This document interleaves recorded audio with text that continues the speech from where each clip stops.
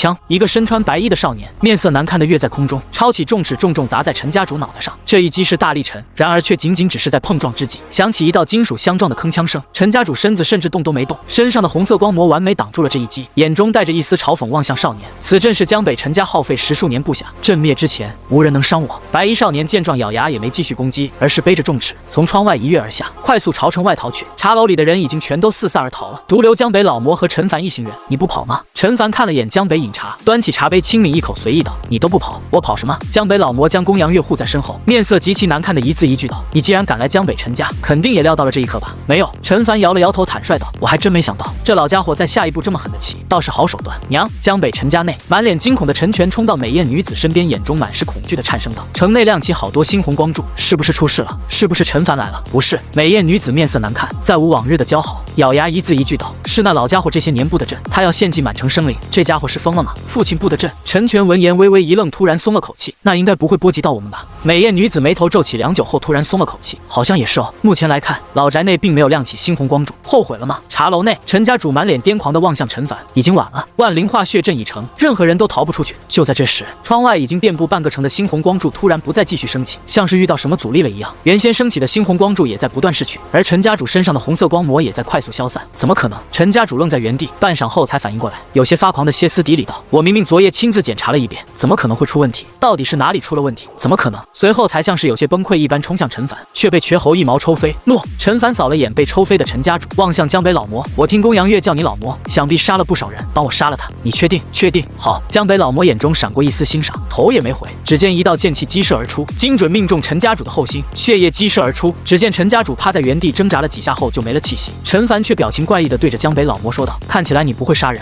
我不会杀人。江北老魔有些不服，忍不住反驳道：我都没回头，就精准找到他的后心，你说我不会杀人，万一他服了假死丹呢？江北老魔沉默了半晌后点了点头，你想的比我周到。又是数十道剑气激射而出，陈家主尸体上堆满了血窟窿，这回假死丹也不行了。见状，陈凡起身伸了个懒腰后，带着瘸猴朝楼梯口走去，笑着道：我得去买点东西，就不陪你继续喝茶了，以后有缘再见。好。江北老魔面色欣赏地望向陈凡，我可以跟你透露下我的身世，我和你一样曾经弑父，我知道你现在心里可能还有一点难受，不过以后你如果有用得到我的地方，我可以帮你。我们不一样，我可没弑父，别瞎说，那不是你杀的吗？你是第一个杀我爹的人，所以你最近如果没事的话，可以来樊玉教下我的手下如何更快修炼吗？就当做赔罪了。别用那种表情看我，我会付你丰厚报酬的。哦，对了，如果可以的话，江北陈家老宅的建筑很快就会失效倒塌，你帮我守住这里，别让人跑了。大家都是朋友，你肯定会帮我的吧？江北老魔沉默许久后才咬牙道：好。呼！陈凡从茶楼后门走出，来到停在箱子里的95龙辇，感慨道：手里有个高级修行者，这般起事来就是方便啊。他专门去茶楼里找到江北老魔，毕竟江北陈家的修行者不少，他打不过啊。天地棋盘倒是能打过，但那不是杀鸡用牛刀吗？纯浪费。瘸猴啊！陈凡拍了拍瘸猴的肩膀，樊玉拥有其他势力都没有的运灵阁，接下来还有不少鬼石给你们修炼，你们要尽快提升自己修为，免得我出门办事还要让别人帮忙，这样很麻烦的，听见没有？明白。瘸猴面色严肃的应下，内心也升起一股紧迫之感。时间流逝，江北陈家老宅外的城墙正在不断倒塌，而所有企图逃离的人都被江北老魔剑气刺穿双腿，钉在地面动弹不得。另外一边，王家主在江北城替陈凡找到了40-50号人加入樊玉。一个时辰后，陈凡带着瘸猴几人走出桂花楼，瘸猴几人脸上满是春光，他看了眼守在楼外的王家主，带着一行人浩浩荡荡朝江北陈家方向走去。收拾完江北陈家就准备回家了。就在这时，陈玉主直接接到镜头，一个身穿短衣男子带着一堆人浩浩荡荡朝他走来。野狼帮！祁崇凑到陈凡耳边小声道：这伙人是江北城野狼帮的，我以前在野狼帮手里做事。很快，短衣男子走到陈凡面前，二话不说直接下跪，脑袋重重埋在地面。久闻陈玉主大名，小人是江北城野狼帮帮主。野狼帮在雨季里为守城近乎耗尽所有底蕴，本想弄个商会混点饭吃，但江东江西江南3地迎来雨季，商路被阻断，如今帮派内已经不够给兄弟们发工钱。这帮兄弟跟了我这么久，我想为他们谋个前程。玉主、王家主快速在陈凡耳边解释着来龙去脉。半晌后，陈凡才轻点了下头，望向跪在地面上的野狼帮帮主：都起来吧，今夜回去都收拾下行李，有家人的都带上家人，一起去无名山。我要在无名山打造一座新城。江北陈家一众陈家族人纷纷被剑气钉在地面上，青袍男人双臂抱怀，显得极其冷漠，站在原地。少爷来了！就在这时，人群中不知是谁开口吼了一声，四周看热闹的路人急忙散去。陈凡带着一众人浩浩荡荡地走了过来，辛苦了。陈凡看了眼面前被钉在地面上的一众陈家族人，又望向江北老魔，笑着道：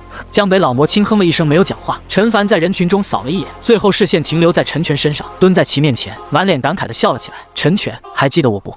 你不能杀我，不能杀我！此时陈全眼里完全没有以往的狂傲，只是身子不断发颤的高吼道：“我娘有大背景，你不能杀我，否则会引来天大报复的。”陈凡眉头微微皱起，望向陈全裤裆下涌出的淡黄液体，只觉得有些扫兴，起身扫了一圈，又望向被钉在地面上的那个美艳女子，走上前，蹲下身子，轻抚着这个在他手掌下浑身发颤的美妇。我该叫你一声娘，还是于宁儿呢？凡儿。于宁儿趴伏在冰冷的地面上，身躯因极致的恐惧而微微痉挛。我是你小妈，可以留我一命吗？往日我也没有针对你，都是陈全针对你的，你杀他就行了。娘！被剑气钉在一旁的陈全有些难以置信的抬头望向娘亲，整个眼里满是绝望，最后还是什么都没说，有些恍惚的跌在地面上。他本以为自己爹是未知的，现在看来连娘也是未知的，这真是他娘吗？哪个娘亲能说出这种话来？陈凡面色有些古怪的望向趴在地面上的于宁儿，又看了眼失魂落魄的陈全，他真是你儿子的，可验血。趴在地面上，于宁儿有些焦急的不断开口解释，这个不着急。他又揪了揪于宁儿的耳垂，将其脸颊抬起，面色认真的询问道：“你儿子说你后面有大背景，我挺好奇的，说说是什么大背景？我这个人很胆小的，咱们之间又没什么太大恩怨，万一背景真的很大，说不定我就放过你们了。以及你们既然有这么大的背景，这些年待在江北陈家所图为何呢？”趴在地面上的他，声音不再是酥软入骨的调子，而是断断续续、气若游丝的呜咽与哀求，身子发颤道：“不能说，主子专门嘱咐过，一定不能暴露我们来自于屠仙圣地。”陈凡面无表情地望向趴在地上的于宁儿。屠仙圣地听起来就像是一个很吊的势力，你听过吗？他抬头望向站在一旁的江北老魔和公羊一族的人，没有。江北老魔皱眉思索了一会儿后才摇头。陈凡思索了一会儿后才咂舌道：“我以为像你们口中的大势力，会在你说出势力经历的一瞬间，就瞬间炸体而亡呢。”趴在地上的于宁儿挤出一丝有些难看的笑容，尽可能让自己表现得足够乖巧，只要能暂时逃过这一劫，他有数种手段可以逃离。说说你们潜伏江北陈家为何？陈凡问出了自己最关心的一个问题。为了于宁儿几乎没有丝毫停留，根本不给陈凡的反应机会，便一股脑的脱口而出：“无名山是那位的故居，那位在无名山部下求天。”声音戛然而止，砰！陈凡将女人的脑袋重重踩在地底，使其无法张嘴讲话，转身望向江北老魔，而江北老魔等一众人也识趣的退到远处，只是内心却翻江倒海。虽然他们只听到了一半，但无名山好像有大秘密。故意的，陈凡蹲下身子，揪起女人头发，面色平静道：“你要不要喊得再大声一点？”女人身子发颤，避开陈凡的眼神。她确实想让更多人知道这个消息，将场面搅浑，这样自己才有逃脱的可能。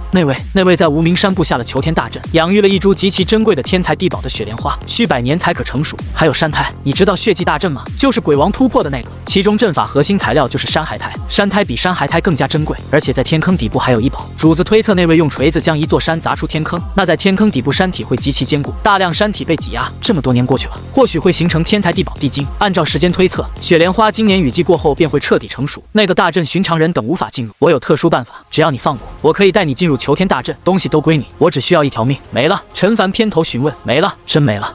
陈凡捡起旁边地面上陈家族人跌落的一柄长剑，没有停留，直直刺向于宁儿，望向其眼里渐渐浮现出来的怨毒和快速散去的生机，才起身拍了拍手，呢喃道：“心眼还挺多。”娘！趴在一旁的陈全看见这一幕，也从失魂落魄中回过神来，撕心裂肺的扯着嗓子哭嚎道：“陈凡，你不得好死！你杀你小妈，说什么呢？”陈凡偏头看了眼陈全，没等陈全再次回话，长剑再次送出。至此，江北陈家核心血脉差不多死了个干净。绝喉！陈凡起身扫了一圈趴在地面上的陈家族人，找到以前欺负你的那些恶奴，还有欺负过我的，全杀了。好嘞！绝喉咧嘴笑了起来，一瘸一跛的朝早就看见的一个壮汉走去，居高临下的俯视着，将手里的式神长矛重重插在地上。还记得你瘸爷吗？江北陈家刘供奉。陈凡面色感慨地走到一个中年男人面前，你应该是这里最有价值的一个人了吧？被钉在地面上的中年男人如小鸡啄米一般不断点头，眼眶中压抑不住的恐惧让他声音发颤。我拥有很多建筑的传承知识，我曾经打造出2个质变。话音未落，长剑再次刺出。2个质变有什么好骄傲的吗？他抽出长剑摇了摇头，继续朝其他人走去。江北陈家老宅前聚满了一堆吃瓜的路人，此时出城而归的齐峰等人也已归来，站在人群中，面色复杂的望向陈凡，在人群中如阎王点卯般不断诛杀一个个被钉在地面上的人。陈凡的清算还是太彻底了。跟在齐峰身旁的徐老压低声音道：“这次清算不仅仅是复仇，更是一个表态，哪怕是自家人冒犯他的也得被钉死在这里，而且少了很多隐患，再不会出现被胁迫的事情发生，比如有家人被挟持，以此作为突破口等。还有你。”陈凡拎着沾血长剑走到一个白衣男人面前，随意道：“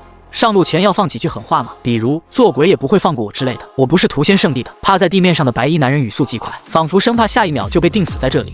我是屠仙圣地的囚徒，被抽走一魄，囚禁在于宁儿手里的魂牌，凭借此牌可控我生死。牌碎人亡，于宁儿已死，命牌碎裂。屠仙圣地肯定已经知晓，我并没有屠仙圣地的命牌。他白衣男人快速指向一旁趴在地面上的乞丐，他是屠仙圣地的。雨季里有一夜肉虫鬼潮突然涌向你们无名山，就是他做的。他是特殊修行者风行者，拥有刮起大风的能力。我擅长前行、暗杀、打探情报。樊玉如今刚崛起，肯定没有相关人手，收下我可以为你打造一批负责前行暗杀的手下。陈凡面无表情地沉默在原地，已经举在空中的长剑迟迟没有刺下。前行、暗杀、打探情报这3个字几乎说在他心坎上了，对他的诱惑简直太足了。如果樊玉能拥有一批负责前行、暗杀、打探情报的人手，那副场景仅是想想就觉得美好。决定一个势力手能伸多远，很大一部分就是这批人的付出。他比其他势力强一点，他有95龙辇，但他也不可能天天驾驶着95龙辇在外溜达，大部分时候还是得待在自己的大本营。更何况95龙辇使用一次的成本也太高了。他放下手中长剑，大步走至于宁儿尸体旁，上下摸索了一会儿后，确实从肚兜口袋里掏出一枚刻有魂字的令牌，背面隐隐浮现着白衣男人的面容，有面板、异宝名称、魂牌、异宝品级、绿色、异宝效果。可囚禁他人一破，牌碎人亡。目前已经囚禁一破。来源少秋，你叫少秋。他将魂牌揣在怀里，走到白衣男人面前，轻声询问道：“是。”少秋深吸了一口气，再次为自己加筹码。我被屠仙圣地囚禁，肯定和屠仙圣地有仇。我可以给你带来其他区域的信息，这样樊玉以后前往其他区域也不会一头雾水。我还有关于前行、暗杀的秘传武技，只要给我一定时间，我一定让樊玉的暗杀分布名满天下。陈凡停顿了一下后，突然笑了起来，起身将白衣男子扶了起来。快起来！天气凉，别趴太久，容易染风寒。回去后我们细谈。紧接着，屠刀很快来到陈家长老脑袋上，几个趴在地面上的长老也纷纷颤声求饶道：“少爷，少爷，我们一直是归心于你的。老爷在雨季让我们假扮野狼帮的人，去接收那些百姓商人献上来的鬼石异宝，我们将部分藏了起来，就在江北城西边的仓库里，就是为了少爷你准备的。我们一直是心向于你的。”陈凡轻点了下头，笑着望向众人。那你们就不用死了。周末你带人去江北陈家抄家，剩下的人跟着这几个长老去将藏匿的鬼石带走，然后一起回樊玉。我不是嗜杀之人，我记得往日几位长老并未针对我，那就跟着一起走吧。该死的人都杀完了，这件事也差不多告一段落了。天色渐黑，一切家当都已收拾完毕。九匹烈焰龙马牵引着龙辇，沿着街道缓缓朝城外驶去。离开城门时，天都快黑了。此时，黑暗如云从远处袭来，快速笼罩天地。95龙辇再次疾驰在黑暗中，载着满车人和货，快速朝无名山驶去。人群中，站在城门口的江北老魔望向身后的公羊一月，轻声道：“你是守夜人。我记得守夜人有一个特殊能力，是可以听见万米远的声音，虽然是时而听见，时而听不见。你刚才听到无名山的状况了吗？”“没有。”公羊一月缓缓摇头。守夜人之间会排斥，陈凡身边同样有守夜人，我听不见那片区域的声音。你要将这个消息在雨季结束后上报给公羊一族吗？肯定。如果可以的话，我希望你尽量不要外传，我不想看见公羊一族和丹宗一样被屠了，那是家主定夺的事情。公羊一月摇了摇头，我没有决策权，但我相信家主不会得罪樊玉，更不会外传这个消息。无名山，今夜的无名山极其热闹，所有人被安顿在洞穴外的地面上，临时打造了几个木屋，全部打地铺。今夜先在这里将就一晚，明日再具体安顿，并清点人数，安排合适岗位。这次他们采购了不少东西。陈凡走进1号洞穴，望向5级的生活工坊，消耗了2000枚鬼石，升至6级生活工坊，又消耗了5000枚鬼石，升至7级生活工坊。生活工坊每次升级已经在无升级方向可选，只不过每次升级都有新的可打造物品，这次一口气升了2级，共多出了4件可打造的特殊生活物品。而7级生活工坊已经可以用它这些日子获得1件绿色品级异宝云朵布匹来制造长袍了。打造出来的长袍拥有1级城墙的防御效果，很强。小秋今晚很忙，需要给每个人量身高体型，然后为每个人打造出一身合身的繁育制式长袍。今夜带回来的主要是丘贺王家的人，还有江北陈家的部分人，野狼帮还留在江北城，明日才来。说升级完工房后，陈凡便第一时间将少秋邀请至1号洞穴，这是这些日子来唯一一个踏入1号洞穴的外人。刚踏入洞穴，少秋的视线几乎瞬间便停留在了洞穴深处的一个建筑运灵阁，透过敞开的大门，能清楚看见内部墨玉石地板，天花板上镶嵌着无数枚散发着幽蓝光芒的钟乳石，而这些钟乳石正洒下冰冷蓝光，在地面上形成充满神秘的阵法，一眼望去宛如仙界。这是运灵阁。走进洞穴内的少秋有些难以置信地颤声道：“屠仙圣地这样的大势力，需要耗费巨大代价才有的运灵阁，樊玉竟然也有。”陈凡端起茶杯，轻笑着，没有讲话。良久之后，少秋才深吸了一口气，缓过神来，跪在陈凡面前，声音沙哑道：“如果狱主愿意信任我，我一定会为樊玉打造出闻名天下的刺客分部。”陈凡坐在椅子上，若有所思地点了点头，随后从怀里掏出那个魂牌，扔在少秋怀里：“这一破还你了。明日等野狼帮的人到齐后，你挑出10个人，组建暗阁，负责樊玉的暗杀、前行、打探情报。1月后，樊玉将会邀请众多势力来参加拍卖会，我希望在那时能看见一点成效。这期间内，运灵阁无限制为暗阁供应，有什么需求都可以提，能满足的尽量满足。少秋低头有些难以置信地望向手里的魂魄，又抬头看了眼近在咫尺的陈凡，有些不敢相信这个制约他性命的手段，此时竟然在他手里。他这些年从未想过杀于宁儿，就是因为他哪怕杀人再快，对方只需要脑海里念头一动，他就死了。他动作再快也没意念的速度快。要知道此时陈凡就在自己面前，一个建筑师，自身并没有太强实力，只要他愿意，他现在甚至可以瞬间杀死陈凡，然后带着魂牌远离此地，彻底自由。但他深吸一口气，再次双膝跪地，这次是真的有点被触动了，这是他从未体会过的信任。额头紧贴地面，沙哑道：“狱主，你放心，我肯定会倾尽全力，让樊玉暗格名满天下。下去休息吧。”陈凡将翡翠手杖牢牢抱在怀里，云淡风轻的轻笑着。我也希望看到那一天。是。少秋起身重重点头，正要退下时，突然转身迟疑道：“狱主，你就不担心我刚才突然抱起杀死你？如此近的距离，想杀我的人很多。”陈凡同样起身，拄着手杖朝自己屋子走去，头也不回的随意道：“但我至今还活着，他们却都死了。让瘸侯今晚带你大概了解下樊玉，以后大家就是一家人了。”少秋望向陈凡的背影，久久不语。陈凡和他同样是年轻人，但陈凡所展示的魄力和自信却让他自愧不如。下一刻，他捏碎了手里的魂牌，魂魄回归。少秋缓缓闭上双眼，被压抑的修为开始快速增长，最后停留在9级巅峰，差一步突破至武王。10级修行者便是武王，真变态啊！回到屋子内的陈凡躺在床上，望向天花板呢喃着：“这个世界上天才真多啊！”随后也没再说什么。忙碌一天了，他也有些累了。江北城的事情暂告一段落，接下来准备将樊玉的基础建筑完善起来，并为1月后的拍卖会做准备了。很快天亮了，无名山一众人在外忙活着，而陈凡则是召集了瘸侯众人坐在城墙上，开始商讨营地后续的规划。目前樊玉接收丘贺王家42人，其中妇女12人，这些都是王秋豪的亲人，同样属于樊玉正式成员，负责后勤。陈凡将3个妇女安排在小丘的生活工坊后，成立白骨阁，让祁崇和阿乐负责微微的投喂和百草园的种植。紧接着还有天仓阁，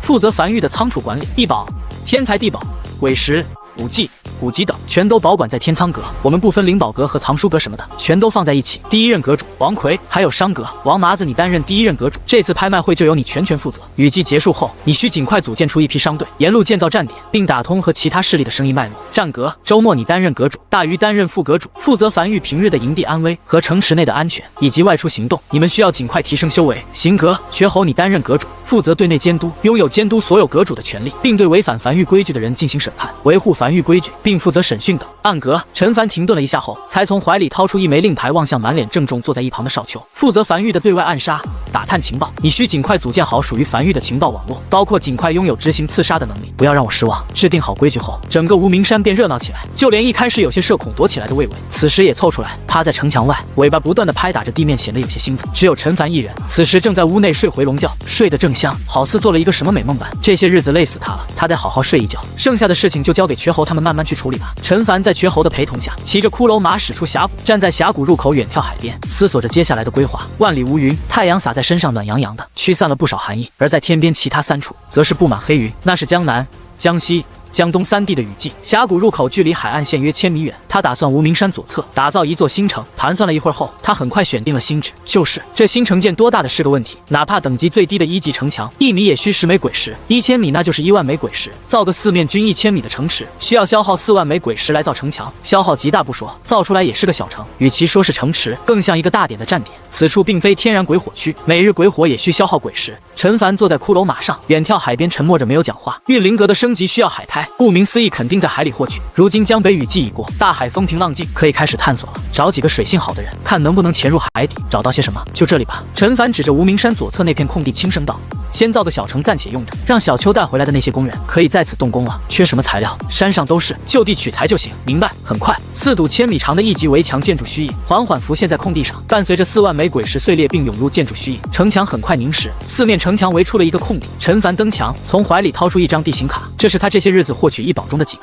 异宝名称：平地地形卡。异宝品级：绿色。异宝效果：可将一块长宽个1000米的土地改造成平地。下一刻，地形卡碎裂，城内原本干裂的荒地开始被快速改造。当树隙后，一眼望去，地势平坦，不见裂隙，有点意思。陈凡望向眼前这一幕，轻声道：“这是他第一次获得地形卡这种异宝，确实有些神奇。一个势力底蕴很大一部分取决于储备的异宝有多少，在关键时刻有一锤定音的效果。”紧接着，他站在城墙上，沿直线打造木屋，1000个木屋整整齐齐地排列在城池内，都是最低级的1级木屋，只需2枚鬼石，总共也只消耗了2000枚鬼石。除此之外，还预留了一些空位安置其他特殊功能建筑，比如留有一片空地当做交易区，还有部分区域要修客栈之类的。眨眼间，这座城池已然有了雏形。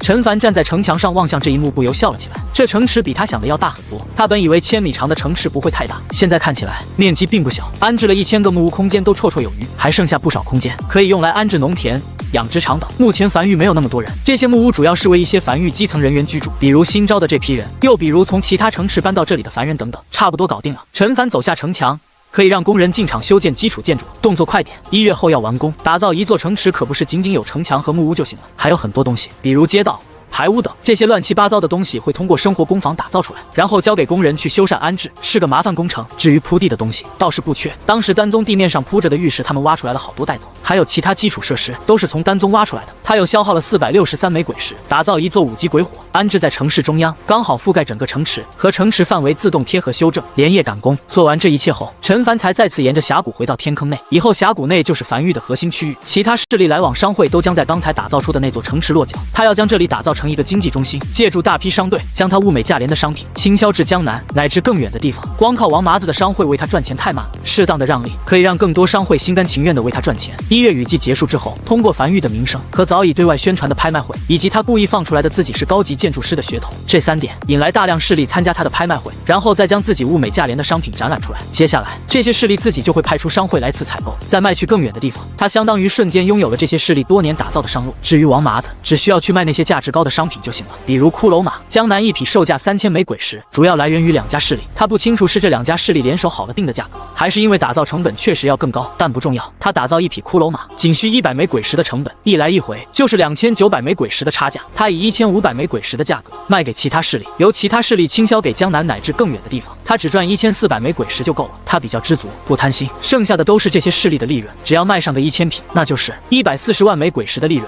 以江南那么多势力，吃下1000匹骷髅马一点问题都没有。这么多鬼石给他，他能将整个江北打造成鬼物禁区。更何况除了骷髅马，他还有很多物美价廉的宝贝啊。当时灭丹宗并没有缴获太多鬼石，一方面是因为一个势力的资产流动资金占比肯定不会太多，药材、丹药、武器这些有的是不打算变现，有的是不好变现，再加上丹宗在其他城市的铺子他也都没去，导致他收获不算太多。但如果这个计划成了，那就会有源源不断的鬼石从4周涌向江北。他给这个计划名为丝绸之路。嘿嘿，想到这里，拄着手杖站在原地的陈凡望向远处的岩壁，不由走神，嘿嘿笑了起来。他已经想象到自己鬼石花都花不完，将整个江北都围起来，他开开心心的待在江北数鬼石的画面了，想想就令人开心。狱主，狱主！就在这时，耳边响起瘸猴的轻呼声。反应过来的陈凡望向站在自己身后的周末一众人，以及站在面前空地上的数百号人，才回过神来。人选已经挑选完毕，每个人都有了自己合适的位置，轮到他该发表讲话了。可回过神来的陈凡站在原地，拄着翡翠手杖望向面前一行人，轻声道：今日是诸位正式加入梵域的第一天。梵域是个新兴势力，很多章程尚未定下，但有一点可以确认，梵域日后必定称霸江北乃至江南。只要诸位认真做事，梵域定然也不会亏待诸位。接下来找到你们各自的阁主，由你们各自阁主为你安排任务。就这样散了。他简单说了2句，也就没再说什么，剩下的事情就交给各个阁主了。不过这几天他发现了一点，那就是这个世界确实个草台班子。小邱以前就是一个站长随从，说句不好听点，上不了台面，但当上后勤阁阁主后，看起来也有模有样的，这让他隐隐觉得，一个人只要坐在某个位置上，就会自动变得看起来像本该就坐在这个位置上的人。难度就在于要如何坐在这个位置上，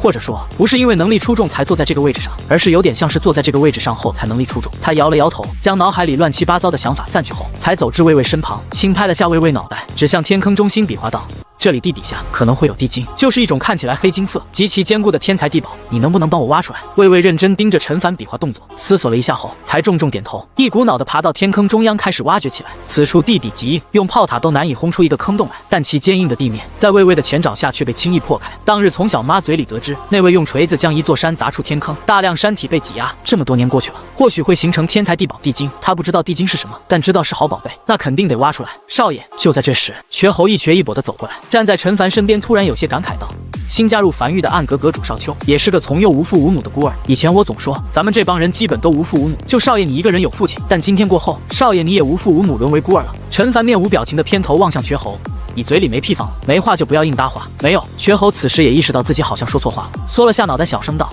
我其实是想说，我们彼此都是各自的家人，想表达下温馨之类的感觉。挖掘工程还在继续，陈凡也不急，索性就搬了个桌椅，坐在一旁悠哉晒着太阳，顺便监工。1个时辰后，地底微微震动，魏魏从坑洞里钻了出来，冲到他的面前，张开血盆大嘴，紧接着一大堆黑色的金子落在地面上，堆起一座小山。陈凡微微一愣，捏起一块放在手心里观察着。异宝名称：地精，异宝品级：绿色，异宝效果：一种特殊的天才地宝，可炼器。质疑 PS。想要以地精炼器，需要至少7级炼器师才能成功锻造。陈凡陷入沉默，梵域没有炼器师啊，先入库再说。随后陈凡才坐在椅子上轻叹了一口气，这打造一个势力是真不容易啊，去哪找个炼器师加入梵域呢？第2日，一个男人跑到正在营地内忙碌中的陈凡身边，恭敬道：狱主，一个自称齐越的男人在谷外求见。陈凡闻言放下手里的锤子，快请来。没多久，陈凡走出营地，大步迎了上去，笑着道：齐前辈，此趟前来何事？教你的人练剑。齐越如一棵松树般站在原地，面色认真道： 2个月后，我要去杀一批人，可能会死。在这2个月内，我会将我的毕生所学教给你的人。只是我放心不下公羊月，如果可以的话，我希望能以此换来你对公羊一族的些许照顾。此趟齐月前来，身旁并未跟着形影不离的公羊月和公羊一月，只身前来，我的人不用剑，用刀也行，差不多都一样。错，陈凡确实希望齐月可以来教自己的人，但他更想要齐月这个人。目前凡域内还没有一个像齐月这么高修为的人。他将齐月带到天坑地面上的木屋内，亲自给齐月沏了一杯茶后，才望向齐月轻声道：“我刚接手江北陈家37号站点的时候，是你告诉我了关于如何在荒原更好生存下去的信息。对于这点，我一直心存感激。如果你觉得你想杀的这批人过于棘手，交给凡域，凡域来杀。”齐月沉默了许久后，才摇了摇头，有些自嘲道：“这人你们凡域杀不了，只能我来杀。你小瞧凡域了，我自然知道凡域的实力，只是你们看不见他，只有我能看见他，会隐身。”齐月摇了摇头，没有就此多说，只是眼中浮出一丝淡淡死意。陈凡若有所思的点了点头，也没有多问，而是换了个话题：“那你喜欢公羊月吗？”“不喜欢，不喜欢。你还一直带着他，是他缠着我的。没好感，有好感，他是为数不多对我好的人。”啧，陈凡咂舌着起身望向齐月，笑了起来。每个人都有每个人的道，我也就不干扰你了。接下来这2月麻烦你了，我的人在那边，有什么需求你尽管提。他指向屋外不远处的周末一行人。在齐月离去后，屋内阴影才缓缓浮现出一人，正是身穿白衣的少秋。不错嘛。陈凡望向从角落里走出来的少秋，轻笑着。他好像完全没有察觉到。自然，少秋眼中闪过一丝得意。那一丝魂魄回归后，我的修为差一步变到武王，和他同修为，他自然发现不了我。但随后又有些不服道：“但他太傲了，江北就没有我杀不了的人。他能杀的人，我少秋能杀；他杀不了的人，我少秋亦能杀。你还真杀不了。”他从桌子下面抽出记载着江北老魔和齐月情报的竹简，再次翻阅了一番后，才靠在椅背上轻声道：“他想杀的最后一个人是他自己，他想杀死从前那个懦弱的自己。他一直隐姓埋名，不是为了怕寻仇，单纯接受不了自己的过去。任何人都帮不了他，这个人只能他自己杀。我能杀。”少秋认真思索了一会，如后斩钉截铁道：“如今我实力已恢复，有5成把握杀他。若有地精打造的专武，7成把握；若有地精打造的夜行衣，10成把握。3息之内，我必杀他。”陈凡有些无语的抬头看了眼少秋。你能不能不要一直杀的？他是想了断余生，不是你说的那个杀。他想自己杀死自己，杀死那个拥有屈辱过去的自己，是一个比较凄惨的故事，你能理解吗？我知道狱主。少秋低头讪讪道：“我就是觉得他说话太狂了。什么叫无人能杀，我就能杀？他要不信，我就杀给他看。”哎，陈凡长叹了一口气，没再讲话。他算是看出来，少秋这个人是真的热爱这一行。别说有酬劳了，哪怕没酬劳，只要有人说出江北无人能杀我，少秋就屁颠屁颠的拎着匕首过去了，不为别的，就为了证明江北有人能杀你。这得多纯粹的热爱啊！下去吧，没事了。那还要杀他吗？不杀。明白。狱主什么时候下达第一个刺杀任务？至少等雨季过去吧。你现在杀谁去呢？江南商会的会长。滚去运灵阁训你的人去。是。天坑。周末面色认真的站在齐月身旁聆听教诲。齐月细细感应着周末的修为，眉头突然皱起。你的修为上涨速度有点不正常的快，已经快4级修行者了。你声音戛然而止，他瞬间反应过来，望向不远处的1号洞穴，眼底闪过一丝了然，应该是有练功房的缘故。看来樊玉也有练功房，虽然只是新崛起的势力，但这底蕴却一点不弱。只是就算练功房，修为上涨速度能这么快吗？这对路吗？周末站在原地也不知该如何解释。怎么说？运灵阁全天12个时辰不限时开启，再加上给修为丹当糖豆吃，这些是能讲的吗？你没修魔吧？齐月面色有些严肃的沙哑道：“修魔，修魔能更快。”齐月望向有些蠢蠢欲动乃至跃跃欲试的周末，面无表情开口道：“修魔死得快，也死得早。我先得讲述一遍我对于剑的理解。虽然你是用刀的，但世间兵器无二样，总是有相同之处。”太阳下，周末默默聆听着，并耐心细心学习。时间一点点流逝，眨眼间来到了1月后，江南、江西、江东3地的雨季即将结束，而后天也是樊玉早已拟定好樊玉方式开启的日子，拍卖会也会这期间开始。届时各个势力都会来到樊玉，他早向外放出口风了。拍品都准备好了没？陈凡来到仓库，望向在仓库内忙活着的王奎。上次从江北陈家带回来了不少鬼石，足7万枚，这数量可是比丘贺王家近乎多出1倍来了。不得不说，江北陈家还是更富有一点，也带出来几个异宝，不过都不是太值钱的。准备的差不多了，王奎从仓库里钻出来，抹去额头上的汗水，喘气道：“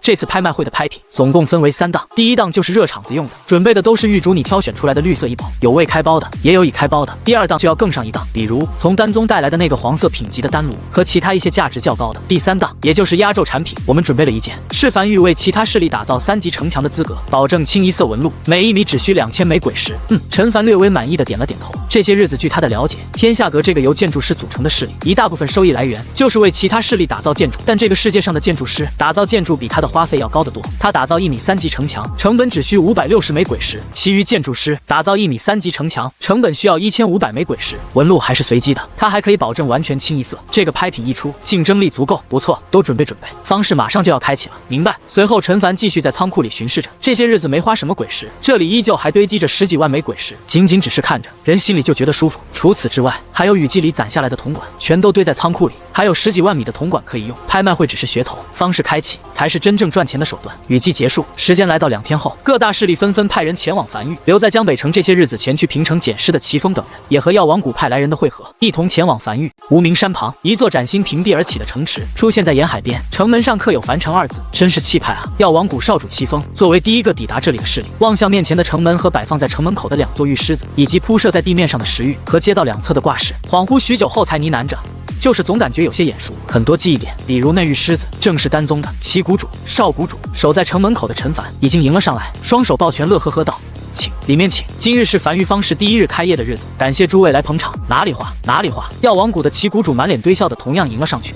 我可是对那批丹宗的好东西眼馋许久了，说出来也不怕陈玉主你笑话。这次方式我可能就捧不了场，我得将全部资金用来购买那尊黄色品级的炼丹炉。没事儿，没事儿，进去随便看看。陈凡也没在意，只是乐呵呵的笑着，眼里的笑意都快压不住了。不想买，他得让这个世界知道一下什么叫做物美价廉。就在这时，又有一支势力大车小车的赶来，齐谷主急忙开口：“陈玉主，那我们就先不叨扰你了，先进去了。去吧，去吧，记住了。”齐谷主带着齐峰走入樊城，面色认真的沉声道：“据我得到消息，江西的红丹坊此次也来了，目标和我们一样，都是那尊丹炉。陈玉主肯定会在方室里摆不少好东西，但是我们一个都不能买，全部资金都得拿来买丹炉，明白？”齐峰同样点头，他自然清楚一尊黄色品级的丹炉对于他们来讲意味着什么，那意味着如虎添翼，可以炼制出更高品级的丹药，赚取更多的鬼石。踏入樊城之后，映入眼帘的没有商铺，清一色坐在街道两侧的摊贩，足足数百米长，每个摊贩都满脸笑容地望向他们一行人，摊子上摆放着各式各样的商品。下一刻，父亲齐峰有些迟疑地指向第一个摊贩：“这个要不买点？”只见这个摊贩面前摆着2座未点燃的鬼火，旁边还竖立着一个牌子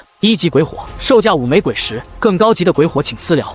原本打算先去客栈的齐谷主望向这一幕，也不由微微愣在原地。5枚鬼石的1级鬼火，目前普遍一座1级鬼火的价格在50-60枚鬼石左右。哪怕他知道隐情，知道打造鬼火其实不需要那么多材料，只需一把枯草就行，但也需要10枚鬼石的成本价。而这里售价5枚鬼石，比成本价都低。他突然感觉自己有点走不动路了，这都是白捡的钱啊！只要买上一批，带回江南，那就是稳赚不赔的买卖。但他望向这条街道尽头的客栈，深吸了一口气，不买，鬼火负重太大了，带回江南赚不了多少。所有钱买丹炉。这个城池设计得很诡异，走进城门只有这一条路，没有任何岔路。要想前去客栈等其他区域，都必须先走过这条路。至于这么便宜的原因，无非2点：要不就是樊玉拥有打造鬼火消耗大幅减少的稀有质变升级方向，要不就是亏本赚吆喝，后者的可能性要更大一点。药王谷一开始也是亏本赚吆喝，每家势力都是如此，这个也不要吗？齐月有些眼巴巴地望向另外一摊子上摆放着的2级弟子，只要30枚鬼石，无需额外鬼石供应。齐谷主开始有些隐隐心动，但还是微微咬牙。不要，他开始步伐加快，尽可能的不看两侧摊贩。这里多花1枚鬼石，在争抢丹炉的时候，可能就因为差这1枚鬼石而竞争失败。只要不看就不行动。他快速朝街道尽头走去，直至在街道尽头看见了几匹骷髅马，以及鬼驼和被骷髅马牵引的马车等，旁边价格标得清清楚楚。一匹骷髅马售价1500枚鬼石，不单卖，仅限势力批量采购；一匹鬼驼售价2000枚鬼石，不单卖，仅限势力批量采购；由3匹骷髅马牵引的马车，售价5000枚鬼石，不单卖，仅限势力批量采购。这次齐谷主再也走不动路了，整个人站在这个摊子面前，呼吸渐渐急促，耳根子也变得通红。他仿佛看到了无数枚鬼石在向他招手。骷髅马在江南售价3000枚鬼石，带一匹马回去，抛去路上的花费，至少净赚1400枚鬼石。若是买得多，平摊在每个骷髅马上的成本要更低。鬼驼售价4000枚鬼石，带回去净赚1900枚鬼石。马车售价3万枚鬼石，带回去就净赚8000枚鬼石。这他妈哪是买东西啊，这不是在捡钱吗？几位客官，这个摊子的摊主，一个年事已高的老者走上前，满脸堆笑的介绍道：“可以随便摸，都是货真价实的骷髅马。”这个老头正是江北陈家的大长老，此时已经归顺樊玉，今日担任此处摊主。父亲齐峰深吸了一口气，将父亲拉到角落里，低声道：“这个没道理不买吧？那是纯捡钱，只要我们拉去江南，根本不愁没有市场的。大批人抢着要，你让我想想，让我想想。”齐谷主此时也有些难以淡定的不断刮动着鼻梁，如刮痧般。什么是好生意？高利润、高复购、高周转率，但凡占其中一个，就算得上是好生意。但只要买了这批骷髅马拉回江南，那就是这3个全占了，这是顶上加好的利益。只是樊玉为什么要卖给他们呢？樊玉直接拉到江南，以2500枚鬼石的价格售卖，岂不是能赚得更多？这是个主要问题，这个问题不搞明白，很容易有诈。这位摊主，齐谷主深吸了一口气，大步走到摊贩面前，沉声道：“有一事我想询问，樊玉为何不自己将这批骷髅马拉到江南去卖，而且可以卖2500枚鬼石，赚更多？”问得好！站在摊子面前的陈长老，这些日子早已经收到对应培训，从善如流的笑着道：“樊玉是个刚崛起的势力，和江南、江东、江西各地的商路并没有完全打通，如果樊玉亲自去卖的话，短时间内卖不出太多匹。其二，此举势必会影响原本江南各地售卖骷髅马的势力，会引来一些不必要的势力对抗。但倘若是大家售卖的话，那大家就是利益共同体，那几个售卖骷髅马的势力敢对你们做什么吗？其三，骷髅马只是个开始，樊玉打算整合各家的商路，打造一个丝绸之路，将樊玉的商品倾销给更远的地方，乃至关西平原，大家一起赚钱，一起吃肉。说实话，在他得知这个计划的时候，他都忍不住有点赞叹少爷的疯狂。此举一旦成了，那所有势力都直接成为樊玉的下游势力了，都成了樊玉在外的触手，势力影响力大幅增加。而且正如旗鼓主所说，售价2500枚鬼石可以赚得更多，但少爷不仅仅要让自己赚，还要让别人赚，大家一起赚，让出部分利润，让大量势力为樊玉工作，让大量势力多年以来积攒下来的商路、人脉等全都为樊玉所用。他不清楚少爷的成本价是多少，如果成本价在1000枚鬼石的话，那绝对是一个极其完美的买卖。如果成本略高一点，成本价在1300枚、1400枚，那就是一个长远买卖了，短期利益可能一般。旗鼓主眼眶通红的直勾勾盯着面前这匹骷髅马，内心在不断挣扎。药王谷是以炼丹起家的，一尊黄色品级的丹炉能增加药王谷的底蕴，并炼制出更高品级的丹药。但正因为旗鼓主靠售卖丹药为生，商路也是极广的，他和江南很多势力都有利益往来。消耗期5万枚鬼石，买下50匹骷髅马，他有把握1日内便以2500枚鬼石的价格全部售卖出去。这一来一回就是5万枚鬼石的利润，倘若买下100匹，那就是10万枚鬼石的利润。这纯白捡钱，只是药王谷的流动鬼石没有那么多，他已经带出来6成了，准备先抢下那尊黄色品级的丹炉。若是买了这匹骷髅马，那丹炉就只能眼睁睁都看着江西红丹坊拿走那尊黄色品级的丹炉了。陈长老笑呵呵地站在原地，也没催促，只是心里却有一种异样感觉。论身份，旗鼓主比他高得多，本是主宰一方生杀大权的大人物，但此刻却极其挣扎，面红耳赤的，这感觉让他心里隐隐有些暗爽。妈的，跟在少爷手下做事，比跟在老爷手下做事舒坦多了，至少干的都是光明正大的事儿，不用干那些亏心事，干的人晚上睡觉都感觉睡不好。眼看时机差不多了，可陈长老才轻咳一声，像是突然反应过来什么一般，猛地一拍脑袋，满脸歉意道：旗鼓主，在下眼拙，刚才没认出来你。药王谷是樊玉的1级信任势力，拥有最多10万枚鬼石的赊账权利。你在樊玉方势里可以随意挑选价值10万枚鬼石的商品免费带走，只需在1月内付清鬼石即可。这是你的令牌。只见陈长老从手里恭恭敬敬掏出一枚特制令牌，一个长方形令牌，正面刻有樊玉2字，背面刻着药王谷2字。手持该令牌前往樊玉方氏任何一家樊玉旗下的摊子，均可赊账。旗鼓主有些难以置信的愣在原地，他第一次遇到这种事情，不由下意识开口道询问道：樊玉就不担心我不来付钱？陈长老不由微微一笑，不担心，只是下次拍卖会应该就会出现药王谷的丹炉了。可旗鼓主顿时反应过来自己问了一个极其愚蠢的问题，不由轻咳了一声，以掩尴尬，但还是有些爱不释手的接过令牌，递给陈长老：那我现在就使用这枚令牌，帮我全都用来订骷髅马，我离开的时候带走。没问题。陈长老接过令牌，走至身后屋子，推门而入，很快又再次出来，将令牌还给旗鼓主，笑着道：已帮你预留66匹骷髅马，还剩1000枚鬼石额度，祝旗鼓主此行顺利。好好好！旗鼓主整个人脸上都控制不住的洋溢起笑容，将这枚令牌小心翼翼地揣在怀里。还有其他势力成为樊玉的信任势力吗？在樊玉方氏消费5万枚鬼石，或被樊玉定向邀请，均可成为樊玉的1级信任势力。那是不是还有2级信任势力？是的，2级信任势力拥有最多20万枚鬼石的赊账额度，20万。旗鼓主不由呼吸一滞，这他妈樊玉这么富吗？整个药王谷的现有鬼石加起来都没有20万枚，他要是效仿陈凡这样去做，一次赊账就给他药王谷赊垮了。不过他更关心的是如何成为2级信任势力，在樊玉方氏消费20万枚鬼石即可。那我现在已经完成一半了，对不？算是吧。陈长老笑着道。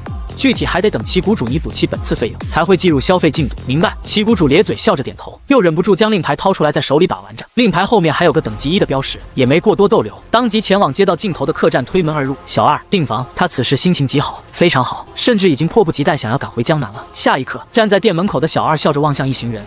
可是旗鼓主，正是这边请。药王谷是樊玉的1级信任势力，入住客栈不需额外费用，并拟升房。升房就是比其他势力可以入住更好的屋子。好好好！旗鼓主忍不住再次咧嘴笑了起来。他并不差住客栈这点钱，但这种特权的感觉让他很爽。成为樊玉1级信任势力还有这特权呢？别说，同样是方式，这樊玉方式怎么感觉有种其他方式完全没有的感觉呢？感觉很奇妙。他喜欢。樊城入城处的两侧街道摆满了摊贩，两侧虽有沿路屋子，但都处于房门紧闭的状态。但实际上，两侧沿路屋子都是被打通的，形成了被房屋所包裹的通道。一个个身穿樊玉制式长袍的男女老少正在通道内不断奔跑。报：樊玉1级信任势力药王谷，消耗9万枚鬼石赊账额度购置66匹骷髅马，还剩1000枚鬼石额度已计。报：樊玉1级信任势力公羊一族，消耗10万枚鬼石赊账额度购置64匹骷髅马和2头鬼驼，还剩0枚鬼石额度已计。报：一剑宗消耗期5万枚鬼石购置了50匹骷髅马，并申请成为樊玉1级信任势力已计，申请通过。坐在通道尽头快速录下信息的王奎抄起一旁的传音符，王奎联系后勤阁，一剑宗申请成为梵域1级信任势力，我已同意，请加急制造1枚的一剑宗专属的信任势力令牌。传音符那头也很快传来小邱的声音，收到，已加急制造，很快送达。数百息后，一个身穿梵域制式长袍的男人骑着骷髅马从峡谷内冲出，从另一侧进入凡城，并快速来到这个屋子的后门，将1枚令牌供进地上。王奎接过令牌，再次递给身旁一人，拿去交给一剑宗。再报，梵域1级信任势力一剑宗，消耗10万枚鬼石赊账额度购置65匹骷髅马和1头鬼驼，以及16座2级地刺，还剩20枚鬼石额度。已记。陈凡此时已不在门口迎接了，这项工作交给了王麻子。王麻子作为梵域的商阁阁主，负责梵域的商会，也是得跟各个势力混个脸熟，见个面。而他则是站在梵域方士街道两侧的屋内尽头，望向在尽头内不断奔跑的梵域成员，脸上的笑意极其浓郁。要想快速将生意做大，让利是必须的，让其他人也能吃到蛋糕是肯定要做到的。而如果想让生意疯狂变大，那一定的账期也是要给的，钱他提供，货他提供，这些势力只要跑腿就能赚到一笔极其丰厚的报酬，这不疯狂才怪了。他对方室内如今疯狂的场景早已预料，唯一遗憾的就是这个世界没有电脑，记账不太方便，只能靠人力，看起来有点累。不过从这些人脸上好像大家都很兴奋，还是缺人手啊。站在一旁的陈凡不由感慨了一句，梵域现在整整247号人，但还是缺人，跑腿的人是够了，但一些专业性的人才不够，比如他现在就缺头脑灵活值得信任的几个账房先生，这样就不用将王奎抽调过来了，能说会道的他已经全都派到梵域方式当摊主去了。就在这时，狱主跟在身旁的瘸猴有些迟疑地询问道，我们这样是不是有点疯狂了？万一我们顶不住怎么办？赊出去的鬼石一时间收不回来就糟糕了。不会，陈凡轻笑着没有解释。其他人并不知道他打造一匹骷髅马的具体的成本。他打造一匹骷髅马只需100枚鬼石，相当于别人拿赊10万枚鬼石购买的66匹骷髅马。对他来讲，也仅仅是6600枚鬼石的亏空而已，完全可以顶得住。但我总觉得是不是给他们赚的太多了一点？瘸猴有些愤愤不平道。他们甚至都不用出钱，一来一趟就能赚数万枚鬼石，凭什么？不着急，陈凡笑着轻声道，这叫千金买马骨，用实际行为告诉所有人跟着梵域混就有肉吃，让更多没参与进来的势力眼红，渴望跟着梵域一起吃肉。而江东、江西、江南3地的骷髅马市场在这种大规模供应下，短期内很快就会饱和，他们就慢慢降价，1500枚鬼石买的，卖个1700枚鬼石乃至1600枚鬼石都很正常。接下来才是重头戏，这个时候已经有很多势力都跟着梵域吃饱饱了，对梵域的信任度已经很高了，并且渴望吃得更饱。而有的势力可是拥有前往关西平原的商路，我们再借着这批势力，将骷髅马销售到更远的地方，名气越来越大。届时如果有人与我们为敌，我们甚至都不用出手，仅需一句话，大量势力都会帮我们灭了这个势力，这就叫天下不为我所有，但天下皆为我所用。瘸猴认真低头思索着，隐隐能感觉到这个计划一旦成功，那将是划时代的，没有任何一家势力做到如此地步。但缺陷就是万一失败，就是万劫不复，有人赖账怎么办？95龙辇前压，杀鸡以儆猴，这一日注定是疯狂的。很多势力都是被梵域的名声和拍卖会吸引而来，压根都不知道梵域方式的消息，但在梵域方式转了一圈后，都纷纷红了眼。这他妈哪是江北啊，这不是他们未曾谋面的第二故乡吗？快！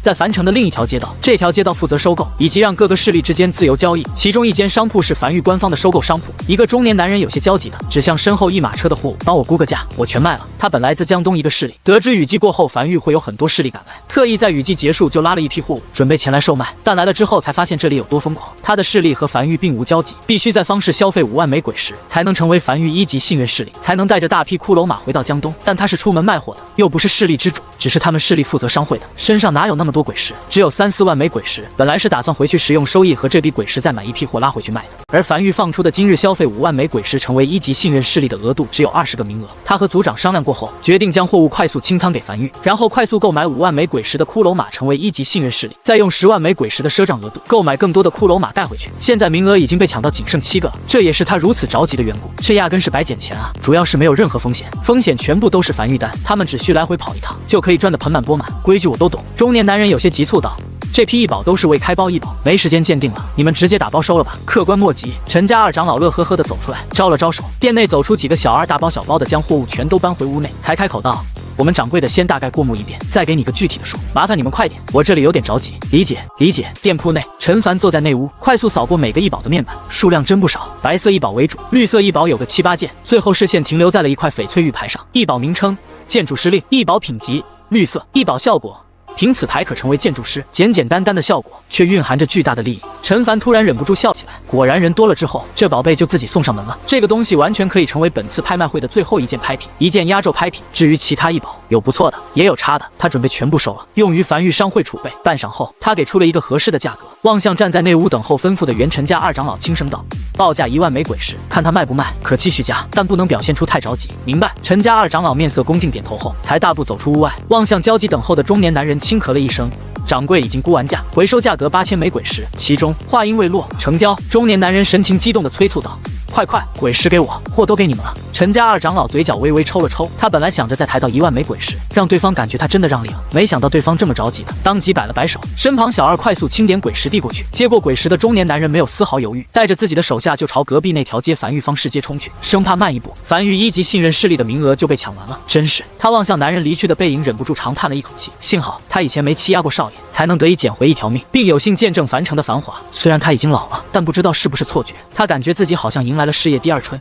夜深了，还未离开樊城的势力都在客栈内休息了。陈凡则是回到了无名山天坑内的1号洞穴内，如往常一样坐在城墙上的摇椅上，听着耳旁绝侯几人的兴奋声。少爷，绝侯有些兴奋地汇报道。第一天成果非常完美，20个樊玉1级信任势力的名额全部被抢完，总共卖出去了1509匹骷髅马和129匹鬼驼。马车买的较少，只卖出7辆，其中绝大部分都是赊账的，只有138匹骷髅马和49匹鬼驼和4辆马车是付的现款。这部分共进账刚好是50万枚鬼石整，剩下的再加上药王谷、东阳一族总共22个樊玉1级信任势力，全部将赊出去的鬼石送过来后，能再到账223万1500枚。绝侯仔细数了半天后，才有些声音不由发颤道：“能再到账200多万枚鬼石，这个数字已经吓到了他。他这辈子没想过会有朝一日看见鬼石能用100万级的数字来形容。”王奎也懵逼了，他今天累了一天，只知道生意爆火，但在看见具体数字时，他也懵了。他以前在秋鹤王家干1年，赚120枚鬼石，这些鬼石相当于他在秋鹤王家干18595年。狱主，这到底是怎么赚的？怎么比灭丹宗收益都要高得多？陈凡坐在摇椅上摇晃着，笑着没有讲话。第一日开门红，第二天天亮了，陈凡在营地内逛了一圈后，才来到2号洞穴内的载具工坊，消耗了1万鬼石，将载具工坊从4级升至5级。载具工坊升至5级，请选择升级方向：1. 略微降低载具制造时间；2. 略微降低载具制造费用；3. 略微降低载具耗能。肯定选1，这个不用讲。而升至5级后，多出了一个新的可打造载具，也是载具工坊第5个可以打造的载具。5. 巨龟大型载具，最多可乘坐数百人，移动缓慢，负重能力极强，打造所需1000枚鬼石。陈凡望向面前这个新打造出来的载具信息，思索着没有讲话。他没想明白这个载具能用来干什么。下一刻，他消耗了1000枚鬼石，打造了一台巨龟。这台载具和其他载具制造过程不一样。只见载具工坊的出口突然打开，无数道光线从内部射出来，在洞穴外的空中缓缓构建出一个由白色线条组成的巨龟。当线条凝实时，一个浑身由骨架组成的巨龟缓缓组成，一个绝对的大家伙。他试了试爬行速度，爬起来的速度相当于正常马匹的速度，比骷髅马慢得多，但比人类走起来却又要快得多。陈凡有些迟疑地望向面前这个载具，这个载具的作用很明显，就是负重能力极强，可以一次性搬运大批货物。只是这玩意儿会有人买吗？就这速度也太慢了吧！先放市场上去，有没有人买再说。他还想将载具工坊升至6级，但已经升不了了。升至6级需要消耗2万枚鬼石和亚骨、血魔骨等天才异宝中的其中一个，他暂时没有，不过不要紧，很快就有了。陈凡对自己的丝绸之路计划满意的笑了起来。这个计划不仅仅是赚取鬼石，像这些升级所需的天才地宝，靠自己一个坐落在江北的势力去找，那得找多久？但有这么多势力帮他一起找，那就不一样了，速度大幅提升。狱主，就在这时，今早没有第一时间去樊城，而是在仓库里清点货物的王奎气喘吁吁地冲出营地，一路小跑来到陈凡面前。仓库内鬼物骨头快用完了，所剩不多了，鬼骨用完了。陈凡微微一愣，他从来没想过这个材料。打造骷髅马需要100枚鬼石和少许鬼物骨头，但他很少在意后面那个要求，就像是打造一座鬼火需要3枚鬼石和1把枯草，没人会在乎那把枯草。雨季里，他获得了大量鬼物骨头，全存在仓库里，没想到有朝一日竟然会用完。他眉头微微皱起。你把营地内快用完的东西都列个清单给我，我拿去挂在樊玉方室内求购。好。就在这时，魏魏从洞穴里探出脑袋了，仿佛听见了两人的对话，偏着脑袋思考了一会儿后，才走到陈凡脚边，不断用脑袋抵着陈凡大腿。什么意思？陈凡有些诧异。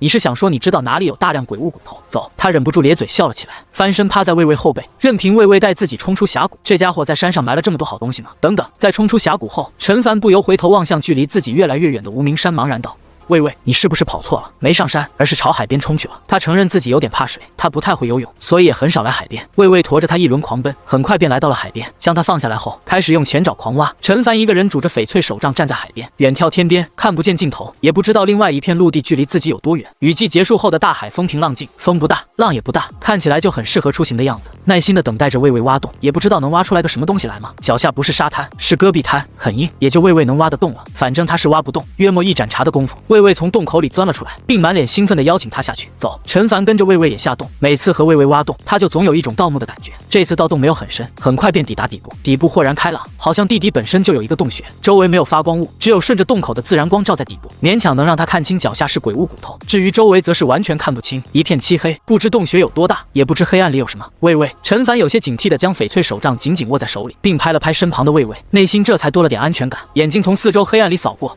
带我上去吧，我不是很喜欢探险，这里看起来有点不对劲。下一刻，洞穴内突然被刺眼强光点亮，一道形成的光柱将陈凡和魏魏强行推出洞口，并准备冲向苍穹时，啪！魏魏抬手一巴掌将光柱拍了下来，使其在地面形成了一个大约1人大小的光幕。光幕上有字：世人称我不灭天师，奉命镇守江北，不敌城破人亡落败，无数鬼潮涌进江北，生灵涂炭。本是江东人，无颜面对江东父老，自刎于江北，并留下一番传承。若后人有幸踏入此地，希望留下的东西能对你们有用。3日后，传承试炼开启，人人均可进入。主要传承为建筑师传承，其他方向也略微涉及一点，但不多。陈凡望向面前的突然变动，愣了一会儿后才反应过来，这里竟然就是丹宗玉简里记载的上古遗址，被他给遇到了，或者说被魏魏给挖出来了。此时洞口已被光照堵住，很明显无法再进入，只能3日后进入。只是他面色古怪地望向一旁的吞天鳄，原本这道光柱是应该直冲苍穹，光幕在空中绽开，将此处传承试炼开启的消息告诉所有人。结果光柱刚飞出洞口就被吞天鳄一巴掌给拍下来了，导致没有冲到天上，只有他一个人看见了这个光幕里的消息。就在他准备正说些什么的时候，只见趴在一旁的吞天鳄突然张开血盆大嘴，将这个在空中写满字的光幕一口给吞了下去。喂！陈凡有些懵逼的下意识吼了出来，只是已经晚了，这家伙还有些意犹未尽。还没等他反应过来，魏魏又爬到洞口，一爪子拍下去，给堵住洞口的那个光照一巴掌拍碎，才偏头望向他，不断摇晃着尾巴，像是在他示意他可以下洞。陈凡面无表情地望向眼前这一幕，有些不知道该说什么。良久后才翻身爬上魏魏后背，跟魏魏再次下洞。他算是知道那位为什么要随身携带2头吞天鳄，这家伙是不是对这种阵法之类的存在有破阵效果啊？一个筛选传承者的上古遗址，在魏魏2巴掌面前成为他的一人形了。这个上古遗址已经存在很久了，既然魏魏能找到，那魏魏的父母也没道理找不到。此时已经下洞，周围变得明亮起来，他一边小心翼翼地打量着四周，一边思考着这个问题：难道是那位看不上这个上古遗址？随后他看向洞穴内的4道光幕，第一个光幕上写着一行字：世人称我不灭天师，本次所留下的传承主要为建筑师传承，故考核主要内容也关于建筑师。第一关，哪种材料属于隐藏万能材料，可用于绝大部分建筑的升级和打造，书写在光幕上即可，输入正确可进入下一关，并获取奖励，数量有限，先到先得。陈凡眼中闪过一丝茫然，第一关就上难度吗？这他还真不知道。看来上次永夜结束后，很多消息都断层了，只能将希望寄托于魏魏。或许是感觉了陈凡情绪的魏魏，此时显得极其臭屁，缓缓走到光幕面前，抬手就是一爪，砰！光幕碎裂。陈凡就这样走到了第2关。在第2关区域地面上摆放着40-50枚石头，每一枚石头都被光幕所包裹。他试了试，无法拾取。通过第1关就可以捡取1个石头，他不是正常通关的，所以也没有哪个石头褪去这个如保护库的光幕。不过，只见魏魏挨个给每个石头一巴掌，所有石头的保护壳全都碎裂，任君拾取。陈凡有些微微古怪，甚至还有些不好意思的拿起一枚石头查看其面板。人家上古强者临死前布下传承，想着培养下后人，他就这样开挂般闯进来，一个人拿走全部传承，是不是有点不好？魏魏这手段也太离谱了，这不是天生的上古遗址克星吗？4级鬼石，通体呈蓝色，如深海的那种蓝，偏黑，带着一种深邃感。仅这么一枚，就价值1000枚鬼石，这里加起来大概有45000枚鬼石左右，挺好。他咧嘴笑了起来，他就喜欢这种开挂的感觉。不得不承认，还得是前辈，有2个吞天鳄，那开起来肯定更爽。这批鬼石全被魏魏吞了进去，他拿不下，但魏魏的腹部空间很大，相当于一个随身携带的戒子室。第2关也有考核。第2关，3息内打造出一座鬼火，打造完成可进入下一关，并获取奖励，数量有限，先到先得。这个他能做到，甚至能更快。但有魏魏在，他都不想浪费这3枚鬼石。啪！魏魏抬手再次一巴掌，光幕碎裂，地面上堆满了10几个已开包的白色异宝，和第1关一样被白光包裹着。魏魏也没多墨迹，挨个一巴掌，都是跟建筑师有关的，比如异宝名称白玉扳指，异宝品级白色，异宝效果建筑师佩戴该异宝，打造建筑时略微降低鬼石的消耗。陈凡若有所思地点了点头，他脖子上现在挂着一个白玉无事牌，是个绿色品级的异宝，效果也是这个。这10几个开包的白色异宝，基本都是这个效果，不过对他没有任何用。他带这个白玉无事牌，单纯是觉得品质还不错，当装饰品带的。他又不是建筑师，压根不符合使用条件，全收起来了。他不要，但是其他人会要，挑几件放拍卖会上去。随后他才望向下一关的要求。第3关，任意背出一个绿色及以上品级建筑的打造心法逻辑，并在光幕上手绘出蓝图，其他人不得背诵同一建筑，背诵完成可进入下一关，并获取奖励，数量有限，先到先得。陈凡面无表情的沉默在原地。幸好他是以非常规手段进入这个上古遗址的，不然他一个东西都带不走。这都是什么乱七八糟的问题？打造一个建筑还需要打造心法和逻辑吗？不是只需3步吗？第1步，打开永夜领主面板；第2步，准备足够鬼石和材料；第3步，点击确认建造，完成了。他长叹了一口气，退后1步，示意微微可以上场了。这个世界的建筑师好可怜啊，需要背这么多东西，这得多累啊！怪不得很少有建筑师自己担任势力之主呢，天天忙活着这些东西，哪有心思管理势力呢？啪，微微一爪下去，光幕碎裂，考核通过，成功进入第3关的奖励区域。地面上堆满了建筑蓝图，共12张，基本都是常见的，比如箭塔、城墙、风塔之类的。有2个绿色品级的比较少见，是他没有的。异宝名称：防空炮塔，异宝品级：绿色，异宝效果。建筑蓝图可打造对空敌人的炮塔，炮口对天，无法攻击地面敌人，有效攻击距离可突破营地高空范围限制。异宝名称是神炮，异宝品级绿色，异宝效果。建筑蓝图，城防建筑。总算是有个好东西了。陈凡望向手里这个2个建筑蓝图，神情满意的不断点头。防空炮塔不用多说，自从他灭了丹宗后，就一直在找类似建筑的蓝图。毕竟他能这样杀敌，说不定就有人能这样杀他，得做好准备，这样敌人来时才心不慌。至于那个是神炮，则是新的城防建筑，也不知威力比起箭塔来讲如何。1级绿色品级是神炮的威力，和5级白色品级炮塔的威力比起来如何？当然，同为5级肯定就不用比了，那肯定是神炮强，毕竟高一个品级。不错，他对这关的收获便是满意，这才勉强配得上不灭天师的名号嘛，不然起这么大个派头，就留下这么一点东西，实在是有点不太匹配。第4关，也就是最后一关的光幕上，同样有一行字：最后一关，现场打造一个任意建筑，直至打造出质变升级方向为止，仅1人可以进入此关。对于建筑师来讲，运气也很重要。这个还真是看运气。陈凡有点没脾气，这个就连他也没有什么办法，哪怕他拥有永夜领主面板，也是看运气才能打造出质变升级方向。不过比别人概率高了那么一点点，至少他能看见面板，在3个里面做出选择。别说这个传承的每一关还真挺难的。下一刻，魏魏再次上前一巴掌，光幕碎裂。这里也是洞穴的最深处，摆放着1枚玉简以及1张黄色品级的建筑蓝图，还有1枚戒指，同样被白光笼罩。魏魏再次挨个一巴掌。这个传承比较简陋，或者说并不是那种早就谋划好的传承，而是江北城破人亡自刎前匆匆忙忙的给自己挖了一个简易墓穴，确保自己尸首不被鬼物吞噬的同时，也能留下点东西。他先将玉简拿在手里。老实讲，这个传承里他最好奇的其实是这个传承方式，比如在光幕上设定好条件，当闯关者完成条件后，光幕会自动判定成功并识别，然后进行对应举动。整个逻辑本质上其实有点像电脑。如果他可以搞到这个的话，内凡玉方式的记账就会方便很多，包括势力日后大起来，各个部门的联动也会方便快捷很多，调动起来会更加得心应手。玉简是个信息玉简，他已经很熟悉了，一种比竹简更高级的记载信息的方式，能储存较长时间，且信息不会伴随着时光飞逝而丢失。将玉简握在手中，他脑海里顿时浮现出一则画面，这是一个记录了画面的玉简，具有留影留声功能，要比寻常玉简更加高级。那是陈凡望向脑海里浮现的画面，微微一愣，有一种身临其境的感觉，让他不由自主下意识产生一种快点躲起来的想法。整个江北170公里，沿海线一度如长龙般蜿蜒的城墙，将整个江北和深海分割2开，宛如一条分割线一般。他从高空视角俯瞰着下方的这个战场，城墙表面以艺伎的符文矩阵被点亮，在永夜中散发着刺眼的光芒，看起来就像是一条170公里长的燃烧着的纽带。都是4级城墙，足足15米高，看起来就像是根本无法被攻破的城墙。但远方海平面上一道不断升高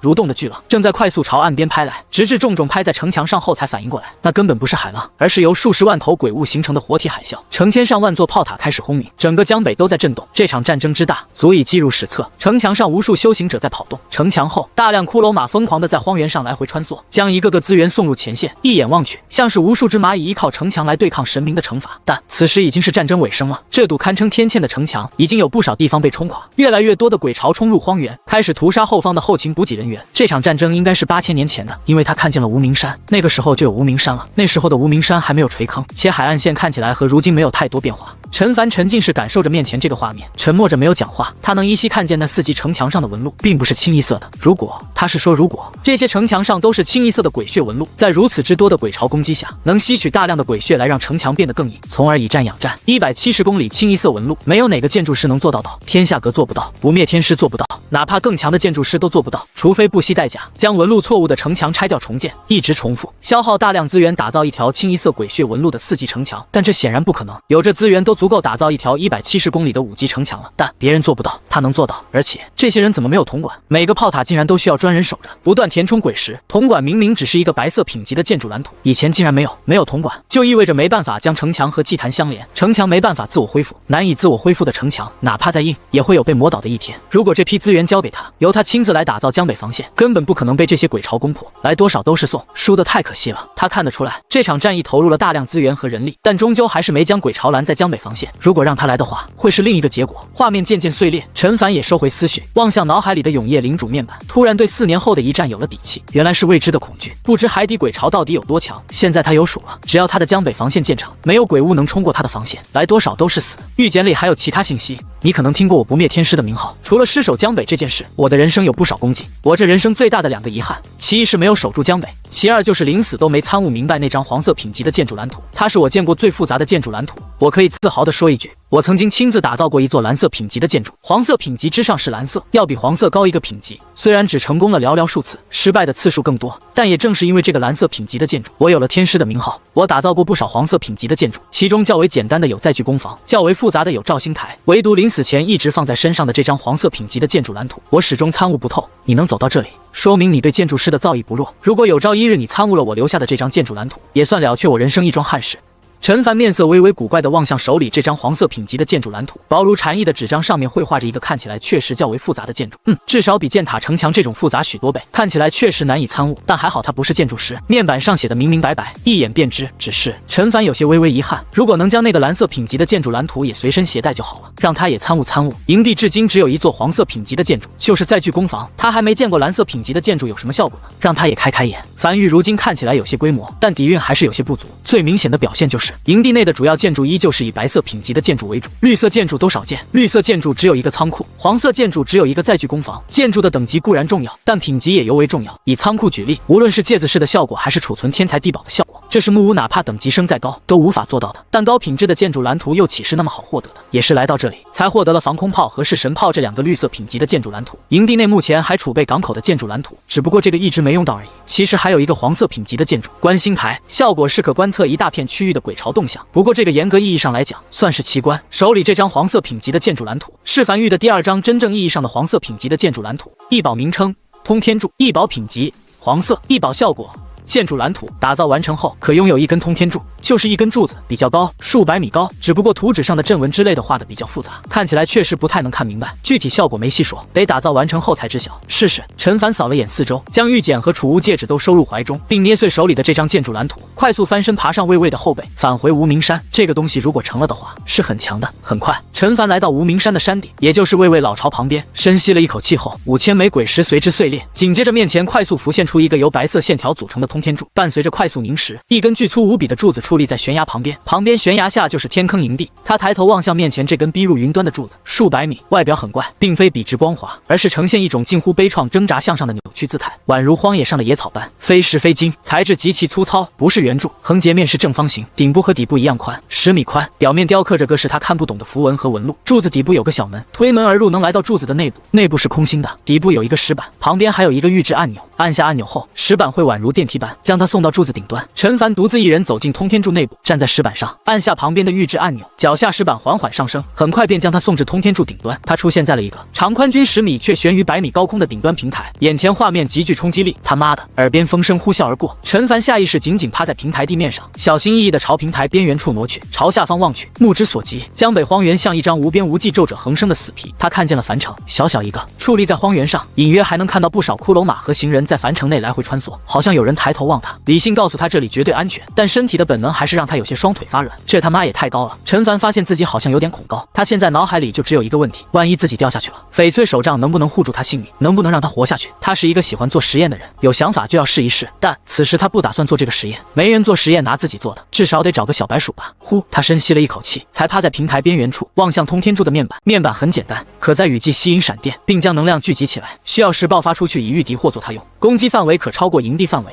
升至下1级，所需1万枚鬼石，目前储存进度100%。这玩意儿就是个避雷针，但比避雷针强点，可以引来闪电，并储蓄起来。来得晚了点，如果雨季前来就好了。不过这里倒是一个不错的观测点，一览无余。不考虑高度的话，视野挺不错的。他没再久留，顺着通天柱内部快速离开，没再升级这个建筑。这个建筑短时间内用不到，得等明年的雨季。不过要是能连续储存4个雨季闪电的通天柱，那等4年之后的大战，或许有奇效。回到地面上，重新感受到安稳的陈凡，抬头望向面前这根通天柱，咂舌道：“为什么非是4年呢？他已经为樊玉制定了一系列的4年发展计划，争取在4年内把各项指标都完成，统称4年计划。就在这时，他怀里的传音符微微发烫，拿起来后，里面传来周末的急促声音：“狱主，有人在樊城闹事，被我们拿下了，等你前来定夺如何处置。”陈凡眉头微微皱起，趴在魏魏后背快速抵达山脚，并传音少秋，让少秋跟上他，然后才坐在95龙辇上朝樊城疾驰而去，随便拉了一个樊玉成员当车夫。这95龙辇驾驶起来还是没什么难度的，其实他也可以驾驶，但多少有点不雅。很快，95龙辇驶进樊城，樊玉方氏街道依旧热闹，但有不少人聚在一起凑热闹，还时不时能听见一些求饶声。陈凡从龙辇下来，望向旁边聚在一起来自各个势力的商会，在看见陈凡的一瞬间，周围吃瓜群众瞬间散开，7、8个男人被樊玉成员捆住按在身下。正处理此事的周末见陈凡到来，急忙上前小声汇报道：“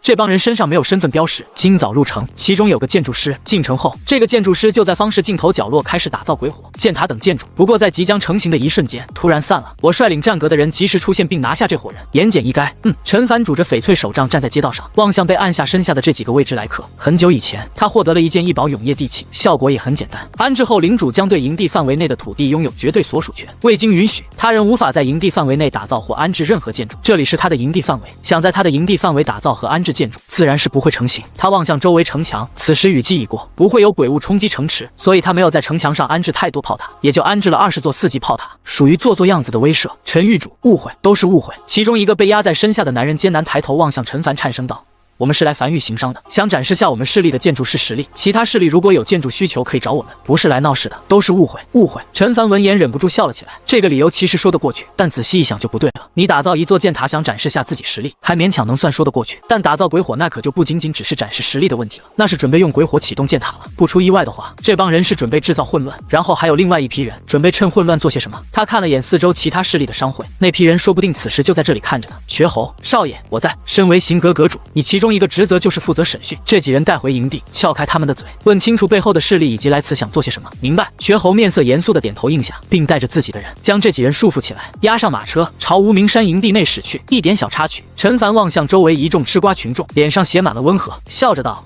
没什么事儿，都散了吧。”随后他才进一旁的屋内，站在屋内的陈凡看了眼在屋内奔波的一众樊玉成员，从怀里掏出传音符，轻声道：“瘸猴，人别带回营地，带到无名山后山去。”随后才望向身后角落的阴影里，少秋，你跟上去看看。是。一道微不可察的声音响起，屋内角落阴影不经意的扭动了一下，再无变化，有点意思。做完这一切后，陈凡才坐在屋内椅子上，给自己倒了杯凉茶，一口饮尽，眼睛微微眯起。樊玉如此出头，肯定会引来觊觎，只是他没想到来得这么快。江北方市角落里，吃瓜群众中，两个男人在看完全程后，才彼此对视一眼。混在人群里，一道信息通过意念传至远处，鱼已上钩。孤零零的马车上平静道：“狱主换我来。”说马车上里的人不对劲儿，可能需要我出手。倒是你，修为比上次高了不少，提升很快。嘿，坐在树杈上的少秋晃动着双腿，偏头笑着。以前我的一魄被那女人所拿捏，储存在魂牌里，如今狱主已经归还了我这一魄，实力和修为自已恢复。你不会真以为我是无名之辈吧？我巅峰战绩可是刺杀过11级武王的。齐越眼神微动，他听说过魂牌。正当齐越准备说些什么的时候，马车突然停了，里面的人不再挣扎，站在原地的齐越瞳孔微缩，盘旋在身旁的袖珍清风突然激射而出，直指马车。被3匹骷髅马所牵引的马车瞬间碎裂，连同那3匹骷髅马也化作骨渣。马车里的几人落在地面上，只是此时已经晕厥过去，皮肤表面不知何时布满了密密麻麻的纹路，看起来极其瘆人。一旁的少秋注意到这几人身上的纹路后，面色瞬变，身子迅速后撤，眨眼便消失原地。与此同时，留下一道急促声：“撤！”这是9天神魔纹。齐越几乎是在少秋声音响起的一瞬间，便瞬间后退，消失在丛林间。下一刻，轰！这几个身上布满纹路的男人身子瞬间炸开，漫天血雾笼罩了整片丛林，声音之大，几乎响彻无名山，就连地面都在隐隐颤抖。当几人再次返回原地时，已不见马车，也不见那几人，只有出现在地面上的一个深坑。狱主，少秋有些面色阴沉道：“那几人自爆了，是9天神魔纹，这是一种上古时期留下的极其歹毒的纹路。狱主，你那边可能有危险，你注意安全。”我马上到。说罢，少秋身子化作一团灰雾，在丛林间不断起落，快速朝山下赶去。齐越同样紧跟在少秋身后，不过很快，少秋和齐越同时收到消息，调转身子朝峡谷入口处赶去。对方的目标并不是樊玉，狱主传信，有敌人潜入峡谷，绞肉机未开启，尽量活捉。坐镇在樊城的陈凡听着樊玉方向传来的爆炸声和不影阵闪过的画面，面色平静。樊玉如今风头正盛，有人眼红很正常，他要做的事就斩断一切向他伸手的人，并顺藤摸瓜。樊玉峡谷留守在营地的樊玉成员已经全部收到消息，回到洞穴内躲了起来。城墙彻底封住洞穴，整个峡谷内再无一人，极其安静。峡谷入口处，一批死士已悄无声息地潜入峡谷。为首男子看了眼峡谷岩壁两侧，轻松了一口气。气，峡谷绞肉机并未启动，这意味着梵域鬼火已被炸毁，并未继续深入，而是身子和岩壁紧紧贴紧，如变色龙一般，近乎贴合在岩壁上。陈凡此时还在樊城，如今的樊域所有城防建筑均已失效，他们要做的是躲在这里。当陈凡收到消息，匆匆忙忙赶回樊域时，这条峡谷便是陈凡的葬身之地。一个建筑师，哪怕有灵宝护身，也难以在数十个刺客的舍命一击下存活。这是他们为陈凡布下的杀局。数十个身穿褐衣的死士，此时宛如死尸一般，一动不动贴在岩壁高处10数米的位置。此地是峡谷中心位置，距离峡谷入口500米处，一个足够令人放松警惕的位置。很快，男人意念里收到信息，鱼儿已出城，朝樊域驶去。来了！就在这时，一辆被9匹烈焰龙马所牵引的95龙辇快速驶入峡谷，刺杀。在95龙辇驶入提前计算好的指定地点时爆发了，两侧岩壁几乎同时响起数声击阔紧绷到几次的蹦声。金刚飞索深深潜入马车前后方不远处的地面与岩壁，瞬间在峡谷通道内构成了数道交错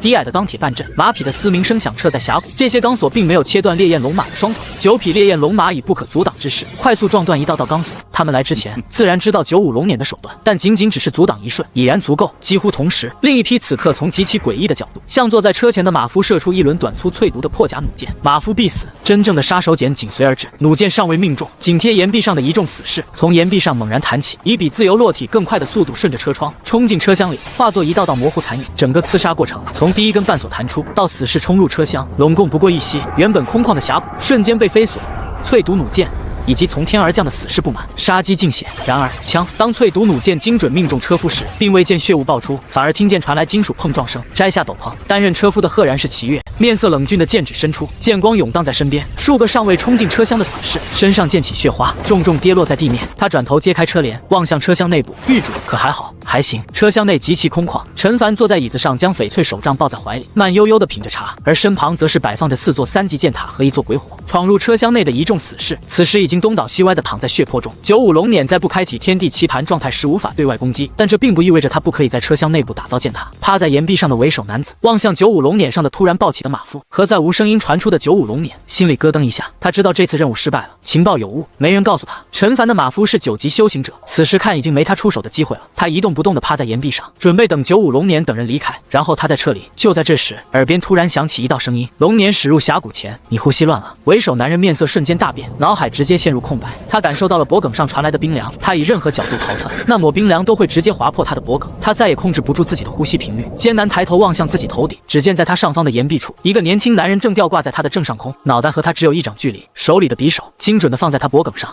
你什么时候出现在这里的？男人知道自己已经必死无疑了，此时只是满脸不甘和绝望地望向对方。在你呼吸乱了的时候，我就找到你了。少秋笑着将一粒药丸递给男人，吞下它，说出我想知道的信息，等会儿给你个痛快。都是同行，你应该知道我们的手段。男人没多说什么，只是认命般的吞下少秋递下来的药丸，然后才从岩壁落下，落在峡谷底部，站在原地低头望向地。干这一行，一旦被发现就是死期。他没想着能活下去，但正如那个男人说的一样，可以有个痛快，都在这里了。陈凡从95龙辇上拄着翡翠手杖缓缓走下来，望向地面上躺在血泊的一行人，以及站在前方的褐衣男人。少秋上前汇报道：再无其他隐匿的刺客。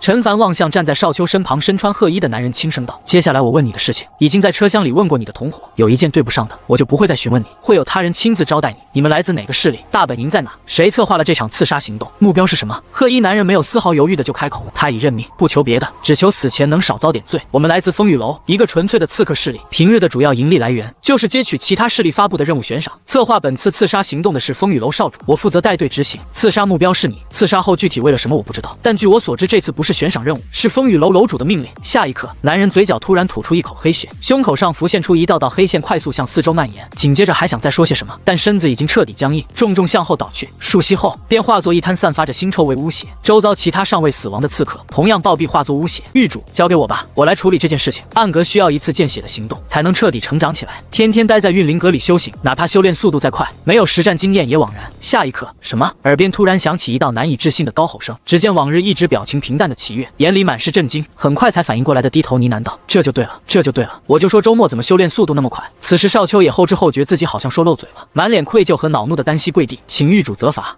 陈凡轻叹了一口气，摆了摆手。没事儿，齐月也不是外人，这件事我本来打算当做一个惊喜告诉他的。你看你坏了我事儿不是？这件事就交给你们暗阁去办了。即刻启程，先拔掉风雨楼安置在其他城池里的店铺，看看对方会作何反应，尽可能找到对方海岛所在之地。明白？少秋重重点头，随后才后退几步，快速消失在阴影里。齐月，上车跟我来，我给你准备了一份礼物。梵域营地主洞穴内，陈凡带着齐月走进运灵阁。齐月看见运灵阁的一瞬间，更是呼吸不由自主地急促起来。运灵阁，他只在传说里听闻过，据说是比炼功房更高级的存在。很快，陈凡带着齐月来到运灵阁深处，站在一处墙壁前，望向用麻绳挂在空中的一片竹简。竹简表面用凌乱剑气雕琢着日记二字，初次望去平平无奇，但再次望去便能感受到字迹中蕴含着的凌厉剑气。轻声道：“我知道你有必须要杀的人，我不会拦你。这1月以来，你每日都在加练周末他们进步很快。你是修剑的，这是我给你的礼物，你不用，别他妈用手碰。”然而话慢了，齐月在看见这枚竹简，整个人瞬间陷入恍惚状态，仿佛被蛊惑了一般，不由自主的伸手碰向玉简。下一刻，齐月整个人身子重重朝后飞去，眨眼便飞出运灵阁，留下漫天血雾和残肢碎肉，消失不见，直直落到祭坛里。陈凡面无表情地望向运灵阁地板上留下一道长长的血痕，大步朝运灵阁外走去。不能死了吧？哥们真敢拿手碰啊！他的翡翠手杖可让他拥有3级城墙的防御效果，他都没挡住这一击。你觉得自己身体比3级城墙还硬？祭坛内，齐月已经陷入昏厥，他捏起齐月的胳膊晃了晃，手感极好，骨头全部碎裂，皮肤也全部绽开，晃起来就像是无骨鸡爪一样。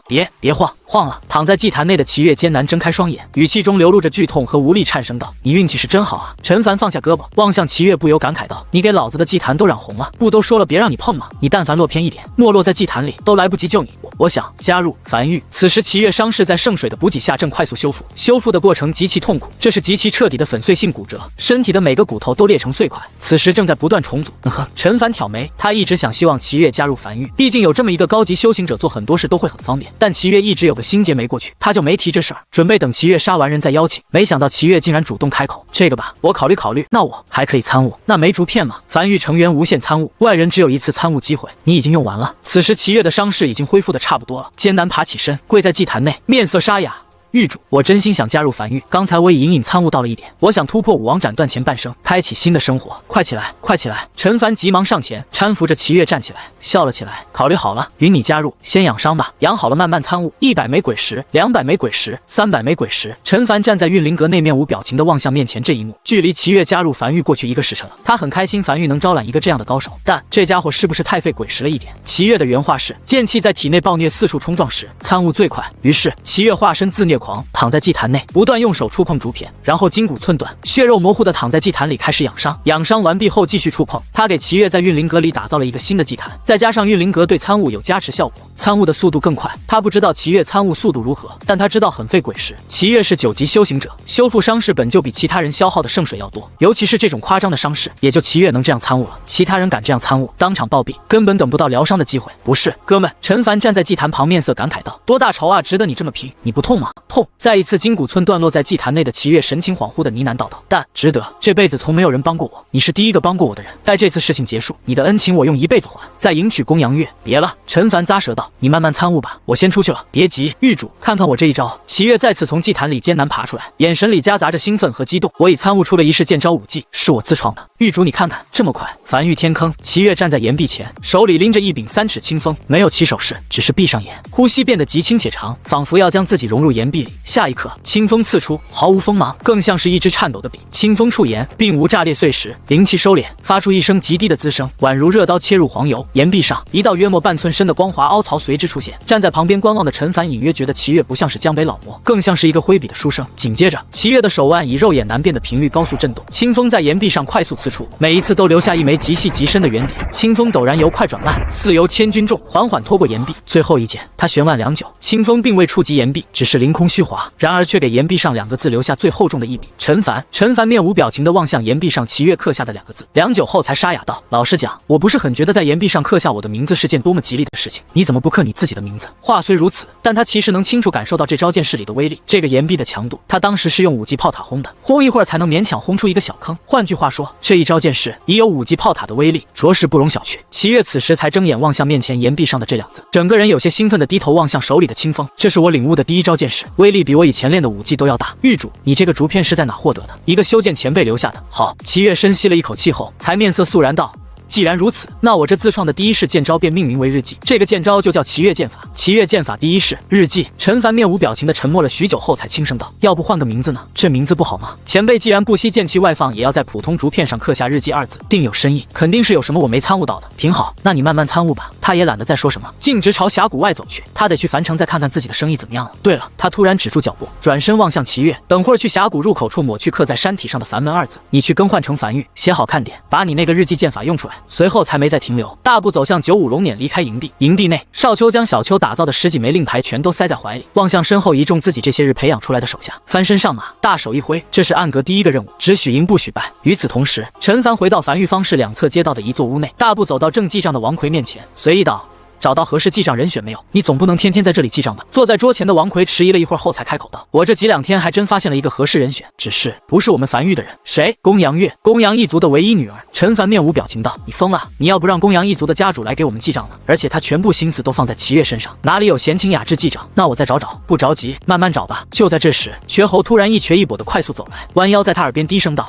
少爷！”城门口突然多了个衣衫褴褛的老头，看起来像是炼气师，但也不入城，就站在城门口。此时已经引来不少人围观。他可有说自己是几级炼气师？没说，一言不发。但看那架势，感觉低不了。走，随我亲自去看看。片刻后，陈凡几人走出樊城城门，望向站在城门口的这个脏兮兮老头，视线停留在那旗帜上，低声呢喃着：“气火不灭，寻梁木而栖，一柄断锤，换一处屋檐，横劈，乱世卖命。”陈凡走至这个衣衫褴褛的老头面前，出声询问道。老头眼皮耷拉着，头也不抬的从怀里掏出一只叫花鸡，撕下鸡腿，满嘴流油的塞进嘴里，汁水呼满双手，丝毫不在意形象的冷斥道：“老夫的名字早就忘了，只知道世人给我取了个名号，叫什么江东卤煮。”下一刻，人群中突然爆发出阵阵惊呼声：“我天哪，竟然是江东卤煮！”据说他曾是来自关西平原的高级炼气师，后来扎根在江东，成立了属于自己的势力，锻造出来的灵宝各个精品，可不是呢。我没想到可以在这里见到江东卤煮，听说江东卤煮随便打造一个灵宝都能卖出高价。声音从人群中各个角落不断响起。站在原地衣衫褴褛的老头嗤笑道：“一些江湖俗名罢了，不值一提。”也没再说什么。就在这时，周末带人从城门内走出来，大步走至陈凡耳边，低声在陈凡耳边汇报了一个消息。陈凡面色渐渐古怪了起来，望向这个盘膝坐在地上的老头。听完周末汇报完的情报后，他突然发现自己有点低估这个世界的人了。所以你此趟来是想要加入樊玉？谈不上。老头摇了摇头，将嘴里鸡骨头丢了出去，躺在地面上慵懒道：“听闻樊玉最近风头正盛，过来看看陈玉主是何等人物。今日一见，确实不错。炼气师本就要给势力卖命，原先的势力因懒得经营就解散了。若陈玉主能出其买命钱，留下也不是不可。但陈玉主你只有一次出价的机会，价格不合适，我不会再听第二次价格。”这样，陈凡突然笑了起来：“你和我进屋，我私下给你一个你觉得无法拒绝的价格，如何？”“也行。”老头一个鲤鱼打挺从地上翻了起来，跟在陈凡身后走进樊城。樊城一间屋内，陈凡坐在椅子上，端着一杯热茶，望向站在屋内的邋遢老头，停顿了半晌后，才开口笑了起来：“不知前辈具体是几级炼气师呢？”“9级，挺好。”陈凡笑着点了点头。一个9级炼气师，完全符合樊玉的需求。那批地金终于有了一个可以打造他们的主人了。你刚才不是说我只有一次开价的机会吗？这次价格你不合适，当场就会扭头离开，对吧？现在我给你个价格，3息内跪下加入樊玉，否则你死。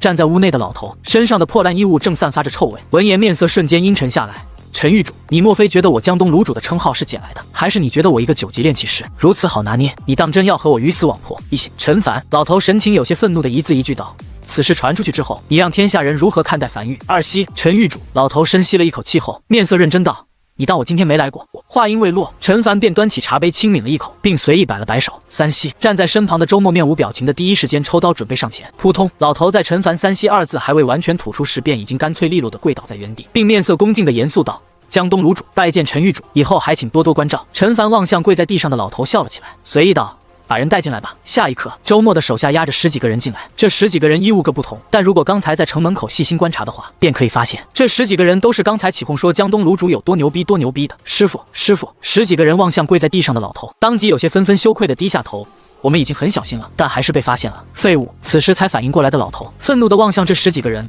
我就说怎么出了差错，这点小事都能出错，一群废物！老子养你们这么久，不如养一群牲口。随后才望向陈凡，满脸尴尬的挠头讪笑道：“那啥，陈玉主，我们现在怎么搞？都下去吧。”陈凡摆了摆手：“我和这位老先生单独聊一下。”屋内仅剩陈凡和老头2人，此时老头也不装了，虽然脸上写满尴尬，但站得笔直，宛如一颗轻松裸露在外的肌肉线条，极具暴力美感。这是一个浑身肌肉疙瘩的老头，这回有名字了没？有了。老头有些尴尬道：“赵生平，说说吧，搞这么一出戏是为何？看得出来你一开始就是奔着樊玉来的，为何不直接开门见山？”那个老头挠了挠头，小声道：“正所谓酒香还怕巷子深嘛，我如果过来就说要加入樊玉，那不是显得我太廉价了？我想的整点逼格出来能要个好价格，你嘴里的逼格就是你这身行头，你平时也这么穿吗？陈凡靠在椅背上，上下打量着老头的行头，平时不这么穿。老头坚定地摇了摇头。身为炼器师这么穿，抡锤子都费劲。我平时只有2个爱好，其中一个就是去茶楼听书。画本里那些隐士高人都是一副邋里邋遢、不拘小节的样子，我就寻思着给自己搞了一身这样的行头，看起来就像是隐士高人，然后还给你找了一群吹捧你的托。陈凡有点没忍住笑了起来，这都是谁教的呢？其实我还有另外一个剧本，但没用，说来听听。另外一个剧本是我来到樊城后，让我徒弟假扮其他势力的人，有好几个势力疯狂拉拢我，给出我很高的价格，让陈玉竹你看见我很抢手。但想了想，还是没用这个剧本。为啥？听起来要更有意思。那个。我有点担心陈玉主你给那几个势力都灭了，我觉得你对樊玉可能有些误解，所以你一开始就是明确想加入樊玉的吧？说说想加入的理由。赵生平脸上的皱褶如海浪般抖动了几下后，才面色认真道：樊玉崛起的速度足够快，是我所见过崛起最快的势力，我相信樊玉日后会大有所为。其二，我得知樊玉如今并无炼器师，我加入的足够早，又是9级炼器师，或许可以担任樊玉炼器的一把手。其三，陈玉主你的行事风格我很喜欢，一日杀丹宗少主，次日灭丹宗满门，我觉得跟着陈玉主你做事，日后会很痛快。你想要多少价？每月500枚鬼石工钱可好？老头迟疑了一会儿后才犹豫道：这么少？陈凡眉头一挑，他是真有些诧异，一个9级炼器师可以开宗立派的存在，每个月就拿500枚鬼石工钱，这和白捡的有什么区别？陈凡起身将赵生平扶起，笑着道：让瘸猴带你回换身衣服去，晚点等天黑了，我带你回樊玉。对了，你什么时候从关西平原来江东的？7年前吧。你原先在江东的势力不要了，经营不善倒闭了，挺好。陈凡坐在空无一人的屋内，望向被瘸猴带走的赵生平，眼睛微微眯起。一个9级炼器师突然上门投靠，他自然是开心的，能解决他很多事情。不过为了保险起见，陈凡还是通过传音符让少秋打探了下他的底细。在确认赵生平背景干净后，他没再停留，回到营地洞穴内打造了一座炼器工坊，被他一口气升至3级。可在他将这座木屋升至4级时，面前弹出熟悉又不一样的面板。木屋升至4级，升为石屋，更加坚固，请选择升级方向。1. 生活工坊，可生产生活物品。2. 炼丹工坊，可通过炼制鬼材来炼制丹药，需炼丹师坐镇。3. 已质变天气阁，可通过锻造鬼材等来打造灵宝，需炼器师坐镇。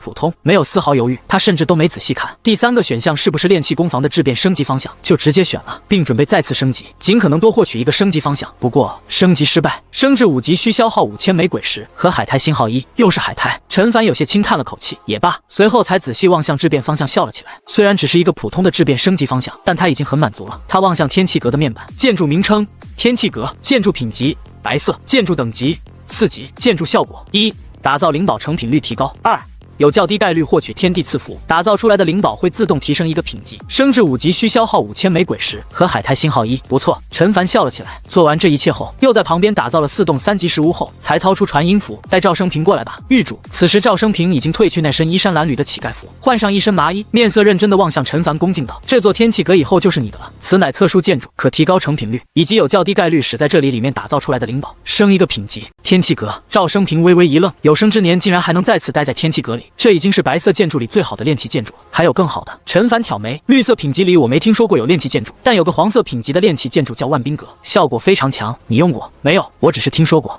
陈凡若有所思地轻点了下头。此时小秋捧着一堆衣服和令牌走了过来，介绍下，他从小秋怀里接过衣裳，开口道：小秋，樊玉后勤阁的阁主，有什么生活后勤上的事都可以找他。等入夜后，樊玉的核心成员都会回营地，瘸猴到时候会带你认人。樊玉以前没有炼器师，今日成立气阁，你身后的这批徒弟跟你一起加入气阁，你是气阁第1任阁主。陈凡从怀里掏出一枚象征着阁主身份的令牌，仓库里有一批地精，需要你将其打造成适合暗格的匕首和夜行衣，暂时按13套去打造。他话音未落，便突然感觉喉咙被一股气流所堵，一句话都说不出来。只见站在天坑地面上身穿青袍双目紧闭的齐月，此时长袍无风自动，枪盘旋在其身边的袖珍清风，此时正在高频震动，发出嗡嗡的声音。下一刻，齐月灵气从体内猛地涌出，并在空中化作数十柄由灵气组成的剑气，紧接着这些剑气以极快速度刺向齐月，刺啦，隐约划破肉体的声音传来。万剑诛心正是如此，每道剑气都贯穿身体，每次贯穿都能带出一些黑色的雾气，虽不见血珠滴落，但通过齐月那狰狞扭曲的表情，能看得出来齐月此时在承受何等的痛苦。动静将洞穴内的陈凡等人都惊动，纷纷走了出来。这是万剑诛心淬体，此人在突破武王。赵生平第一时间判断眼前的状况，有些惊恐的慌乱道：这是一种突破武王的特殊手段，危险系数极高，只有撑过万剑诛心淬体才能突破至武王。但那些剑气虽然不会造成皮外伤，在清理体内杂质的同时，会对精神带来巨大尬的痛苦，一般人根本承受不住，下场就是变成失心疯。刺啦！只见一道剑气直直刺向齐月的后阴处，并从前阴贯体而出。众人见状都不由下意识打了个冷战，捂住自己裤裆。一炷香过后，没有任何停下的架势，剑气越来越多，一道道剑气不断依次从齐月体内贯穿而出。齐月的神情愈发狰狞，显然这种疼痛承受起来并不是一件很轻松的事情。陈凡面无表情的沉默着，没有讲话。他如今能做的就是为齐月祈福。就在这时，他突然眉头紧皱，望向峡谷，只见一辆马车跌跌撞撞的沿着峡谷朝天坑驶来。马车表面已经坑坑洼洼，原本牵引着马车的3匹骷髅马，此时已经只剩1匹了。永夜已经降临，这辆马车是从樊城冲进永夜来到樊域的。哪怕2点之间路途并不算遥远，但毕竟是永夜，里面所充斥着的鬼物是未知且暴虐的。他没开火，只是默认这辆马车冲到天坑并缓缓停下，随后才望向坐在马车上的公羊一月轻声道：“公羊长老，身为守夜人，不打任何招呼夜袭樊域，这并不是一个多么友好的事情。”是。公羊一月有些面色尴尬的无奈道：“陈狱主这次突然闯入，公羊一族一定会献上赔罪礼。但齐月和我家小姐的事情你应该也知道。他感应到齐月所承受的痛苦之后，就发了疯的要来樊狱。我不陪他来，他就要自己来，我实在放心不下。”公羊月从马车上冲了下来，先是满脸歉意的给陈凡匆匆道了个歉后，才满眼心疼的站在一旁，望向被万箭穿心的齐月。这时，公羊一月望向被万箭淬体的齐月，突然眼中闪过一丝骇然。魔修的万箭诛心淬体，敢问狱主已经持续多久了？一炷香，那就好。公羊一月松了口气，笑了出来。看来齐月已经顺利挺过去了。当顺利突破至武王，1个时辰过去了，陈凡等人已经全都入睡了。天坑内只站着齐月和公羊一族2人，其他人全都入睡，毕竟明天还要起来干活。又过了2个时辰，已到半夜，峡谷内极其安静，只有天坑还时不时传来刺辣的剑气贯穿的声音，而这声音终于缓缓慢了下来，周遭剑气也渐渐消失，脚边堆满黑色污水。全程紧闭双眼站在原地的齐月，眼睛缓缓睁开，刚睁眼便看见踮着脚尖站在他面前的公羊月，不由微微一愣，下意识偏头望向峡谷。他记得自己突破10天已经黑了，那个时候公羊月不在樊域，这是从哪冒出来的？老魔，你没事吧？公羊月不顾齐月此时身上满是汗水和污水，扑在齐月怀里，声音中夹杂着哭腔，颤声道：“你干嘛对自己那么狠啊？就一定要10成淬体突破武王吗？9成9不行吗？”呼，齐月长吐了一口气，他能感受到自己此时的身体极其清爽，他已完成10成淬体，这个在他以前看来是完全不可能的事情。他没回话，只是轻抚着公羊的头顶，偏头望向站在城墙上的陈凡，单膝下跪，谢过狱主。齐月能有今日，全凭仰仗狱主赐下机缘，待我大仇已报，今后刀山火海，全凭狱主调遣。陈凡站在城墙上，望向下方这一幕，轻点了下头，没多说什么，将时间留给这2人，他要继续去睡了。片刻后，洗漱完毕后的齐月坐在屋内，感受着体内的力量，他已经突破武王，成为樊域第1个10级修行者。踏入10级将会有天翻覆地的变化，不过毕竟只是刚刚突破，修为不稳，明天需要加强训练，稳固修为。与此同时，江南水城城内更夫的梆子声刚落，数道身影便如滴入大海的雨水，从巷子各个街道窜出，将一座当铺围了起来。待在阴影处的少秋望向这一幕，略微满意的点了点头。这个月没白白训练，这前行已经略有成效了。他们今夜的目标是面前这间当铺，是风雨楼在水城所安置的铺子。1、2号进。收到命令的2个暗格成员，其中一位贴着墙壁快速接近当铺，站在窗口，手腕轻抖，2枚薄玉片从窗户缝隙旋入，落地无声。在1楼柜台还在连夜合账的2人先是一怔，随后面色大变，但不给他们反应4件，薄玉片已经炸开，化作一团白雾被吸入腹中，很快便昏迷倒地。谁？当铺楼上传来一道轻喝声，显然是听到楼下倒地的动静，声音里充斥着警惕，而后院马厩里原本的微动声也瞬间安静下来。然而已有2人翻身爬上2楼窗口，手里细如牛毛的淬毒雅针，猛地隔窗射向室内。2楼内那个刚才开口的男人，眉间中针缓缓倒下，后院马厩最为棘手，这里躲了6人，在听见1楼声响后，就瞬间从睡梦中苏醒并进入警戒状态。只是没等躲在马厩里的几人反应过来，一道道弧形影刃从阴影处弹出，眨眼间这6人连人都没看见，便已倒地。至此只用了7息时间，风雨楼的一个秘密据点便被彻底拔除。少秋走至一旁柜台，指着地上2个昏迷的男人说道：“给这2人喂解药，开始审讯。其余人搜寻有价值的东西。”半个时辰后，所有有价值的东西都已经被搜走。那2个昏厥过去的人，在被唤醒审讯完后，也已一剑封喉。临走前，少秋面色认真的在屋内石板上用死者的血画了一个极简的图案，一柄被阴影包裹的短刃，这是他为暗格设计的徽记。随后又从怀里掏出一枚他临走前让小秋打造的令牌放在一旁，这是他为暗格特地打造的暗格追杀令，他要让樊域暗格之名人皆尽知。随后才望向手里的牛皮纸，低声呢喃着：“海苔，我记得狱主好像有说过需要海苔这个天才异宝。从情报里得知，风雨楼最近得到了一株天才地宝海苔，正在紧急运往大本营。这个消息无法汇报给狱主，但此时距离樊域较远，已超过传音符的最大传讯距离。于是少秋决定，一行人先找个地方休息1晚，第2日再行动。时间流逝很快，5日过去了。此时距离樊域拍卖会仅剩下1天时间，明天便是樊域拍卖会举办的日子。待在樊城内的陈凡听着耳边王奎的汇报，陈凡伸了个懒腰，慵懒地躺在椅子上，听着耳边王奎的汇报。还没联系到少秋他们吗？没有，他们这些日子铺设出去的站点都是明站，站点漂飘荡着樊玉的旗帜。如果少秋看见了，肯定会通过站点里的人联系他们，但一直都没联系到。狱主王奎犹豫了一会儿后才迟疑掉，丘阁主他可能已经带人叛逃了。不会，陈凡对此倒是颇为自信，笑着道：“他的梦想只有我能帮他实现，也只有我能帮他走到最高。”就在这时，狱主传音符里突然传来小丘急促的声音：“赵阁主被魏魏一尾巴拍至半死了。”樊玉匆匆赶回来的陈凡望向躺在祭坛里半死不活的赵生平和一旁趴在地面上满脸歉意的魏魏，皱眉道：“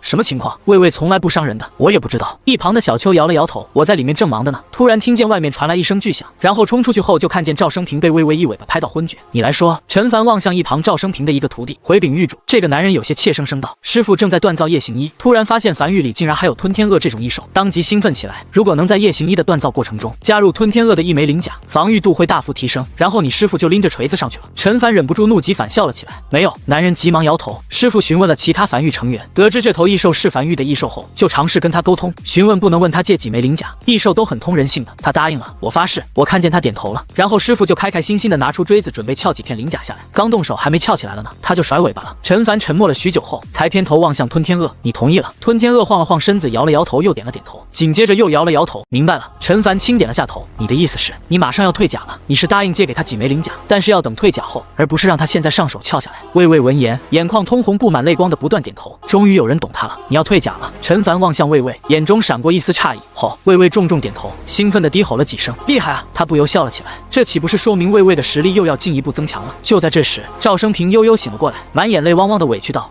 狱主，他真的同意了，我才撬的，你理解错了。”陈凡拍了拍赵生平的肩膀，感慨道：“他这几日要退甲，等退甲后你再锻造夜行衣，先锻造匕首吧。你也就庆幸他现在可以恢复伤势了，警惕性不是那么重。放在以前，你敢撬他鳞甲，他得将你生生活吞了。”赵生平委屈的点了点头，但很快又兴奋了起来：“狱主，我没想到咱们樊玉竟然有吞天鳄。吞天鳄是极其纯粹且标准的战斗类异兽。”陈凡面色微微古怪的望向一旁的魏魏：“纯粹的战斗类异兽，意思是说吞天鳄没其他能力了？可这家伙一巴掌给那个不灭天师留下的传承光幕给拍下来，并吞进肚子里的，这明显是针对阵法之类的特殊能力，结果竟然不是吞天鳄的能力吗？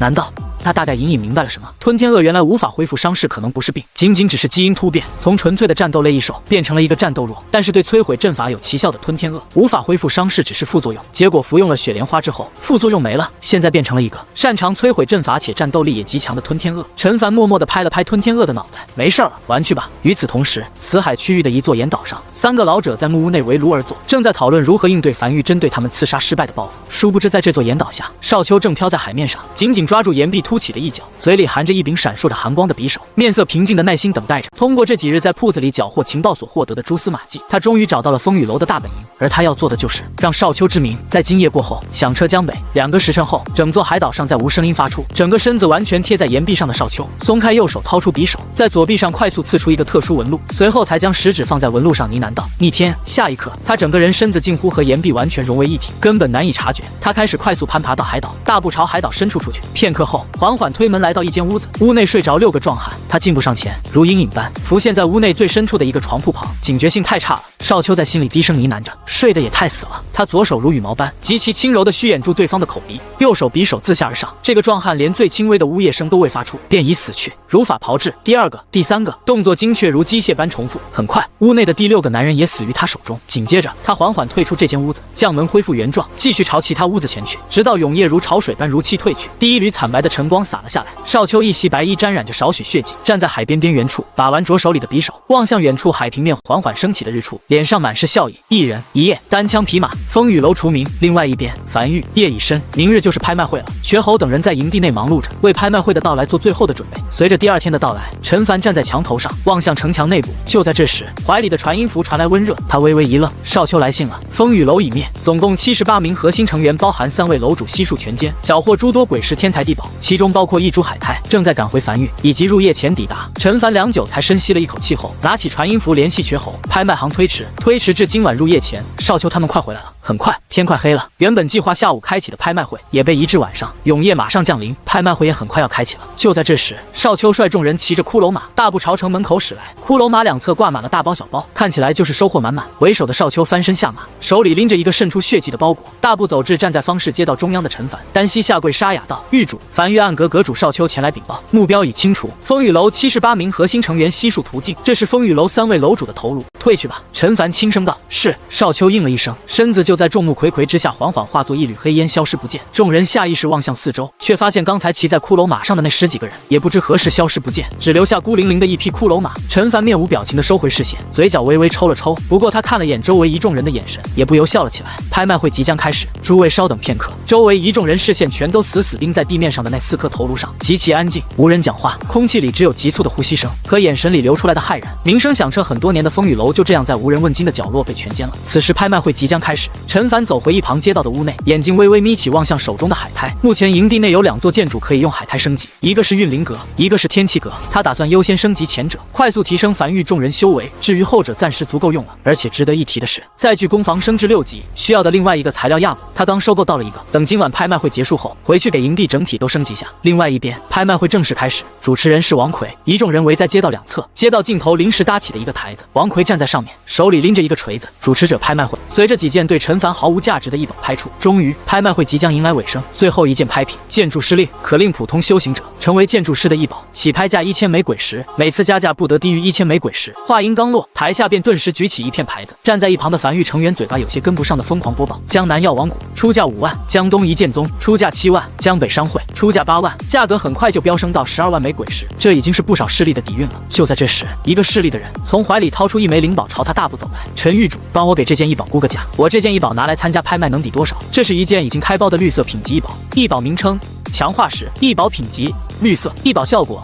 将这枚强化石用在任意建筑上，会使该建筑在下次升级时必然出现一个普通的质变升级方向。好东西！陈凡面色没有太多表情，但心里还是感慨道：果然大家好东西都不会拿出来卖，都藏着掖着的。他是真想要这个异宝，能抵2万。他给了一个足够高的价格，这样就算对方没有拍到，他也打算在拍卖会结束后高价买回这个异宝，哪怕是一个普通的质变升级方向，他都想要。好，男人重重点头，举起手中异宝，高声道：7万枚鬼石加5万信任额度，和手里这个异宝，总价14万枚鬼石，这已经是一个足够高的价格了。但越来越多的人找到他，开出各种条件抬价，想要得到这件异宝，最后价格被炒到了17万枚鬼石，最终由王氏一族拿下，也就是刚才用强化石异宝抵了2万枚鬼石的那个人。至此，拍卖会算是结束了，但永夜也降临了，一众势力也暂时无法离开樊城，都在客栈找了个房子暂时睡下。陈凡则是不受影响，95龙年使出出门，冲进永夜，回到樊域。永夜降临，陈凡站在墙头上，望向永夜领主面板上的一张建筑蓝图，是神炮，这是他前几天在海边上古传承里获得的建筑蓝图，绿色品级。这枚强化石他打算用在是神炮或者城墙上，其他建筑暂时不考虑。不过他还没打造过是神炮，先看看效果。下一刻，无数由白色光线组成的是神炮虚影出现在城墙上，并在吸收完鬼石碎裂后的液体缓缓凝视。紧接着，面前弹出一则面板，是神炮升至2级，该建筑升级并无升级方向可选，每次升级威力都会得到提升，也无法通过其他手段获取任何升级方向。得，陈凡有些惋惜，看来也不用纠结强化石到底是用在是神炮还是城墙上，直接帮他做好决定。随着他消耗2000枚鬼石将其升至5级，炮管变得更大，且纹路更密，并布满猩红色。他面色越来越古怪，升至6级依旧不需要任何材料，只需要3000枚鬼石就可以，这对吗？再次消耗3000枚鬼石，升至6级后，营地内终于再次有了一座6级炮塔。但陈凡望向是神炮的面板，深吸了一口气，肯定是出意外了，因为升级依旧不用任何材料，他就一直升，消耗1万枚鬼石，将是神炮升至10级。陈凡面无表情的沉默在原地，面前弹出一则面板，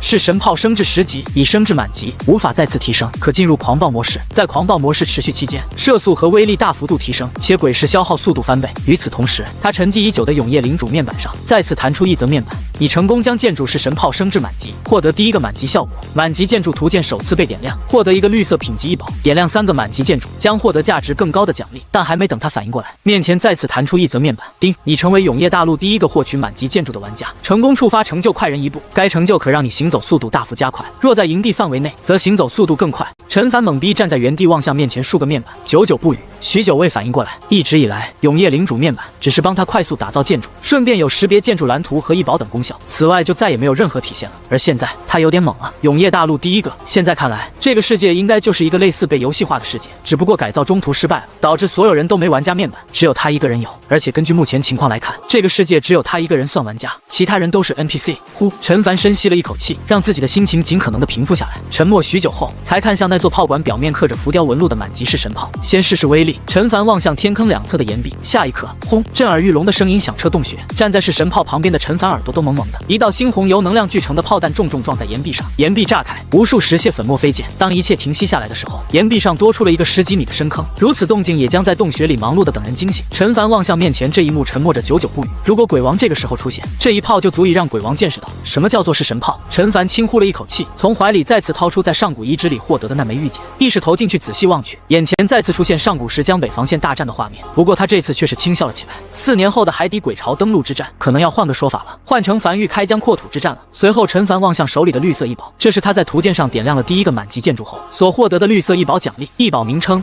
运哨，异宝品级：绿色，异宝效果。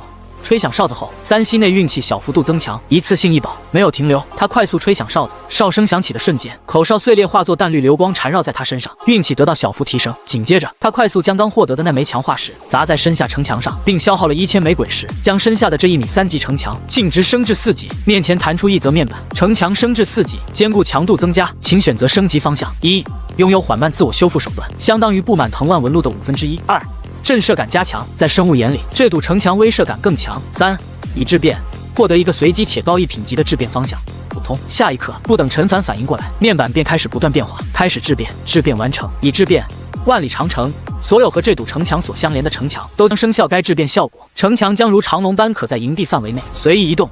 传奇。陈凡面无表情地沉默在原地，他突然觉得运哨加强化石这2个异宝加起来的联动是不是太猛了一点？如果强化石获得的升级方向刚好是已质变，获得一个随机且高1品级的质变方向，普通，那么在3息运气提升的时间内，就有可能出现现在的情况，一路上升，直至出现传奇质变。这还是他第一次见到这种品级的升级方向，而且这是他第一个传奇质变，一定得保护好。这要是碎了，他肯定想自挂东南枝了。时间流逝，夜幕很快降临，永夜笼罩整个大陆。樊玉，好狂的势力名字，难道是上古势力残留？黑暗中，一个坐在王座上的阴影，猩红瞳孔不断闪烁，单手撑着下巴思索着。自从他刚收的那个鬼王死在了江北荒原，这些日子，他一直派出伪人鬼在江北打探关于樊玉的消息，也知道了一些大概信息。就在这时，被黑暗笼罩的大殿深处传来一道声音：王，待下次雨季降临，我带队亲自前往江北，一举消灭樊玉。不，坐在王座上的阴影轻声否定了这个建议。这个樊玉有点古怪，在这次雨季中崛起，不到1个月的时间打造了100余座炮塔，这生产力明显远超一般的建筑师，大概率继承了什么宝贝。江北在上古是一个大战场，留下点什么东西来也很正常，不能掉以轻心。更何况你实力虽然比死掉的那家伙强一点，但也没强多少，你去了可能也会死。那位留下的气息持续不了几年了，我们必须在这几年内准备好一切，否则当海底鬼巢登陆后，到时候的后果是你我都难以接受的。说到这里，坐在王座上的阴影也不由轻叹了一口气，那是真正的鬼巢，真正的鬼。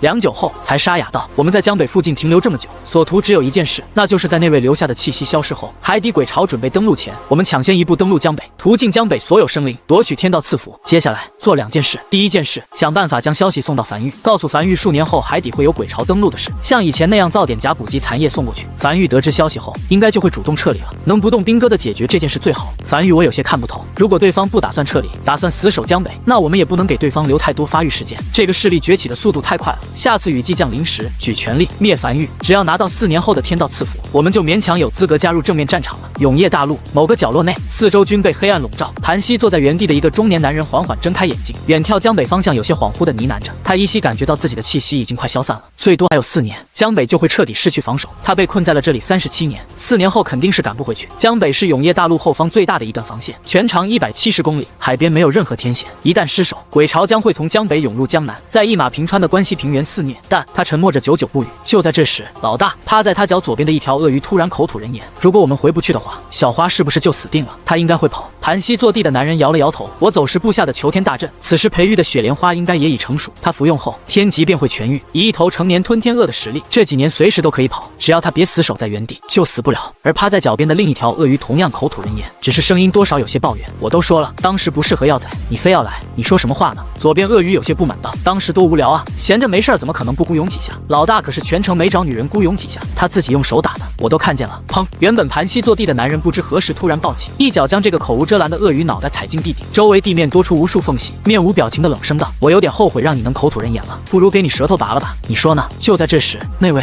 黑暗中传来一道慵懒且随意的声音：还不愿意意说吗？我只需要你一个答案，就立马可以放你出去，何必呢？哪怕我们赢了，似你这种人物，我们也杀不了你。死些蝼蚁，和你又有什么关系呢？反正你不会死。男人缓缓收脚，抬头望向头顶黑暗，停顿了半晌后，突然笑了起来。维持这个大阵消耗不少吧？已经维持37年了，不知你还能维持几年？我已记住你声音，待我破阵出去后，你准备好接受我的上门拜访了吗？黑暗中沉默了许久后，才再次开口，只是声音中底气明显弱了许多。我没派人去江北，你就算出来了，也只能杀我，不能杀我儿子。我没用江北威胁你，你知道我们鬼屋有个孩子不容易，这是我们的交易，否则江北根本撑不到海底鬼巢登陆。当然，我一直记着这个交易，不知从什么时候起，部分鬼物觉醒了智慧，在拥有了智慧的那一刻，他们就不愿意与那些只知嗜血的鬼物混为一谈，他们开始效仿人类的文化，效仿人类的取名，效仿人类的传承，并将自己称为鬼族。他们认为自己是天地的宠，但有智慧的鬼物极难生育，但下一子，这对于有智慧的鬼物来讲，是将自己的生命传承下去。和人类一样，他们极其向往人类的文化，只是他们不想只活动在黑夜里，他们也想如人类一样，白天生活在陆地上，真正成为永夜大陆上的一族。要做到这一点，其中一个前提就是消灭永夜大陆上的所有人类。只有当这片大陆上的种族被彻底消灭，他们才会得到天道认可，成为正式的鬼族。这是这些年来无数鬼族的梦想。告诉你件事，黑暗中再次传来那道声音。这些年前线战场突破得很顺利，你们马上就堵不住了。或许我看不到鬼族正式登陆的那一天，但我孩子可以看见，他会继承我的荣光。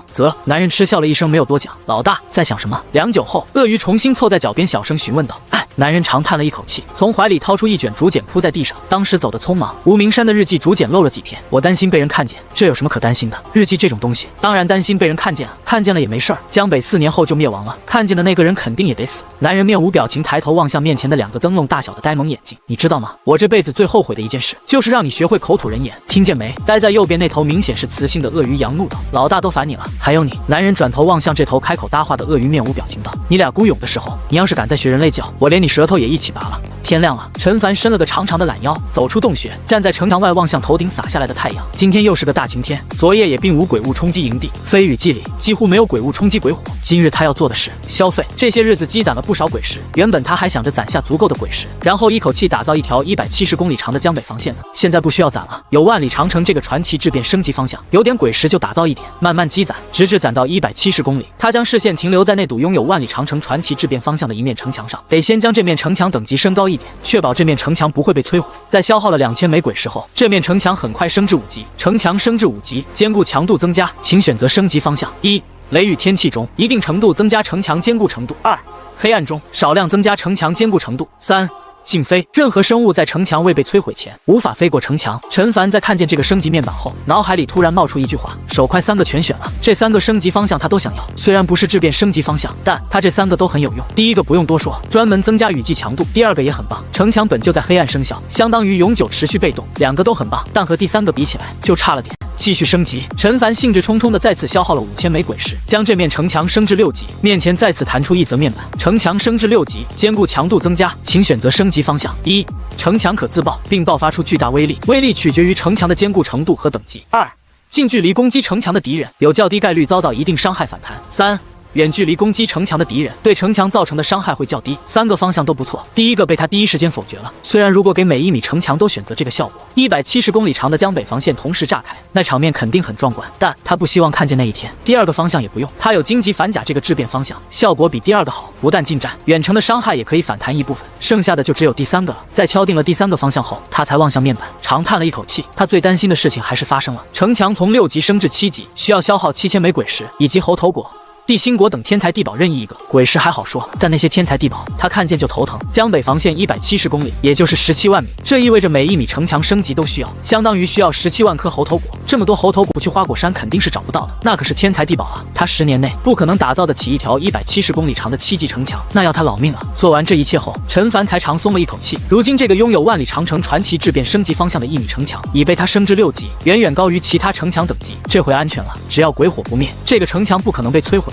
随后他才蹲在地上，拿起树枝在地面上的灰尘开始算数。江北防线全程170公里，再加上一些炮塔、鬼火、铜管的费用，总造价差不多4亿枚鬼石内绝对是够用了。陈凡蹲在地面上，用树枝比划着，4亿枚鬼石不是个小数目，要想做到这一点，关西平原必须啃下较小的势力，数量多如星辰，用骷髅马这种物美价廉的商品掠夺鬼石，而像屠仙圣地这种大势力，全都上门索要保护费，不给的都灭了，差不多就能凑够。他觉得自己这个保护费收的理所当然，不是他挡在前面，你们全得死。不过眼前的情况是，得早点将万里长龙琢磨明白，城墙将如长龙般可在营地范围内随意移动，传奇，他可以先搞个1公里的。1号洞穴入口处的这堵21米长的城墙，此时一节是6级的，剩下的都是3级。他也没再升级后续的城墙，准备先练习下操控城墙。陈凡操控着城墙如长龙般在营地内乱窜，速度并不快，比骷髅马慢了一点，移动起来会在地面留下长长的离地痕迹，泥土都被翻出来，好像刚被离过地一样。这玩意儿离地绝对是一把好手。紧接着，他站在这节城墙的最前端，双手背负在身后，点亮安置在峡谷内的20座鬼火，面色冰冷的远眺天边，而身下城墙如长龙般快速朝峡谷入口处疾驰而去，耳边风声呼啸而过。这一刻，他觉得自己帅极了。相比御剑飞行，他觉得自己要更帅一点，至少他的威慑力更大。很快，长龙在峡谷入口处停了下来，峡谷外就不属于营地范围了，长龙出不去了。他又快速小跑至长龙一端，再次站在最前端，双手拄着翡翠手杖，面色冰冷地望向营地。长龙再次向前疾驰而去，数个来回之后，他才过足了瘾。爽啊！陈凡将城墙重新塞回1号洞穴的入口处，畅快地咧嘴笑了起来。等他实验完如何操控万里长城外出的时候，他在关西平原的第一次亮相就要这样出场，给关西平原的土著建筑师带去一点小小的震撼，见识下什么叫做传奇质变升级方向。时间渐渐来到下午，距离天黑还有1个时辰左右。陈凡坐在城墙上的板凳上，面前桌子上摆放着3盘饺子和1碗汤饺。正值冬季，温度降得越来越低了，冬天最完美的食物就是饺子，饺子3种馅是必须要吃的。就在这时，怀中的传音符突然发热，拿起后传来周末的声音：“狱主出事了，你等会儿。”陈凡轻叹了一口气，打断了周末的话，有些无力的起身摆了摆手。守在城墙下的侍女快速上前收走碗筷，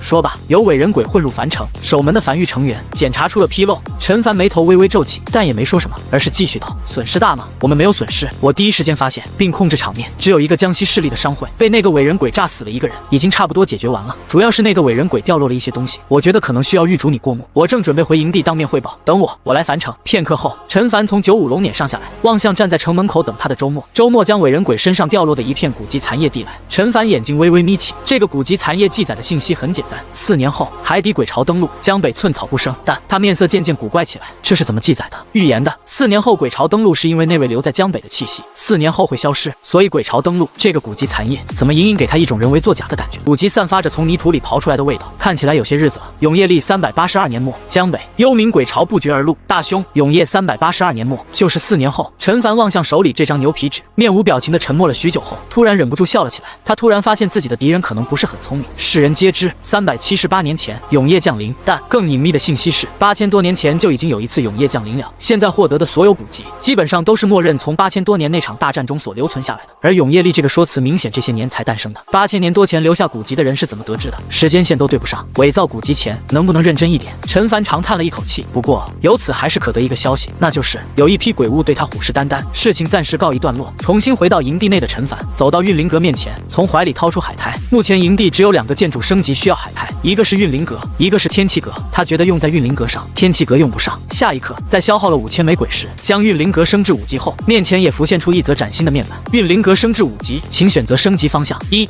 修炼速度增加至15倍，限10倍。2. 参悟武技速度增加至15倍，限10倍。3. 顿悟概率小幅提升。陈凡眼中闪过一丝诧异，主要是他发现升至6级竟然无需任何材料，只需要1万枚鬼石就可以吗？没有犹豫，他当即选择了第一条，提升修炼速度，这个是优先级最高的，并且没有停留，继续升至6级。陈凡望向面前弹出的面板，面色渐渐古怪了起来，再次选了提升修炼速度的升级方向，这次竟然也没有任何材料所需。随后，陈凡一口气将白色建筑运灵阁升级至10级，也就是满级。面前弹出最终面板，运灵阁已升至10级，已升至满级，无法再次提升。获取满级效果天赋异禀。所有修行者大境界在运灵阁突破时，都将获得一定庇佑和加持。比如，当9×9淬体突破5王时，自动成为10×淬体。陈凡望向眼前的效果，有些微微发懵。满级运灵阁的效果是不是有点夸张了？拥有这个效果，他可以批量制造10×淬体的武王。他默默地关闭面板，望向正盘膝坐在运灵阁里闭目修炼的齐月，突然有点心疼这家伙。这家伙如果晚几日突破武王，就不用遭那罪了。随后，他如法炮制，将生活攻防一口气升至10级。面前再次弹出一则面板，生活攻防已升至10级，已升至满级。无法再次提升。获取满级效果能人巧匠产出该生活攻防的物品，在制造完成后有较低概率获得特殊效果。陈凡微微咂舌，目前来看，这个满级效果不如是神炮和运灵阁的满级效果。不过，在升级了2个面板后，永业领主面板上再次发生了一丝变化。运灵阁和生活攻防图鉴已被点亮，建筑图集已点亮3个满级建筑，获得一个黄色品级的福袋。点亮5个满级建筑，将获得价值更高的奖励。随后，一个通体金黄的福袋落在他面前，他将福袋捡起来，异宝名称：福袋，异宝品级黄色，异宝效果。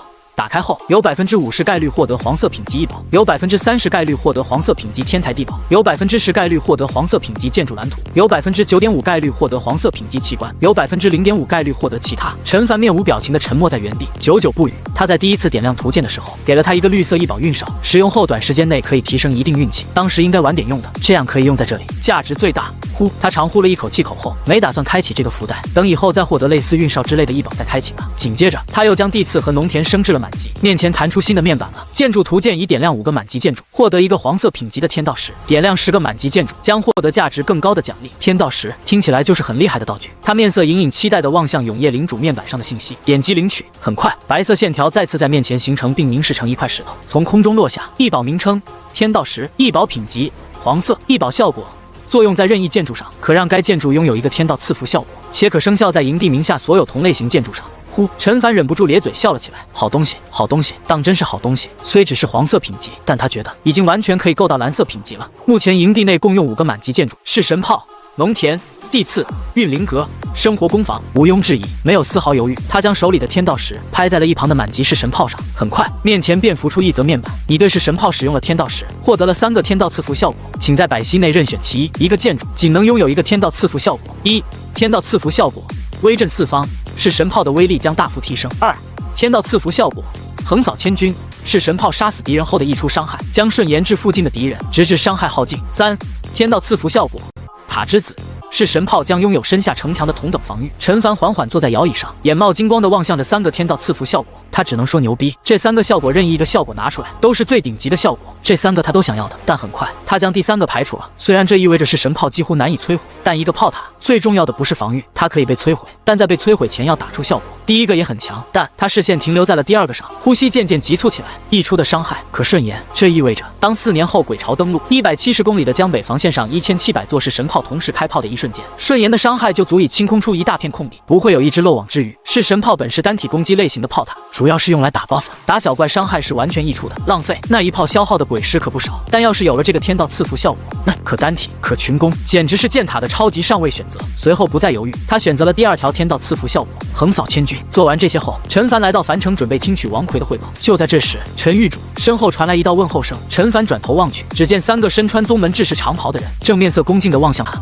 我记得你们有点印象。陈凡若有所思地点了点头，这帮人应该是天下阁的，当时他去江北处理江北陈家的事实见过，只是不知道现在找他有什么事。见过陈狱主。为首的年轻男子双手抱拳恭敬道：我叫天启，是江南天下阁的亲传弟子，上次我有幸在江北城见过陈狱主。你说？陈凡点了点头，他记得上次有个穿白裙的女子对他有些敌意，但这次没来，看来天下阁是抱着友善态度来的。是这样的。天启深吸了一口气，压住内心的忐忑，尽量让自己平静一点。1年1度的建筑师交流大会马上就要到了，这次由我们天下阁牵头举办，汇聚了江北、江西、江东、江南4地有名气的建筑师。陈狱主身为建筑师，一手创建梵域，对建筑有着独特的手段和理解。我们想邀请您参加这个大会。不去。陈凡几乎没有任何犹豫，当即拒绝。他又不是建筑师，参加哪门子大会？交流什么？陈狱主先别着急拒绝。天启见状急忙开口：往日的建筑师大会举办地点往往在牵头者的势力范围内，比如今年本该在天下阁的地盘，但天下阁想将今年的建筑师交流大会在樊城举办，除了邀请您参加，还想请示能否借樊城作为建筑师交流大会的场地。这个可以。陈凡突然笑了起来。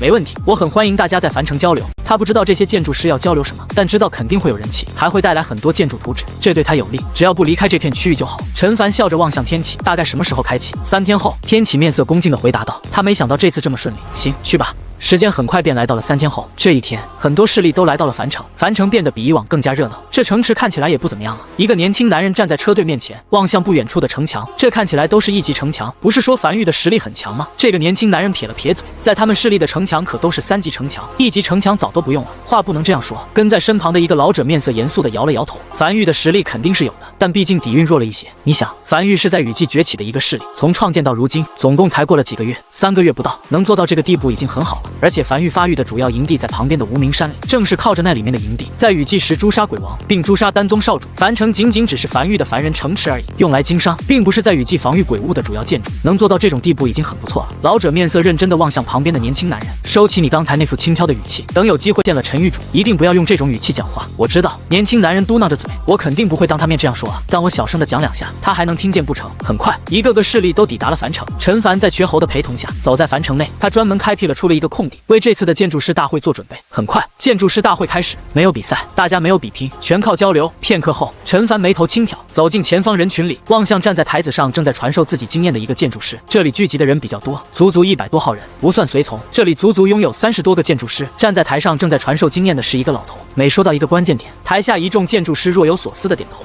很快，这个老者走下台，又有一位中年建筑师和一个老妪走上台来分享。台下人再次若有所思的点了点头，显然收获良多。就在这时，老妪突然看向陈凡，陈狱主在这里也听了许久了，是否愿意上来分享下自己对建筑师的见解？话音落下，大家顺着老妪方向望去，这才发现樊城的主人陈凡竟在他们中间旁听了许久。顿时，一众期待的眼神投来。陈狱主讲2句，随便分享1点就行。陈凡站在原地停顿了一下后，才轻点头，行，那就讲2句。随后才拄着翡翠手杖朝台上走去。站在台上的陈凡从下方众人脸上挨个扫过，轻声道：“今日我所讲的东西无关技艺，关乎大局。我相信今日能来参加建筑师交流大会的势力，都是江北4地有名有姓的大势力。你们手里肯定有参悟不透的建筑蓝图，带到樊玉来，交给我，让我来参悟。我的参悟方式比较特殊，会损坏建筑蓝图。作为回报，我会亲自前往你们势力范围内，为你们势力范围内打造一座这张建筑蓝图的建筑。看见那座高塔了吗？”陈凡指向无名山上的那座通天柱，众人视线也随之望去，一座数百米高的柱子，直冲云霄。事实上，所有人尚未进入樊城，还行驶在荒原上时，就远远看见这座矗立在无名山上的高塔。只不过大家都默契的无一人提起，毕竟无名山是樊玉的地盘，那座高塔说不定就是什么底蕴建筑，属于樊玉的机密。贸然提起，有种打探樊玉机密的感觉，这可不是什么一个好事情。此刻陈凡主动提起，大家内心原本被压下去的好奇心又再次涌了出来。那是通天柱。陈凡的声音缓缓响起，黄色品级的建筑，拥有莫测威力，具体手段如何，或许得当有鬼物围攻樊玉的时候，你们方可得知。曾经有一个上古建筑师，耗时一辈子没参悟透通天柱的建筑蓝图，我有幸得到这张建筑蓝图，3天参悟并打造完毕。他临死前最大的遗憾就是没有参悟明白这张建筑蓝图。我想你们应该不想带着这种遗憾死去，你们不少人手里应该都拥有一张参悟许久尚未参悟明白的建筑蓝图，交给我，我替你们参悟。当然，具体建筑蓝图会有樊玉专人进行审核，无参悟价值的建筑蓝图，樊玉也不会接受。言罢，陈凡没有停留，而是转身离开，径直消失在人群里。这个想法是他在听到那几个少年交流参悟建筑蓝图时就涌现的。这些建筑师里说不好手里就藏着一个高品级建筑蓝图，但一直参悟不透。如果能带来樊玉，那樊玉的发展会更快。陈凡已经走远，但台下却寂静无声，众人沉默着，一言不发，互相对视，都看见了彼此眼里的异动，和所有人想的都不一样。他们本来以为陈凡或许不愿意说一些关于建筑师的核心技巧，只会说一些别的来打马虎，又或者是真切的分享一些关于建筑师的技巧。没想到的是，陈凡什么都没说，只是提了一个建议，或者说提议，将建筑蓝图交给他参悟。作为回报，他会亲自前往对方势力范围内，为其打造一座该建筑蓝图对应的建筑。天下阁阁主眉头紧皱，站在原地沉思着，久久不语。他手里就有一张这么多年都没参透完毕的建筑蓝图。倘若陈狱主真的能参悟完毕，并且愿意在天下阁的势力范围内打造一座这样的建筑，那哪怕建筑蓝图会被摧毁也无所谓了。毕竟建筑都有了，他可以走进建筑内部，仔细了解建筑的细节，日后随便打造。这个提议对他是百利而无一害，唯一的缺点就是这样会让樊玉变得更强。天下阁的阁主望向周围，若有所思地点了点头，没有讲话。他看得出来，不少人都有点异动了。很快，又有下一个人上台分享，只是这次大家都有些听得心不在焉，显然还在想刚才陈狱主的那个提议。少爷，陈凡此时已经离开建筑师交流大会，朝樊玉营地驶去。坐在95龙辇车夫位上的瘸猴有些不确定道：“少爷，你说他们能答应吗？”坐在车厢内的陈凡随意道：“根据观察，这些建筑师打造建筑时，并不需要建筑蓝图，建筑蓝图只是辅助建筑师认知建筑的一种工具，而他不一样，他打造建筑需要将建筑蓝图捏碎，收入到永业领主面板里才能打造，因此他们双方其实是不冲突的。这些势力把建筑蓝图交给他，他去对方势力范围内打造一个对应的建筑，让这些势力慢慢参悟。参悟完毕后，哪怕没有这张建筑蓝图，这些势力的建筑师也可以打造出这样的建筑，这是一个双赢的结果。但其实有不少人是不喜欢双赢的，他们更喜欢单赢，所以他不确定有多少人会答应这个提议，但他觉得肯定会有人答应。很快，95龙辇并没有驶入峡谷内，反而驶上了无名山，停在了通天柱下。瘸猴留在原地，陈凡一个人来到通天柱最顶端的平台。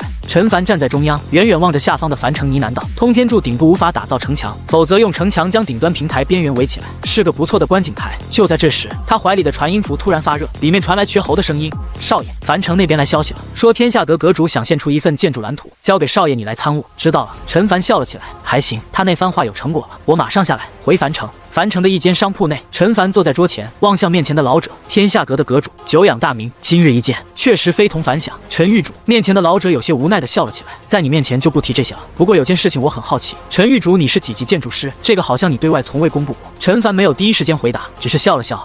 比你高一点吧。他几级建筑师？他压根不是建筑师。正常来讲，他现在应该是2级修行者，尚未突破至3级修行者。老者对此倒是没有太多意外，虽然他不清楚陈玉主具体是几级建筑师，但肯定是比他高的。随后他也没有过多绕弯子，而是郑重地从怀里掏出一张建筑蓝图，摆在桌子上。陈玉主，你的提议很打动我。我知道参悟一张建筑蓝图极其耗时间、耗心力，还耗鬼石。你愿意帮助大家参悟蓝图，这是大格局。这张建筑蓝图我参悟了37年，本来都打算放弃了，但一想到耗费了大量时间、精力和鬼石，如果这个时候再放弃，前面的就都打水漂了。我已经放不下了。如今我已经78岁，没几年可活的了。如果到死都没有参悟完毕，那绝对会是死前最大的遗憾。不知陈玉主，你看看这张建筑蓝图可入你眼？我看看。陈凡接过蓝图，轻咳了一声，装模作样的上下看着，实际上只是望向面前的面板。异宝名称：噬魂雕塑，异宝品级：黄色，异宝效果。雕塑类建筑蓝图安置在营地内，可对营地成员有加持效果。半晌后，陈凡才皱眉道：这个建筑比较复杂，参悟起来有点耗心力，而且需要消耗我不少鬼石。具体情况得回到营地之后才能看，但3天内应该可以参悟完毕。如果你不着急的话，可以在繁育等我3天，3天后我给你个答案。如果参悟失败的话，建筑蓝图原路送回。好，老者点头，长松了一口气后起身，面色认真地望向陈凡。那就拜托陈玉主了。如果真的能将这张建筑蓝图上的建筑打造出来，我这辈子哪怕死也再无遗憾了。说罢，便转身告离。陈凡望向天下阁阁主离去的背影，笑容终于有点压抑不住地浮上脸颊。这就是出名的好处啊！名声是把双刃剑，有坏处，但也一定会有好处。有了天下阁阁主带头，很快便有众多势力献上自己的建筑蓝图。在筛选出一些有用的蓝图后，陈凡轻叹了一口气后，将建筑蓝图全部捏碎，纳入永夜领主面板里，准备回营地内打造出来试试，看看效果。具体效果是什么，打造了才知道。面板上显示的不算特别清楚。建筑交流大会持续3日，第1日即将结束。天色渐晚，一众建筑师也各自入住客栈。陈凡则是已经回到繁育营地内，坐在城墙上，望向永夜领主面板上的可打造建筑选项噬魂雕塑，消耗100枚鬼石打造出来后，安置在营地内。待在雕塑100米范围内的营地成员，体力恢复速度将小幅提升。陈凡有些迟疑地望向安置在洞穴内的这个雕塑，效果怎么说呢？不错，无论是干活还是御敌，都有很好的效果。但这真的是一个黄色品级建筑该有的效果吗？有点配不上黄色这个品级感觉。但价格便宜，100枚鬼石一座，那还要什么自行车呢？升级看看，升至2级没有任何材料需求，只需300枚鬼石。作为一个黄色品级建筑，这升级所消耗的鬼石也是真的不多。噬魂雕塑升至2级，请选择升级方向。1. 待在雕塑100米范围内的营地成员，伤势恢复速度将小幅提升。2. 安置在雕塑100米范围内的营地攻击类建筑，鬼石消耗将小幅降低。3. 安置在待在雕塑100米范围内的营地成员，修炼速度略微提升。等等，陈凡微微一愣，突然意识到这个噬魂雕塑看起来好像很普通的建筑，为什么会是黄色品级的建筑？他前世玩过一款游戏，里面有个职业最高贵，叫牧师，效果也很简单，战斗时就待在最后方，给前面的队友加各式各样的 buff。而这个噬魂雕塑就是如此。这哪是什么雕塑啊？这不就是一个不会移动的牧师吗？每升1级就有一个 buff， 这升至10级，那不得10个 buff。若全选择增强营地成员实力的，那完全可以将一个战力一般的繁育成员战力大幅提升，用于守城，简直绝了。城墙根下，每隔100米摆一个，没再停留，他当即选择了第2个。安置在雕塑旁边的攻击类建筑所消耗的鬼石会小幅降低。至于营地成员恢复伤势和修炼速度，它都有对应的建筑，完全不需要这个雕塑。再次消耗500枚鬼石，升至3级。嘿，依旧是这3个升级方向，变都没有变。再次选择第2个，直至升至4级，升至5级，升不动了，并不是开始需要材料了，而是噬魂雕塑已升至5级，已升至满级，无法再次提升。因升级方向清一色选择第2条，获取对应满级效果，精打细算。安置在雕塑范围内攻击类建筑，鬼石消耗将再次降低。陈凡望向面前的面板，僵在了原地。5级、满级、黄色品级建筑，这几个词加起来好陌生啊！他第一次看到上限等级这么低的建筑，还是黄色品级建筑，而且是真便宜啊！一个满级的噬魂雕塑仅仅只要2600枚鬼石。至于效果，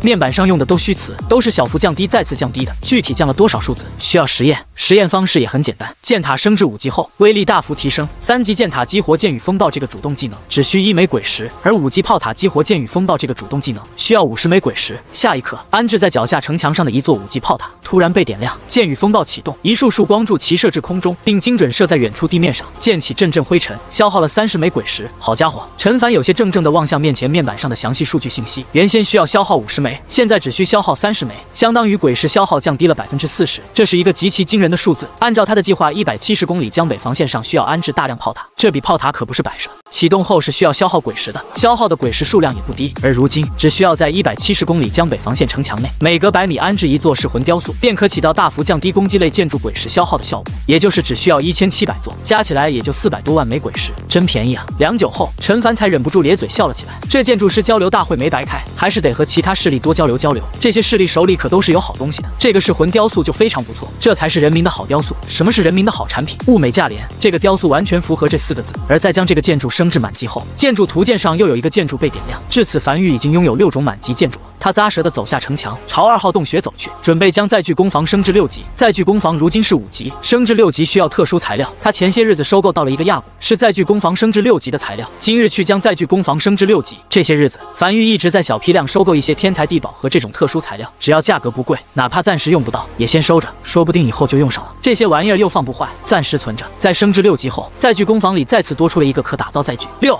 海船中型载具，最多可乘坐30人，移动速度快，负重能力强，吃水较深，自带鬼火以及少量的攻击建筑。可外置部分建筑船体较为坚实，相当于1级城墙的坚硬度，长期停靠维护需配套建筑港口，打造所需2000枚鬼石。海船，陈凡眼睛微微眯起，这个看起来比古舟更适合远程航行，或许可以去看看死海对面有什么。只是这个旅程有点危险，说不定死海对面是鬼屋的大本营呢。陈凡望向这张在击杀鬼王时掉落的建筑蓝图，如今刚好可以用到。从无名山到海边只有1000米直线距离，但无名山正对着海边是悬崖峭壁，想要打造港口得再往旁边一点。足足铺设了3000多米铜管后，陈凡才站在海边，一个由白色线条所形成的港口建筑虚影在海边缓缓形成。1000枚鬼石化作的白色液体沿着铜管从樊玉一路激射，钻进虚影里。当虚影渐渐凝实，港口也正式打造完毕。陈凡望向眼前的港口，有些微微震撼。这1000枚鬼石花的是真纸。港口造好后，地面隐隐震动，后方一只巨龟缓缓朝他驶来，而在龟壳上则是固定着一个海船。很快，海船入海，溅起阵阵海浪。陈凡站在港口望向身旁的缺喉，没有在此久留，而是打道回府。他准备今夜将海船停在港口，看看能否挡得住鬼屋的侵袭，然后准备人手，看看大海深处都有什么。樊玉营地内，陈凡坐在屋内，望向被唤来的王麻子，示意其坐，随后才缓缓道：“有个艰巨的任务，我找不到合适的人选。”樊玉造出来了海船，那是一艘大船，船体防御程度相当于1级城墙，船上有数门炮塔，自带鬼火，可在黑暗中的海面上前行。我想派人去看看海的深处都有什么，只是此趟危险，船音符的联系距离有限，我们暂时无法在海面上打造据点，这意味将无法联系到樊玉，但总得去看看。呼，王麻子深吸了一口气后，单膝跪地，面色严肃地低头沙哑道：“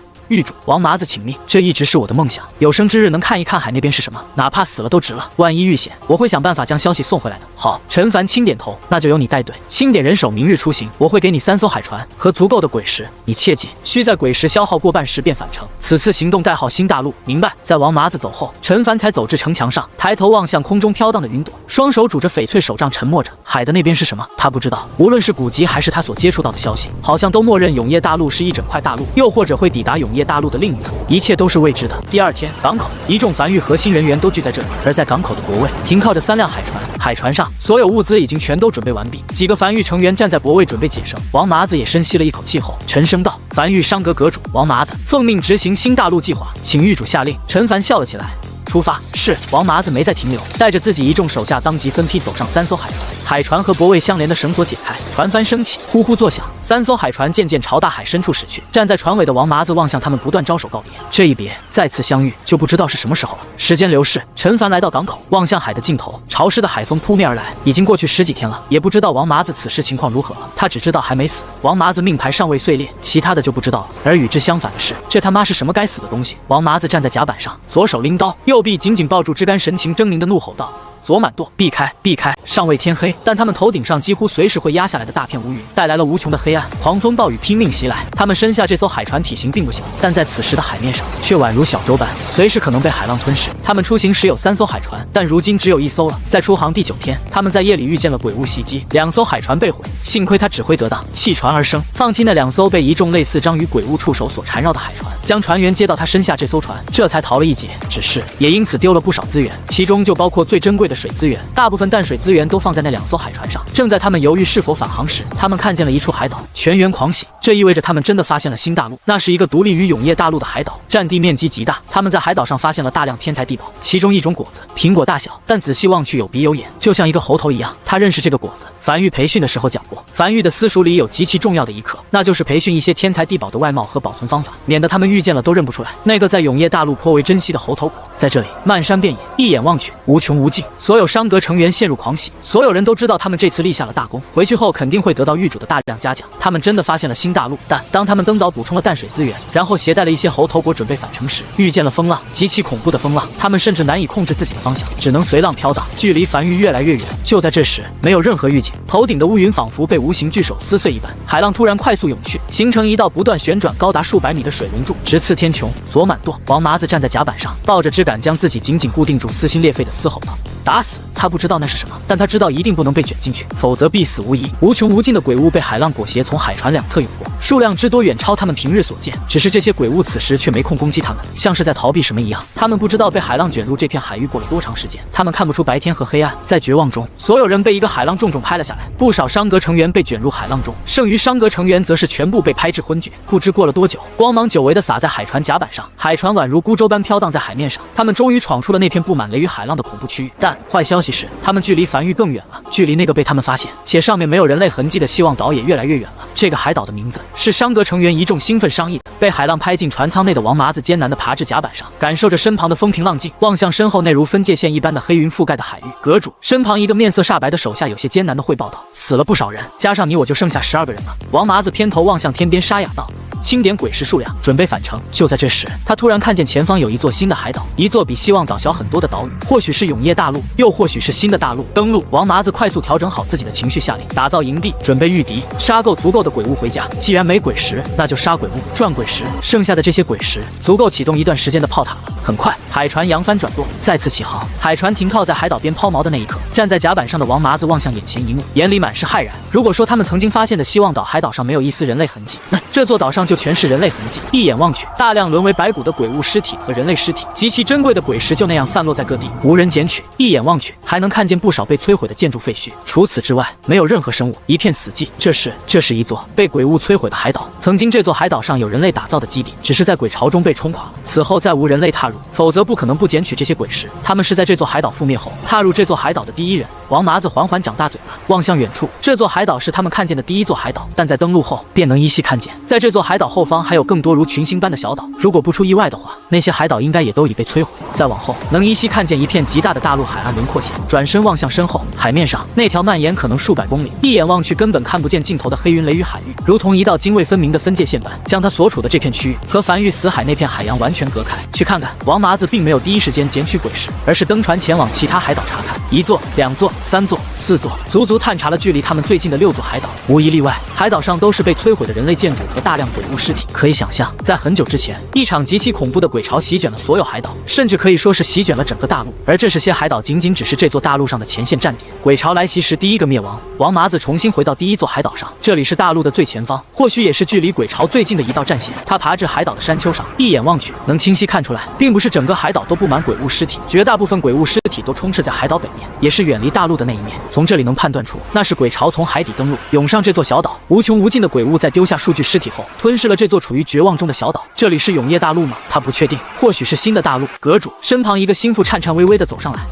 我们要回去吗？王麻子沉默着转身望向身后一众眼里满是恐惧的手下，个个身上带伤，已全然没有了刚出海的兴奋。在经历了大海的洗礼后，他们不想再冒险了。他没有丝毫犹豫，重重点头嘶哑道：“我们要将消息带回去，让狱主知道有希望岛的存在。”站在王麻子身后的一众人低着头没有反应，他们怕了，不想再闯一趟那雷雨海域了。要想返程，必须经过那雷雨海域。阁主还是那个心腹有些低声道：“鬼物会吞噬鬼石，这里的鬼石既然没被吞噬，说明这片被覆灭大陆已经没有鬼物了，这里是安全的。或许我们可以什么？可以留在这里。”王麻子笑了起来：“早说啊！早说出海前也带个娘们不是？咱们一堆糙汉子留在这里干啥？而且这海岛上可不像是有食物的样子，吃什么？试一试，这个雷雨海域肯定有尽头的吧？我们沿着雷雨海域边缘前进，说不定就能绕过雷雨海域找到回家的路。而且我们能冲出来一次，肯定就能冲出来第2次。”阁主还是刚才开口的男人，抬头望向王麻子，眼眶通红道：“我直说了吧，如果这里的鬼石真的那么容易带走，当年镇守无名山的那位早就带走了，怎么会留给我们？那雷雨海域定是必死的危机，我们能侥幸闯过一次，还能闯过第2次吗？我甚至怀疑我们可能早就已经死了。这里根本不是什么新大陆，而是阴曹地府，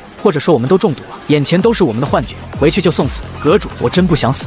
男人声音越来越大，歇斯底里的即将情绪崩溃。话音未落，王麻子已经上前一步，手掌画刀敲在手下后颈上，令其昏厥过去后，将其抱在怀里，望向一众衣衫褴褛的手下，沉默了许久后才沙哑道：“我们要回去，一定要回去，一定要将消息带回去。这里的鬼石可以确保江北防线的必然建成。你们不想成家吗？你们不想让自己的孩子在不被鬼物侵蚀的地方生活吗？我发誓，我一定带着你们活着回去。”在海岛上休息了一夜后，第二天天亮，他们开始起航。海船沿着雷雨海域行驶了足足近30日，雷雨海域根本不见尽头，宛如天堑般，他们根本无法绕过这段雷雨海。船舱所容纳的鬼石不允许他们继续再浪费鬼石了。诸位，王麻子站在甲板上，先看了左边那电闪雷鸣、被黑云笼罩的海域，又望向甲板上一众抬头望向他的手下。这些人眼里已再无恐惧，他们知道此时已经没有退路，眼里满是坚韧和癫狂。停顿了片刻后，才咧嘴笑了起来。在加入梵域之前，我王麻子和各位一样，也没干过什么惊天动地的大事。后秦阁让我写档案的时候，我在高光时刻那一栏填的也是无。但今日之后，只要我们能活着回去，活着将消息带回去，这辈子死了也值了。这是我们这辈子干过最大的一件事。今日不仅仅是我的高光时刻，也是诸位的高光时刻。若我们活着回去，往后荣耀，诸位与我同享。倘若老天无眼，真就有去无回，便以此海为种，与诸君同葬。王麻子深吸了一口气，从每个人的脸上扫过，有些狰狞的高吼，举起手中大刀，高吼道：“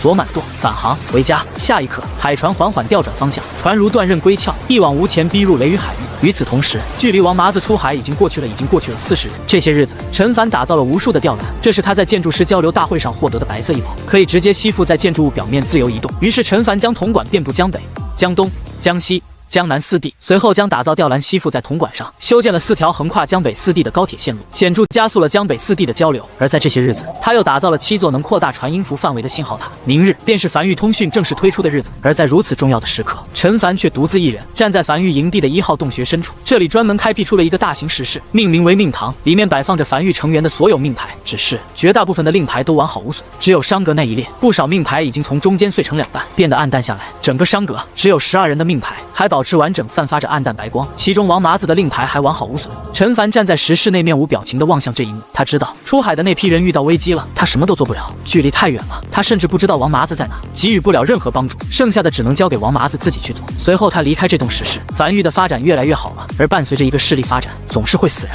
只是或许是私心作祟，他不希望跟着自己从雨季闯出来的那批人死掉，他想让这批人亲眼见证梵域的崛起，见证自己梦想的实现。少爷，快过年了，1号洞穴城墙上，瘸猴走至陈凡身边，低声道：“如今已经是永业历379年2月底了，马上就要过年了。下面的人在问要不要在梵域内贴点对联什么的。”陈凡停顿了一下后，才轻声道：“你安排就行，马上开春了，是该休息休息。”明白。在瘸猴退去后，王奎才抽空走上来汇报道：“狱主，目前营地内储备鬼石来到了938万枚，马上突破1000万枚大关。梵域1号线每日平均进账10万枚鬼石，其他3条线今日刚投入正式运营，暂无具体数据。这40日，光梵域1号线就进账400万枚鬼石。如果可以保持这个数据，光是梵域1号线每年的进账就可来到3000多万枚鬼石，不会一直保持的。”陈凡摇了摇头，平静道：“这是高铁刚发车，人们处于新鲜期，过了这段新鲜期，会逐渐回落的正常区间。还有，王奎正准备继续汇报。”陈凡怀里的传音符微微发烫，拿起后里面传来了王麻子微弱却又自豪的声音：“狱主，商阁执行新大陆计划归来，已顺利抵达梵域港口。”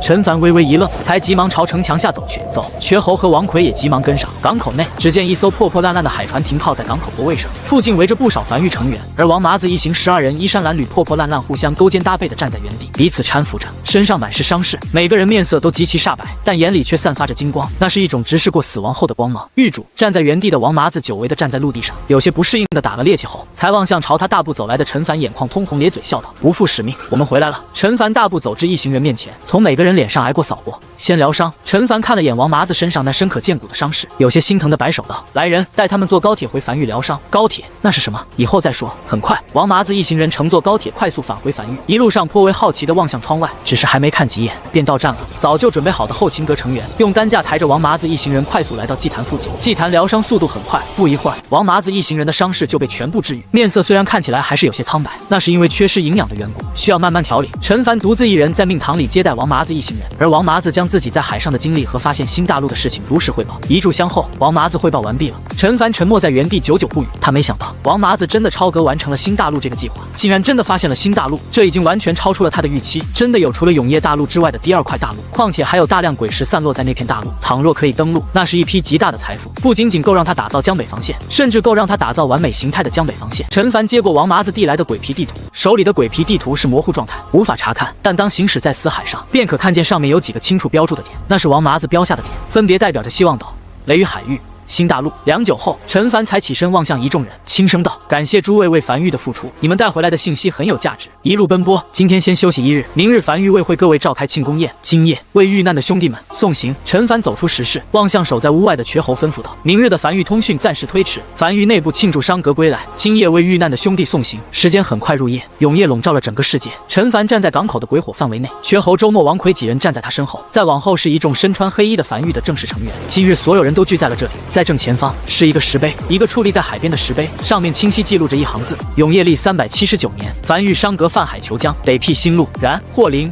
冯异、颜之、贺拓诸君逊于苍冥，魂悸怒涛，海江遂开，钟鼓长眠。其拓土之功，可名金石；其开江之勋，足耀星辰。特以鬼谷为碑，朝生作祭，樊玉子民，永嗣不辍。这是一场送别。站在人群前方那12个活下来的伤革成员，此时眼眶通红的直勾勾地望向那石碑，他们亲眼见证了自己兄弟的遇难。他们有些遗憾，那些兄弟没有和他们一起站在这里，但又有些庆幸，狱主足够重视他们。有家人的兄弟也领到了一笔足够的抚恤金。走好，王麻子低声呢喃着。一夜很快过去，天亮了。按照正常规划，今日应该是樊玉通讯正式推出的日子，但此时樊玉营地内极其热闹，一张张大桌子摆在一起，上面摆满了佳肴。今天是庆功宴，庆祝伤革平安回来，并发现了新大陆。是的，这则消息并没有瞒着樊玉正式成员，会有泄露的风险。但陈凡也想看看樊玉里有没有内鬼，如果有内鬼的话，那这则重磅消息足以让这个内鬼启动自己。陈凡独自一人坐在城墙上，望向城墙外热闹准备的那一幕，躺在摇椅上，指关节无意识地在椅子扶手上敲击着。新大陆，一个被鬼潮覆灭、满地鬼石的新大陆，那意味着巨大的财富，相当于白捡，只要登陆就是暴富。那敛财速度比他在江北敛财速度快多了，足够他打造出绝对安全的江北防线。但如何抵达新大陆是个问题。那座被伤革命名为希望岛的岛屿还好说，伤革出海约莫第7天后发现这座海岛，在知道目标直线距离的话，大概5天就够。这座岛屿距离雷雨海域有一段距离，只要不被海浪卷入雷雨海域，上岛采摘是没有太大风险的。但那新大陆可是被雷雨海域隔绝，想要穿过雷雨海域不是一件简单的事情。根据王麻子的说法，那更像是一个禁地，或者说是天堑，人类绝对无法踏过。靠运气穿过雷雨海域，不知要死多少人。樊玉没有那么多人命去填，除非他眼睛微微眯起，除非开启一项足够巨大的工程——海底隧道。但需要考虑多个可能。山海苔虽然固定隧道，但海底隧道需要承受极大的压力。山海苔仅仅只是一个绿色异宝而已，真的能顶得住这种压力吗？其次，大海深处一切都是未知的，谁也不知道会有不会有鬼物破坏他们的海底隧道。不过，倘若真能踏足新大陆，带回大批鬼石，那樊玉将会彻底一鸣惊人。在此等诱惑面前，再大的难题也得试上一试。他偏头望向城墙外晒太阳的魏巍，这种大型工程估计要给魏巍累得够呛，这几日得给魏巍吃点好的。第二天，陈凡带着魏巍来到港口旁，魏巍乖巧地趴在地面上等待指示。挖地，魏巍眼中闪过一丝询问。挖向哪？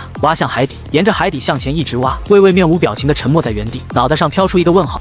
陈凡一时有些语噎，工作量好像确实也有些大。魏巍又不要月钱，他也有点不好意思这么用人，这工作量放一头驴身上都得累个够呛。食物管饱，魏巍眼睛金光闪过，顿时兴奋了起来，跃在空中直逼地面，双爪如利刃般一直挖速朝地底挖去。不一会儿的功夫，便在地面上留下一个通往地底深处的直直深井。很快，一个足够深的深井出现在港口旁，他沿着深井墙壁搭建铜管，然后乘坐高铁抵达深井底部。此地已经足够深，至少远超目前这一片海底的深度。魏巍开始停止竖向挖掘，开始横向挖掘。魏巍一边挖掘，他一边跟着身后铺设铜管。与此同时，铜管铺设之地都有惨白白骨从后方延伸出来，固定着隧道不会塌陷。是的，这个活他得全程跟着魏巍一起干，否然没有铜管和山海苔的保证，万一塌陷，那魏巍就很难活着爬出来了。这个大工程需要他的全程参与，他将这项工程命名为新大陆隧道，直通新大陆。时间缓缓流逝，魏巍挖土，陈凡铺设铜管，一人一恶，配合得颇为默契。天黑了，永夜降临了，倒不是陈凡的生物钟有多好，而是他看见身后铜管被点亮，铜管里流淌的冷白鬼火只会在永夜降临后散发出淡黄色的光芒。他望向身后，铜管散发出来的鬼火光芒笼罩了整个隧道，长长一条，看起来极具虚幻感。挖了一天，他已经看不见隧道入口了。在海底的挖掘速度不如地面铺设高铁的速度快，但也不慢。魏巍是真的拼了老命在干，全程几乎没有休息。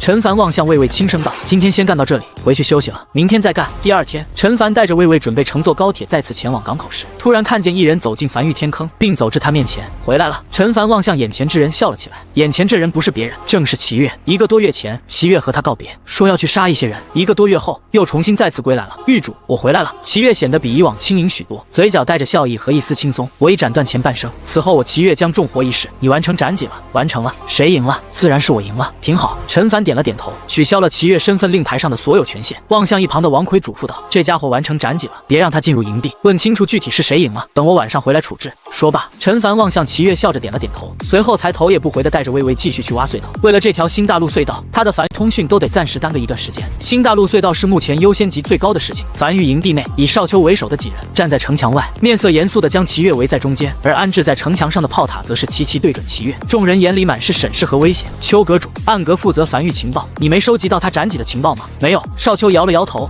我知道他去杀了哪些人，但此后就再无消息了。斩戟是齐月修行的特殊手段。齐月身世悲惨，内心满是仇恨，将所有负面情绪集中起来，大幅提升修炼速度。但负面作用就是负面情绪渐渐堆积，会形成另一个自己。两人拥有全部的战力和外力，一决生死。倘若齐月死了，那另一个自己就代齐月而活。倘若另外一个自己死了，那齐月这门特殊心法将再无负面作用，并彻底斩断以前的仇恨。少秋有些若有所思地打量着齐月，这家伙平时一副高冷的样子，表情总算很欠揍，如今看起来随和许多，应该是真的长了负面情绪。不对，王奎坚定地摇了摇头，情绪达到极端时会反转，比如怒极反笑，喜极而泣。这家伙如今表现得极其随和，甚至被我们质疑还面带笑意，很有可能就是情绪达到极端的怒极反笑。这恰恰证明了这个齐月是由负面情绪组成的齐月。有理。齐月有些无奈地扫了眼众人一眼，当初若不是怕你们看见我死了掉眼泪，我真应该当着你们面斩戟的，好让你们看看我临阵突破那威风的一面。这话像是这家伙能说出来的。少秋肯定道。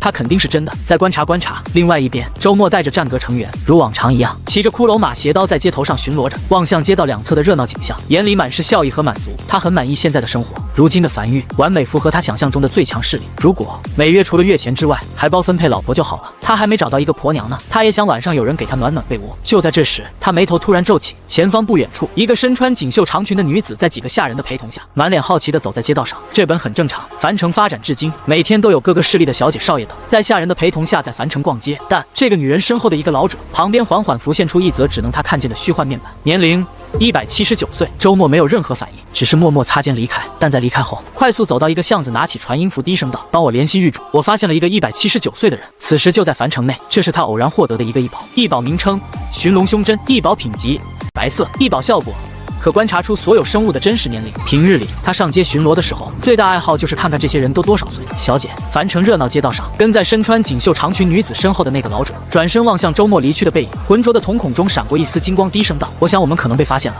女子眉头皱起：“我们有露出什么破绽吗？”没有。老者摇了摇头。但按照正常巡逻路线，他应该继续向前，而不是去一旁的巷子里，应该是汇报消息去了。说不定他只是临时更改巡逻路线的，也有这可能。而且女子偏头，眼弯如月牙，笑着，就算被发现也没有什么关系吧，我们又不是什么见不得人的东西。父亲临走前不是还说要让我们好好了解下凡域吗？说不定近距离接触下陈凡，能了解的更多。老者没有第一时间回答，只是眼帘垂下，低声道：“隐士许久，再入室会有很多麻烦。”但女子并未过多在意，只是继续有些欣喜的挨个走进街道两侧的每个店铺。港口，陈凡站在岸边远眺海边，他不清楚昨晚具体挖到多长，具体挖到哪了。按照时间推算的话，大概有30公里了。这得挖多久才能挖到新大陆去啊？他低头看了眼身下的魏魏，低头琢磨着能不能给魏魏找个老婆配个种之类的，多生几胎，然后就可以一起挖了，这样效率会更快点。昨夜埋在海底的铜管并未熄灭，隧道煤炭也并无鬼物入侵，暂时不知雨季是何种情况。至少目前来看，新大陆隧道的计划是可行的，就是比较耗时间，需要勤勤恳恳的连续忙碌一段时间。就在这时，他收到了来自周末的消息，眉头微微皱起。齐月、少秋去樊城等我会客。樊城内，陈凡望向瘸猴一行人，笑着道：“齐月、瘸猴，你俩跟着我。少秋，你藏匿于暗中，去看看是哪里的客人上门，说不定是关西平原的贵客上门了。”很快，陈凡带着瘸猴、齐月两人正面迎上一个正满脸好奇望向四周、身穿锦绣长裙的女子，拄着翡翠手杖站在原地，轻笑道：“在下凡域狱主陈凡，几位怎么称呼？”站在锦绣女子身后的老者面色微变，他刚才便猜到自己一行人身份可能暴露了，但毕竟只是个猜测，没想到他们身份真的暴露了，而且来得如此之快。身穿锦绣长裙的女子望向面前拄着翡翠手杖的陈凡，眼里满是好奇：“就是你一手创建了凡域，听说你是个很厉害的建筑师，但你看起来怎么这么年轻？几位是？”陈凡笑呵呵地继续问道，看起来极其随和。实际上，他确实是一个看起来比较随和的人，人都是暗格杀的，和他有什么关系？陈狱主。身后老者上前一步，双手抱拳行了一礼后沉声道：“我们来自江南何家，此趟前来只为观摩樊城，并无其他恶意。”这个时候得他出面讲话了。小姐第一次离开家族，说话有些没轻没重的，因此树敌就不好了。江南何家？陈凡若有所思地点了点头，很快怀怀里传音符便发烫，掏出传音符听了一会儿后，才笑着道：“江南没有这个势力，关系来的吧？真是江南。”老者停顿了一会儿后，才郑重道：“我等乃江南尹氏家族，平日不在外行动，名声并未流传出去。明白了，几位里面请。”陈凡笑了起来，侧身示意几人随自己一同走向旁边的商铺。片刻后，陈凡给几人沏了一杯茶，笑着询问道：“见一叶而知秋，从你们几人身上可以看出你们背后的江南何家势力并不弱，为何尹氏？”锦绣女子已经不再讲话了，乖巧地坐在一旁。老者全面接管了对话主体，微微迟疑了一会儿后，才出声道：“陈狱主，你吃肉吗？自然。香吗？还不错。那倘若陈狱主亲眼见到屠宰的过程，还会吃得那么香吗？”陈凡不置可否地点了点头，没给出具体回应。正所谓君子远庖厨，老者脸上的皱褶如波浪般抖了抖，低声道：“江南何家是有一定的势力，但又庇护不了天下苍生，每年只能眼睁睁地看着苍生被鬼物屠戮。既然拯救不了，那就索性闭眼不看，这样会少点愧疚感。正如倘若江北城此时被鬼物屠戮，我相信陈狱主你心里也会有些不舒服吧？哪怕你不认识江北城里的人，但江北毕竟是你的地盘。但倘若避世，就可以减少这种愧疚感，只顾自己，不管苍生。”陈凡若有所思地点了点头，这倒是他第一次听到关于这种避世的解释，听起来有点道理。我第一次接触尹氏家族，既然有一家，就有第二家，所以你们都是抱着这种想法避世的，不全是？老者摇了摇头，主要原因还是因为永夜如潮汐般，总会有退去的一天。永夜里的鬼物是杀不完的，杀再多鬼物也没有意义，保全自己扛过永夜，才是尹氏家族的主要避世原因。总会有退去的一天吗？陈凡笑了起来，陈狱主难道不知？老者眉头微微皱起，如今永夜大陆的永夜并不是第一次降临，以前也降临过，只是最后都退去了。潮起潮落，潮起潮落吗？陈凡靠在椅背上，端起手中茶，轻抿着没有讲话。他没有去争论这一点，不过他可以确定一点，上次永夜降临，固然不知究竟是自主退去，还是被上古势力联手击退，但可以肯定的是，永夜不存在终有退去的那一天，会有潮起，但不一定有潮落。但他不想去讲这个，没有意义，不说这个。陈凡转移了话题，望向面前这个明显上了年龄的老者，轻声道：“此趟来凡遇所谓何事？”根据周末提供的信息，眼前这个老者已经快200岁了，永夜历总共才300多年，这家伙活了大半个永夜。一来说观摩凡城，二来是想在凡城开个店铺。开店？陈凡笑着给自己添满茶。你们不是避世吗？也需要开店？避世也是需要鬼师维持的。老者沉声道：“实际上江南几家尹氏家族在外都有生意，只不过打的都不是家族名号。各家尹氏家族和自家生意的联系，有的是5年一次，有的是3年一次，联系较少。说说吧，想开什么店？兽武店，这是江南何家的传承手艺。兽武就是给异兽定制异宝，大幅增加异兽的战斗力。不少势力都有异兽，往日买家不好找，但如今有头有脸的势力都会聚集在凡城，倒是会轻松不少。还有这个行当。”陈凡眼睛微微眯起，半晌后才突然起身笑着道：“凡城欢迎天下势力前来参观，那就不多停留了，我还有点事要忙，就先告退一步。”老者急忙起身：“陈狱主慢走。”凡城走在街道上的绝猴凑到陈凡身边，小声道：“少爷，不问问他们年龄的事儿吗？说不定有延寿的手段。”不是延寿。陈凡摇了摇头，一个活了200多年的人，那就是个老妖怪，眼里会有一种疲惫感。那老头虽然年龄大，但行为处事看起来不像是个老妖怪，年龄是虚的，像是通过沉睡这种手段来延寿。这应该也是尹氏家族和外界生意联系较少的原因。让少秋去仔细收集江南何家和尹氏家族的相关消息，顺便去查查我们灭掉的丹宗、风雨楼、江南水家这些势力是不是某个尹氏势力在外界的生意。倘若真有联系，需先下手为强，免得留下祸根，让樊于成员和药王谷那边口风严一点，别将魏魏的事情泄露出去了。明白。绝猴面色认真的重重点头应下。港口边，魏魏正趴在地面上，小心翼翼的将一块卤鸡腿含进嘴里，灯笼大小的眼睛缓缓闭起，脸上写满了享受。可陈凡的到来却打断了他。魏魏，来吧，继续干活。魏魏呜咽了一声，示意自己知道了，随后才兴冲冲的钻进一旁的深井，准备继续开辟海底隧道。陈凡也没多说什么，跟了上去。他也想过要不要给魏魏打造一套专武，用来加快挖掘速度的，可后来一想没必要。魏魏挖掘速度快主要是得益于自己的双爪，那是自身天赋，无论是打洞还是破坏阵法都很有效，加了专武后反而可能会起负面效果。新的一天刚刚开始，海底隧道内一人一鳄继续开始今天的工作。陈凡跟在魏魏身后，一边铺设铜管，一边望向后方空无一人的海底隧道，给人一种绝对的孤寂感。尤其是此时尚未天黑，鬼火尚未点亮，海底隧道内一片漆黑，只有摆放在车厢里的石头散发着光芒。他低头望向手里的鬼皮地图，王麻子此趟出海，在雷雨海域内只发现了这么一座海岛，取名为希望岛。此时希望岛在鬼皮地图的边缘处，代表着它的绿点正在缓缓逼近。按照这速度，至少需要2个月的时间，真的需要挖很久。他们挖掘隧道的速度可比王麻子开船在海上的速度要慢多了。2个月转眼而逝，陈凡独自一人站在樊玉营地内的城墙上，望向外面，轻笑着靠在椅背上。终于挖通了，足足忙活了2个月。这2个多月，他大部分时间都和魏魏在海底挖隧道。他中途一直担心山海苔到底能不能撑得住，毕竟这条海底隧道实在是太长了，尤其还在海底深处，这需要承受极大的压力，还会有渗水的可能性的。但山海苔真的值得信任，全程都撑住了，顺便还做到了防水。只能说，虽然只是绿色品级的天才地宝，但山海苔不愧是连鬼王都难寻的宝贝，够这个价值。走吧。陈凡起身朝城下走去。海底隧道一阶段已经建设完毕了，去希望岛看看。港口，一辆高铁停靠在地面上，陈凡、瘸猴等一众凡域核心成员全都登上高铁，魏魏则是留在车厢外，抓着边沿处。下一刻，高铁启动，沿着海底深处铺设的铜管，朝大海深处激射而去。海底隧道极长，前方没有任何光亮，一片漆黑，鬼火尚未点亮，高铁就在漆黑的隧道里，以极快的速度朝前方激射而去。终于，约莫过了近20盏茶的功夫，他们身下的高铁突然以一个90度的仰角开始快速爬升，阳光从洞口洒了下来。当高铁如火山喷发般从地底喷出，并稳稳当当地停在山顶时，他们到了，此地便是希望岛。高铁出口在希望岛内一座山顶的顶部。陈凡离开高铁，站在山顶悬崖边缘，远眺天边，海岛周围是一望无际的大海，不见任何陆地。这是一座孤岛，而是更远处，隐隐约约能看见那片区域被雷云笼罩，那里便是雷雨海域。只不过距离希望岛较远，有一段距离。俯瞰海岛，一眼望去，没有任何人类踏足的痕迹，遍地天材地宝，如同大丰收一般。一颗颗饱满的猴头果悬挂在树枝上，不知具体数量，但绝对不会少。见状，陈凡笑了。猴头果是一种天材地宝，不以价值来评判。城墙从6级升至7级，除了需要消耗7000枚鬼石外，还需要消耗猴头果一个。一节城墙需要一个，也就是1米。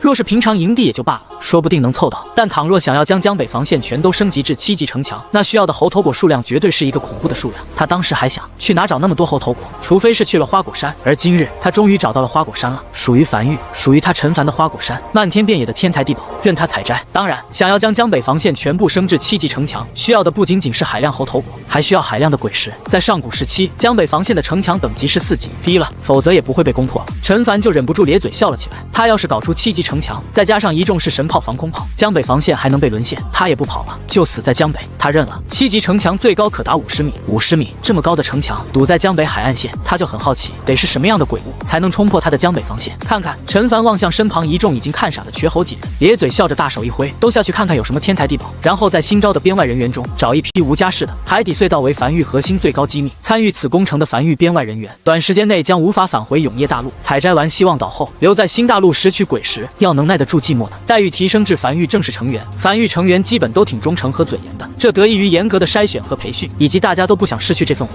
但再严的嘴也会有泄露的风险，他暂时不能接受新大陆的存在对外泄露，故而最好的嘴严就是一段时间内留在这里，不回永业大陆。周末走下山，来到海边，望向海岛中央丛林中漫山遍野的天材地宝，神情恍惚的僵在原地。永业大陆之外还有一处这样的地方，他虽知道商格发现了希望岛，但等真正踏上这个岛，他才明白能在茫茫大海上发现这座小岛有多不容易。不仅仅需要探索世界的决心，还需要忍受寂寞的毅力和足够的运气。就在这时，他突然感觉脚下好像踩了一个软糯糯的东西，下意识抬脚低头望去，只见脚底下踩着一个暗红色的肉瘤，像是海螺状，捡起来后触感温热。他僵在原地，眼中闪过一丝骇然。海苔，手里的这个东西和私塾里形容的海苔外貌特征一模一样，这竟是凡域主要搜寻天材地宝之一海苔。凡域这几个月里一直在搜寻，一株都没找到，而他脚下就踩了一个。他抬头望向远处，沙滩上竟然散落着7、8个海苔。王麻子周末顿时有些撕心裂肺地望向离他最近的王麻子，高吼道：“快捡海苔！那个暗红色肉瘤是海苔，快捡起来！”凡域核心成员都已离开，前去探索海岛了。陈凡没去，他正站在高铁出口处，也就海岛小山的顶端，望向手里的竹笋，乐呵呵的傻笑中，神情恍惚，渐渐飘远。他手里的这个褐色竹笋，他曾经在魏魏父母洞穴里找到一个，是山苔，比山海苔更好的山苔。如今他得到了第2个，得来过程倒也不复杂，路边捡的，就长在旁边石头缝里，一拔就出来了。就在这时，传音符里传来瘸猴的激动声：“少爷，快来，快来！”陈凡眉头轻挑，将山苔塞进储物戒里，大步朝山下走去。山苔储存方式的没有特殊要求，比较随意，直接塞进储物戒里就行。丛林内一处山河间，陈凡站在岸边，望向那从山上流淌下来的河流，河水极其清澈，而在河道中间有不少石头，在石头缝里生长着10束珠花，颇为好看。他沉默着，久久不语。那些花不是普通的花，外表看起来极其雪白，颇为好看，就像少女的小足般，令人忍不住想放置在鼻尖。用力嗅去，9片舒展开来的花瓣，宛如含苞欲放的豆蔻年华般，花蕊微粉，很嫩，不是别的，正是雪莲花，而且是成熟状态的雪莲花。那位居住在无名山的那位，耗费了100年时间，酝酿出了一株雪莲花，而这株雪莲花还引来了关西平原屠仙圣地的觊觎。现如今这里有13株，13株啊，也就是这种天材地宝难以在市场上流通，否则光是这13株雪莲花就足以价值连城。先别动，陈凡深吸了一口气。雪莲花采摘后需要在1个时辰内放置在低温环境，我们回去的时间超过了1个时辰，等下次来带上工具再来。高铁速度极快，但再快也有个上限。此地距离永业大陆极远，距离超过凡域1号线的全程，单次耗时早就超过了1个时辰。现在将雪莲花采摘下来，等回去后就枯萎了。就在这时，时，旁边的周末和王麻子一路小跑而来。狱主，周末有些激动地打开手里的缸子，露出里面被浸泡在水里的海苔。我们在沙滩上总共发现了11株海苔，全在这里了。我记得海苔的保存条件是需要用咸盐包裹，我身上没有咸盐，我就将海水倒进去了。不错，陈凡咧嘴笑了起来。这座希望岛的发现对樊玉的意义太重大了。陈凡满意的点了点头，接过海苔收入的储物戒里，朝远处走去，都四处再看看，看看还有没有什么惊喜。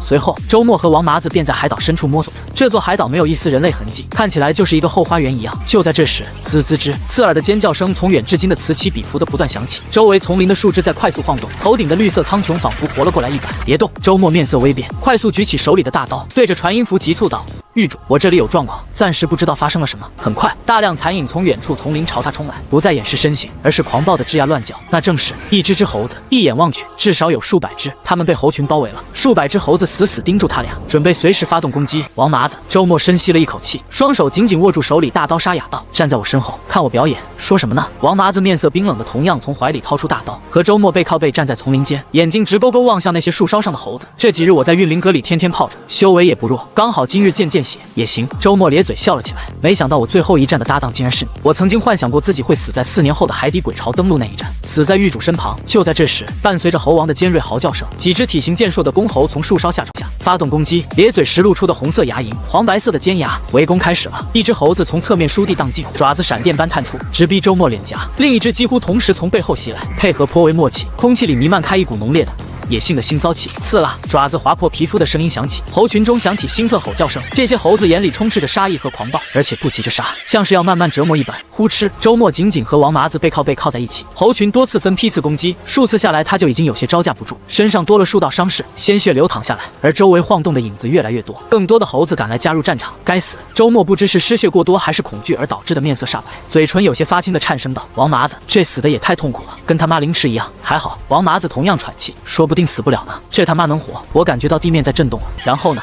等等！周末突然反应过来，感受着正在不断震动的地面，以及周围树梢上渐渐因慌乱而有些烦躁起来的猴群。半晌后，突然反应过来，咧嘴笑了起来，高吼道：“狱主，我在这儿！”吼！惊天动地的巨吼声猛地响起，丛林中的树木正在不断快速倒塌，一个庞然巨物正在宛如推土机般快速逼近。下一刻，一头体型极其巨大、灯笼大小眼睛里满是凶意的鳄鱼一路撞飞了不知多少树木，冲至两人面前，在身后丛林间留下一道极长的通道。陈凡从鳄鱼后背上走了下来，站在魏魏身旁，望向树梢上一众有些慌乱的猴子，偏头停顿了一下后笑了起来：“魏魏，该你上了。”收到命令的魏魏张开血盆大嘴，再次怒吼一声，便朝猴群身下的树木冲去。每次撞击都能将坚硬粗壮的树木撞飞，待在树梢上的猴子如下锅饺子般到处乱飞，那冲击力可见一斑。猴群眨眼间在慌乱声中四处逃窜，甚至都不敢回头尝试性的攻击魏魏。周末气喘吁吁地站在原地，靠在王麻子身上，望向浑身散发着凶兽气息的魏魏，才想起魏魏其实也是异兽，而且是实力强大，曾经给予鬼王致命一击的高级异兽，不是什么乖乖宝。猴群四散逃去，但魏魏灯笼大小的眼睛紧紧盯着快速逃窜进丛林里的猴王，直直追去，根本不管四散而逃的猴群。这只猴子明显体型要比其他猴子更大，很好分辨，但也更加胆小。刚才猴群四散逃窜时，这只猴王是第一个掉头就跑的。猴王的速度很快，但魏魏的速度更快。魏魏虽体型大，但速度却都不慢，此时如同一个陷入狂暴状态的推土机般冲进丛林里，撞飞无数树木。数息后，魏魏像是一个凯旋而归的大将军一样，血盆大嘴里含着奄奄一息的猴王，尾巴不断拍打着地面，雄赳赳气昂昂，眼里满是自豪之意地爬到陈凡面前，将嘴里的猴王吐出来。干得漂亮！陈凡笑着望向魏魏，他此趟出门带上魏魏也是这个因素。这么大个海岛，说不定就有异兽的存在，对付异兽最好的办法不是建筑，异兽有灵性，感受到危机后他们就不会发起冲击了，而是会远远躲开。虽然暂时威胁不到他们，但留在小岛上总归是一个祸害。对付异兽最好的办法是带上一个比这些异兽更强的异兽，比如魏魏。能打得过魏魏的异兽没几个，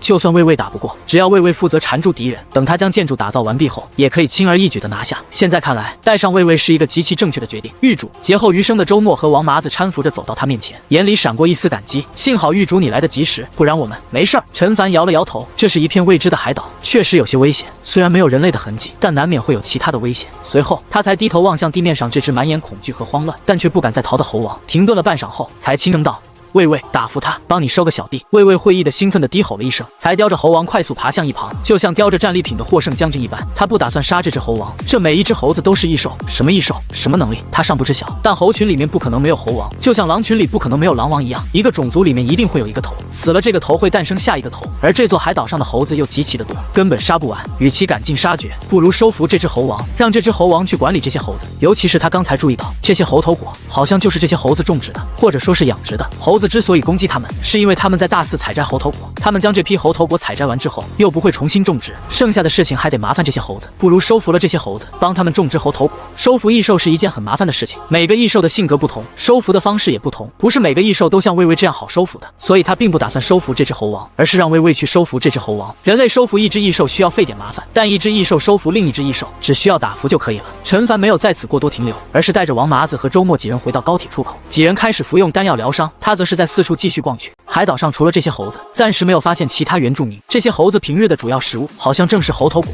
还挺奢侈。那一个猴头果天才地宝的价格，在市场上具体多少他不知道，他没有见流通过，但他估摸着怎么也得2、3千枚鬼石一个。这些猴子一天就吃一个，真够浪费的。就在这时，陈凡突然看见魏魏脸上写满了自豪，大摇大摆地朝他爬来，而在旁边还跟着一个有些怯生生的猴王。猴王手里拿着一个鸡腿，这个鸡腿他极其眼熟，正是樊玉照生平所制造的卤煮。魏魏低吼了一声，像是在示意自己已经收服完毕了。陈凡面无表情地望向面前的这个鳄鱼和猴子，他大概知道魏魏是怎么收服的，应该是先打服，然后再掏出自己心爱的鸡腿送给对方，然后这只猴王就服了。看得出来，这只猴王也很喜欢手里的这个鸡腿，甚至他觉得魏魏压根不用送出这么好吃的东西，随便送点东西，这只猴王可能都很喜欢。毕竟这座海岛上平时也吃不到其他东西。话说魏魏这个收服手段是跟谁学的？先打1棒，再给1颗糖，这手段运用的有点太流畅了吧？挺好。陈凡笑了起来，不管怎么说，这件事情还是解决了。魏魏，你帮我问一下他们平时在海岛上是不是都以猴头果为食？会不会种植猴头果之类的？就问一下他们关于海岛上的消息，或者是海岛上还有没有其他人之类的。他可以和魏魏做到基本上的正常沟通，通过眼神、肢体语言来进行沟通，再和这只猴王就做不到，不过也不用担心，魏魏可以做到。魏魏瞬间会意，转身望向猴王，低吼了一声，这只猴王也立刻挥舞手臂比划着。很快，魏魏再次低吼了一声，陈凡若有所思地轻点了下头。通过魏魏传达过来的信息，他得知这座海岛上已经很久没有人类了，他们是第一波登陆这座小岛的人类，并且也没有鬼物踏上这座海岛，这倒是有些稀奇的。海里鬼物是不少的，但鬼物却并没有登陆这座岛。其实他心里一直有个疑问，就是这座岛是怎么产生的这么多天才地宝？不能是自然诞生的吧？看起来像是有人种植的一样，可既然有人种植，却为何无人采摘？难道是上古时代的某个势力种植下的，还未来得及采摘，便被鬼巢覆灭？现在知道这个答案了，是这些猴子培育的。这些猴子平时主要任务就是种树，也就是种猴头果，这种果子是他们的主要食物来源，只需要吃一个猴头果便可以顶饱一天。如今他所看到的这一切，都是这些猴子这么多年的劳动成果。换句话说，他们一行人其实有点像是土匪，跑到人家辛辛苦苦种植了很多年的领地上大肆掠夺。不过好像也不能说是掠夺。陈凡面色古怪地望向眼前一幕，此时猴王已经吼叫着，将海岛上的猴子猴孙们全都唤到了跟前。魏魏派头十足地趴在地面上，那猴王带着猴子猴孙挨个从魏魏面前路过，让魏魏认人。魏魏也会从嘴里吐出一个鸡腿分给每个猴子，每个猴子在吃到鸡腿的那一刻，眼眶都变得瞬间通红。显然这玩意比他们以前吃的猴头果和海边捕的鱼要好吃多了，纷纷兴奋着站在魏魏面前点头哈腰。这群刚才还显得极其暴虐的猴子，此时显得极其乖巧，甚至有些听话。陈凡沉默着，久久不语。他没想到魏魏在收服其他异兽这方面如此有手段。后，魏魏阅军完毕后，转头望向陈凡，低吼了一声，而那些猴子也顿时会意，齐刷刷地站成一排，面朝陈凡，齐齐鞠躬。他听明白了魏魏传递的消息，说自己虽然是你们的老大，但他也有老大，他的老大就叫陈凡。魏魏再次低吼了一声，完美。陈凡长叹了一口气，有些感慨道，回去后我就创建一个兽阁，魏魏你就担任这个兽阁阁主，以后关于异兽的事情你全程处理。魏魏在处理异兽这方面实在是太有经验了，樊玉伴随着以后发展肯定会遇到更多的异兽，这个时候就需要魏魏出马就可以了。随后摸索了约莫1个时辰左右，陈凡几人就再次返回高铁。此时他们已经返程了，那些猴子还在忙碌的采摘猴头果，并且在兴奋的期待着明天他们再次到来，并且带着新的热乎的美味的卤煮。路程遥远，当他们抵达樊玉时，樊玉已经天黑了。高铁没有停留，从港口离开后，直穿过夜色，驶进樊玉。而此时早就收到消息，并且已经准备好的小邱从营店内走了出来，手里拿着代表兽阁阁主的身份令牌，一个特制的身份令牌，刚好可以卡在魏魏前爪的鳞甲里。平时如果收起来的话，可以吞进肚子里；如果不想收起来，就可以卡在前爪的鳞甲里。魏魏显得很兴奋，抱着令牌在地上不断拍打着尾巴。陈凡望向在地上拍打着尾巴的魏魏，有些无奈地笑了起来。现在正是下达对魏魏的任命，樊玉新建兽阁，魏魏担任兽阁阁主，统管樊玉所有异兽。很快，一夜过去，天亮了。陈凡收拾了一些行李，准备出趟远门。他要继续去打造海底隧道。海底隧道仅仅完成了第1阶段，仅仅通向海岛，还有更长的路要走，要通向新大陆。这些天才地宝对樊玉虽然很有价值，但也需要足够的鬼石，才能发挥出这些天才地宝的真正价值。而从海岛到樊玉这段路程已经比较远了，来回一趟花费时间较多，所以他接下来一段时间需要暂时居住在海岛上，在海岛上开辟一个简单营地，和魏魏继续挖海底隧道，可以节省下每天来回往返的时间。临走前，瘸猴跟他一起，王奎负责守家。狱主王奎有些迟疑道：“樊玉通讯这个计划要再往后推一段时间吗？”陈凡轻轻点了下头，这个事情暂时不着急。如果新大陆上收获的鬼石足够多，繁育通讯可能就不对外公布了，将会成为我们的繁育独有手段。如果有什么要紧的消息，你传音就好。是的，他曾经说过，若真有人能在希望岛上将消息传回繁育，他算那人牛逼。希望岛距离永夜大陆足足用上千公里，如此之长的距离，寻常传音符已经完全无法使用了，但它可以。繁育有信号塔，当然繁育不能安置在海面，这是一个需要安置在陆地上的建筑。但魏魏既然可以在海底挖出一条隧道，那在某个隧道节点挖出一个较大的坑，用来安置信号塔，自然也是没有任何问题的。此时海岛隧道的中间路段就摆放着一座信号塔，希望岛和繁育之间的消息可以做到秒转，哪怕有任何突发事件，他也可能立刻得到消息并赶回。如今的繁育已经不是雨季里那个底蕴不足的势力了，如今的繁育各种底蕴已经渐渐补充完毕了，海苔、山苔等各种天才异宝均已入库妥善保管。陈凡没过多停留，再次嘱咐了王奎几句后，就带着瘸猴魏魏几人再次乘坐高铁，踏上前往海岛的路程。打造一座巨城所消耗的时间并不多，只需要足够的鬼石就可以了。打通新大陆势在必得，江北防线指日可成。在近2个时辰的路程后，高铁终于抵达希望岛。刚出来，便看见地面摆放着一大堆整整齐齐的猴头果，大量猴子乖巧且满脸期待地蹲在一旁，显然等了许久。在看见他们后，有些兴奋，但又有些胆怯地不断挠头。非常棒！陈凡咧嘴笑了起来。海岛上的这些原住民有些太懂事了，摆了摆手，趴在旁边地面上的魏魏嘴里咬着一个大缸，开始挨个发放鸡腿。赵生平昨夜连夜加班煮了一大批，每个猴子乖巧地坐在地面上，小心翼翼且兴奋地接过鸡腿。很快，数百个猴子便齐刷刷地将手里的鸡腿吞下肚，随后才在魏魏的指示下，将地面上的猴头果都搬至他们身后的高铁上。魏魏，该我们干活了。陈凡笑着望向这一切，才望向旁边的魏魏。魏魏低吼了一声，瞬间会意，再次钻到深井，找准方向后，开始继续开辟海底隧道。而陈凡也坐在另一架高铁上，跟在身后开始继续铺设铜管，直指雷雨海域。在身后隧道已有数架高铁在不断运转，将大批猴头果成批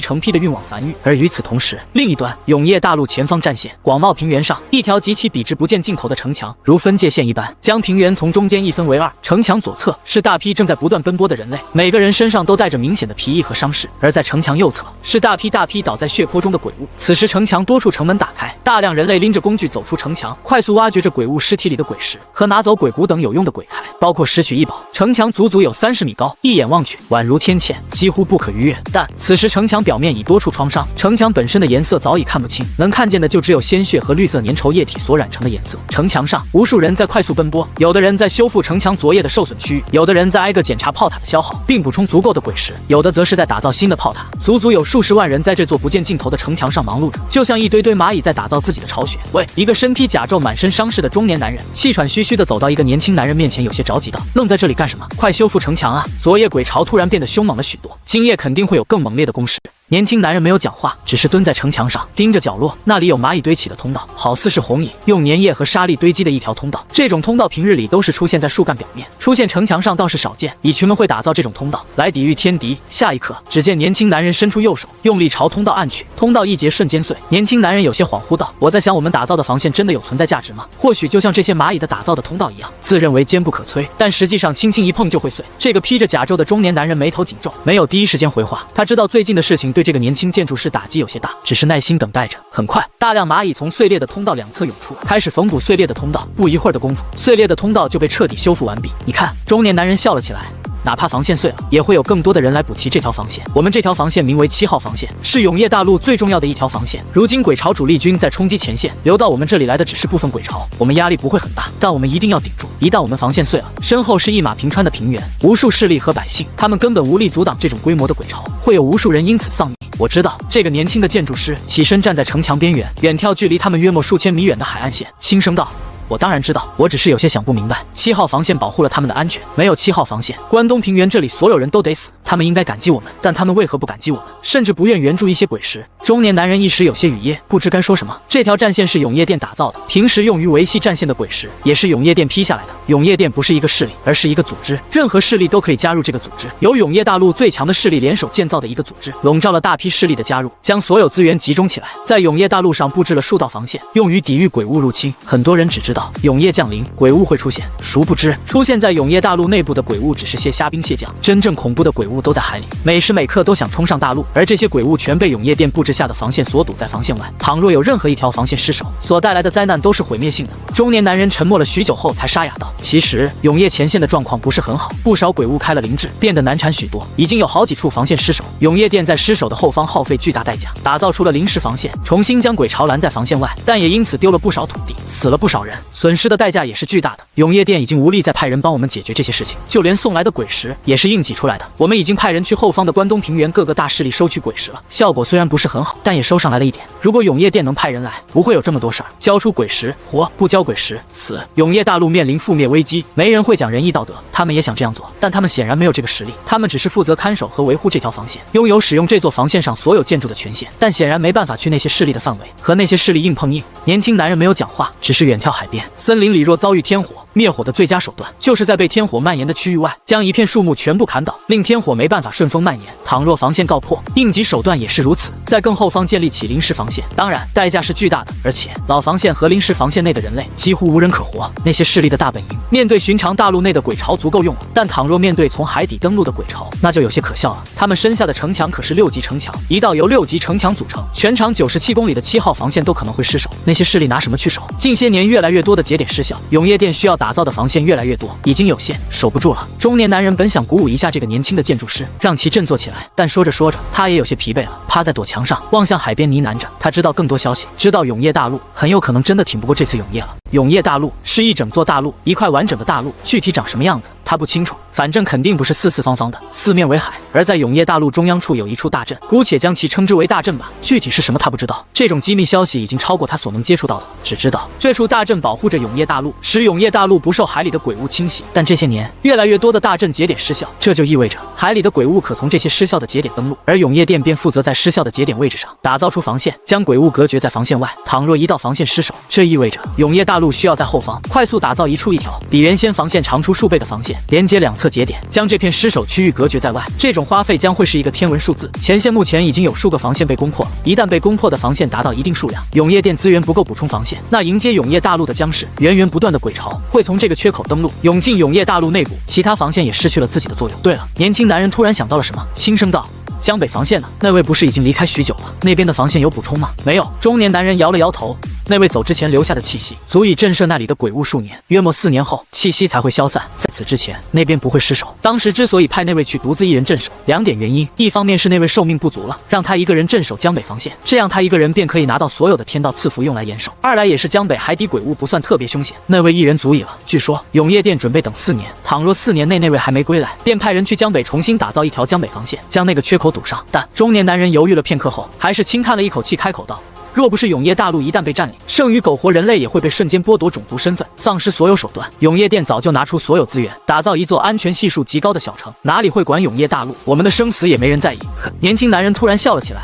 我们镇守防线，天道认为我们有功，给我们赐福，但倘若我们失守，天道又会瞬间否认我们的种族身份，承认鬼族的种族身份，这算什么天道？这不墙头草吗？中年男人嘴角抽了抽，抬头望向阴云密布的头顶，生怕一道雷劈下来，半晌后才悠悠道：天道和人类不一样，是没有自我意识的。天道只是感觉到了永夜大陆被入侵，下意识防护。据说那核心大阵就是天道的手段，而永夜大陆每被入侵一块地盘，天道的力量就会失去一点，会出现更多缺口，直至人类失守，永夜大陆的天道就也随之消亡了。之后会诞生新的天道，新的天道承认了鬼族的种族身份，这也是那些鬼物所求的。不算墙头草，永夜大陆的天道会伴随我们到失守最后一块地盘的那一刻，直至和人族一同战死。就在这时，一个身穿甲胄的士兵快速小跑至2人身前，小声汇报道：天师，关东平原最大势力奉天楼人去楼空了，我们发现的时候已经全跑了，只留下了一些外门弟子，不知去了哪里。厉害！年轻男人有些怒极反笑，这奉天楼也是传承这么多年了，打造了那么多建筑，说不要就不要了，就为了不想掏出一点鬼石？不，中年男人琢磨了一会儿后，突然咧嘴笑了起来。这意味着他们可能听到什么风声了。不出意外的话，应该是永夜殿派人来了。奉天楼作为第一个带头不想缴纳鬼石的势力，肯定是要被清算的。看起来我们应该不愁接下来一段时间的鬼石了。下一刻，一艘巨大的非洲正以极快的速度快速逼近城墙，直至悬浮在空中，停在和城墙的一样的高度上。非洲上打造着100多个各式各样的炮塔，武装到了极点。一个穿着黑裤、光着膀子的男人面色阴沉的大步朝2人走来，从怀里掏出一枚令牌，沙哑道：永夜殿，天意，带我去找那些不愿意上缴鬼石的势力。男人浑身散发着一股极其暴虐的气息，眼里布满红血丝，好似许久没睡，而嘴里的话语更是透露着森寒气息，一举一动都透露着一个信息：今天得杀点人。与此同时，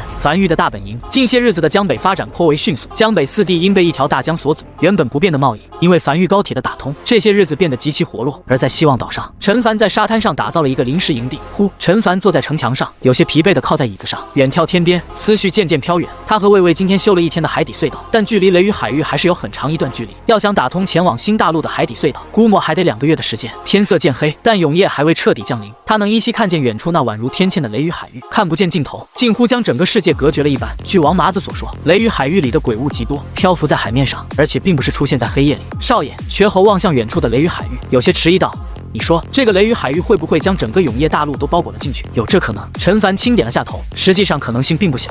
瘸猴停顿了一下后继续道：按照王麻子的说法，雷雨海域里的鬼物都极其痛苦，像是在忍受折磨一样。那会不会是这个雷雨海域是永夜大陆的一种防护屏障，保护着永夜大陆，阻拦其他鬼物冲进雷雨海域？有可能。陈凡再次轻点了下头，他所了解的信息太少了，怎样都有可能。他唯一知道的是，永夜大陆岌岌可危，情况不是很好。这个事情从这么久以来都无人来江北便可得知。那位离开江北防线无人看守这么久了，竟然无人前来查看，从这点就能证明前线战事已经极其吃紧了，后方岌岌可危也顾不上了。这个时候，他不能将希望寄托于任何人，他只能靠自己。瘸猴低声嘟囔着，自言自语着：如果是消灭了新大陆的那批鬼物，打算来攻击永夜大陆，被困在雷雨海域里，那至少应该走的时候带走鬼石才对，不至于将鬼石散落在那里。那雷雨海域到底是什么呢？这个境地又是怎么形成的呢？陈凡坐在椅子上，端起滚烫热茶，轻抿了一口后，才望向远处那被黑夜渐渐笼罩的雷雨海域。他有点想在雷雨海域里打造一个通天柱，以雷雨海域上的那电闪雷鸣，估计不到1盏茶的功夫就能填满吸收进度。只是大概率通天柱承受不住这种雷电强度，可能会被直接劈毁。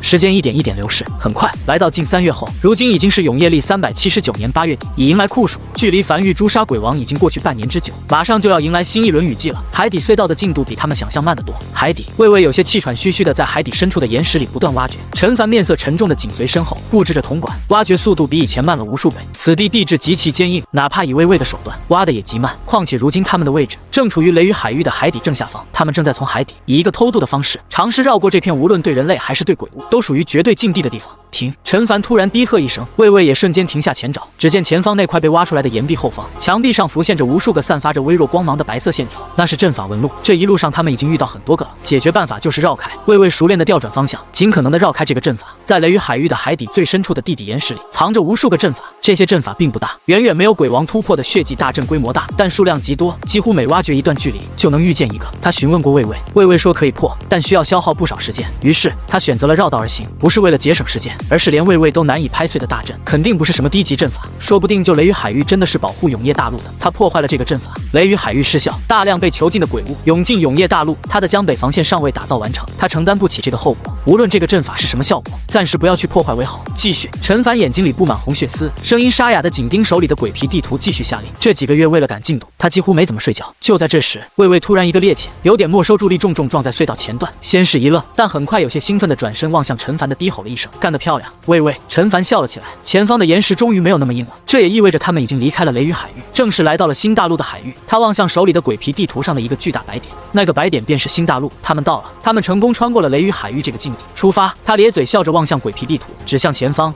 直挖新大陆，越过其他海岛登陆。王麻子他们也没有亲自踏上这个新大陆，只是通过数个海岛上的情况推测出这个新大陆可能已经被途径，具体是什么情况，王麻子也不知晓。他是第一个踏上这个新大陆的人类，或者说，在这个新大陆灭亡后，第一个踏上这个新大陆的人类。终于，又耗时1月，隧道突然以一个90度垂直的仰角不断上升，从隧道变成了深井。随着魏魏快速挖掘，轰！当土层碎裂，久违阳光洒下来的那一刻，陈凡才从地底钻出来。钻出来后，第一时间尚未来得及观察周围情况，几乎眨眼间，瞬间布下一个鬼火，以及一座长宽各10米的城墙瞬间拔地而起。城墙的等级已经来到夸张的6级，繁域内目前都没有一堵城墙是清一色6级的。这种级别的城墙，鬼王来了，全力攻击也只是在挠痒痒。4堵拔地而起的30米城墙，几乎瞬间挡住了他的视线。虽然造价并不低，但他完全没有一丝心疼，甚至再次站在营地中心，望向城墙四周，快速在城墙上方打造了总共20座满级式神炮塔。在做完这一切后，他才屏住呼吸，耐心聆听着。城墙外只有飒飒风声，除此之外显得极其安静。低头望向营地内这块被他圈出来的区域，满是鬼骨和散落的鬼石，无人捡取。一段时间后，确定没有其他动静后，他才带着魏魏登上城墙，站在城墙上。陈凡双手扶着躲墙，俯瞰着远处，身子渐渐僵在原地，眼里满是震撼。良久后才呢喃着：这得死多少人啊！他所处的位置是新大陆的边缘，海滩位置没有沙砾，由奇形怪状的礁石所组成的海滩，看不见大陆的尽头。此处登陆的位置是一览无余的荒原，地形很像江北荒原的地形，一眼望去，满地的鬼骨和鬼石散落在地面，时不时随风翻滚。那些原本是鬼物尸体，只不过随着时间流逝变成了鬼骨。偶尔荒原上一处沙砾被吹起，还能露出藏在下面的鬼骨，可想而知，不仅仅地表，地底可能埋藏着更多鬼骨和鬼石。除此之外，他视线停留在荒原上那数条蔓延不见尽头的防线上，一眼望去，足足7条，每条防线相距不到100米，近乎贴在一起。当然，此时这些防线上的城墙早已彻底倒塌，只能从今日的废墟推断往日的辉煌。他的视线停留在数百具极大的鬼骨，他身下的这座城墙是6级城墙，30米高，已极其雄伟。但那些巨大的鬼骨，哪怕已经死去，尸体倒塌在地面上，高度也足足有10数米高，可想而知，正常状态下足足有数十米高。这种高度的鬼物率领一众鬼物发起攻击，先不说威力如何，光是心理震慑层面就抢先一步。陈凡面色复杂地站在城墙上，俯瞰着眼前这一幕。他曾亲眼见过上古江北防线的最后绝唱，那是从不灭天师留下的预简里所看到的，那是他见过最惨烈的战争，也是见过规模最大的鬼潮，比他在雨季里经历过的鬼潮规模要更大。但在那片战场中，他并未见到如此巨大的鬼物，可想而知，这里曾经经历过的战斗要比上古江北防线更加残酷。陈凡带着魏魏走出城墙，前往最近的一道防线，踩过一根根鬼骨，站在城墙废墟。城墙极宽，从废墟可以看出来，这城墙足足有30米宽，30米宽。他身后的6级城墙是10米宽，城墙上已能跑马车。他不知道30米宽的城墙是几级城墙，但他想肯定比6级城墙等级要高，可能是8级城墙，又或是9级城墙。他低头望向脚下碎裂的残骸，那是一门炮塔的残骸。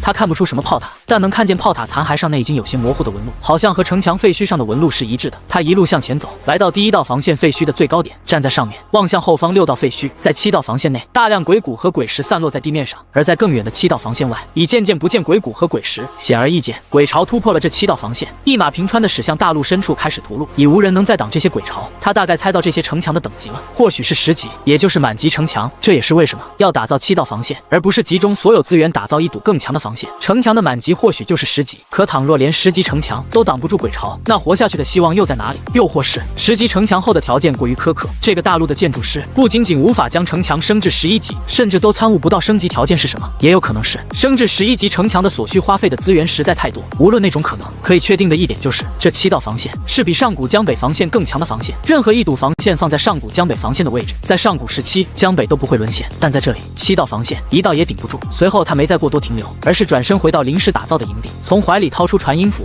吩咐了几句，一则命令下达出去。樊玉所有收到命令的人都开始忙碌了起来，而陈凡则是站在营地内，快速扩建这个营地面积。与此同时，希望岛上瘸猴面色认真地站在原地，望向眼前一众猴子，高吼道：“全体看齐！”下一刻，这些猴子纷纷不断踩着小碎步，身子挺直，排列整齐地站在一起。不错，瘸猴满意地点了点头，将一个装满卤煮的瓷缸摆在猴王面前，拿下去给你的猴子猴孙分了，吃饱后好上路。吱呀吱！正兴奋的猴王突然愣在原地，抬头望向瘸猴，眼里闪过一丝恐惧和慌乱。吱呀吱呀乱叫，是换个地方干活，不是让你们上路。瘸猴撇了撇嘴，吃饱后就上车，我将会和你们一起前往新大陆，等候少爷的吩咐。吱呀！这回猴王听懂了，兴奋的吱呀叫了起来。樊玉沉寂许久的王麻子再次开始清点伤阁人手，准备踏上高铁，通过海底隧道前往新大陆。诺！王奎望向不远处天苍阁成员，正在将大包小包的东西依次搬上一辆极长的高铁内，望向站在旁边的王麻子感慨道：“玉主要的东西都在这里了，这次危险系数高吗？”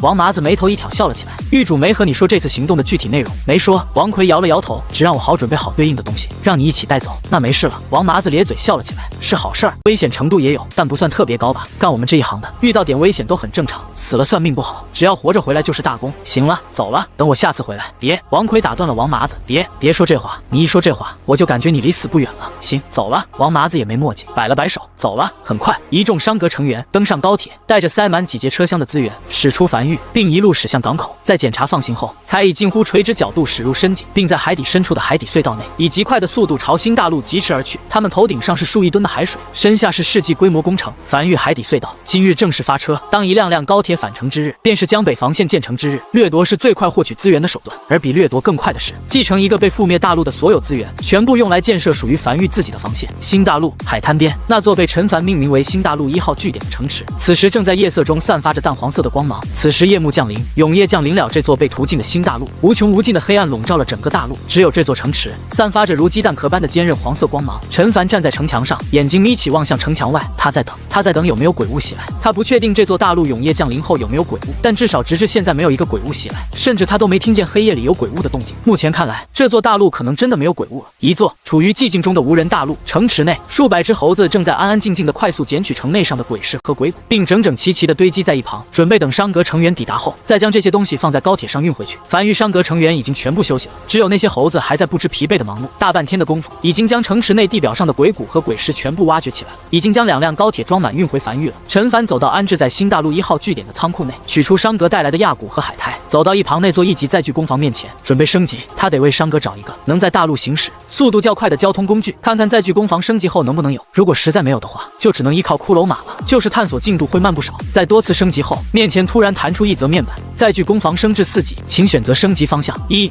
略微降低载具制造时间； 2、略微降低载具制造费用； 3、略微降低载具耗能，新增可打造载具。高跷可在陆地单人驾驶，在通过一些复杂地形时有不错的效果。打造所需100枚鬼石，这是他打造的第2个载具工坊。高跷，一个听起来没什么用的载具，只有在极其特殊的时刻，或者是极其特殊的地形条件下才能用到。没过多停留，随便选了第1个升级方向后，载具工坊继续升级，消耗1万枚鬼石，升至5级，出现了可打造载具巨龟，消耗2万枚鬼石和1块亚骨，升至6级，出现了可打造载具海船，消耗5万枚鬼石和1块海苔，升至7级，出现了新增可打造载具潜海船，可在不超过1000米的海底行驶，自带鬼火和简易炮塔，船体拥有相当于2级城墙的防御强度，打造所需1万枚鬼石。陈凡眼睛微微眯起，载具工坊升至7级后，多出了潜海船，这个相当于是潜水艇了，可在海底行驶。自此丰富了梵域的载具类型，也大幅增加了探索范围，1000米深，这是一个靠人力几乎无法抵达的位置，说不定能在海底找到很多天才地宝。不算深海，像江北临海的深度都没有1000米深，只不过暂时没用。他现在需要的是一个在陆地上速度超过骷髅马的交通工具。他望向升级条件，升至8级，所需10万枚鬼石和2株海苔。陈凡嘴角微微抽了抽，他好不容易攒了11株海苔，本来以为能用很长时间，结果升至8级需要2株，虽然有些肉疼，但也没犹豫，他将海苔攒下来，就是用在这种关键时刻继续升级。很快，面前弹出一则面板，新增可打造载具非洲，周长70米。宽20米，自带鬼火，并可自定义炮塔，且舟体拥有相当于3级城墙的防御强度，打造所需10万枚鬼石。陈凡愣在原地，半晌后才咧嘴笑了起来。就是这个，这就是他想要的载具，为商阁探索准备的完美载具。下一刻，在消耗了10万枚鬼石后，无需其他任何材料，载具工坊轰隆隆地运作了一炷香。载具工坊的大门敞开，无数木板从大门内飞出，并快速组装成一座巨大的非洲，悬浮在低空中。这是他打造耗时最久的载具，这还是他升级方向全部选择减少打造时间的缘故，不然会耗时更久，但值得。陈凡望向面前的这艘非洲，从洲头至洲尾足足70米的长度，一眼望去极其霸气，比海船都要更大。上洲的方式只有一个，就是绳梯。甲板距离地面还是有一定高度的，他又不会飞，只能走绳梯。走上甲板后，他巡视着船舱内各个区间，眼里满是满意。做完这一切后，他带着王麻子一众人来到旁边那艘非洲面前，简单介绍了一番后，陈凡转身朝木屋走去。不行了，他真得好好睡一觉，这几个月真的快给他累疯了。陈凡已经离去了，当瞠目结舌的王麻子一帮子人反应过来时，已不见陈凡人影。但随后，在王麻子咧嘴笑着挥臂高吼上洲时，一众商阁成员也兴奋地顺着绳梯爬上非洲。很快，非洲缓缓升空，在空中调转了方向，俨然一个庞然巨物，以极快的速度朝不断越过一道又一道废弃的防线，朝新大陆尽头驶去。然而在飞行了一段时间之后，王麻子突然愣在原地，望向远处地面上那一条废弃的防线，突然有些激动地急促道：“把非洲降下去，去那里看看，有非洲就是好啊！”视野开阔，这么快就又发现一块新的古战场了。很快，非洲缓缓落在这片古战场中心地带，这里只有一条防线，一眼望去，无数沦为废墟的建筑和满地的鬼石和鬼骨。王麻子低头踹了几脚距离他最近的白骨，没有一丝血肉，也不是被风干的，像是被秃鹫之类的生物啃噬的。目前他几乎没见过其他生物，感觉好像不仅仅人类被灭绝，其他生物也被灭绝的差不多了。王麻子低头将此地标记在手里的鬼皮地图上后，没有继续停留，非洲直直升空，再次踏上探索之旅。他们负责探索，开采这个工作会由其他人来完成。不得不说，有非洲后方便多了。新大陆1号据点，陈凡正站在载具工坊门口，打造巨龟和海船。将打造数量输入进去后，他便走到临海位置，站在海边，远眺海面上那数百个较为密集的海岛，密密麻麻，就像是一块被打成稀碎的完整大陆。每座海岛上都有不少鬼石和被摧毁的防御工事。下一刻，在消耗了1000枚鬼石后，梵域第2座港口建设在了新大陆。接下来，这数百个海岛也在开采计划中。做完这一切后，他再次回到据点城内。就在这时，高铁出口突然传来嗡嗡声，一辆高铁缓缓停靠在了出口处。少秋和齐月两人走下高铁，身后还带着大量身穿繁域编外人员服饰的繁域成员。狱主少秋左右扫了一眼，视线在那群忙碌的猴子上古怪停了一眼后，才找到站在原地的陈凡，急忙大步走上前，面色认真道：“接到命令后，我和齐月带人连夜启程赶来，共带来了1268名繁域编外人员，他们都是第一批招收的编外人员，还算可信，都是筛选过的，基本不会出什么问题。”陈凡拄着翡翠手杖，站在原地望向一行人，随后向少秋轻声道：“待会儿你和齐月还有魏魏将在巨工坊生产出来的海船搬至巨龟后背上，然后运到港口。做完此事后，少秋你跟我一起回去，齐月你负责管理这批人，让他们开采那数百座海岛上的所有鬼石、鬼谷等天才地宝。明白？”齐月如往常一样高的轻点了下头。时间缓缓流逝，新大陆的工作差不多已经走上正轨了，他得回去了。陈凡驻足看了一会儿后，才转身走下城墙，朝高铁站走去。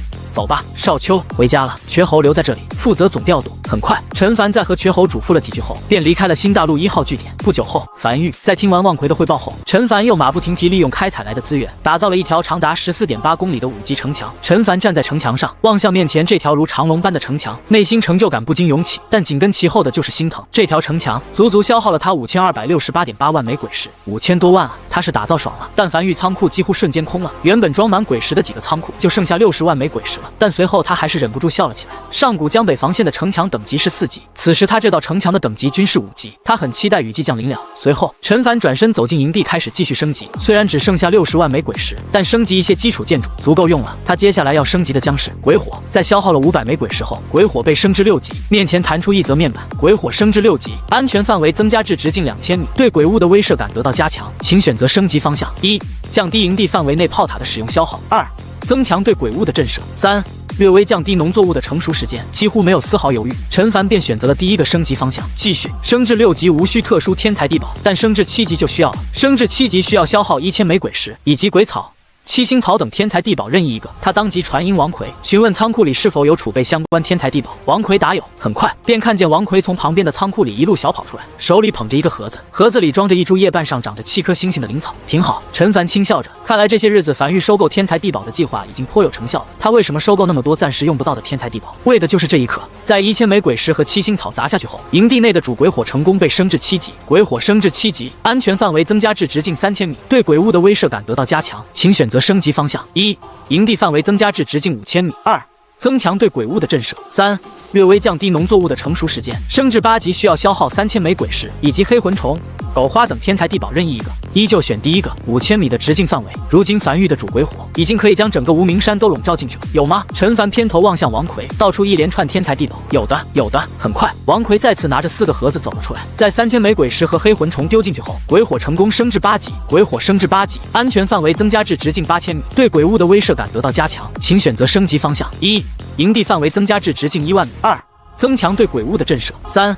略微降低农作物的成熟时间，升至9级需要消耗5000枚鬼石以及黑魂虫、狗花等天才地宝任意2个。很快，再次砸下5000枚鬼石和2个黑魂虫天才地宝后，面前再次弹出一则面板：鬼火升至9级，安全范围增加至直径15000米，对鬼物的威慑感得到加强，请选择升级方向：1. 降低营地范围内炮塔的使用消耗；2. 增强对鬼物的震慑；3. 略微降低农作物的成熟时间，升至10级需要消耗1万枚鬼石以及海苔、山苔等天才地宝任意一个。他选择了第一个升级方向，营地范围已经来到了直径1.5万米，这已经比江北城都要大了。原先的鸡蛋壳变成一个巨大的鸡蛋壳了。望向升级方向，他撇了撇嘴：仓库拿个海苔给我，都用了这么多天才地宝，也不差这么一个海苔了。顺便看看鬼火的满级效果是什么。很快，当海苔和1万枚鬼石投进去后，这座繁育主鬼火被升至10级，且面前弹出一则面板：鬼火已升至10级，已升至满级，无法再次提升。获取满级效果君临天下。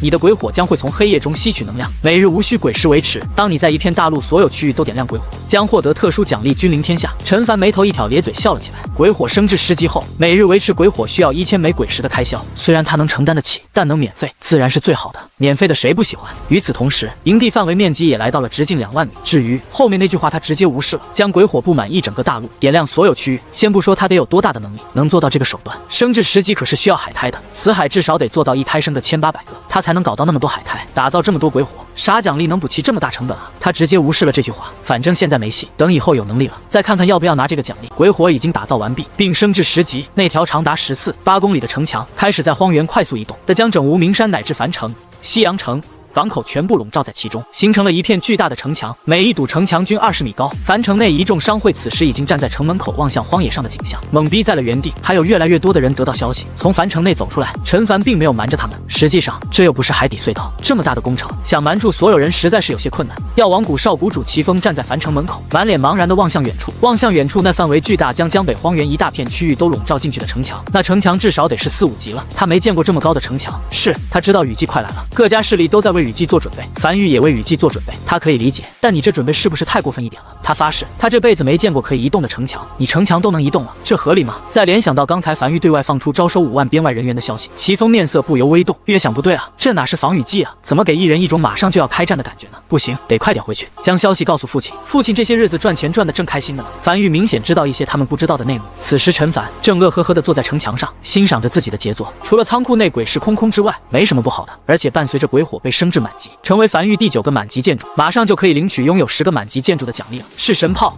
农田、地次、御林阁、生活工坊、噬魂雕塑、吊篮、桥梁、鬼火，还有哪个建筑可以升至满级呢？他低头思索着。就在这时，周末兴冲冲的一路小跑至城墙上，有些期待地望向陈凡。狱主，我于昨日成功突破至5王了，也是10成淬体的。我有庆功宴吗？陈凡沉默在原地，嘴角抽了抽，良久后才无奈道：有的，今晚我给你开个小型庆功宴，咱们几人聚一聚，吃顿饭。5王，10成淬体的5王，多稀罕的词啊！这要是以前确实值得开个庆功宴，但现在樊玉高速发展，5王虽然稀有，但对樊玉即将面临的大战，可以说基本上起不到什么效果。但他也不好打击周末的积极性，这家伙刚好他也好久没正儿八经吃过一顿饭了，这段时间风餐露宿的，那真不是人过的日子。行，周末虽然有些遗憾，不是王麻子那种大型庆功宴，但还是满意的咧嘴笑了起来。与此同时，药王谷谷主眉头紧皱，坐在茶室内，他不断翻阅着这些日子关于樊玉的蛛丝马迹消息，实在是想不到樊玉要这5万人到底去要干嘛。樊玉编外成员每月的月钱可是都有20枚鬼石，这5万人每月的月钱就是100万枚鬼石，疯了！这么多月钱，你干哪行才能回本啊？父亲，一旁的药王谷少主齐峰突然有些迟疑道：有没有可能樊玉在无名山附近发现了鬼矿，用围墙围起来后招人准备挖矿？药王谷谷主微微一愣，随后才释然地松了口气，倒还真有这个可能。樊玉好福气，能用5万人开采的鬼矿，规模肯定不小，说不定能产出1000万枚鬼石。这样子的话，这5万人用1个月，等雨季过后再逐出樊玉，确实能回本，那就没事了。吓我一跳，我还以为江北突然变成永业前线了呢。只要不是开战，什么都好说。仅只是过去一夜，外界关于樊玉的信息就发酵出了数个版本，有要南下攻打关西平原的，有挖鬼矿的，还有用人命献祭，就像血祭大阵一样布阵用的。毕竟江北陈家就有这先例，江北陈家的老家主可是曾在江北城布下了一座大阵的。若非陈凡处理得当，江北城所有百姓就都被陷阱了，议论纷纷。不久后，夜已深，不少人都已经入睡，但樊玉内却极其热闹，一辆辆高铁不断在港口往返。第一批被纳入的樊玉编外人员已经踏上高铁，驶进海底隧道，驶向新大陆的方向。时间飞逝，10几日过去，距离雨季仅有数日。狱主城墙上，陈凡站在樊玉20米高的城墙上，俯瞰着城墙内自己这些日子打下来的一片基业，听着耳边王奎的汇报。后勤阁、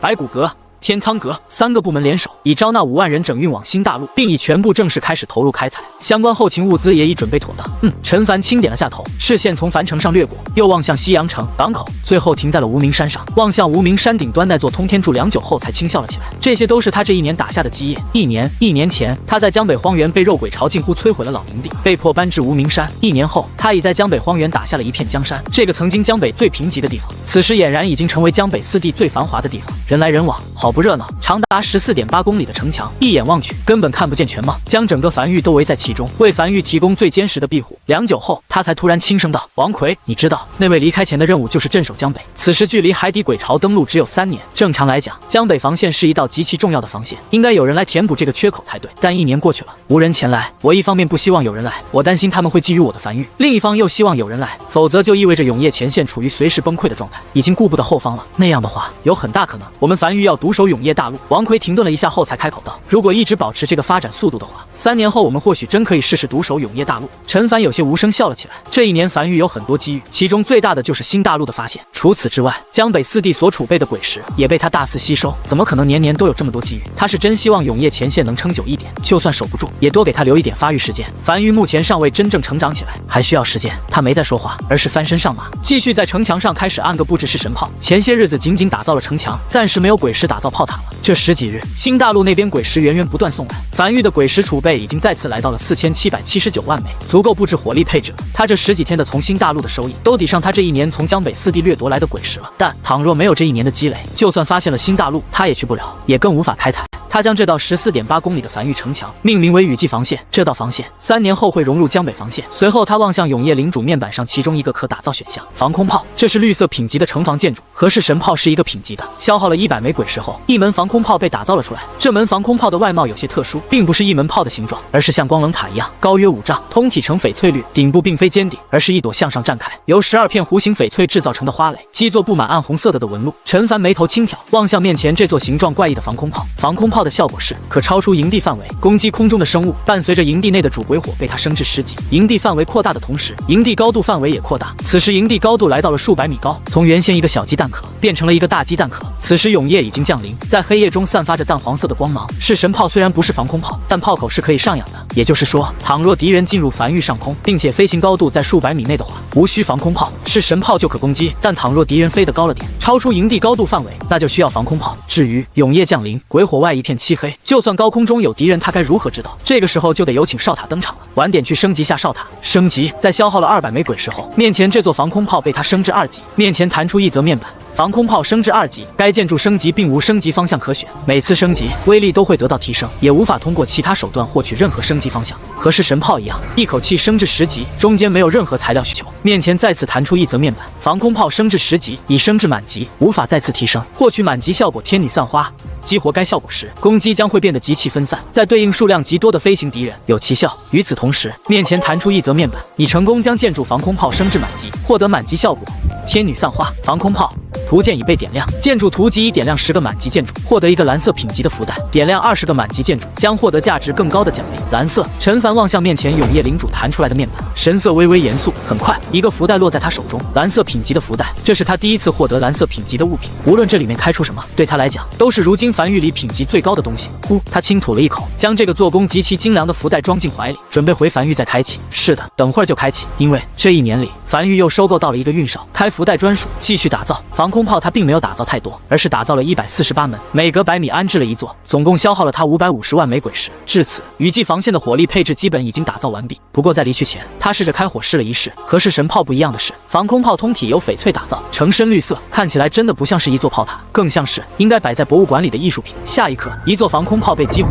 ，12朵翡翠花瓣被瞬间同时点亮，紧接着花蕊处向上喷发出一道持续光柱，光柱呈翡翠绿色，直直没入永夜深处。有点好看啊！陈凡面色古怪地望向那道一直持续的翡翠光柱，他从未用好看形容过一座炮塔，看起来是很具美感，就是不知威力如何。全程没有任何声音，极其安静。这道光柱只要鬼势足够，可一直持续。防空炮中断，他要再试试天女散花的满级效果。紧接着，翡翠光柱再次喷出，只是这次却不是持续光柱，而是一道光柱直逼天空，并在天空中如喷泉般炸开，化作覆盖性的雨幕，将一片区域笼罩进去，极其密集完美。而在新大陆1号据点城墙上，瘸猴站在城墙上，上半身趴在躲墙上，百无聊赖地望向大海深处。江北雨季快来了，也不知道少爷准备的怎么样了。他好想回江北啊，可惜少爷把他留在这里主持新大陆的开掘工作。这几日他最大的乐趣就是站在城墙，遥望海边远处那夹杂着雷雨风电的雷雨区域。他就好奇那片境地究竟有什么用，是怎么形成的，而且会不会某一天突然消失之类的。人在无聊的时候，幻想就是打发时间的最后手段。新大陆上无聊的人不多，几乎每个人都有自己的事儿要干。原本估计清冷的大陆，如今已经人头攒动，大量马车在不断来回奔波运输鬼石。很快，次日到来，距离11月初雨季降临还有1日。陈凡站在雨季防线的城墙上远眺天边，樊城的人已经渐渐少了许多。雨季即将降临，没人会四处乱跑了，这个时候都会找个地方安心躲起来。今年江北4地没有一处地方雨季提前降临，所以虽然人们有些隐隐担忧，但大体没有什么慌乱。只要不是提前降临的雨季，他们已经经历过很多次了。除非一些过于倒霉的势力，其他势力都可以安然度过。这期间，不少人想要留在樊城，并愿意给出高价，被他全部驳回。樊于雨季里不接纳外人。今日无事，忙碌数月，终于得片刻安宁。这个世界没有太多娱乐活动，对于穷人来讲，无需娱乐，多赚取1枚鬼石才是王道。实在无聊，天黑了钻婆娘被窝也是一种娱乐。对于富人来讲，也有鱼水之欢娱乐，但他对这些不是很感兴趣。对于他来讲，唯一的娱乐方式就是站在城墙上欣赏着自己打下来的基业。每1米城墙，每一座炮塔都是他亲手打造的，哪怕站在这里看上1天1夜，他也不会感觉无聊。这种成就感，外人难以得知。就像大部分樊玉都以为他保持这种沉思的状态，是在绞尽脑汁的思考樊玉的未来走向，但其实他只是在安静的欣赏自己所打下来的基业而已。就在这时，一旁的王奎一路小跑走来，域主已经再次清点完毕了，樊域如今还有1627万枚鬼石，新大陆那边的开采进度已经完全走入正轨，在接下来的雨季30天内，还会有源源不断的鬼石运来。好，陈凡清点了下头，雨季防线已全部准备妥当，弹药充足，后勤无忧。相比上次在毫无准备的情况下被迫迎接雨季，这次他已经做好了万全准备，万事俱备，只欠东风。在王奎离去后，他从怀里掏出一个哨子，并放在嘴边吹响，与此同时打开面前那个通体呈海蓝色的丝绸袋子，这是点亮10个满级建筑的奖励福袋。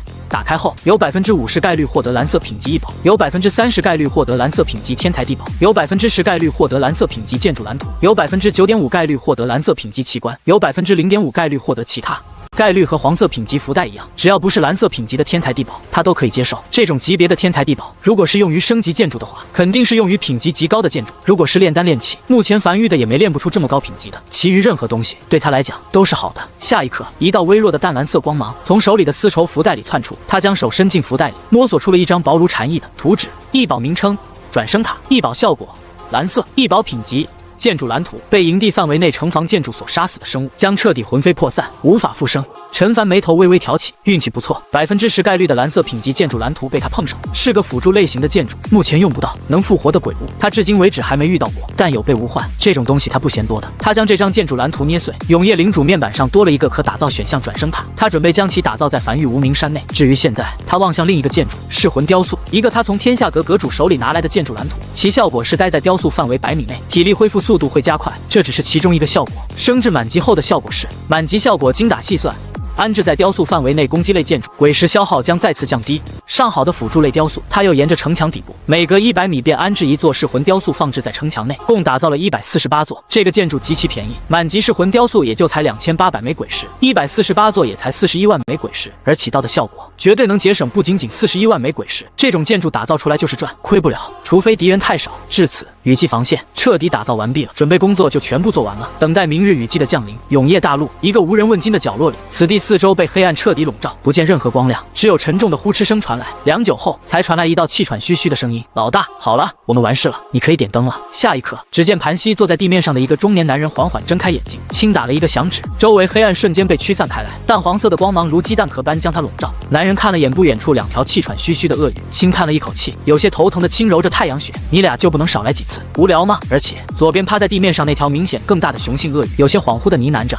也是想着能不能再生一个孩子，这次的孩子总不会有天级了，天级又不是什么坏事。中年男人面色平静的再次闭上眼睛，陷入修炼状态，随意回复道：“出生自带天级的吞天鳄，某种程度上来讲，算是天妒英才了。虽然无法恢复任何伤势，一点小小的伤势都会令其死亡，但却拥有对阵法的极强克制能力，拥有极强的破阵手段，并且随着自身实力越强，这种破阵手段越发夸张。除了拥有天级的吞天鳄，没有任何人可以做到这种破阵手段。别的不说，倘若那家伙在这里，我也不会被困在这里，早出去了。”中年男人轻叹了口气，当时如果不是情况实在紧迫，他等雪莲花成熟后，将小花天级治好再带走，如今也不会被困在这里数十年，无法离开了。一完事你就开始想小花了。趴在旁边那条雌鳄有些不爽地拍打着尾巴。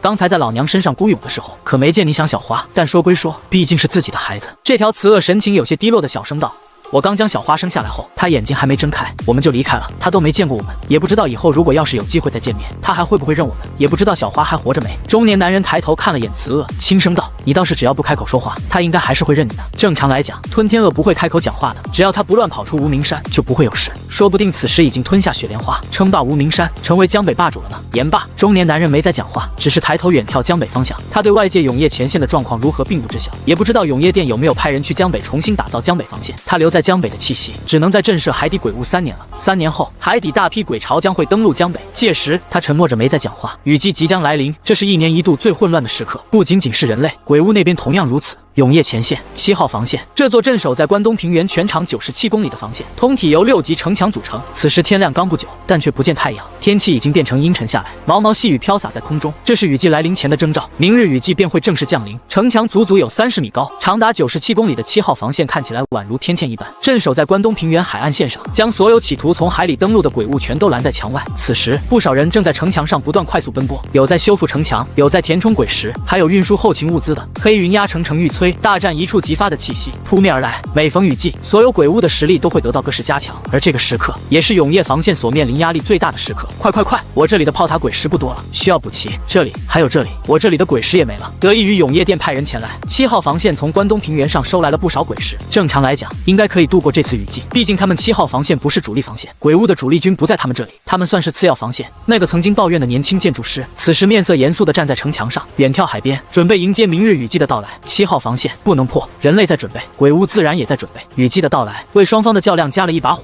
双方都有不得不赢的理由。在一片未知的黑暗深处，一座大殿，坐在王座上的一个阴影，猩红瞳孔不断闪烁。1年过去了，雨季终于再次到来了。1年前，他通过伪人鬼伪装古籍，将3年后海底鬼潮会登陆的消息传给樊玉，本想以此逼退樊玉，但未曾想对方没有任何离开的打算，甚至还在江北发展的越来越好，甚至发展了一处他们从未见过名为高铁的建筑。这1年内，他们不断派出伪人鬼四处收集樊玉的信息，为的就是在1年雨季降临后，能以雷霆之势彻底摧毁樊玉。3年后，鬼潮登陆，江北节点破碎，可从此登陆第一批攻入江北并彻底完全占领江北的鬼屋，将会获取大量天道赐福。反之，镇守江北的人类也会有不少天道赐福，前提是能守住。如今在永夜前线率领千军万马的鬼皇3000弟，数千年前只是一个不起眼的小喽啰而已，在鬼潮里属于耗材，甚至连灵智都未开。如今能做到这种程度，完全就是因为在数千年的上古江北战场之上，成为第一个突破江北防线的鬼屋，拿到了先登之功，获取了不少天道赐福。虽然拿到的天道赐福没有当时的鬼屋将军拿得多，但对于一个未开智的小鬼屋来讲，已经很不错了。之后才慢慢成长至如今的鬼皇3000弟，他对此非常不屑，以及嫉妒、眼红。上古时期那场江北一战，他也参加了，那时他还是个小鬼王，他手下有不少鬼物听命于他，他又出人又出力，手下几乎死了个干净，就连他自己也重伤濒死，恢复了好多年才恢复。结果他到手的天道赐福，甚至远远不如那个夺得先登之功的未开智鬼屋要多。尤其是恢复好后，看见对方已经成为鬼皇，甚至统帅一军后，他就更愤怒了。明明是他出力更多，凭什么他得到的奖赏还没对方多？于是，在这次永夜降临后，在其他大鬼第一时间前往永夜前线赚取天道赐福的时候，他哪里都没去，就待在原始之地储备力量，准备在随时攻打江北。占领江北的要求只有一点，屠尽江北所有生灵，只要做到这一点，他便算彻底占领江北。王！就在这时，大殿里忍不住传来一道声音：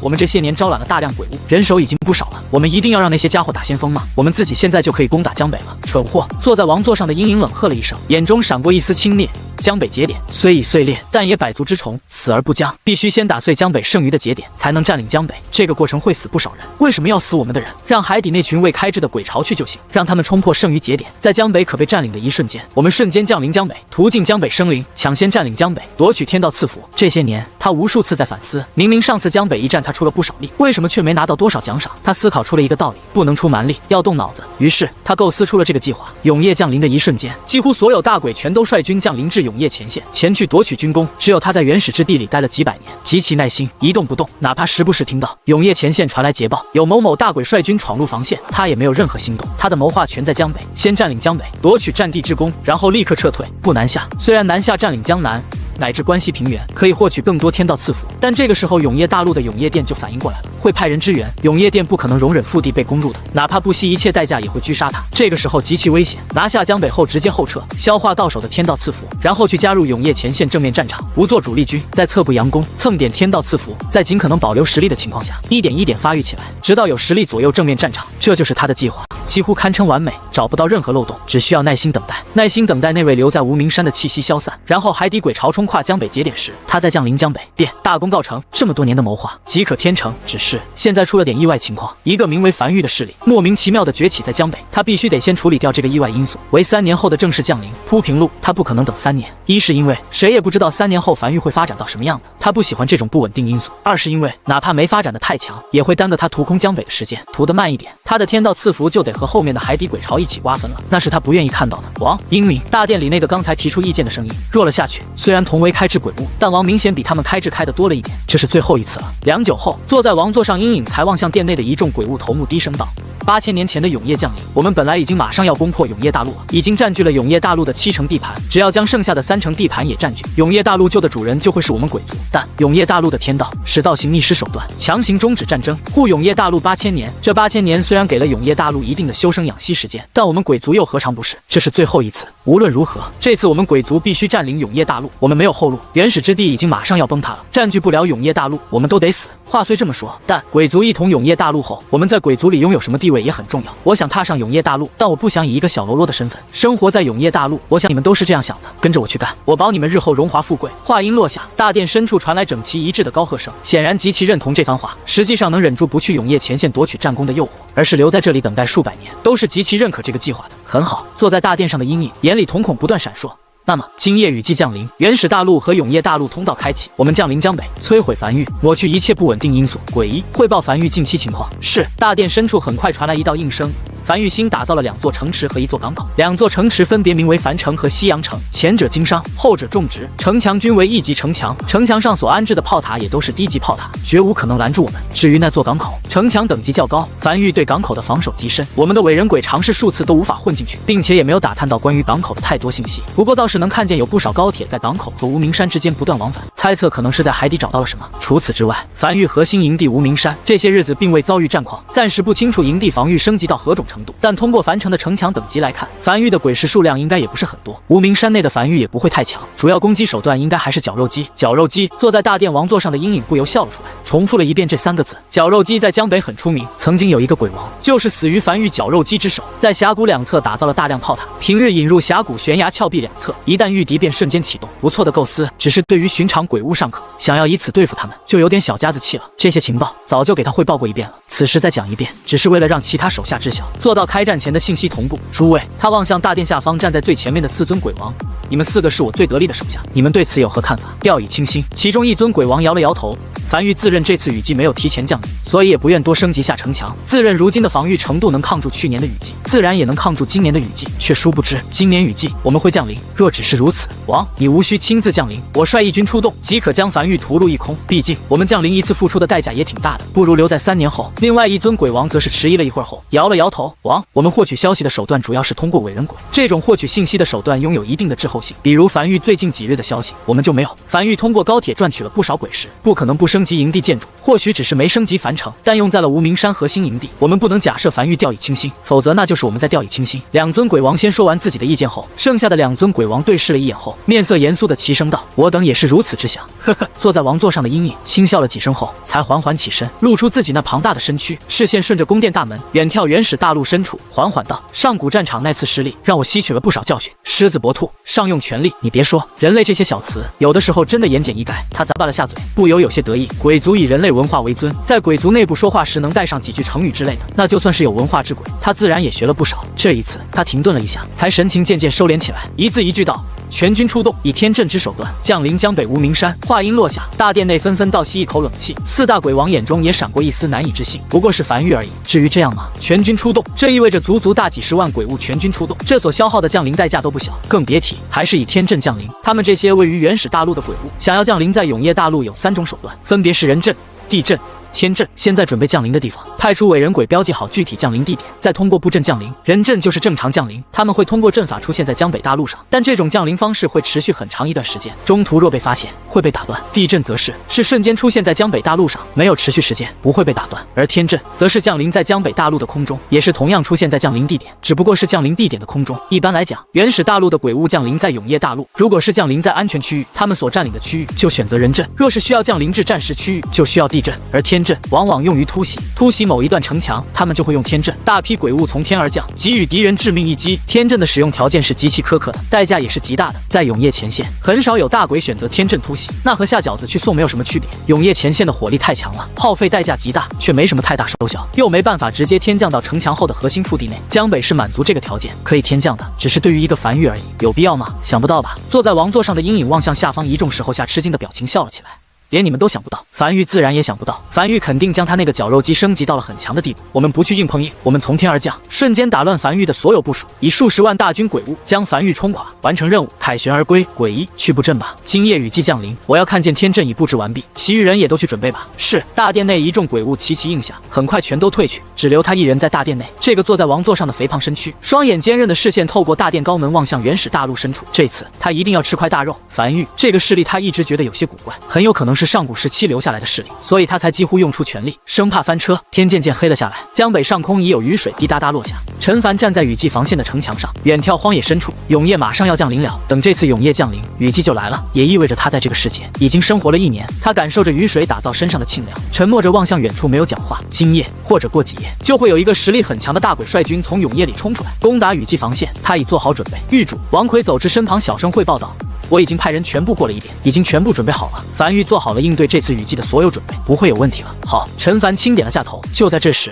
从天边席卷而来的黑暗突然快速笼罩了整个世界。雨季降临了，巨大的鸡蛋壳将雨季防线全部笼罩进去，散发着淡黄色的光芒。轰！一道巨大的雷声突然响彻整个世界，发出的动静宛如盘古开天辟地一般。原本稀稀落落的雨水忽然变成瓢泼大雨，雨来了。他望向前方，暴雨如数一根钢针般，以撕裂一切的架势贯穿了江北上空。目光所及，只有一片咆哮且沸腾的灰雾，耳边响起大量哗啦啦的声音，那是雨水撞击在江北荒野的声音。一股熟悉的味道再次涌上鼻腔，那是下雨时的专属味道。陈凡望向眼前这一幕，突然轻笑了起来。熟悉的感觉，今年的雨好像格外的大。他转身望向安置在无名山顶上的那个巨大通天柱，此时柱子表面的纹路远远望去，正在不断闪烁，一道道闪电时不时劈向通天柱。如果那大鬼可以晚点来就好了，这样通天柱还能多吸收一点雷电，多了一个压箱底的手段，应付起来就更有底气了。王奎顺着陈凡的视线望向安置在无名山上的那根巨大的通天柱，瞬间明白了狱主的意思，迟疑了一下才开口道：“狱主，其实我感觉我们不用太过担忧，已经足够了。我们如今雨季防线的强度已经算江北4地最强的地方了，我觉得就算永夜前线的防线也不会比我们强太多。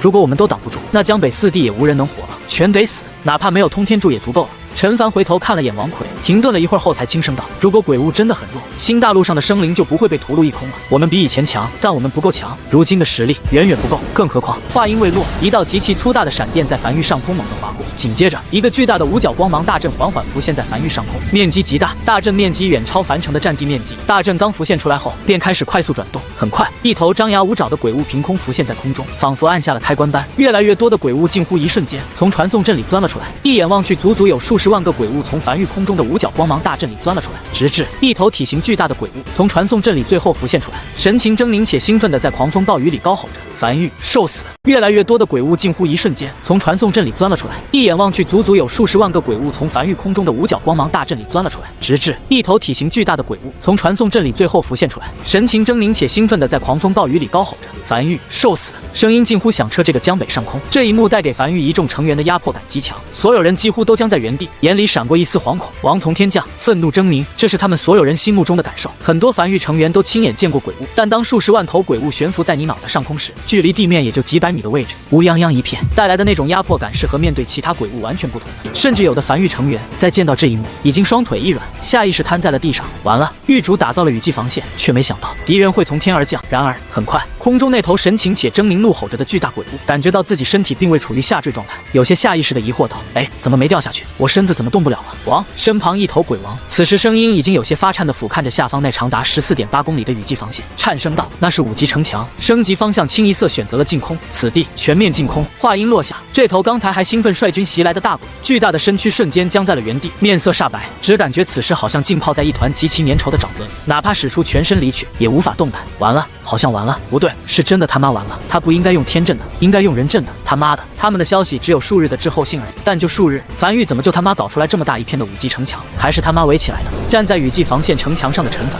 此时嘴巴无意识的缓缓张大，抬头望向空中那被净空领域束缚在空中的数十万头鬼物，难以置信的愣在原地，久久没有缓过神来。他想过敌人的进攻手段，都没想过敌人会从天而降。他的城墙净空，敌人是飞不过他的城墙的，所以他完全没想过这种进攻方式。只是他真不知道，还有阵法可以让鬼物从天而降，数量还真不少啊！陈凡半晌后才回过神来，呢喃着，一眼望去，密密麻麻的，足足有数十万头。虽然大部分都是低级鬼物，但也已经是一股极其恐怖的鬼潮了。若是直接冲击雨季防线，还真不清楚结果如何。毕竟他不知道这个体型巨大的鬼物是什么实力。至于现在，他不需要知道这些鬼物实力如何了。下一刻，安置在长达14.8公里雨季防线上，740座满级式神炮和148座满级防空炮依次被点亮。刹那间，原本灰蒙蒙的城墙上突然多出近千个被点亮的炮塔，宛如漫天灰雾突然多出繁星点点般。而这些被点亮的炮塔开始缓缓调转炮口，将原本对准城墙外的炮口不断上扬，以大仰角直对准梵域上空那些将在空中无法动弹的大量鬼物。完了完了！如深陷沼泽，拼尽全力也无法动弹的大鬼，眼底深处闪过一丝恐惧，有些歇斯底里的拼命高吼道：“陈凡，陈凡，别杀我，别杀我！我给你做内应，3年后海底鬼潮登陆，我帮你打他们。陈凡，留我一命，条件你开。”则站在城墙上的陈凡望向响彻江北上空的求饶声，突然笑了起来。会求饶的鬼物有点意思，还是第一次见。留一命，他可以养一头异兽，但可从没想过养一头鬼物。740座满级式神炮，148座满级防空炮开始缓缓充能。下一刻，无数光柱划破夜空，雨季来了。不过这次下的是血雨，让这漫天血雨洒遍江北，让梵域目血腥生。一枚炮弹从式神炮炮管如离弦之箭般射向悬浮在空中的鬼巢，那是由猩红能量聚成的炮弹，一眼望去，摄人心魄。轰！无声的爆炸在空中响起，没有声音，但仿佛又震耳欲聋般，炸开的猩红炮弹将自身所携带的威力全都释放出去。瞬间，周围鬼物便化作粉碎，只有猩红血雨从空中洒下。但紧接着溢出的能量如血液藤蔓般以极快的速度朝周围鬼物笼罩而去，几乎瞬间便清空一片鬼巢。这是神炮的天道赐福效果，溢出伤害会朝周围蔓延而去。而这仅仅只是一发740座满级式神炮齐齐发射，而加在其中的148座满级防空炮，如烟花般在空中炸开的翡翠光柱，给这份由鲜血和灰雾组成的主旋律加了一份格外的色彩。雨季降临，大鬼率军如期袭来，所有梵域成员此时都怔怔地僵在原地，抬头望向头顶这一幕，久久未回过神。他们看见了人生最大的一个场面，数十万头鬼物如待宰羔羊般悬浮在空中，根本无法动弹，被迫遭受着火炮洗礼。鬼物数量在不断快速减少。我不服！皮糙肉厚又躲在人群里的大鬼，此时还有半条命，但看起来也已重伤濒死，满眼不甘地怒吼着：“人类误我！什么狮子搏兔，上用全力！狗屁！狗屁！全是狗屁！如果他坐镇后方指挥，如果他不身先士卒，如果没有那么多如果了，但凡有任何一个如果，他都有东山再起的机会。可惜他没有。”下一刻，数十道猩红炮弹直朝他冲来，大鬼此时也放弃了挣扎，看向那数十颗猩红炮弹，又低头俯瞰远处站在城墙上的陈凡，声音中满是怨毒，如癫狂般放声大笑了起来：“你也会死的！当鬼潮真正袭来那一刻，会在黄泉路上恭候你的到来。”声音戛然而止，数十发猩红炮弹将他彻底笼罩进去，整个身躯庞大，威风一时，手下拥有足足4头鬼王手下的大鬼，就这样化作血雨，和漫天雨雾融为一体。雨还在下，如灰雾的暴雨笼罩了整个江北，很快便将地面上的血液全都洗刷干净。战争结束了。陈凡从年初知道雨季可能会有大鬼袭来后，就一直为此做准备，做了足足1年的准备，就为了抵御大鬼的入侵。但世事难料，他也没想到这个大鬼会率军从天而降。陈凡站在城墙上，全程目睹了这场令人心神向往的血雨，很美，极具美感。狮子搏兔，上有权力，人类误我。站在城墙上的陈凡重复了一遍大鬼临死前说的话，也没撑伞，就站在城墙上，任凭漫天暴雨敲打在自己身上，笑了起来。人类还有一句话叫杀鸡焉用牛刀，也有姜还是老的辣，你学明白了吗？随便拽个词就拿来用。随后，陈凡才望向灵魂深处的永夜领主面板，在雨季来临前，他获得了一个蓝色品级的建筑转生塔，效果很简单，但凡是用领地范围内的建筑所杀死的敌人，将会彻底死亡，没有一丝复活的可能性。大鬼临死前说我们会再见的，他本以为或许对方有复活的手段，然而转生塔面板上清楚地浮现着一行字：以扼杀意外因素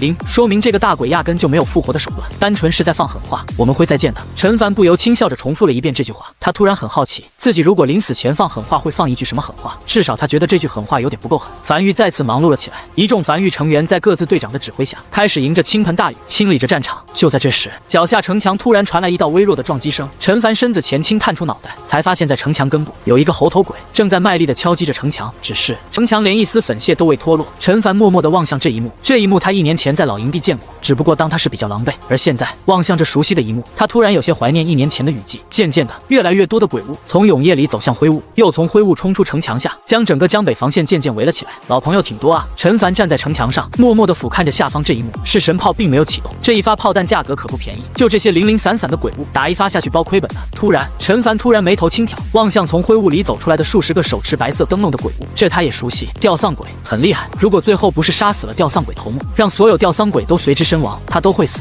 那是他经历过最大危机之一。下一刻，距离这批吊丧鬼最近的一门式神炮身上的纹路被缓缓点亮，一团猩红能量组成的炮弹刺穿暴雨，落在吊丧鬼中间。轰！这次有声音了，地面震动的声音响起，大量猩红能量如蟒蛇般开始四处弹射，在杀死吊丧鬼的瞬间，溢出的伤害朝四周快速溢去，将聚在城墙下的鬼物瞬间清空了一大片。陈凡面色微微古怪地望向下方那片惨烈的景象，和他想象的不一样，他想象的是神炮的溢出伤害瞬间清空分裂后的吊丧鬼，结果吊丧鬼压根没有分裂，成粉末了。他望向永夜领主面板上的转生塔详细信息，果不其然，多了一点变化：以扼杀意外因素48转生塔竟然可以遏制分裂，分裂算复生，被营地范围内城防建筑所杀死的生物将彻底魂飞魄散，无法复生。片刻后，陈凡站在暴雨中，长呼了一口气后，才笑了起来，朝城墙下走去，准备回无名山。就在这时，灵魂深处的永夜领主面板突然有一个建筑在不断闪烁着黄光，陈凡心有所感，停在原地，朝这个建筑望去。观星台，梵域唯一奇观建筑观星台，这个因为沉寂太久，已经快被人忘记的建筑，在今夜开始不断发起预警。该建筑效果是可观测一大片区域的鬼潮动向。果不其然，约莫1炷香之后，风来了，大批如潮水般的肉虫鬼从永夜里穿过灰雾，不受控制的朝城墙上直撞来。噼里啪啦，阵阵鞭炮声不断响起，绿色的粘稠液体不断炸开，腐蚀性极强的液体开始腐蚀城墙。只是腐蚀性液体被雨水冲淡了，压根腐蚀不动。祭坛全程未被触发，5级城墙仅只是矗立在江北，便如天堑般。陈凡站在城墙上俯瞰着下方这一幕，默默欣赏着一枚枚鬼石伴随着肉虫鬼的自爆跌落在地面上，散落的绿色粘稠液体。另外一边，新大陆依旧是热火朝天的工作状态，瘸猴正坐在新大陆1号据点城墙上清点今日开采出来的鬼石数量，下意识抬头望向前方，突然微微僵住。永夜降临，正常来讲，他看向外面只能看见极致的黑暗，除此之外什么都看不到。但他下意识抬头的时候，却发现在黑暗中有一条不见尽头、极长无比的幽绿光芒，那个方向正是雷雨海域的方向。瘸猴面色微变，快速从海里掏出传音符，将这件事情1五1十的汇报上去。最后犹豫了一会儿后，又补充了一句：“少爷，雷雨海域开始散出一些幽绿色的光芒，不知道是什么，但看起来并不像是封印解除，没听见有什么特别大的动静。恰好是江北雨季降临的时候，雷雨海域开始散发这种光芒的，我怀疑两者可能会有一定联系。”与此同时，新大陆深处悬浮在空中的非洲，王麻子独自一人站在非洲边缘，望向前方。他看见远处地面上有一个巨大无比的坑，那个坑看起来并不是自然诞生的，而是被轰出来的。他计划准备天亮后近距离去观察这个天坑是什么。这一夜，新大陆那边不少梵域成员已经进入梦乡了，而梵域这边则是很多人都辗转发测，难以入睡。尸块已经清理完毕了，一宝鬼石什么的也都收集起来，缴了上去，工作已经完成了。只是今夜雨季降临后，漫天烟花那一幕令他们久久难忘，迟迟无法入睡。而在梵域无名山1号洞穴的城墙上，陈凡正听着耳旁王奎汇报那波鬼物掉落的收获，他一边听着一边打量着手里这枚鬼石，4级鬼石，仅此一枚便价值1万枚鬼石，这是他第一次见这种品级的鬼石，从那只大鬼身体里挖出来的。不错，他打量了一会儿后，将这枚鬼石放在怀里收了起来，不打算入库了，留下来当收集品，他挺喜欢。除此之外，王奎站在一旁汇报着，还掉落了不少异宝，所有异宝均已入库，等狱主你去查看。其中那头大鬼临死前，鬼气化作了2个异宝，光芒最盛。言罢，王奎将手里的2个异宝呈了上去。陈凡眉头忽皱，这2个异宝足以顶得上数百个白色品级的异宝，2件异宝均是黄色品级。第一件异宝是一块石头，老朋友了。异宝名称天道石，异宝品级黄色，异宝效果作用在任意建筑上，可让该建筑拥有一个天道赐福效果，且可生效在营地名下所有同类型建筑上，仅可作用在满级建筑。不错，陈凡笑了起来，将天道石塞进怀里，琢磨着待会儿用在哪个满级建筑上。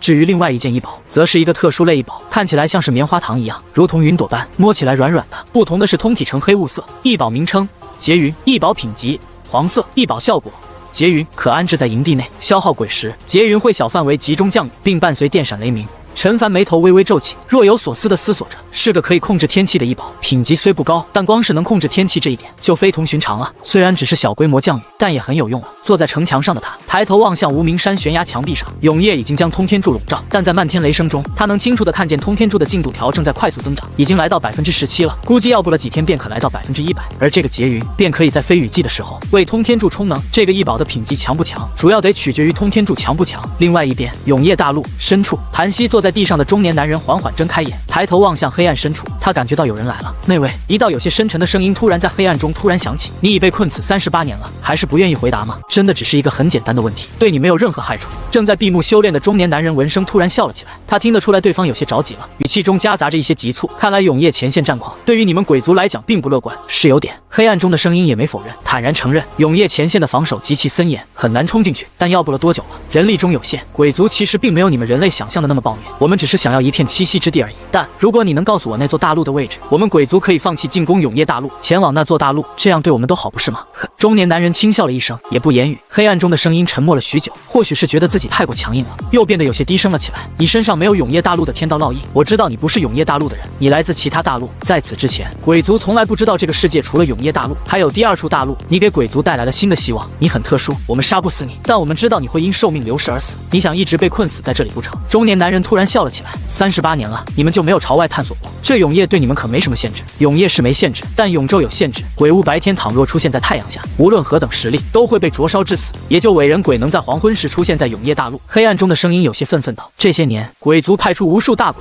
以各种手段尝试渡海前去海的尽头，死了不知多少大鬼，但看见的只有一条不见尽头的雷雨海域，不小心被卷入，会一直深陷其中，无法挣脱，饱受折磨之苦。我们怀疑那条不见尽头的雷雨海域，甚至将整个永夜大陆都笼罩了起来。派出去的那些大鬼，若是派遣至正面战场，说不定已经攻入了。则中年男人再次笑了起来，认真低头拨弄着身旁吞天鳄身上的鳞甲，随意道：别美化你没走过的那条路，说不定结果会更差呢。至少你们看见了雷雨海域，怎样，风景不错吧？见中年男人完全没有开口的声音，黑暗中的声音沉默了许久后不再讲话，缓缓离去。中年男人盘膝坐在地面上，继续认真拨弄着吞天鳄身上的鳞甲，只是神情渐渐恍惚飘远。他不是永夜大陆的人，或者准确的说，他不是人，他是机缘巧合之下形成的特殊产物。整个世界像他这种产物，大概也只有他一例了。他已经没有家了，如今他唯一的执念就是尽自己残躯所能，尽可能庇护住永夜大陆。结果或许是差的，但他尽力了。老大，在那黑影走后，趴在地面上的那头体型较大的吞天鳄才瓮声道：你真的不会死？当然。中年男人轻笑着：怎么做到的？因为中年男人停顿了一会儿后，才轻声道：在很久很久以前，我就已经死了，现在处于一种什么状态，我自己都不知道。不过如今的我比以前多了些感情，也多了些思考能力，感觉也还不错。老大，你实力那么这么强，以前是怎么被人杀死的？没人杀我，没人杀你。老大，你怎么死的？我自爆了，自爆。趴在男人脚边体型巨大的吞天鳄眼中闪过一丝憧憬。那像老大你这样的实力，自爆的威力一定很大吧？当然。中年男人笑了起来，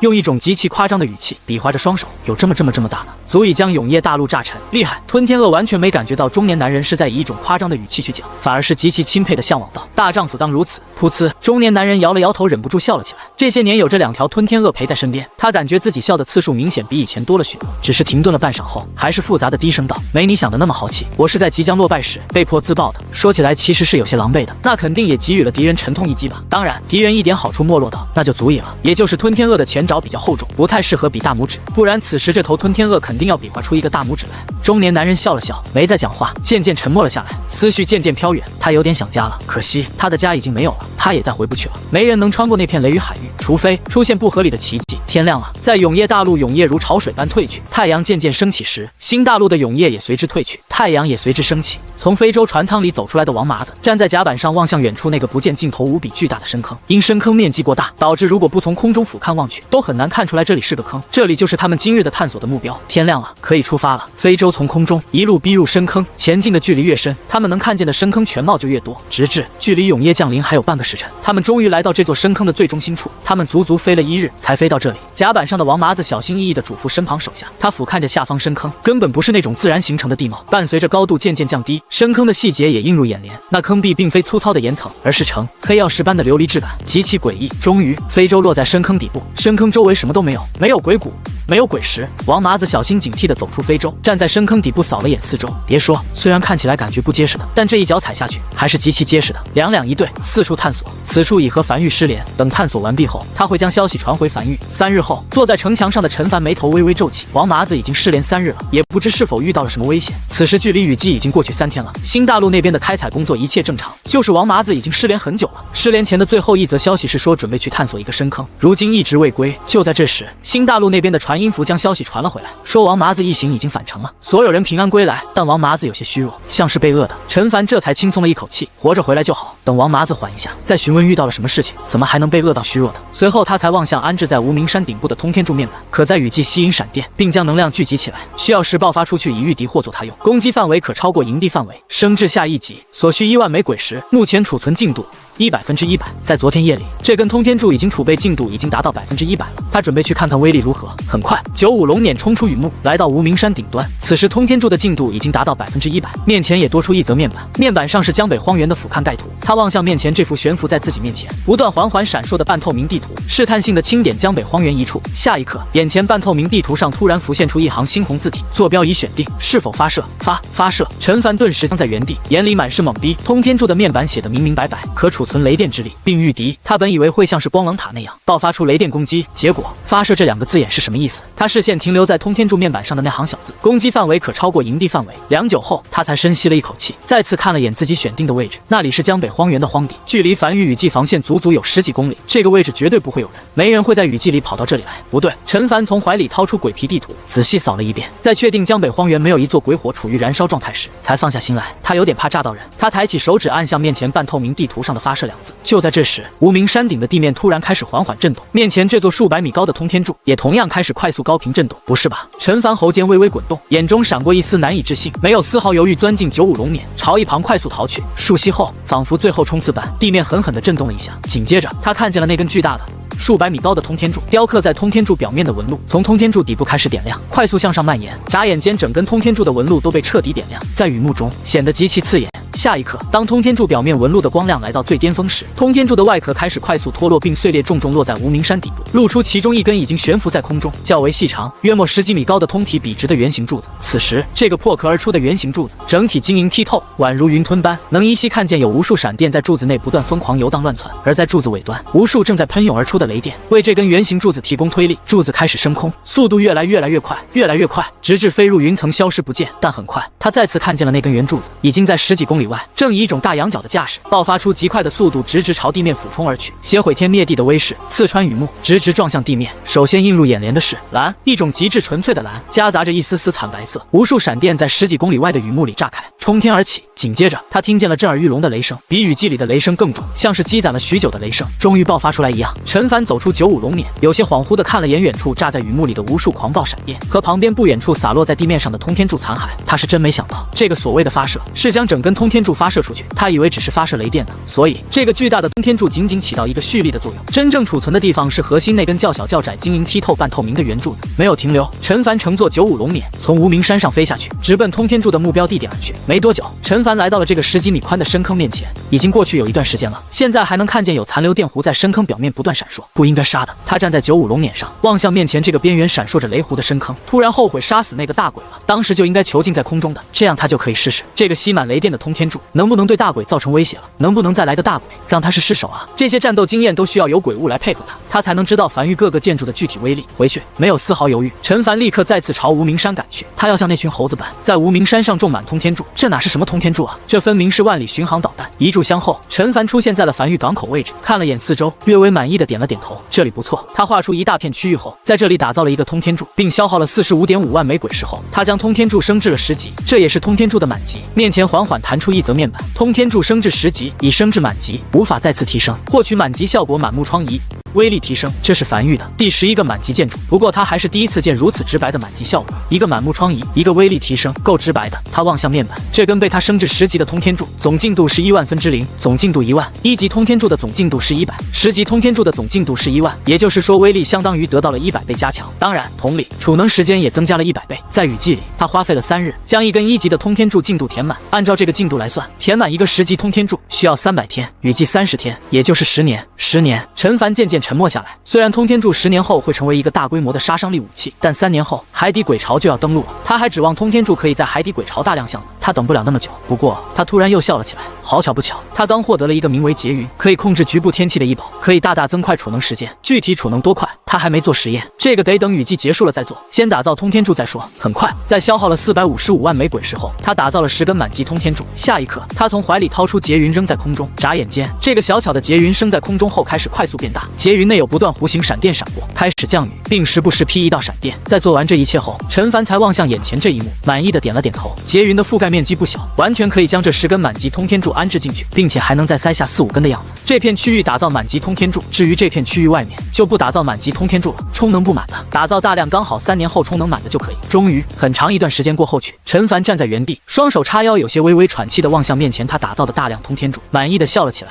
3年后便是这批通天柱启动之日。不错，陈凡满意的点头咧嘴笑了起来。他很喜欢这个建筑，通天柱这名字有点不贴切。他单手撑着下巴思索道。片刻后，他很快做出决定，满意点头道：“就叫梵域巡航导弹吧。”就在这时，陈凡怀里的传音符发烫，里面传来瘸吼有些慌乱的声音：“少爷！”王麻子身子差不多恢复复正常了，但神情有些惊恐，像是撞见鬼了一样，说要亲自当面给你汇报，现在就要坐高铁回梵域。陈凡眉头微微皱起，听起来像是遇到什么大事了一样。再次看了眼自己部下的那批通天柱后，大步朝港口走去。新大陆，陈凡走下高铁后，时间已经来到了下午。他并没有第一时间去找王麻子，而是站在新大陆1号据点的城墙上，望向外面，看了一圈后，才望向身旁的瘸猴。走吧，去找王麻子。很快，瘸猴在前方带路，来到一个水井旁，然后无奈地望向王麻子那明显不太正常的精神状态，便先离去，将空间留给王麻子和少爷两人。陈凡望向趴在水井边缘望向井底的王麻子，眉头微微皱起。王麻子状态确实有些不太对，他上次离开新大陆时的时候打造了不少水井，用于补充淡水。此时王麻子就这样趴在井边，望向水底，像是中邪了一样。他单手拄着翡翠手杖，走至旁边桌前，拿起茶壶给自己倒了一碗茶，又倒了一杯茶给王麻子送去，站在王麻子身边轻声道：“王麻子，我来了，有实话慢慢说，你现在有点失态了。”话音落下，身体明显还在虚弱状态的王麻子突然转身望向陈凡，双手颤颤巍巍接过茶碗，眼眶里闪烁着泪花，颤声道：“狱主，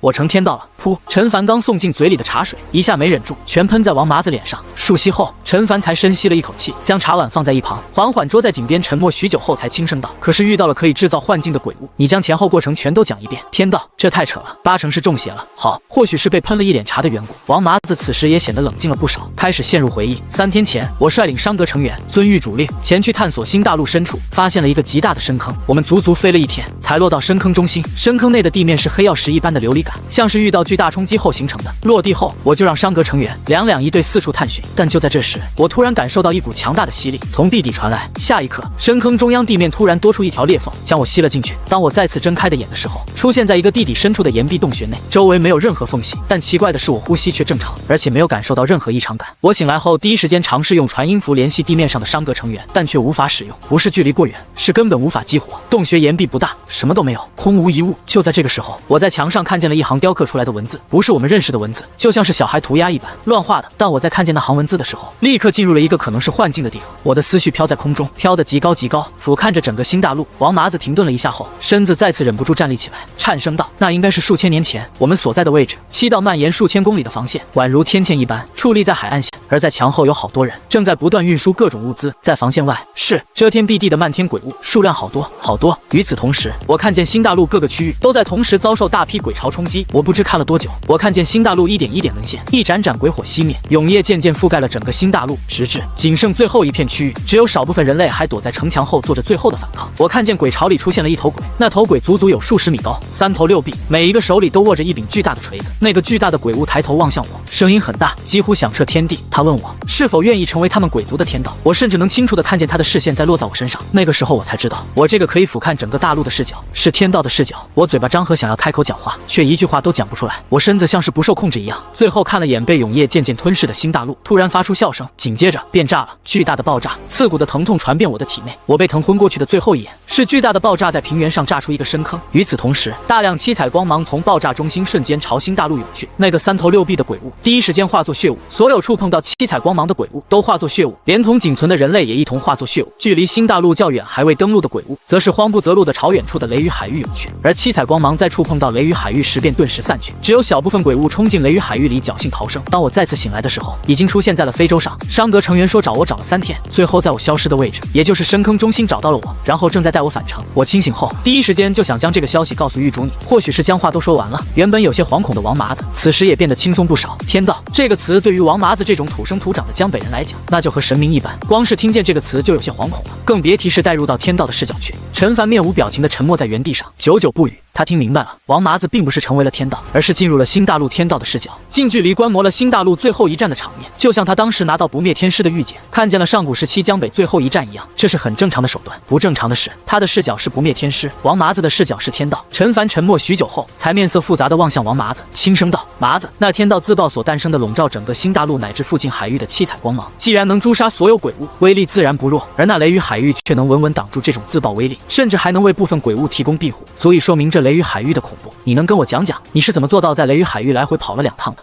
王麻子愣在原地，此时也才反应过来，他好像干了一件非常离谱的事情，挠着后脑陷入回忆思索了许久后，才迟疑道：“就那样过去了。雷雨海域里虽然雨大风大，一直电闪雷鸣，但雷电也不会劈海船，雷雨海域里的鬼物也不会攻击海船，只要运气好点，不被海浪卷走，船不翻就过去了。”陈凡沉默着没有讲话。如果真有这么简单就好了，他估计王麻子应该是运气极好，刚好误打误撞的走到了雷雨海域里唯一的一条生路，还来回都恰好走到。良久后，陈凡才拍了拍王麻子的肩膀，轻笑道：“放轻松，你只是以天道的视角看了新大陆最后一场战争而已，不至于太惶恐。不过樊玉得发展的更快一点了，免得永夜大陆的天道觉得前线可能撑不住了，也效仿新大陆天道直接自爆，就有点糟糕了。”王麻子点了点头，和狱主说完后，他感觉心里舒服了不少。随后，他将记录着古战场位置的地图交给陈凡，事情便告一段落。随后，让魏魏乘坐非洲，和商格一起踏上探索之旅。不过，这次的目标是王麻子刚探索完毕的那座深坑。魏魏全程趴在非洲上，稀奇且兴奋，感受着这种飞在空中的感觉。但在行驶3日，视线已经能渐渐看见深坑轮廓后，他那灯笼大小眼睛里的笑意突然渐渐僵住。他此时只有一个想法，那就是千万别发现地精。这要是发现地精了，得挖多久啊？但当非洲落在深坑边缘时，魏魏急爪子下去，望向后爪上那重重一块的地精，又抬起扁扁脑袋望向那不见尽头的深坑范围，眼里第一次人性化的浮现出了绝望。这里真的有地精，而且有大量地精。嘿，众人从非洲走下来，站在深坑边缘，个个极其兴奋。商格在新大陆上发现了大批地精，又是一大功，每个人都很激动，只有魏魏呆呆的僵在原地，茫然的望向远处。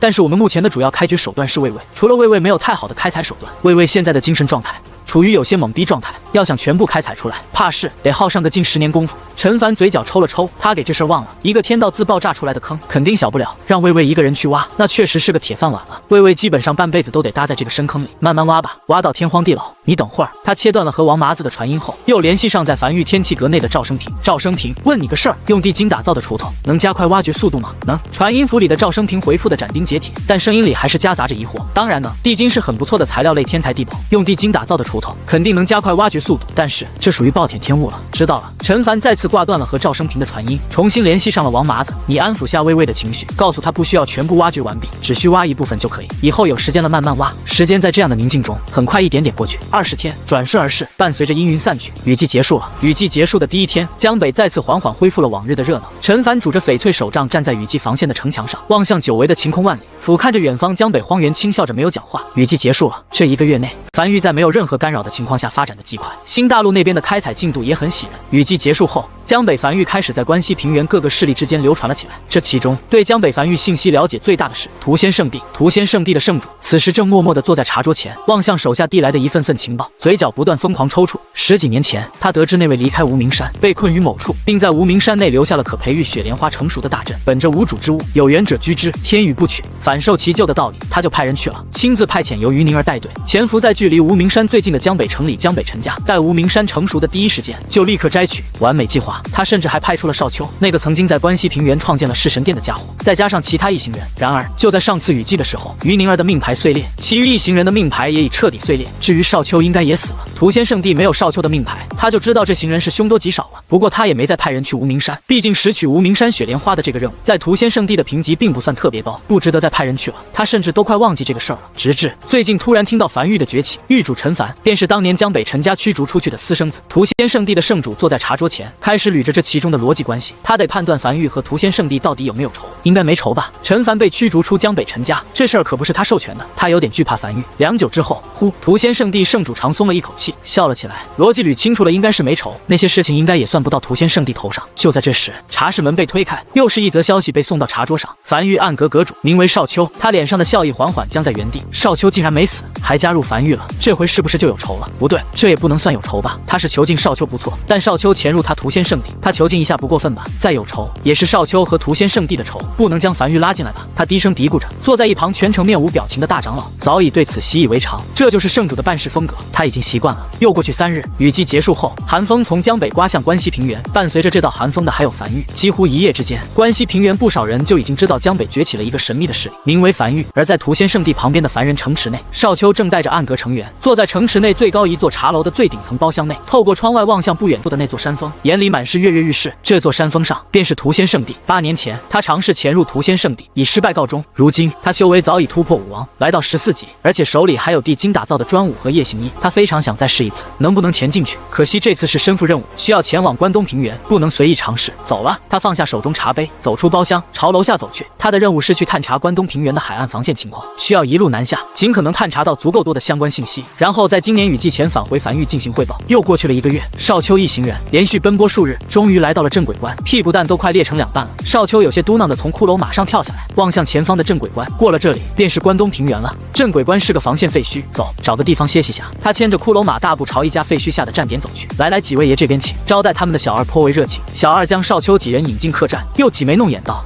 那个几位爷要玩点啥？找点乐子不？”少秋有些无奈的叹了口气，这里的人确实服务不一样，一个临时歇脚的地儿还和青楼抢上生意了。你们要玩吗？给你们找2个，你看看你们喜欢年轻的还是年龄大的？这位爷，你误会了，我们这里没有那些，不是那种玩法。那是什么玩法？几位爷，你们随我到后院来，走去看看。很快，一行人在小二的领路下来到后院。很快，一阵阵嘈杂声便传来。后院一个台上的8角龙边上，近100个人围在台下打气助威。龙内2头鬼物正在不断龇牙咧嘴的向对方发出恐吓。2头鬼物身上已满是鲜血，伤痕累累，显然已经处于濒死状态。几位爷，这叫鬼斗，你们可以在开始前压住，认为哪头鬼物会赢。小二在旁边开口介绍道。而少秋已经彻底懵逼在了原地，抬头望向头顶那悬空的太阳，这也不是黄昏啊，笼内的也不是伪人鬼。狱主让他来看关东平原战况如何，现在看起来关东平原频频告捷啊，鬼物都抓来决斗了，就这架势，已经马上要反攻了吧？永夜尚未降临，你们这鬼物是什么情况？他彻底懵了，他这辈子还真就从没见过这一幕。嘿嘿，小二有些得意的笑了起来。全天下独一份，整个永夜大陆你找不到第2个有鬼斗的地方。我们这里不少客人，可都是从大老远专门赶来的。怎么样，稀奇吧？要不来一手，我可以给你们找个桌子，让人将肉和酒送来，你们边吃边看。少秋没有讲话，只是默默从怀里掏出一个本子，这都是他回去要汇报的事情。外面的世界太乱了。在将这个信息记录完之后，少秋才眉头紧皱望向笼子里的那2个浑身遍体鳞伤、明显没有理智、正不断嘶吼的鬼物，可是用了某种异宝。但永夜大陆如此之大，有让鬼物白天活动的异宝也很正常。当然不是。小二嘿嘿笑了一声，也没隐瞒，直接道出真相。我们这客栈临镇鬼关废墟，这鬼物啊，只有在关外关东平原那片区域才能在白日存活，倘若带到关内来，哪怕就几步距离，也会瞬间暴毙而亡。原本也是不行的，但这次雨季过后，关东平原就发现了一些零零散散能在白天生存的鬼物。少秋眉头紧紧皱起，沉默着没有讲话。这事儿怎么看怎么不正常，他不知道这些人怎么还有闲心搞鬼斗的。鬼物能在白天存活，那对整个大陆都是一个极其严重的灾难性噩耗。鬼物怎么可能在白天存活？除非关东平原可能沦陷一半了，才会出现如此漏洞。一旦7号防线崩溃，那无数鬼巢将会畅通无阻，一路北上，要不了多久就能兵临城下，抵达江北。这一路上的所有生灵都会因此而亡，必须尽快探查清楚关东平原的7号防线究竟是什么处境和状况。另外一边，此时距离雨季已经过去1月之久，在这1个月的时间内，陈凡消耗掉了3.56亿枚鬼石，将原本14.8公里的雨季防线延伸至114.8公里，还差55.2公里，他的江北防线整个雏形便可彻底打造完毕。鬼石不够用了，接下来只需再等新大陆那边开采1个月，就能将这个江北防线打造完成。1月后，陈凡起了一个大早，精神饱满，乐呵呵地查看过樊玉仓库内的鬼石储备后，才朝城墙走去。如今的雨季防线已经彻底更名为江北防线，不再将樊玉领地护在其中，而是以一条近乎笔直的直线沿江北海岸线矗立，还差55.2公里。陈凡翻身骑上骷髅马，站在江北防线的尽头，望向空无一物的前方，深吸了一口气后，骷髅马开始快速奔腾起来。当马蹄即将落在空中时，一道快速凝成的5级城墙稳当当的出现在了马蹄下。骷髅马一路向前，仿佛提底生连般，每跑一步，前方就会多出一道5级城墙，直至天色渐渐黑了下来，陈凡才缓缓翻身下马，站在城墙上，望向前方那座高耸入云的山峰。江北防线和这座山峰紧紧相连，这55.2公里的防线消耗了他近乎2亿枚鬼石。至此，170公里的江北防线雏形已成。陈凡站在城墙上，望向渐渐暗下了的天色，看了眼身旁那和江北防线相连高耸入云的山峰，又望向不远处不断翻涌的海面。半晌后，又转身望向身后那不见尽头的防线，他笑了。耗时1年半，一条长达170公里的江北防线，清一色5级城墙，清一色鬼血纹路，清一色净空，这条堪称是奇迹的防线被他完成了。樊玉将会在2年半后的海底鬼巢登陆中镇守江北。不过，如果海底鬼巢不提前登陆的话，他要将这道防线升至6级城墙，来做到彻底万无一失。陈凡很快回到无名山，天色已经渐渐黑了下来。忙碌了一天，他也有些疲惫，给自己泡了一壶热茶后，坐在1号洞穴的城墙上，听着王奎在耳边汇报。狱主站在一旁的王奎汇报道：如今是3月初，刚开春，这些日子新大陆的开采进度很不错，没发生什么意外。倒是关西平原那边依旧没有找到鸡。屠仙圣地派人给樊玉送上了不菲赔偿，并且写了封信，洋洋洒洒几千字，表明樊玉和屠仙圣地彼此之间没有仇恨，都是一些误会，愿意用鬼石来填补这些误会。陈凡靠在摇椅上，嘴角微微抽了抽，他的计划被打乱了。他的计划很简单，杀鸡儆猴，以雷霆之势镇杀关西平原的一个势力，来以此威慑其他蠢蠢欲动的势力。这只鸡他早都找好了，就是曾经派人来谋划无名山雪莲花的屠仙圣地，但这位的行事手段实在是让他有点摸不准，连续派人送了3封信过来，每封信都在讲述樊玉和屠仙圣地没仇，每次随信封而来的还有赔偿，数目不小，态度这么好，整得他都有点不忍下手了。但不宰个鸡，又很难展示出樊玉的势力啊。他已经想好怎么杀鸡了。这些日子积攒出来的鬼石，足以打造出一批非洲舰队，以雷霆之势碾压过去。主要是他望向手里的这封信，轻叹了口气，这信里的观点好像确实也没啥问题。屠仙圣地确实没有直接针对过他，间接影响，这不行。陈凡眉头呼皱，思索了半晌后开口道：“必须得找只鸡出来，总得亮亮拳头，不然以后我们铺设在关西平原的高铁线路肯定会被一些阿猫阿狗破坏，得亮亮拳头才能震慑住其他势力。1月内这只鸡必须找到。”随后他才伸了个懒腰，走下城墙，准备洗漱一番后入睡了。今天比较累，早点入睡。也不知道少丘那边情况怎么样。另外一边，新大陆此时已入夜，一艘海船缓缓驶入港口。今天情况如何？站在墙头上的瘸猴望向归来的一行人，回禀阁主，今日依旧无事发生，雷雨海域没有丝毫崩溃迹象。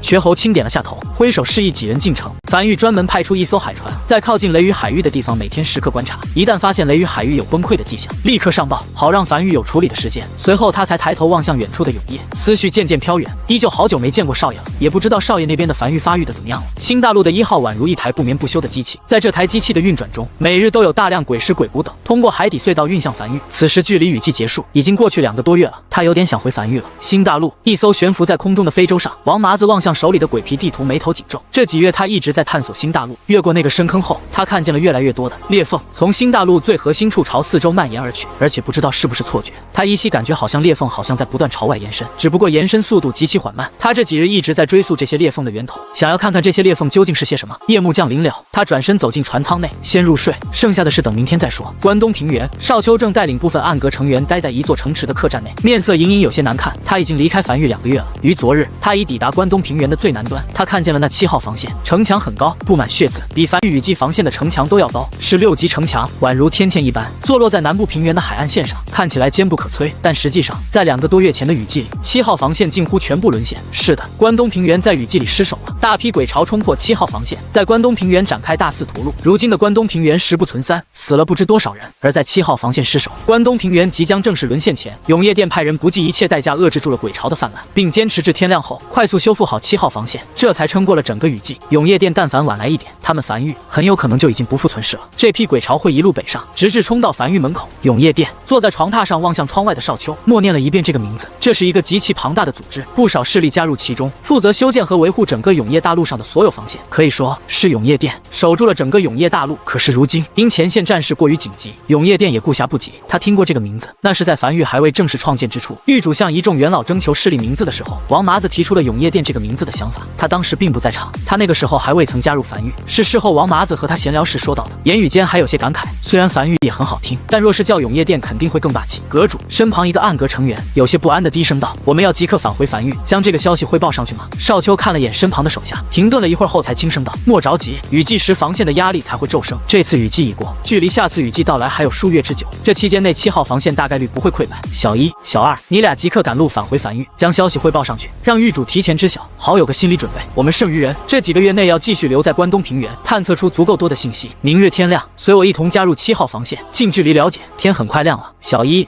小2两位暗格成员已经骑着骷髅马踏上归程的路，准备将消息汇报上去。而少丘则是带着剩余暗格成员乔装打扮离开城池，前往这座距离城池只有数百米的7号防线。此时不断有人将各式鬼石武器等送上城墙，城墙根下2个月前那场大战留下的鬼物残骸和守军血迹都已经被粗略清理过，但大地依旧被浸透成一种诡异的紫黑色。一座座帐篷木屋等坐落在城墙根下，此时正有一条长长的队伍，不少人在排队，那是守城军在招人。少丘带着一众暗格成员跟着队伍开始排队，很快便轮到他们。修为武王全程头也不抬的招募官坐在桌前，第一次抬头望向少丘，上下打量了几眼后才轻点了头道：“感谢你的加入，你的编号是179，隶属于7号防线第3大队的71小队，去东边31号木屋找你的队长汇报，他会告诉你需要负责防守的区域。”片刻后，少丘站在城墙上沉默着没有讲话，只是远眺海边，这里的海要比江北的海更黑，防线外的海边已被鬼血彻底染成夹杂着各色光芒的紫黑色。此时不少人正如同蚂蚁一般从鬼物的体内刨出鬼石，装在一旁的袋子里。这是一处刚经历过大大战不久后的防线，他终于知道为何樊玉防线已经比江北四地的防御强出很多了，甚至比一开始预计的江北防线都要更强。狱主还总是觉得不满意了。狱主看的不仅仅是江北一地，狱主看得更远，看的是万一永夜前线沦陷后，樊玉该如何自处。关西平原屠仙圣地内，大长老长叹了一口气，望向正坐在茶桌前不断捣鼓的圣主沙哑道：“你有没有感觉你做错了？如果8年前你当时不是抽走少丘一魄，而是直接杀死他，或许是不是就没有如今的樊玉暗阁阁主少丘了？是不是少了一环？而且就算樊玉是江北突然崛起的势力，实力不容小觑，到我们为什么要去送3次鬼石？我们的鬼石也不是大风刮来的吧？别的就不说了，雨季前关东平原那边的7号防线前来申请援助，圣主你也是给了一大批鬼石。圣主，你有没有感觉你像是那散财童子，谁都能从你这里拿到钱？”屠仙圣地的圣主面色认真的抬头望向大长老：“我9年前上位，成为屠仙圣地的圣主，这9年内，屠仙圣地的仓库内鬼石数量是越来越多的吧？”是。大长老突然语气弱了下来。虽然圣主一直在散财，但自从9年前圣主上位后，确实屠仙圣地发展的越来越好。圣主长叹了一口气的起身走至窗边：“我当年不杀少丘，一方面是惜才，另一方面是一个才17岁的家伙能创建出世神殿，修为如此之高，我怀疑背后可能有人不想取其性命，给自己引来日后危机。给樊玉送去赔偿是因为我捋过了，本来就没仇。倘若开战，就算我们赢了，一样需要消耗鬼石，到时候消耗的鬼石可不止这一点。支援7号防线是因为，倘若7号防线沦陷，你认为关西平原能独善其身？更何况7号防线背靠永夜殿，得罪了永夜殿，可不是什么好事儿。那你去谋划无名山，就不怕得罪那位了？”大长老忍不住开口：“这怎么能算得罪呢？我捋过逻辑了。”圣主面色认真道：“那位都离开那么久了，那雪莲花属于无主之物，谁拿到就是谁的，而且我这不是没拿到吗？”大长老嘴角抽了抽，没有讲话。自从圣主上位后，屠仙圣地的仇人是越来越少了。要知道关西平原时刻处于战乱，能在这种环境下仇人越来越少，那是真不容易。每次遇到冲突，圣主就会捋一捋逻辑，最后得出一个双方没仇的结论，然后送上道歉信和赔偿，原本一触即发的战争也就打不起来了。在圣主上位前，屠仙圣地送出去的都是檄文；圣主上位后，屠仙圣地送出去的都是道歉信。还真别说，就这样在关西平原各家势力都处于乱战脱不开身时，屠仙圣地独善其身发育的倒是极其舒服。这些年仓库储备的鬼石是越来越多了，就是出门有点丢面，但比以前安全了不少，几乎吃不到冷刀子了。而且屠仙圣地的圣主面色认真道：“我刚才又捋了一遍逻辑，樊玉之所以不回我们消息，应该是信封在路上。毕竟关西平原遍地乱战，我们的人举着屠仙圣地的旗帜可以一路畅通无阻，但樊玉想来我们屠仙圣地应该是有些麻烦的，应该要不了多久，我们就能收到樊玉的回信了。”好捋。大长老也不说话了，默默坐了下来。虽然他一直感觉圣主的行事极其奇怪，但从结果来看，这种形式没有任何问题，结果是好的。就在这时，一只麻雀叼着一张信封落在窗口，圣主打开信封，望向其中的内容，面色有些微微古怪。这些日子有不少来自江南的商会前往关西平原，恨天宗那家伙将一伙举着死旗的商会全都杀了，对外放出话，但凡有江南的商会赶来关西平原行商，来一个杀一个。那个商会是江南公羊一族的商会，运输一批骷髅马南下来的，再正常不过了。大长老面色如常道：“我最近也听说市面上多了一批廉价的骷髅马，而恨天宗本身有个业务就是卖骷髅马，如今被抢了生意，自然不爽，要杀点人，好杀。”圣主有些感慨地咂舌道：“可是根据我们的情报，这江南公羊一族的女儿和樊玉一个重要人物有夫妻之实来着。这要是公羊一族找到樊玉求对方帮忙出头，那就不知道事态会演变成什么样子了。这关系差远了。”大长老摇了摇头：“虽然圣主你的行事风格我有些琢磨不透，但其他势力之主怎么想的，我还是能明白的。樊玉不可能为了这事而出头，死的人又不是他樊玉的人，强出头没意义，是吗？可我捋了捋逻辑，如果樊玉想要将他那高铁线路铺到关西平原的话，就必须杀头机震慑四方宵小，否则就樊玉那高铁线路本身可是不经挖的，恨天宗可不算是鸡，那也得看对谁来讲。”圣主有些嘿嘿地笑了起来，一个崛起如此之快的势力，肯定是有些不为人知的手段的。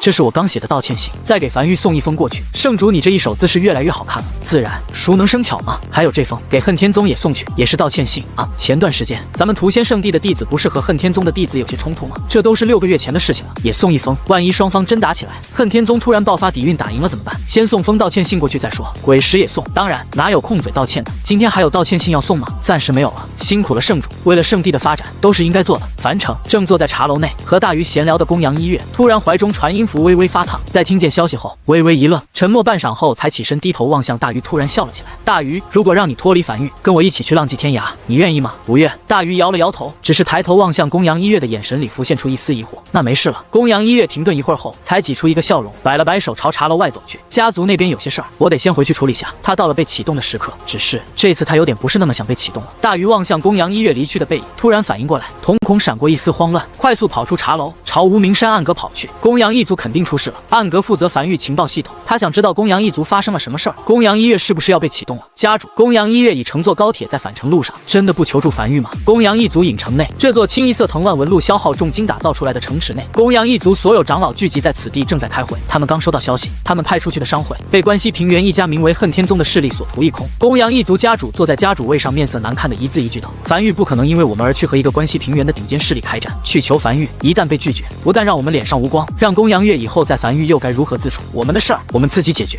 我已经询问过太上长老，太上长老说已随时做好被启动的准备，我们必须要给予还击。周围一众长老纷纷沉默着没有讲话。其实他们都清楚，哪怕让太上长老出动，一个守夜人对这种顶尖势力能造成的威胁是极小的，最后可能造不成损失。但既然家主心意已决，他们也没多说。就在这时，他们头顶上突然传来嗡嗡声音，公羊一族家主微微一愣，不知发生了什么，带着一众长老走出议事阁，抬头望去，只见影城上空不知何时密密麻麻飞来近100艘非洲。此时一艘非洲正在缓缓降落，准备落在影城内部，每个非洲上都能清晰可见安装着狰狞的炮塔。这是非洲。公羊一族家主面色瞬间大变，他只在传闻中见过这种载具，从未见现实中出现。这是恨天宗的手段吗？关西平原的顶尖势力也有些过于恐怖了。相比之下，他们公羊一族最大的底蕴守夜人倒是显得有些微乎其微。影城没有防空炮，他们根本没有还击手段。在非洲即将落下时，这个公羊一族的家主歇斯底里高吼着下达了最后一个指令：逃离影城！我来殿后。他没逃，他是一家之主，他留在这里能给族人争取更多逃离机会。吼啥呢？非洲缓缓落在地面上，陈凡站在非洲甲板上，俯瞰着公羊一族慌乱的一行人，抬头看了眼头顶悬浮在半空中的99辆非洲，咧嘴笑了起来。怎么样，这排场还行吧？足足100艘满配非洲，花了我不少鬼石呢。在收到消息的第一时间，他便笑了起来。他找到关西平原的鸡了，并且这个鸡的分量还不低，第一时间便将繁育内的载具攻防升至7级，并打造出了100艘非洲，一个一砸了出去。繁育仓库鬼石储备只剩下1亿枚鬼石左右了，但他觉得这是值得。拿下关西平原并真的只是为了赚取鬼石，最主要的是他的高铁线路可以通到关西，这也意味着繁育的影响范围进一步扩大，什么事情都好做了许多。100艘非洲排场拉满，恨天宗的消息他也调查过，100艘非洲足够拿下，还愣着干什么？站在甲板上的陈凡望向下方愣在原地的公羊一族一行人，招了招手，笑着道：走吧，带你们揍恨天宗去。与此同时，一则讨恨天宗的檄文通过繁育的情报网络快速传遍整个关西平原，很多人甚至收到这则檄文的时候都是满脸茫然，才后知后觉的知道恨天宗屠了江南公羊一族商会的这个事儿。这个檄文传播的速度太快了，不一会儿便传到了屠仙圣地。屠仙圣地的圣主正望向手，另外一边坐在大殿内的恨天宗宗主面色难看的望向手里的檄文：讨恨天宗檄，告关西平原恨天宗门人，今有天光不照之处，恨天宗以诡诈之刃暗刺我繁育血脉，劫杀我核心阁主齐越七族商队于季风峡谷，此非寻常劫掠，乃蓄意践踏我繁育基石。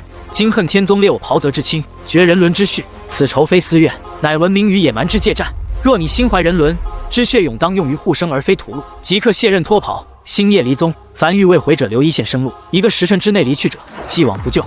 半晌后，恨天宗宗主才将纸张用力揉成团，咬牙切齿的一字一句道：欺人太甚！一个突然在江北崛起的势力，和恨天宗也没什么交集，竟然会为了一个无关紧要的商队主动挑事。半晌后，这个男人怒极反笑了起来。既然樊玉要强出这头，那就让他脸面扫地。就在这时，大殿外一个黑衣弟子大步走来，递上一封信：宗主，这是屠仙圣地送来的一封信，并附带了1万枚鬼石。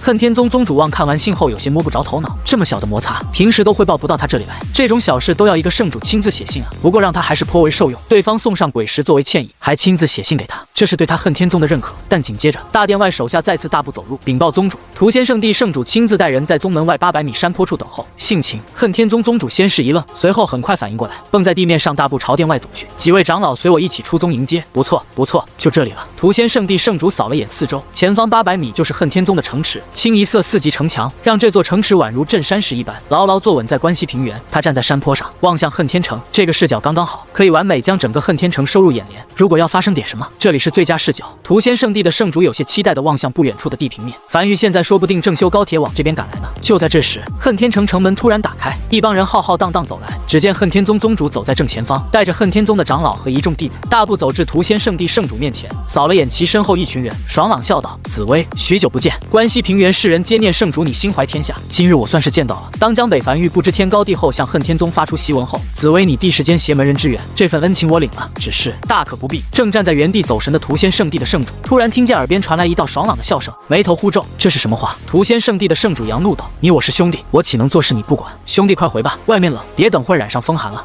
刚准备说点什么，恨天宗宗主下意识抬头看了眼头顶的太阳。3月初入春了，不怎么冷了。那啥，我是想说，先回。屠仙圣地圣主面色严肃道：“兄弟，我就站在这里，其他的你不用管。莫要兄弟难做人，若是因此让你染上风寒，兄弟我罪该万死。”快回！那好吧。恨天宗宗主此时也有些懵逼，半推半就的带着身后人又朝恨天城走去。紫薇给他说懵了，他本来组织了一堆话要说的来着事，结果几句下去，给他整得忘记要说啥了。而屠仙圣地坐镇恨天宗不远处的消息很快传开，明眼人一看就大概琢磨明白怎么回事，不是来看热闹的，就是来助阵的。无论是哪种，都意味着1个时辰后，樊玉肯定真有动作。一时间，距离较近的势力都开始出发朝恨天宗赶去。渐渐的，恨天城周围的势力越来越多，但占据最佳视野位置的山坡，则是被屠仙圣地牢牢霸占住，而恨天宗宗主则是全程笑呵呵的挨个接待。没想到他们恨天宗在关西平原的口碑竟然这么好，一方有难八方支援。与此同时，樊玉100艘满配非洲在9天之上以极快的速度朝恨天宗驶去。玉主公羊一族的家主满脸愧疚地走至陈凡身旁，语气中夹杂着一丝感激和惶恐。这一趟樊玉是不是要破费很多？陈凡偏头看了眼这老头，随意道：“你自己估摸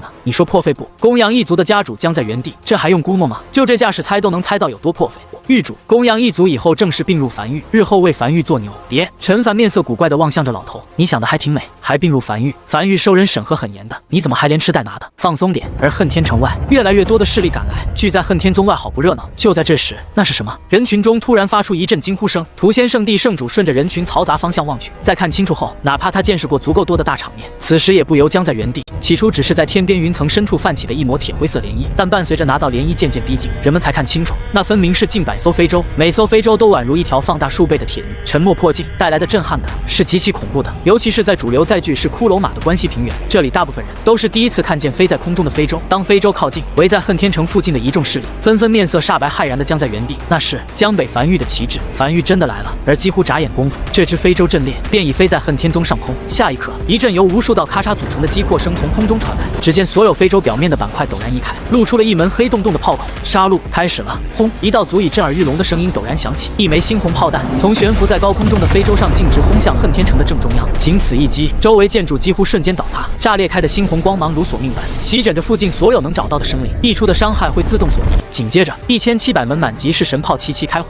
地面开始剧烈震动，整个天空突然变得暗了下来，并不是永夜降临了，而是神炮的光芒掩盖了太阳的光芒。周围所有围观的势力都看见了他们此时最为震撼的一幕。无数枚猩红炮弹宛如连绵不断的一枚接一枚的直直落向恨天宗，密集程度哪怕数十里的人也能清楚看见。屠仙圣地的圣主望向这一幕，身子僵在原地，嘴唇开始微微发颤。他虽然一直道歉，但真要打起来，屠仙圣地不惧任何势力，但现在他怕了。是神炮倾泻而出的猩红炮弹洪流，在空中编织出了一张覆盖了每一寸空间的立体死亡网络，不见一丝鲜血，不见一丝惨叫，但却能感受到一股浓郁的死亡气息。一盏茶之后，从高空中倾泻而出的猩红洪流终于渐渐逝去，地面也停止了震动，他们眼前再次缓缓恢复了光亮，那是他们重新适应了太阳的光芒。恨天城已经不见了，前方不见一座城池，只有一座不见底的深坑。如果不是他们亲眼所见，根本就不会相信在一盏茶之前，这座深坑原本的位置有一座城，仅一盏茶的功夫就被夷为平地。就在这时，悬停在高空中的那100艘非洲，位于最中央被四周环绕在中间的一艘非洲缓缓落下，落在众人面前。陈凡在一众人的陪同下走下非洲，从他们每个人脸上挨个扫过，脸上流露着温和的笑容。诸位，自我介绍下，江北樊玉陈凡，很高兴认识你们。一众前来看热闹的势力，此时还未从刚才那场震撼的场面中回过神来，有心想张开口说些什么，却紧张的不断，嘴唇发颤。此时说一句完整的话都显得有些困难。平日里关西平原见的最多的就是骷髅马，什么时候见过这东西？这哪是一个级别的？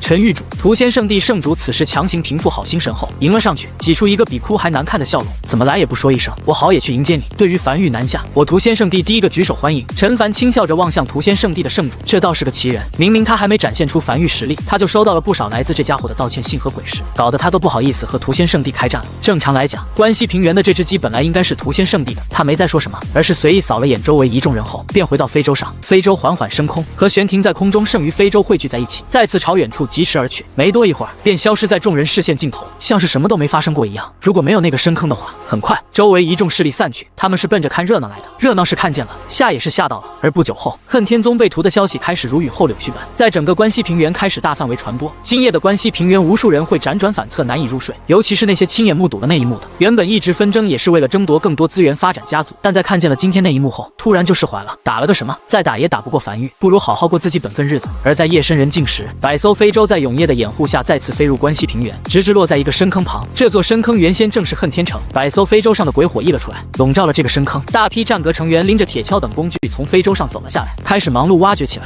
肉再少也是肉嘛。白天的主要来的目的是杀鸡、立威、扬繁育之名，目的达到了。但这个时候一批人下来开始去深坑里挖东西，多少有点丢面，所以他当时决定晚上来再挖。不过看起来那些势力还挺识趣的，没一个人觊觎恨天城里的遗产。他还想着如果有势力拿了，今晚就去这家上门吃饭呢，挺好。陈凡站在甲板上，望向在深坑内忙碌着的一众繁育成员，轻笑着。接下来关西平原各个势力短时间内应该就老实多了，他可以开始在关西平原铺设高铁脉络和信号塔。这些东西只要铺设下去，就意味着这片区域都是他的地盘了。只是陈凡面色难看地站在城墙上，一言不发。正常来讲，7天前应该开始推进信号塔和高铁脉络，只是开铺设高铁需要魏魏辅助。他许久没看魏魏了，还有点挺想的，就亲自来新大陆找魏魏了。没想到来了才知道，10几天前魏魏就已经失踪了，至此已经失踪10几天了。魏魏临走前将寿阁阁主身份令牌留在了城内，导致他们都没办法通过令牌找到魏魏踪影。此时魏魏去了哪，谁也不知道，肯定是在这片大陆上。但这片大陆面积何等大，王麻子探索了这么久还没探索完毕，想找到一条鳄鱼又谈何容易？少爷站在一旁的瘸猴眼里满是愧疚和慌乱，低声道：“不关你事。”陈凡摇了摇头，皱眉道：“你一个人负责新大陆这边的所有开采事宜，本就有些忙不过来，你也不能天天盯着魏魏。只是魏魏究竟是主动离开繁育的，还是被迫，又或是走丢了？虽然以魏魏实力，很难有鬼物对他造成伤害，但既然不是离家出走，那就糟糕了。”他望向海边远处的雷雨风暴，难道是那雷雨风暴作祟，将魏魏吸引过去的？可是魏魏平时只喜欢吃，没什么特别爱好，什么东西才能如此有吸引力？甚至让魏魏将最喜爱的寿阁阁主令牌也会留在原地，离开新大陆1号据点？难道是？陈凡沉默在原地，想到了唯一的可能。就在这时，瘸猴怀里的传音符突然响起：“狱主，王麻子回来了，约莫还有1个多时辰，便可抵达新大陆1号据点，说带回来了一个重要发现。”陈凡有些烦躁地应了一声。1个多时辰后，王麻子来到陈凡身前，刚准备开口在新大陆的重大发现，但突然发现远处海面上隐隐能看见不少海船和非洲正沿着雷雨海域不断搜寻，顿时面色微变。果然如此，狱主，可是那雷雨海域有崩溃迹象？不是。陈凡轻叹了一口气，魏魏失踪了。排除所有选项后，我怀疑雷雨海域里有什么东西，制造出魏魏父母的幻象，让魏魏主动进入雷雨海域。王麻子愣在原地许久后，才茫然地看了眼远处正在搜寻的一众非洲和海船，又看了眼身旁的狱主和瘸猴，有些懵逼道：“狱主，你在说什么？你们不是派魏魏去那个深坑挖地精了吗？我返程的路上还看见魏魏在那个深坑里挖地精呢，我还给他打了个招呼，他也在不断给我挥爪打招呼呢。”什么？陈凡先是一愣，随后才眉头紧皱，偏头望向瘸猴：“你下的令我没下啊。”瘸猴有些着急地从怀里掏出传音符，联系上齐月。齐月，是不是你下令让魏魏去挖地精的？传音符里很快响起齐月的声音：“我没有啊，我这段时间一直忙着挖矿呢。”挺好。陈凡突然笑了起来，眼中闪过一丝寒光。繁育里都有人能替他下令了，当即转身朝一旁非洲走去。走吧，去找魏魏。我挺好奇是谁下的令。瘸猴和王麻子对视了一眼，都看见了彼此眼里的不安，急忙跟上。从新大陆1号据点，距离王麻子发现的那个深坑，足足有3天的路程。陈凡日夜赶路，在第2天天黑前抵达了深坑，很快便看见了在下方独自一人卖力挖掘的魏魏，眼中更是闪过一丝愤怒。没有非洲，没有高铁，魏魏就这样独自一人跑了这么远的地方来挖地精，还独自一人在挖，有多孤独，或许只有魏魏能知道。无论是内部谁下的令，出于玩票性质，又或是试探性质，这件事情不会这么简单结束的。非洲缓缓落下，听见动静的魏魏抬起头，再看见陈凡时微微一僵，又看见站在陈凡身旁的王麻子，灯笼大小的眼睛里突然闪过一丝愤怒，怒吼起来。这副样子分明就是受到了欺负，在主人来了之后，委屈且愤怒地高吼了起来。瘸猴默默地朝旁边挪了一点，尽可能地离王麻子远点。不会是王麻子这家伙想私自立功给魏魏下的令吧？这可是越权了，而且魏魏还真听王麻子的命令啊！几乎一瞬间，王麻子面色瞬间煞白，这他妈冤枉啊！他返程的时候不是还和他友好的打招呼吗？现在怎么对他吼起来了？真不关他事啊！陈凡没理会王麻子的神情，只是拄着手杖，独自一人走下非洲，站在魏魏身旁开始交谈，肢体加眼神的结合。一盏茶后，陈凡重新走上了非洲，而跟在身后是满脸委屈的魏魏。瘸猴敏锐捕捉到少爷眼里少了愤怒，反而多了几丝无奈，便意识到这件事情不会朝严重的方向发展，试探性的开口询问：“少爷，是谁下的令？一位阁主？哪个阁主？寿阁阁主啊？”瘸猴有些懵逼。陈凡长叹了一口气，随后实在没忍住，抬起手掌敲打着魏魏的脑袋，怒极反笑道：“你他妈还能自己给自己下令呢？你知道这几天为了找你动用了多少资源不？那么多繁育成员冒着被卷入雷雨海域的危险，在雷雨海域搜寻你，结果你他妈自己给自己下令，跑来挖地精来了。这么远的距离，你还真能自己跑过来的？”是。站在一旁的王麻子此时长松了一口气，明显没他什么事儿了，但他还是有些不解。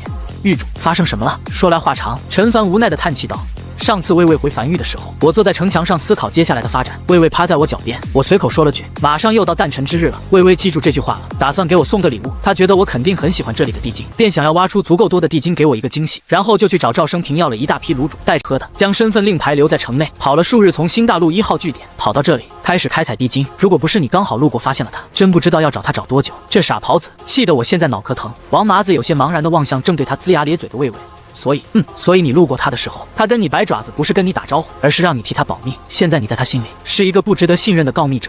王麻子更加懵逼的愣在原地，谁他妈能看懂那个摆爪子是保密的意思？先不说他没看懂，就算他真看懂了，回到据点看见那搜查镇长，他也不可能保密啊。走了。陈凡有些没好气的拍了下魏魏脑袋，跟我回江北修高铁去。真的是，掌心突然涌出重物下坠感。他低头望向魏魏，怯生生地朝他手里吐的一块地精后，声音戛然而止，停顿片刻后，才突然笑了起来。算了，不管怎么说，这确实是我收到的第一份生日礼物，谢谢你，魏魏。魏魏变得兴奋起来，尾巴开始不断如往常那样左右敲击着非洲甲板。找到魏魏后，陈凡心情也变得不错了起来，但还是非常严肃地告诉魏魏，日后有任何行动都不能扔下身份令牌，且不得擅自行动。3天后，几人返回新大陆1号据点。王麻子站在望向和魏魏一起走进樊玉高铁站台的狱主背影，有些唏嘘地感慨道：“从这里跑到深坑距离可不远啊。”魏魏确实是上心了，但就在这时，他一拍脑门，突然想起来，有些苦恼道：“我差点忘了，我是来汇报探索新大陆发现的。别这么一耽搁，我都忘了说啥事儿。”瘸猴望向王麻子。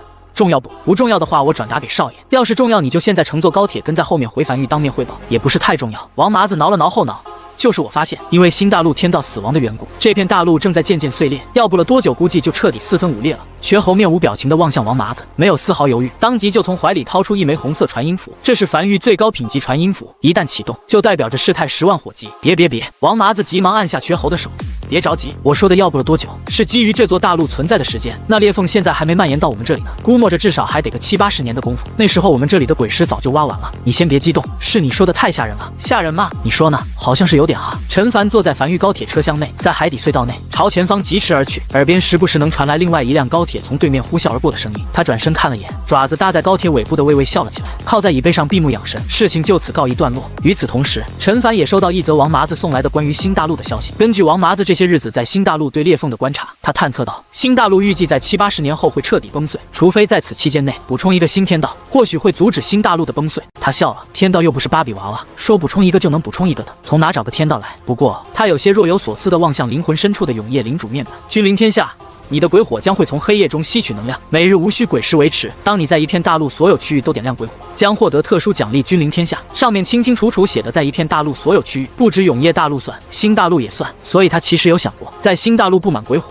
拿下这个降临。等王麻子将新大陆探索的差不多之后，在新大陆铺满6级鬼火，拿下这个君临天下的奖励。君临天下，他嘟囔了一遍这句话后，便起身回到樊玉。片刻后，陈凡站在1号洞穴的城墙上，视线越过峡谷，望向无名山外镇守在江北海岸线上那隐隐可见的江北防线。如今170公里的江北防线已打造完毕，但这个江北防线只是一个空壳子，只有城墙，没有任何炮塔等城防后勤建筑。一座不能反击的城墙，迟早会被鬼巢磨平，还得再攒一批鬼石，将江北防线彻底填充完毕。距离海底鬼巢登陆还有2年半，还要再经历2次雨季，无穷无尽的鬼巢就会从江北登陆。走了。在听完王奎的汇报后，陈凡带着魏魏和2个樊玉成员踏上了征程。接下来一段时间内，樊玉的计划就是在关西平原修建高铁和信号塔，要离开樊玉一段时间。不过在临走前，他对樊玉最核心的建筑鬼火使用了天道石。下一刻，面前浮出一则面板：你的鬼火使用了天道石，获得了3个天道赐福效果，请在百息内任选其一。1. 天道赐福效果，细水长流，鬼火会吸收永夜里的能量，每日凝成1000枚鬼石，仅限一座鬼火生效。2. 天道赐福效果，再来一次。营地内所有建筑升级时，若随机到质变升级方向，可拥有1次重筛机会。重筛不会改变质变升级方向的品级，但会随机更换一个质变升级方向。3.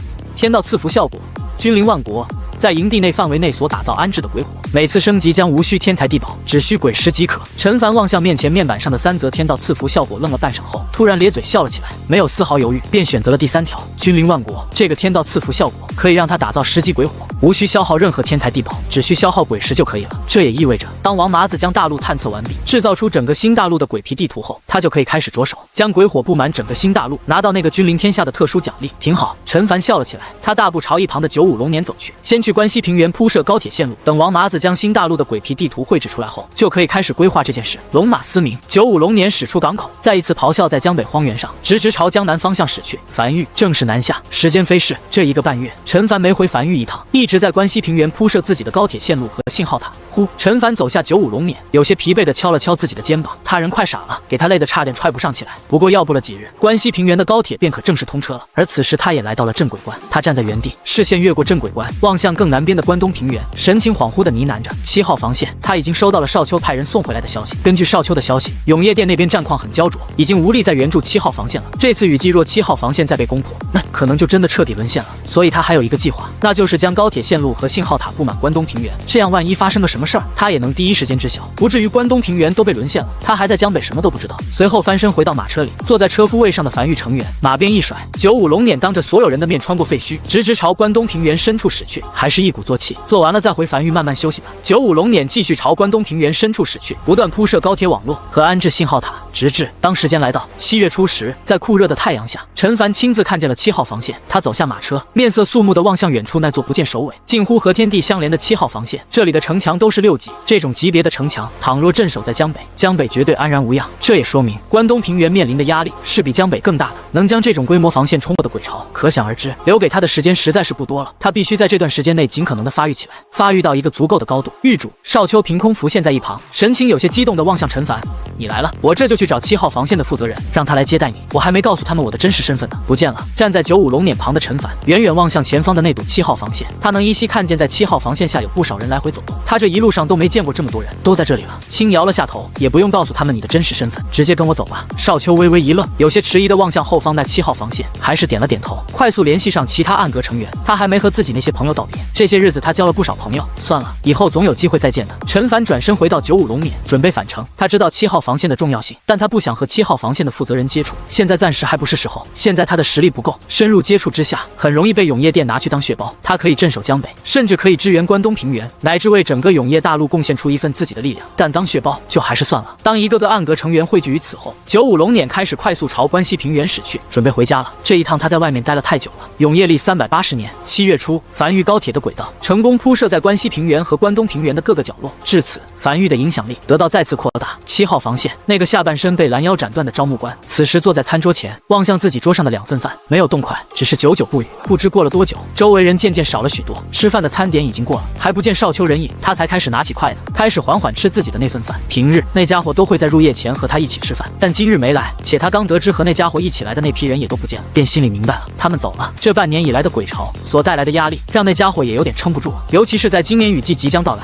那股压在所有人心头上的压力，令很多人都喘不过气来。每天都有不少人逃跑的，这也很正常，尤其是那家伙还不是关东人，跑了也再正常不过了。但不知为何，今天的饭菜总感觉没有往日那么可口了。喂，刘叔！一个小年轻凑到桌前，毫不客气地端起那份无煮饭菜，大口朝自己嘴里刨去。那家伙既然跑了，这份饭就我吃了，刚好我没吃饱，再来一份刚刚好。中年男人没有讲话，只是低头自顾自着地吃着手里的饭菜。刘叔，你有没有发现一个神奇的事情？就是7号防线所有被鬼物感染、截断身体的残疾人，都是只有上半身，好像没见过一个只有下半身的。你说神奇不？年轻人面色认真地望向刘叔，嘴里满是饭菜，含糊不清道。中年男人有了动作，抬起头来盯着年轻男人，面无表情道：“你觉得你很幽默吗？”可年轻人有些讪讪地放下手中碗筷：“我这不是看刘叔你好像有点难过，前来逗逗你吗？我是不会走的，我肯定会跟你一起镇守7号防线。你可以走，我真不走。我家人、我的朋友都死在了关东，我死也得死在关东。”中年男人没再讲话，只是神情有些恍惚地望向鬼火外的从远处快速覆盖而来的黑暗，许久后才呢喃道：“真是的，走就走了，至少走之前打个招呼，我也好给你点盘缠啊。”耳边隐隐传来无数鬼物的嘶吼声，那是在7号防线外鬼巢开始继续发起冲击，新的一夜战斗又开始了。我先去了，今天我负责7小段10座炮塔的鬼势补充。对面那个年轻人在永夜降临后，快速将碗里还剩下的2口饭一股脑的刨进嘴里，含糊不清的朝远处快速跑去，很快便消失在人群中，不见了踪影。这么一个人对7号防线的作用可以说近乎可有可无，但镇守在关东平原的7号防线，正是由无数个这样可有可无的人所组成，变得极其厚重，屹立不倒。永业历380年7月初，正值酷暑，陈凡回到了樊玉，趴在1号洞穴木屋的床榻上，脑袋侧过去望向挂在墙壁上的永业日历。等这次雨季过去，距离海底鬼巢登陆就只有正儿八经的2年整了。忙碌了数月，终于铺设好了所有高铁轨道。这些日子，樊玉高铁的存在也改变了关西平原的所有势力格局。最为显著的一点是，近100年来，关西平原各个势力不断纷战的格局被打破了。骷髅马销售下滑的同时，整个关西平原变得渐渐和平了起来。随后，他活动着身子骨后，便来到了江北防线。陈凡站在江北防线的城墙上，远眺四海，浪花不断拍在礁石上。这几个月，樊玉攒了不少鬼石，他终于可以将江北防线的城防建筑彻底补充完毕了。随后，他来到江北防线的尽头，看见了那匹熟悉的骷髅马，然后才开始从头开始打造城防建筑，式神炮、铜管、防空炮等，一座座建筑快速不断打造完成，直至天黑，陈凡才停下了建筑的打造。想要打造完，预计还得好几天。随后他走下江北防线的城墙，再次回到无名山，回到木屋里，就成大字形躺在床上。不行了，这回是真累了，先休息一天再说。很快，屋内响起了轻鼾声，这一觉陈凡睡得极香，他甚至久违地做了一个梦，他梦见江北防线在2年半后被海底冲上来的鬼潮彻底摧垮，江北沦陷，无数生灵因此而亡。而樊玉第一个覆灭，在临死前，他看见了大鱼自爆，冷焰在鬼潮中炸开，清空了一大片区域的所有鬼物。但很快，这片空白区域又被无穷无尽的鬼潮填满。他无力且不甘地望着面前这一切，已经没有后手了。正当他即将被鬼潮淹没时，一阵冷气飘来，陈凡打了个激灵，从梦中醒来，走出屋子，站在1号洞穴的城墙上，望向已经褪去的黑暗和正挂在半空中的太阳。这一觉竟直接睡到了半上午。呸呸呸！梦和现实都是相反的。他低声嘟囔着，昨晚的梦太不吉利了。伴随着4年之约即将渐渐逼近，他也变得有些紧张起来。按照上古战场所经历的鬼潮，他用5级城墙所打造的防线，基本上是可以挡住的，只要他储备的鬼石弹药不被耗尽。但谁也不清楚这么多年过去了，这批鬼潮实力涨了没有？毕竟连7号防线那清一色6级城墙都在这次雨季里被攻破，险些彻底沦陷，得再准备妥当一点。片刻后，正在打造建筑的他招来少秋，了解下7号防线的具体信息。狱主，你找我。少秋很快来到陈凡身边，陈凡轻点了下头，一边打造建筑一边随意道：“你在7号防线待了也有半年了，讲讲7号防线，你了解到的都讲讲。”是。少秋面色一正，从怀里掏出一个小本本，低头快速查看了一番后，才开始汇报道：7号防线并不是永业大陆前线，而是永业大陆后方的一个次级防线，所面临的鬼潮比不上前线，但也已是我这辈子见过最大的鬼潮。哪怕是非雨季，平时的鬼潮也是铺天盖地，数以千万计的鬼物，在夜幕降临后，从海水中登上陆地，向防线发起攻击，无惧生死。7号防线全程97公里，常见炮塔是一种名为剑雨炮塔的绿色品级炮塔，升至满级无需消耗任何天材地宝，10万枚鬼石可打造一座。除此之外，还有一种暗塔，是黄色品级的城防建筑，每1000米一座，用于对付鬼潮中的大鬼，单体攻击威力极大，消耗同样也是极大。剩下的还有不少防空炮等。在7号防线外的一片广袤空地上，种植了大规模的鬼茄，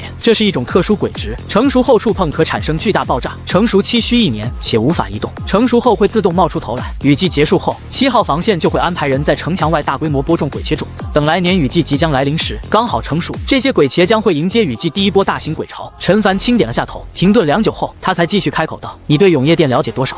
少秋低头仔细思索一番后，才开口道：“这个势力是永业大陆最大的一个组织，不是势力，任何愿意为永业大陆出力的势力都可以加入这个势力。加入后没有任何月钱，也没有回报，但却需要做出贡献，为守护永业大陆做出贡献。与其说是一个组织，不如说是永业大陆所有势力联手聚在一起，一起守护永业大陆。有鬼石的出鬼石，有人的出人，势力内连个建筑师的都没有，就去那些还没加入永业殿的势力索要鬼石。而7号防线的总负责人甚至都没见过永业殿的店主，也没过去永业大陆腹地。他是土生土长的关东人，原先是一个势力的势力之主，后来势力覆灭，原负责人身亡，他在临危受命之下成为了总负责人，负责7号防线的总调度。而且在上次雨季前，因为当年积攒下来的鬼石不够，7号防线向永业殿发去了支援，永业殿一开始拒绝了，后来又给了回应，说已经尽最大可能调度了1亿枚鬼石运往关东平原。但在半路上，因内奸泄露了情报，鬼族收到了这个消息，不惜一切代价强行冲破了一个次级防线，在这批鬼石路过秋明盆地时，将这批鬼石拦了下来。非洲被击沉，永业殿将这个消息告知了7号防线，并表明暂时没有多余鬼石可以支援7号防线了，希望7号防线能尽可能的撑住。陈凡突然停下了手里的打造动作，非洲下方原本正缓缓移动的城墙也同样停了下来，眉头忽皱，偏头望向少秋：“你刚才说内奸？”他不理解，倘若2个势力彼此开战，有内奸很正常，但鬼物和人类开战怎么可能会有内奸？难道人类会选择去投靠鬼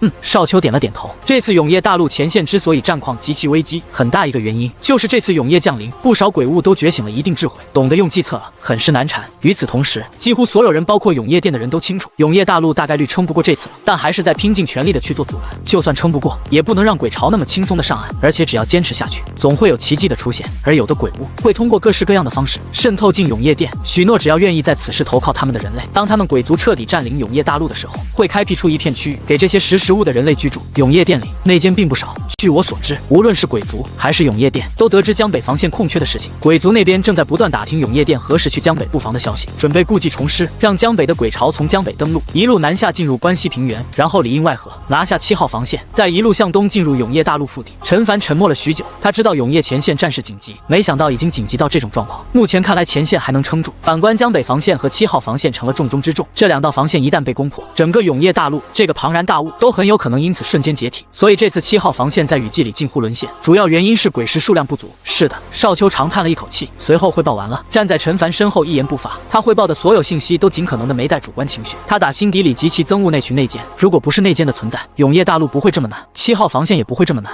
陈凡也继续开始打造一座座建筑，只是同样沉默着，久久不语，一主一从。两人就这样也不讲话。良久之后，陈凡才轻声道：“我会向7号防线派出援助，由你亲自出面，不要告诉7号防线援助来自于江北繁育，就说是无名势力给出的援助。如果可以的话，尽可能让7号防线将这件事情也不要汇报给永夜殿。”少秋微微一愣，随后才神色一正，应声道：“是。”他知道繁育如今面临的处境也极其艰难，江北海底鬼潮即将登陆，繁育可是没有收到来自永夜殿1枚鬼石资助的，全长97公里。陈凡低声呢喃着，每100米安置一座噬魂雕塑的话，需要大概970座噬魂雕塑，总共就是需要250万枚鬼石左右。在雨季前，繁育向7号防线的第一笔援助就是970座噬魂雕塑，每一座噬魂雕塑都可降低范围内所有炮塔的40%弹药消耗，这对7号防线的帮助是极大的。鬼石他给不了太多，他的鬼石都不够用，但他也不可能眼睁睁地看着7号防线沦陷。除了噬魂雕塑以外，还可以再为7号防线支援一批铜管和祭坛以及式神炮，这样可以极大程度地提升7号防线的城墙防御和火力。只是铜管没有办法通过高铁运过去，需要他亲自前往7号防线打造，这个他还在考虑。在没有足够实力保护自己之前，他不愿和永夜殿有过深交集，谁也不知道某个内奸会不会把他的信息泄露给鬼族，除非匿名伪身，这倒是个办法。虽然瞒不了太久，但能瞒一点是一点，能给繁育争取一点发育时间是一点。繁育如今太缺时间了，如果战争可以暂停就好了。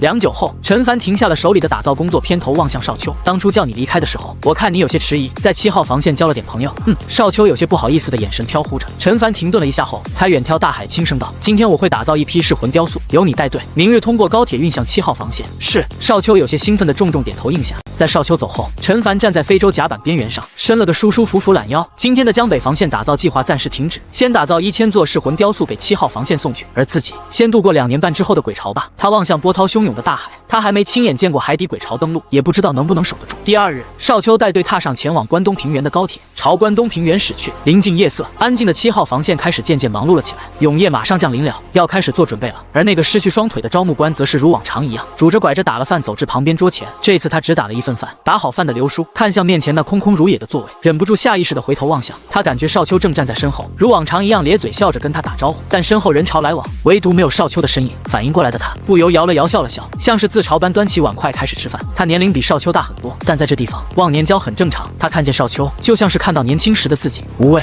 勇敢、自信，和年少时的自己一样，但比年少时的他要更聪明。他当年如果跑了，就不会失去双腿了。就在这时，周围人群突然变得嘈杂起来。刘叔微微一愣，放下碗筷，下意识抬头望向前方防线。难道是尚未入夜，鬼潮就袭来了？但很快他发现周围人的视线正望向他身后。他转身望去，只见一条长龙正以极快的速度在关东平原上疾驰着，朝他们一行人驶来。刺耳的声音驱散了灰雾，给原本有些沉闷的7号防线带来了一丝生机。这是数个月以来7号防线从未出现的变动。议论声在耳边纷纷响起。那是什么？我怎从来没见过？会不会是永夜殿的支援？终于等到支援了吗？那我们是不是有机会挺过去这次雨季了？刘叔没有讲话，只是眼眶顿时泛红，拄着拐杖尽可能的站至笔直，望向那辆长龙笑了出来，声音有些发颤的笑骂道：“这臭小子！”只见长龙最前面的一节车厢，少秋正将身子探出来，如往常那般咧嘴笑着，望向他不断挥手高吼着：“刘叔，少秋，我他妈回来了！”繁育高铁停在了距离7号防线约近1000米左右的距离，这里是轨道尽头，7号防线的不少成员都围了上来。刘叔用力的挥动着拐杖，尽可能的冲在最前面。刘叔，少秋从高铁上跳了下来，望向刘叔咧嘴笑了起来：“几天没见，想我了没？我主子知道了7号防线的情况，特意派我来送来支援。”诺。他指向身后的一长列装满雕塑的高铁车厢，噬魂雕塑可减少炮塔40%的弹药消耗，这批噬魂雕塑足够布满整个7号防线。话音落下，周围一众7号防线的成员纷纷僵在原地，眼里满是骇然，半晌后才反应过来，激动着不断敲打着彼此，嘴巴张合想要说些什么，却一句话说不出来。减少40%的弹药消耗，不是支援的鬼石，却远胜于鬼石，这代表着他们或许可以活过这次雨季。快！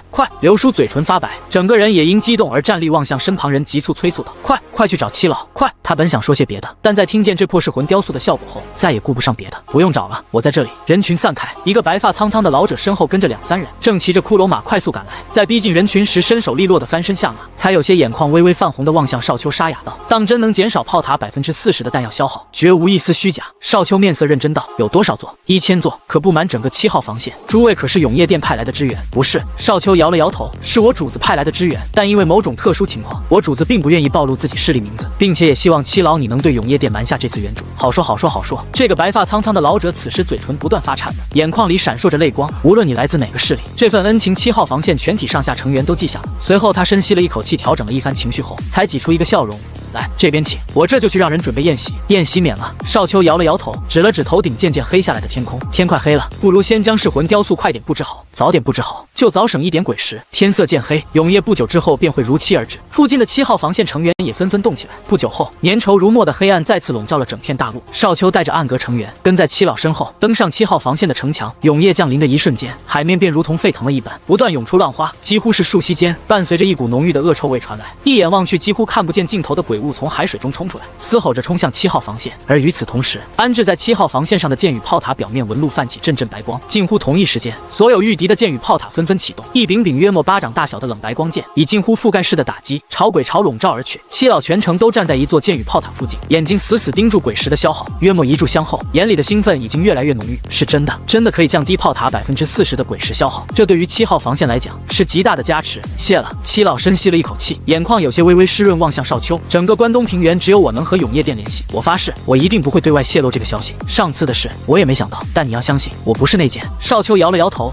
你肯定不是，你要是的话，7号防线早就失守了。他知道七老在说什么。上次永业店在雨季里派出7名天师级别的建筑师前来支援，但在返程时却纷纷被暗杀，死于自己人手中。这件事让七老一直都很自责，因此七老也能理解为什么这个帮助他的势力要匿名。对了，有件事情，上次7号防线被攻破，永业大陆派来了7位天师级别建筑师的同时，还派了一位近乎武圣修为的守夜人。正常来讲，守夜人是无法提升自己修为的。你可知那个近乎武圣修为的守夜人是如何做到的？狱主没让他问这件事，是他自己想知道。七老沉默了许久后，才沙哑道：守夜人有一种独特的特征，他们的肉体宛如阵法一般，可以封印并压缩很强的能量。血脉经络组成的阵纹死死压制住体内的能量，一旦启动时，便是阵裂，能量爆发之日。守夜人威力虽然巨大，但在面对鬼巢时，却显得极其无力。后来，永业店偶然发现了一种特殊的情况，那就是守夜人的肉体是没有上限的，可以封印并压缩很多能量。这样一旦启动，威力会极其惊人。将数百枚鬼石液化后的乳白液体强行挤压进守夜人体内时，这些鬼石化作的能量就会被封印在守夜人体内。一开始，守夜人会极其痛苦，但慢慢的，身体就会适应这种痛苦，且肉体可封印的上限也可得到提升。而这个时候，这个守夜人便是2级修行者了，他们可以爆发出比寻常守夜人更大的威力，不断重复，便可成为武王、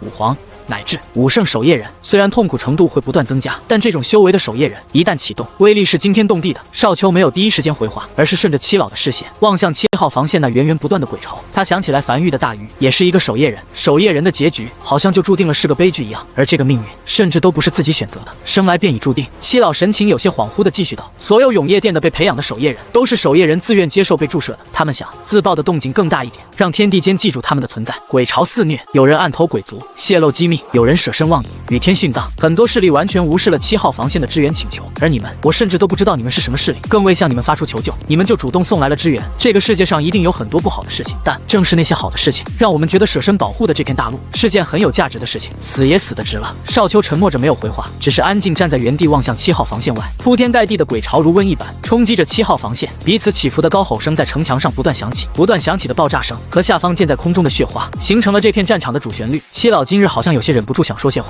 也不管少秋回不回，自顾自地叨叨着。但少秋也渐渐听不见七老的声音了，他的注意力完全被7号防线外的鬼巢吸引了过去。在第一次来到7号防线的时候，他包括所有暗阁成员都不由升起一种失落感，因为他们的修为在这种大规模的战场上根本就起不到什么作用，对战场的左右影响是极低的。但现在他找到自己方向了，他的方向不在防线，在后方。永业大陆里的那些内鬼就由他们暗阁来拔除吧。当樊玉正式进入永业大陆腹地那一刻，所有内奸都将会迎来樊玉暗阁的逐一审判，这是他擅长的事情，也是暗阁擅长的事情。经过一夜战斗，天渐渐亮了，永夜如期退去，7号防线的众人也各自忙碌起来。少秋也准备离开了，他拒绝了七老再次准备宴席的想法，独自一人在食堂里找到了刚起床的刘叔。刘叔如往常一样坐在那里，桌上摆着2碗饭，他知道其中1碗是他的。少秋走至桌边，端起手里的这碗汤面，狼吞虎咽的大口吞完后，才颇为满足的抹去嘴角油渍，抬头望向坐在对面的刘叔，笑了起来。谢了。如往常一样，在7号防线这半年内，他负责夜间守护7号防线，刘叔负责白天工作。两人见面的时间不多，基本上只有吃饭时能看看见。而在交接时，刘叔总是会利用自己能先打饭的特权，为他打好一份饭，让他不用排队能吃到最热乎的饭。谢什么？刘叔撇了撇嘴，用手里的烟斗敲了敲自己仅剩的大腿根部。7号防线的规矩，残疾者可优先打饭，有特权让我用，不用也是浪费了。看出来你是要回去了吧？去吧，我就不送你了。刘叔像是驱赶苍蝇一般，也没看少秋，只是有些不耐烦地挥了挥手中的烟斗。少秋起身，有些微微迟疑地开口道：“刘叔，要不要跟我一起走？我可以保你比在7号防线多活几年。”不走。刘叔冷嗤一声：“我父亲没走，我儿子没走，搁我这儿我就能走了，更何况我腿都没了，能走哪去？那我走了，走吧。”少秋停顿了片刻后，也没再回头。刘叔也没回头，良久后才恍惚地长叹了一口气，最终还是忍不住回头望向身后。只见那辆如长龙般的高铁，已经正以极快的速度朝关东平原驶去。他缓缓扶着身边拐杖起身，望向那渐渐消失在视野尽头的高铁，低声呢喃着：“少秋，少秋，年少不知秋风意，回首方晓岁月寒。”原本死气沉沉的7号防线，因少秋的到来，让他也感觉自己年轻了不少。少年心气是不可复生之物，他很久之前也想去看看永业大陆全貌，甚至想去永业前线，但现在他哪也去不了。7号防线容纳了很多无家可归的失败者，像他这种失去双腿的半残之人，离开7号防线又能去哪呢？死在7号防线是他们唯一的归宿。他们不是守夜人，但又酷似守夜人。天亮了，永业历380年7月8日，无名山内，陈凡如往常一样早早起来，来到江北防线。今天继续开始打造江北防线。江北防线已经差不多要正式完工了，如昨日一样，他开始再次打造一座座建筑。当黄昏来临后，在连续忙碌数天的江北防线彻底竣工，陈凡站在江北防线的城墙上，望向江北防线的头尾镜头，眼里满是满意。他来到这个世界已经接近2年了，这2年内，他打造出了一条长达170公里江北防线，清一色5级城墙，镜控选项，鬼血纹路，这是一座完美的防线。陈凡没有任何人陪同，就这样独自一个人拄着手杖，沿着江北防线走在城墙上，感受自己打造下来的这个江北防线。走着走着，陈凡停了下来，停在一座式神炮塔面前，望向远处海面笑了起来：“我准备好了，来吧。”时间一点一点流逝，时间来到了年末，永业历380年10月末，雨季即将降临。过去半年了，这半年内繁育的发展稳步推进着，新大陆那边开采也在继续，王麻子的探索也在继续，如今已经近乎将整个大陆全部探索完毕。再根据计算后，得出了一个结论，将整个新大陆用鬼火笼罩全部区域，需要大概169361座满级鬼火。只是雨季即将来临，温度也渐渐低了下来。陈凡裹着一个毛毯，坐在1号洞穴城墙的摇椅上，望向手里王魁呈上的数字，沉默着，久久不语。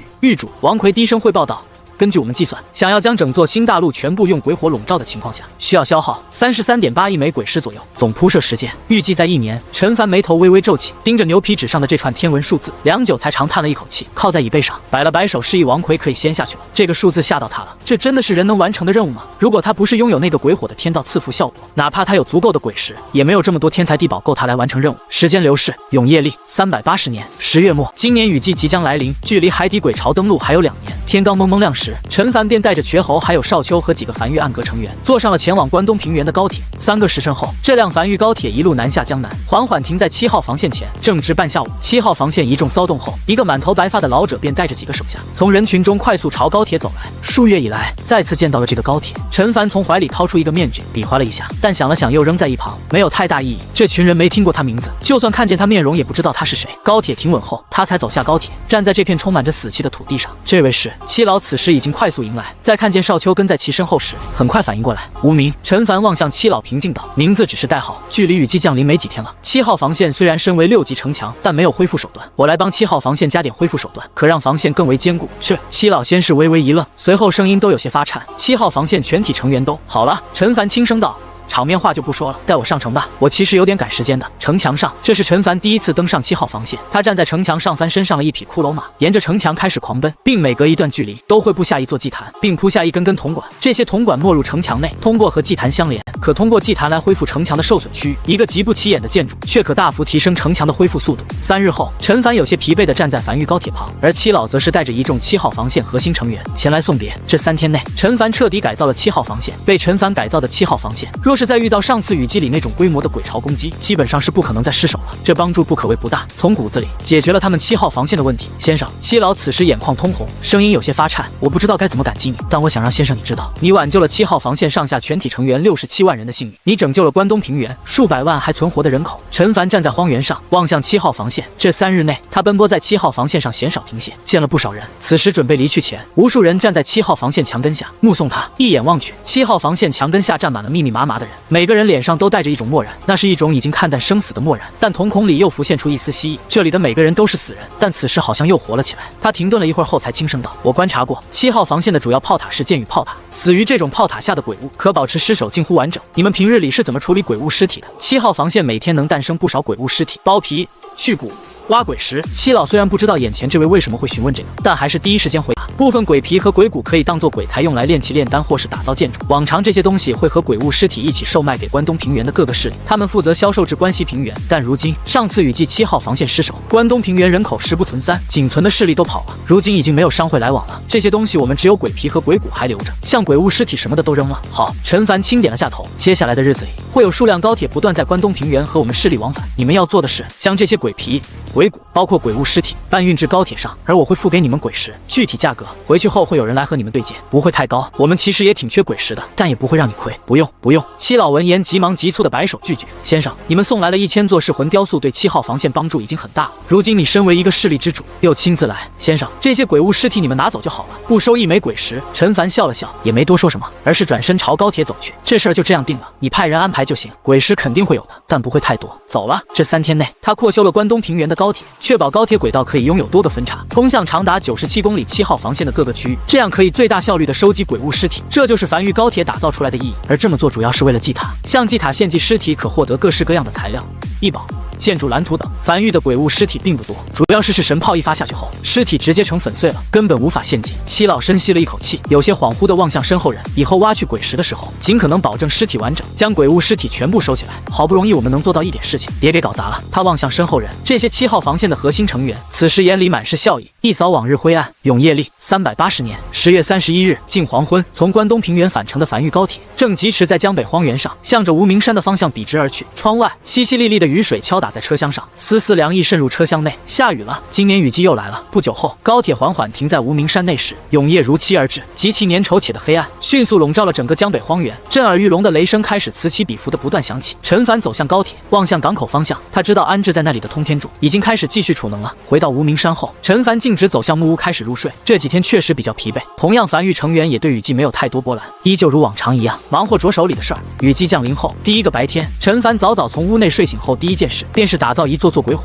随后通过高铁运往新大陆，并由新大陆那边按照后勤阁标出的点，将一座座鬼火摆放在对应点位上。这就是他那需消耗33.9亿枚鬼石的新大陆星火燎原工程。这个工程需要足足1年后才隐约能看见结果。时间一点一点流逝，这次雨季梵域并没有遭到太多冲击，时间就这样缓缓来到雨季末尾。新大陆这边的星火燎原工程已经有了一定的初步进度，此时天气渐渐暗下来，今晚不出意外的话，应该就是雨季最后一晚。关东平原，七老望向站在自己面前的一众7号防线核心成员，哪怕今夜过了雨季没结束，也就只有2、3晚了。今夜让大家都打起12分精神来，只要过了这次雨季，我们又能迎来1年的休养期。是，下方一众核心成员齐齐应下，才四处散去。在做完这一切后，就在这时，他怀里的突然传来一阵滚烫。七老面色微变，从怀里掏出一块满是洞口的小巧石头，用手掌将其完全包裹进去后，一道声音在他脑海内响起，只有他一人能听到。7号防线在雨季并未失守，有何突发情况？一道沙哑的男声，声音中不带任何感情，询问的极其直接。七老微微迟疑地望向城墙根下的吞噬雕塑，这是来自永夜殿的消息。他知道永夜殿那边为何会有此疑问，因为永夜殿那边因为腾不出手脚，这次雨季降临前已无力支援7号防线，虽没有明说，但基本上已经将7号防线这边放弃了。但如今他们7号防线撑过了这个雨季，永夜殿那边自会判断出发生了意外情况。7号防线在雨季即将降临前，侥幸在附近挖到了数座产量不小的鬼矿，这才得以撑过雨季。他只是嘴唇微微蠕动，没有发出任何声音，但声音却顺着手里的子母石传到千里之外永夜殿负责联系他的那个成员手里。明白。脑海里很快响起对方冰冷且不带感情的声音：鬼矿产量如何？可否够在江北打造一条长达170公里的江北防线？如果够，永夜殿会尽可能的派出一批建筑师；不够，七老没有丝毫犹豫的摇了摇头，得发现多大一个鬼矿才能够打造一道防线，根本不可能。收到。对方情绪已经没有任何波澜，无论是在得知7号防线未沦陷，还是得知发现了鬼矿，都没有任何波澜。那位留在江北的气息，2年后便会消散。永夜殿已无力支援江北，命7号防线负责人七老携带7号防线全体核心成员，尽可能携带所有鬼石异宝等，于今年雨季结束后，一路向东前往永夜大陆边缘地带的黄泉口峡谷，弃守7号防线。什么？七老面色瞬间煞白，他知道黄泉口区域那是永夜大陆靠近关西平原的一片区域，因地形特殊，近乎将永夜大陆和关西平原彻底一分为2，故而被称之为黄泉口峡谷。这就意味着永夜殿彻底放弃了黄泉口峡谷以西的所有区域，这其中就包括江北4地。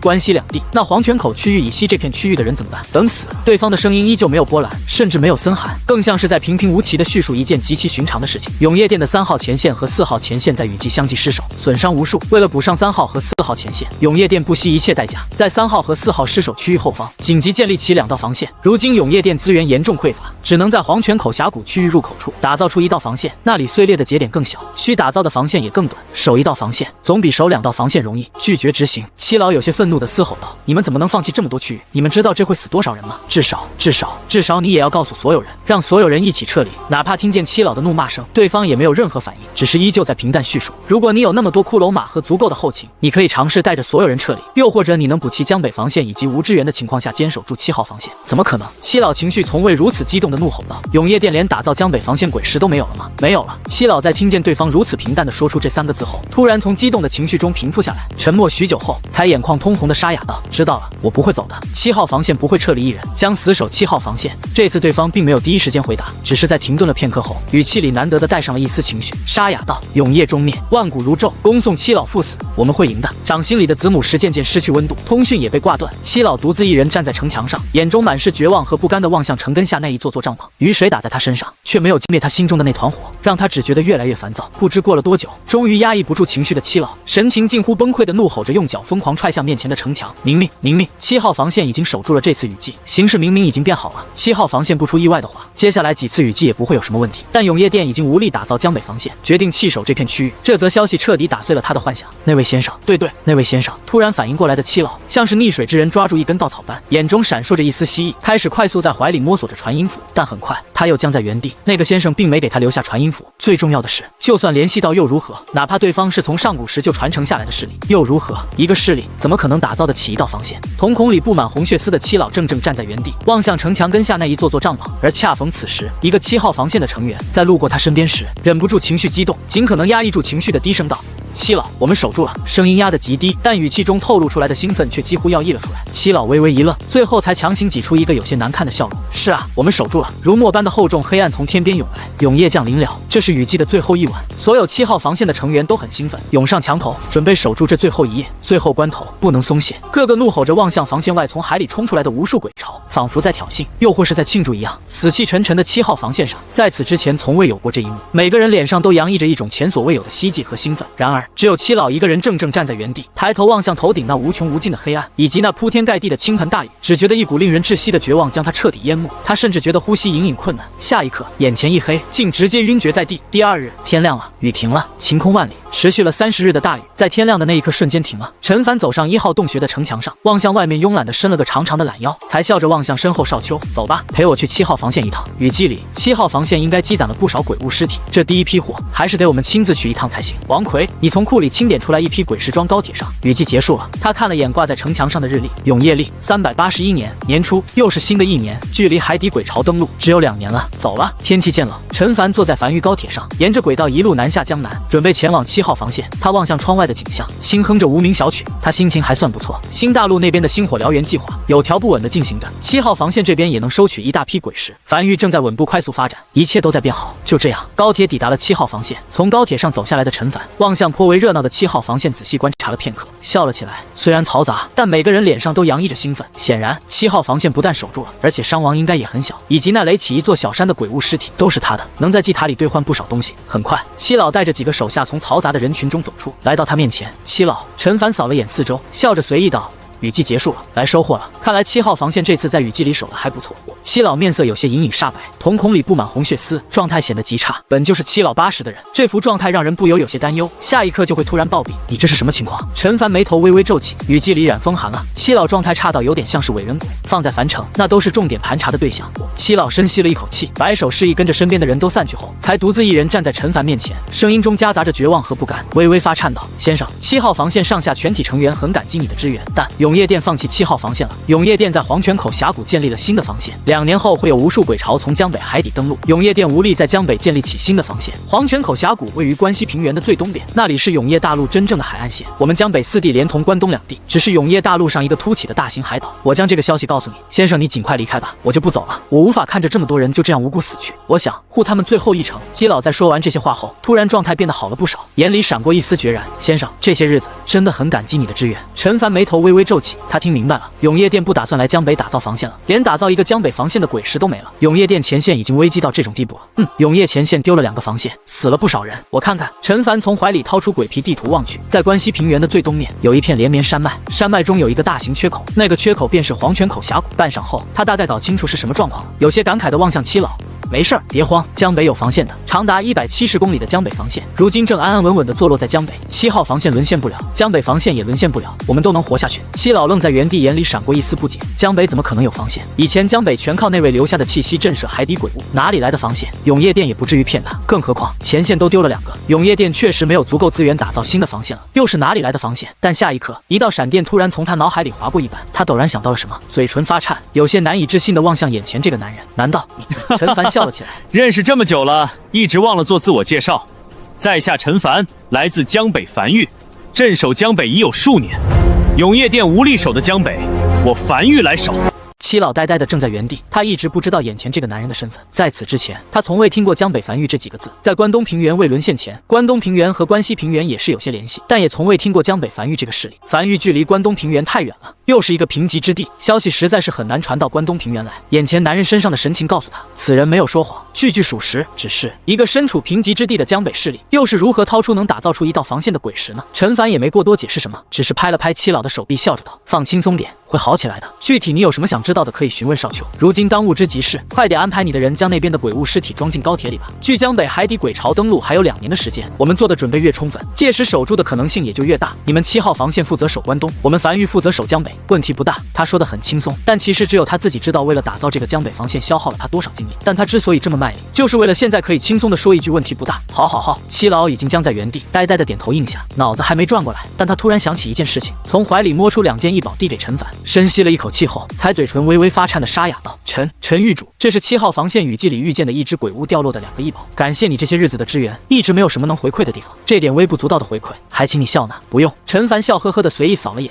樊玉支援7号防线乃，声音戛然而止。他停顿了一下后，才轻咳了一声，也罢，既然是你的一片心意，那不收也确实不合适。这2件异宝我就收下了。原本他是不想收的，毕竟樊玉如今也不缺这2件异宝。但当他看见那个石头形状的异宝面板显示的是天道石时，他就觉得还是得收一下，意思意思。这是樊玉获得的第3个天道石，他现在甚至有些迫不及待返回樊玉，看看这第3个天道石能给他带来什么天道赐福效果。这个意思挺够意思，挺好。陈凡笑了起来，抬头望向七老，那我就不久留了，我先回去了。七老站在荒原上，望向那道刺入永夜深处的鬼火通道，和在鬼火通道里向前疾驰而去的樊玉高铁，神情有些恍惚的偏头望向一旁的少秋，你可以跟我讲讲江北樊玉吗？少秋单手撑着下巴，思索了许久后才笑了起来，随后开始讲述他加入樊玉后的经历。片刻后，七老站在原地，怔怔的听着少秋讲述着樊玉的发家史，渐渐听入迷了。他也明白了樊玉为什么不愿暴露身份，也不愿和永夜殿接触了。崛起如此之快的一个势力，还拥有一些莫测的手段，再发展个几年，确实有可能左右一丝前线的战局。但永夜殿是有不少内奸的，一旦让那些内奸知道这件事情，再将事情泄露给鬼族，那如今还未完全发育起来的樊玉便会迎来灭顶之灾。时间流逝，夜深人静，一辆樊玉高铁顺着夜色驶入樊城。当高铁停稳后，陈凡大步从高铁里走出，将手里的天道石抛在空中，咧嘴笑着扫了眼四周，随后才轻打响指，一节铜管虚影突兀浮现并快速凝成。在来时的路上，他就已经想好了，这枚天道石就用在铜管上。虽然铜管只是一个建筑模块，甚至都不是一个完整的建筑，但铜管在樊玉里的地位可不低，各处建设都离不开铜管。没有丝毫犹豫，手中的天道石拍在铜管上，很快面前便浮现出一道面板。你对铜管使用了天道石，获得了3个天道赐福效果，请在百息内任选其一。一个建筑仅能拥有1个天道赐福效果。1. 天道赐福效果，狐假虎威，铜管会释放出大鬼气息，对大多数鬼物产生有效震慑。2. 天道赐福效果，绝对虚幻，部下的铜管可选择虚幻状态和非虚幻状态，处于虚幻状态时无视任何攻击。3. 天道赐福效果，不劳而获，铜管打造消耗减少90%。陈凡默默地沉默在原地，抬头望向头顶如幕布般盖在无名山上空的黑暗，呢喃着：“狗运不，我更愿意将其称之为天命所归。”几乎没有丝毫犹豫，他便选择了第二个天道赐福效果绝对虚幻。在确认的那一刻，面前弹出一则面板，是否将之前所打造的铜管全部设置为虚幻状态，可随意转换。陈凡并没有第一时间确认，而是又原地打造了一座1级鬼火，开始做实验。虚幻状态下的铜管鬼火能量可继续流通，没有任何区别。尝试攻击，一刀砍去，直接砍在地面上，刀刃直接穿过铜管，没有对铜管造成一点伤害，仿佛根本没有铜管一样。而在铜管内流淌的鬼火也没有任何阻碍，完美。在做了数个实验后，陈凡才笑了起来，心念一动，此前他所打造出来的所有铜管都被转换为虚幻状态，如今他再也不用担心有人能破坏他的轨道了。最主要的是，这个虚幻手段还不需要多消耗1枚鬼石，挺好。如果是以前，他也会考虑第3个天道赐福效果不劳而获，这意味着他打造10米的铜管只需要消耗1枚鬼石，消耗大幅减少。但如果是为了上限来考虑的话，资源类的天道赐福效果是最差的，毕竟这个天道赐福效果是可以用鬼石来弥补的，而那个绝对虚幻天道赐福效果可是用再多鬼石都买不来的。就像是如果没有君临天下这个任务可以去完成，他其实在选择鬼火的天道赐福效果时，不会选择那个升级可以无需天才地宝的天道赐福效果，毕竟他其实也不用打造那么多鬼火。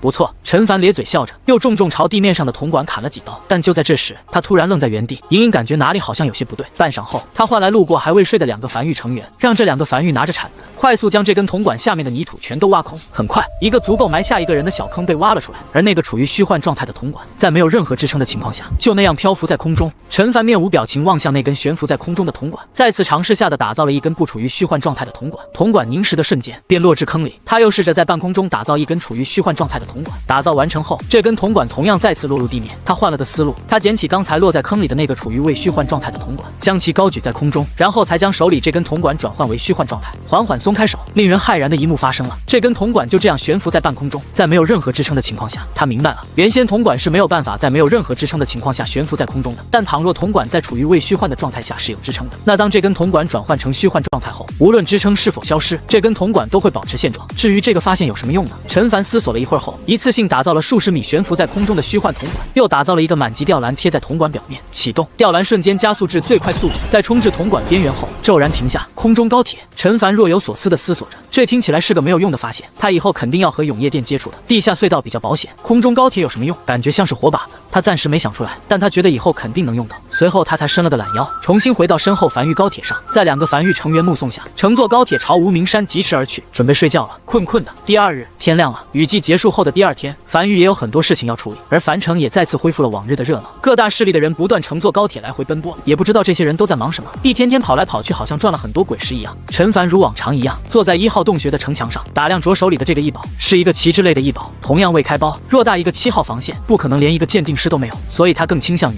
应该是七老判断出这2个异宝价值不菲，于是便想送给他。不鉴定是因为担心鉴定出来后不舍得送了，这不是小气，也不是自私，而是人性本就如此。异宝名称：令天旗，异宝品级黄色，异宝效果可呼风唤雨，很简单的面板，更直白一点，就是可在小范围里制造雷雨天气，和劫云一个类型的异宝，效果大概一样，只不过名称和面板不一样。这种类型的异宝正是梵域所缺的，可以为通天柱更好的充能，它可以打造更多的通天柱，在飞羽季也可以充能。2件黄色品级的异宝都是梵域所需的，不错。陈凡颇为满意的将手里的旗帜塞进怀里，准备走下城墙去港口看一看。梵域港口旁边那200来个矗立在地面上的通天柱显得极其扎眼。梵域如今共有200根6级通天柱和15根10级通天柱，通天柱每次升级都可增加射程，6级通天柱的射程约莫可轰向7号防线和黄泉口峡谷，而10级通天柱的射程可轰向越过黄泉口峡谷更深处的永夜大陆腹地。可惜了，陈凡有些微微遗憾地望向面前这宛如天庭支撑柱般的一根根通天柱，如果再有1枚天道石就好了。他想看看通天柱的天道赐福效果会有什么。随后他才是开始催动手里的一宝令天旗，伴随着灵气催动，手里原本袖珍旗帜突然变得巨大，足足有数米宽，每次挥动都能挥起一阵狂风。很快，空中浮现出黑云，电闪雷鸣，源源不断的倾盆大雨夹杂着闪电倾盆而下，范围比劫云要大一些，但有点傻。陈凡对这个异宝给出了自己的评价，劫云是完全自动化工作，催动后劫云就自己悬浮在空中治雨了，而这个令天旗是需要手动催动的，需要一直挥，挥不了一会儿就没力气了。想要全天运作，必须安排足够的人手来轮换。所幸他不是单打独斗，梵域人并不少，他通过传音符换来王奎。很快，王奎带人而来，旁边标记了令天旗的降雨范围。陈凡在降雨范围内填满了满级通天柱，填了30根，消耗了约莫1500万枚鬼石。这批满级通天柱在江北海底鬼巢登陆前肯定是无法储能完毕，但可以留在以后用。令天旗扔给了王奎，王奎会去安排人手，做完这一切后，陈凡才松了口气，站在原地远眺海边，视线仿佛穿过数千里，看见远在天边的雷雨海域一样，低声呢喃着：迟早有一日，我得将通天柱运到雷雨海域去，这里储能的还是太慢了，倘若能运到雷雨海域内，储能速度肯定快，就是怎么运过去，以及通天柱能否承受得住雷雨海域里的雷电，都是个问题。就在这时，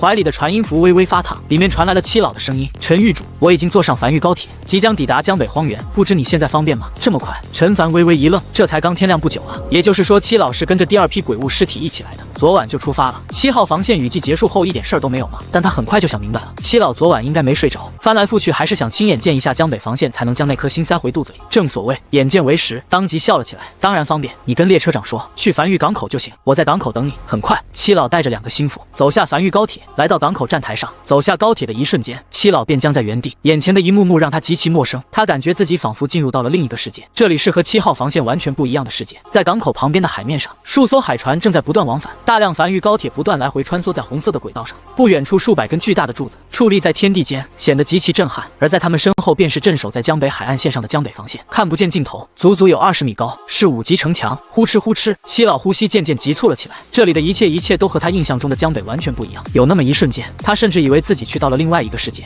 他仅仅只是站在这里，就能感觉到繁育正在以一种极快的速度快速发展。诸位，欢迎来到繁育。陈凡拄着翡翠手杖，笑呵呵迎了上去。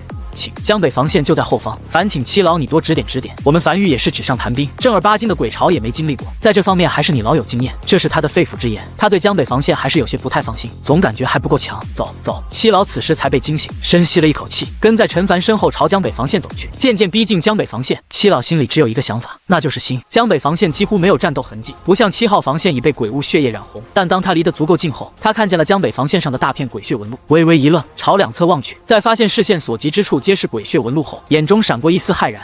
陈狱主，江北防线不会是清一色鬼血纹路吧？自然。陈凡笑着朝江北防线走去。我觉得鬼血纹路挺好用的，越战越强，谁会觉得鬼血纹路不好用呢？七老挤出一丝艰难的笑容，但要想打造出清一色的鬼血纹路，足足170公里，那得消耗多少鬼石啊？随后2人登上城墙，七老打量着四周布置在城墙上的是神炮和防空炮，眉头微微紧皱，沙哑道：陈狱主，江北防线所面临的海底鬼巢没7号防线所面临的鬼巢多，但也不少。你这个火力配置有点不对，你这个炮塔名字叫什么？是神炮。好，七老深吸了一口气，先是余光不经意地观察了下陈凡的反应，见陈凡没有生气后，才开始解释起来。他是真想让江北防线变得更好，但他又担心因此让陈凡生气，毕竟没人愿意听别人说自己孩子的坏话。他都已经把7号防线当做自己孩子了，像陈凡这种防线的一点一滴都是繁育自己打造的，那更是当做自己孩子了。首先，江北防线是清一色的5级城墙加鬼血纹路，在防御这一方面已经足够用了。毕竟在上古时期，江北防线仅仅只是4级城墙而已，但在火力方面有些不足，像是神炮这种轻轨巢的炮塔，每隔20米布置一座，火力太弱了，至少也得每隔15米布置一座。像7号防线用于轻轨巢的炮塔是箭雨炮塔，是每隔10米就布置一座。7号防线上足足有9700座箭雨炮塔，20米一座，无法应对鬼巢的。其次，江北防线没有应对大鬼的炮塔，7号防线每隔1000米都会有一座暗塔，用于对付鬼巢中的大鬼，单体威力极大。江北防线必须拥有这种单体威力极大的炮塔，否则无法应对鬼巢里的大鬼。只是我们7号防线没有建筑师会打造暗塔，以前都是永业店那边派人来打造的，我想想看有没有什么办法。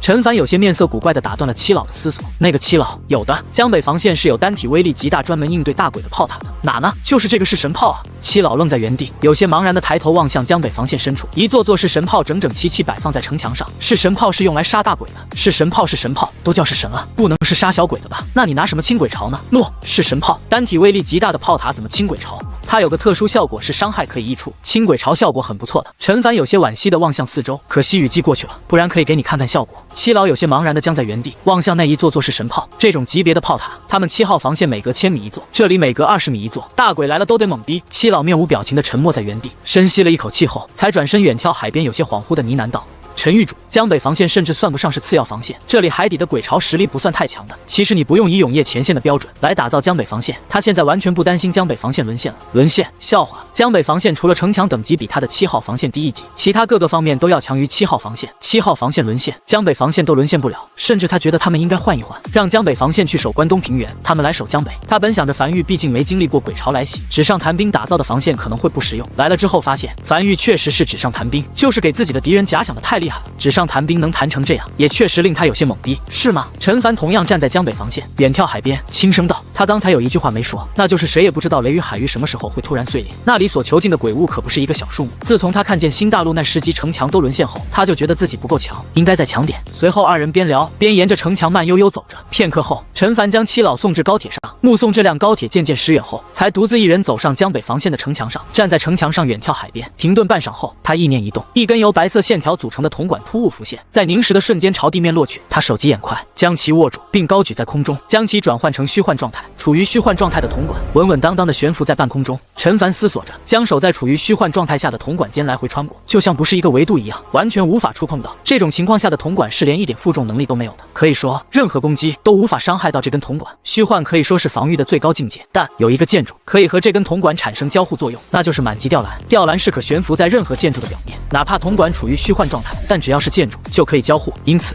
他脑海里隐隐浮现出一个计划。1个时辰后，繁育港口，繁育战阁数10个成员在听到召唤后快速赶到港口。而当他们来到这里的时候，映入眼帘的是一根巨大的通天柱，孤零零的安置在荒原上，足足数百米高，10几个人张开双臂都无法抱住，没有和旁边那200多根通天柱摆放在一起。除此之外，还有8根平行且漂浮在半空中的虚幻铜管，在虚幻铜管上安置着8辆高铁，一眼望去就像是空中平台一样。狱主带队前来的周末一路小跑至陈凡面前，陈凡轻点了下头，指了指那根刚打造出来的1级通天柱，示意道：带上战阁成员，将这根通天柱推倒，最好能精准落到那个平台上。他想尝试着看看能不能将通天柱送到雷雨海域去。这么大个资源无法开采出来，实在是令人有些太心痛了。倘若这个计划成功，那他便有了初步支援永夜前线的资格，以及若是7号防线突然迎来危机，他也可第一时间支援，不至于让7号防线沦陷。满级或者6级通天柱的威力如何，他具体不清楚，但他觉得不会比江北防线上如此之多的是神炮同时开火威力强。主要的优势在于战略性，那种可快速支援较远区域的手段。这玩意儿飞在空中的速度可比高铁的速度要快多了。没问题，周末极其自信，当即便望向自己带来的数10个战阁成员大步朝通天柱走去，足足30-40多号人，全是武王。很快，数10个武王站在通天柱的周围，在怒吼声中开始齐齐用力，灵气涌出，双臂脖梗处的青筋也陡然暴起。只见通天柱开始隐隐颤动，已被撼动。在数10息后，通天柱稳稳当当的坐稳在原地，那几10个武王则是气喘吁吁的坐在地面，满头大汗。废物啊！陈凡轻叹了一口气，这武王也太废了，看来得控制下波给战阁的鬼石了，感觉有些全白瞎了。狱主周末一路小跑至陈凡面前，有些喘气着羞愧道：这通天柱有些太重了，如果让我乘坐非洲和通天柱平行，从通天柱顶部去推的话，应该可以推得动。算了。陈凡摆了摆手。下一刻，江北防线上的数门式神炮缓缓调转方向，炮口瞄准那根巨大的通天柱，白色纹路瞬间被点亮。数门式神炮瞄准通天柱齐齐开火。轰轰轰！猩红色的能量光球重重轰在通天柱上，通天柱的表面顿时溅起无数碎片。但在强力的冲击波下，通天柱也开始缓缓倾斜，在超过一个角度时，重重砸向地面，轰，溅起大量灰尘。当灰尘散去后，陈凡走至通天柱下方，望向这根横躺在荒原上的通天柱，面板显示这根通天柱已被破坏，无法继续储能，而那空中平台上的吊篮则是被瞬间压碎，尸首无存。通天柱穿过虚幻状态的铜管，重重砸在地面上。陈凡眉头微微皱起，思索着。现在看来，想要将通天柱运往雷雨海域，有些不太现实。吊篮承重能力太弱，但又是唯一一个可以和虚幻状态下的铜管产生交互的建筑，这玩意儿有些太重了，这条路有些行不通。半晌后，他大步朝港口海底隧道入口走去，他准备去新大陆一趟，亲自去看看那雷雨海域。既然无法将通天柱运到雷雨海域，不如去看看能不能尝试着将雷雨海域的闪电引至繁域。数个时辰后，陈凡抵达新大陆，刚走出站台，便看见王麻子正满脸焦急地守在站台出口的地方，第一时间大步迎来。狱主，听瘸猴说你要去近距离看下雷雨海域，有什么事儿让我们去做就好了。雷雨海域太危险了，万一被卷进去几乎是必死无疑。我从雷雨海域里活着出来了2次，我肯定能再活着回来的第3次。不用。陈凡绕过王麻子，大步朝前走去，轻声道：你跟我一起去，我们不用太靠近雷雨海域，在一个相对安全的地方去查看。乘坐海船出海，3艘海船离开新大陆港口，浩浩荡荡朝雷雨海域进发而去。一段时间后，陈凡站在海船甲板上，近距离望向面前那雷雨海域，约莫数百米远。此处海浪已经极大，船身都在剧烈摇晃。他望向面前的场景，沉默着没有讲话，只有亲眼近距离目睹了雷雨海域，才能得知当时王麻子带着商阁成员从雷雨海域里打的来回是一个多么不可能的事情。那是一个奇迹。雷雨海域上空覆盖着厚厚一层黑云，无数闪电在黑云中不断闪过，并劈向海面。而在翻涌的海水中，能依稀看见无穷无尽的鬼物被困在这片区域，痛苦哀嚎着，宛如地狱般的场景。你们有尝试飞过雷雨海域吗？从空中，陈凡抬头望向雷雨海域的上空，试过了。王麻子摇了摇头，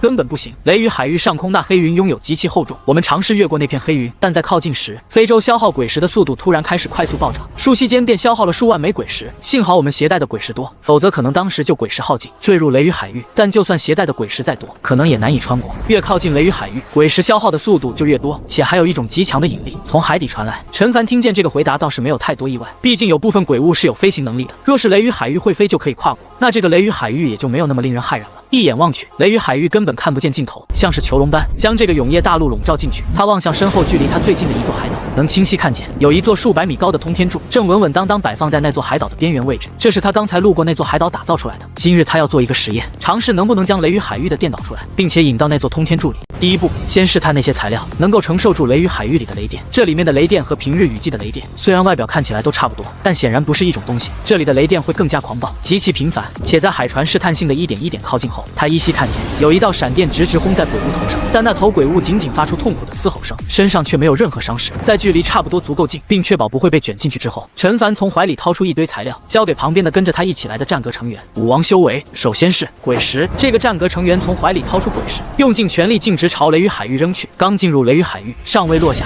一道闪电便重重劈至鬼石上，鬼石当即四分五裂。好吧，陈凡撇了撇嘴，他还想着说不定鬼石可以的，毕竟这么多鬼物脑袋里的鬼石看起来都完好无损。铜管，投掷而出的铜管再次被一道闪电劈碎。铁管、繁育令牌、吊篮，一件件可能用来导电的东西，都由身旁这个武王修为的战阁成员用力投掷进雷雨海域里，但无一例外的是，都被闪电劈至粉碎。而且这雷雨海域里面好像有什么机制一样，一旦有新东西进入，就会引来闪电。麻子，陈凡面色古怪的偏头望向王麻子，你当时究竟是怎么穿过雷雨海域的？那闪电没劈你？没有。王麻子摇了摇头，同样有些不解的迟疑道，可能是我这辈子没发过什么誓。你发了，第一次雨季里你发了不少誓，那可能就是我没违背过誓言。算了。陈凡站在海船甲板上，身子随着海船一同摇晃在海面上，思索了半晌后摇了摇头，看来无论是将雷电引到繁育，还是将通天柱运到雷雨海域都不现实。先不说别的，目前为止他没有任何材料可以承受得住雷雨海域里的雷电洗礼。先去新大陆看看星火燎原计划进行的怎么样。就在这时，狱主身旁的战阁成员从怀里掏出一柄大刀，试探道：“要不试试我这个？”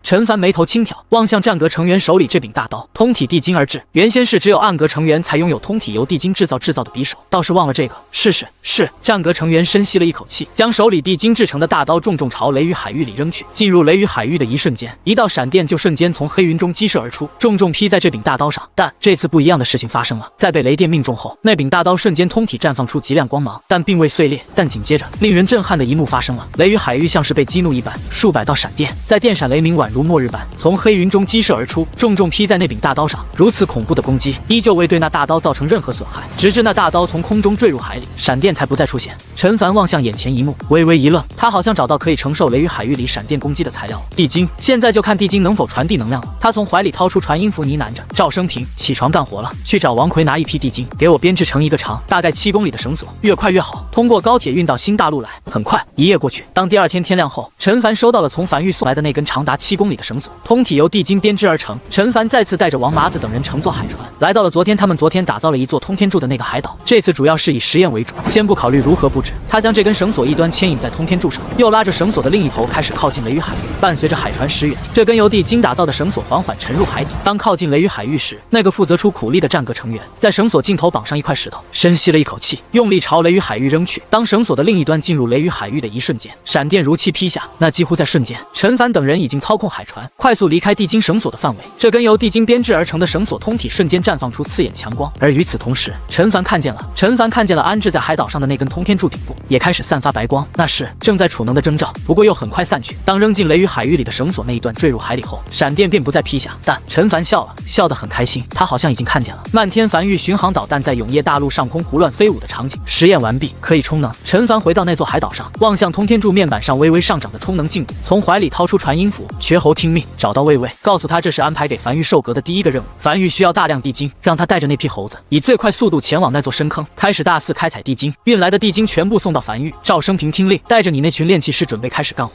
我需要一根极长的地精绳索，上千公里长，新大陆会为你提供补给支持。在一道道命令传下去后，陈凡才收取传音符，望向不远处那黑压压一片的雷雨海域笑了起来。偷点电不介意吧？反正你看起来电很多的样子。你也用不完，不如给他匀一点，他挺需要的。他要在雷雨海域和梵域之间建立一道生命线，一道可以传送雨季雷电的生命线，一道可为梵域通天柱快速储能的生命线。而这条生命线不走海底隧道，走空中，他会在空中打造一条极长的虚幻铜管，再在铜管打造一条满级吊篮，充当基层，再将这根由地精编织而成的绳索铺在基层上面，生命线便可成。而从空中落入雷雨海域的绳索只会悬浮在空中，不会坠入海里。不久后，陈凡回到了梵域，并且乘坐非洲飞在空中，在距离地面数百米的空中开始铺设虚幻铜管，一根、2根、3根。陈凡一点累的感觉没有，反而有些不知疲惫的在空中打造一根又一根虚幻铜管。时间流逝，2个月就这样过去了。这一日，终于迎来了生命线铺设完毕的那一天。陈凡站在非洲甲板边缘上，望向面前不远处的雷雨海域和身后那条悬浮在空中不见尽头的半透明虚幻铜管，一股自豪感油然升起。这是他这2个月来忙活出来的结果。就在这时，一辆极长的高铁从虚幻铜管尽头快速驶来，宛如从9天之上驶来的高铁般，行驶在距离海面数百米的高空中。高铁很快停在了虚幻铜管的尽头，而在高铁最前端，则是一卷缠绕在一起的地精绳索。这辆高铁极长，覆盖了整条虚幻铜管，消耗了他不少鬼石，充当基石的效果。身旁的战阁成员从非洲爬上高铁，拿起那卷绳索，从空中用力朝雷雨海域扔去。很快，绳索进入雷雨海域，并彻底没入海底。而那个战阁成员也在同一时间跳到非洲上。这些日子他们测试过了，地精导电效果确实不错，而一旦处于导电状态，那根由地精编织的绳索就不能用手触碰了，会死人的。陈凡从怀里掏出传音符，望向那节彻底没入海里的地精绳索，联系到梵域。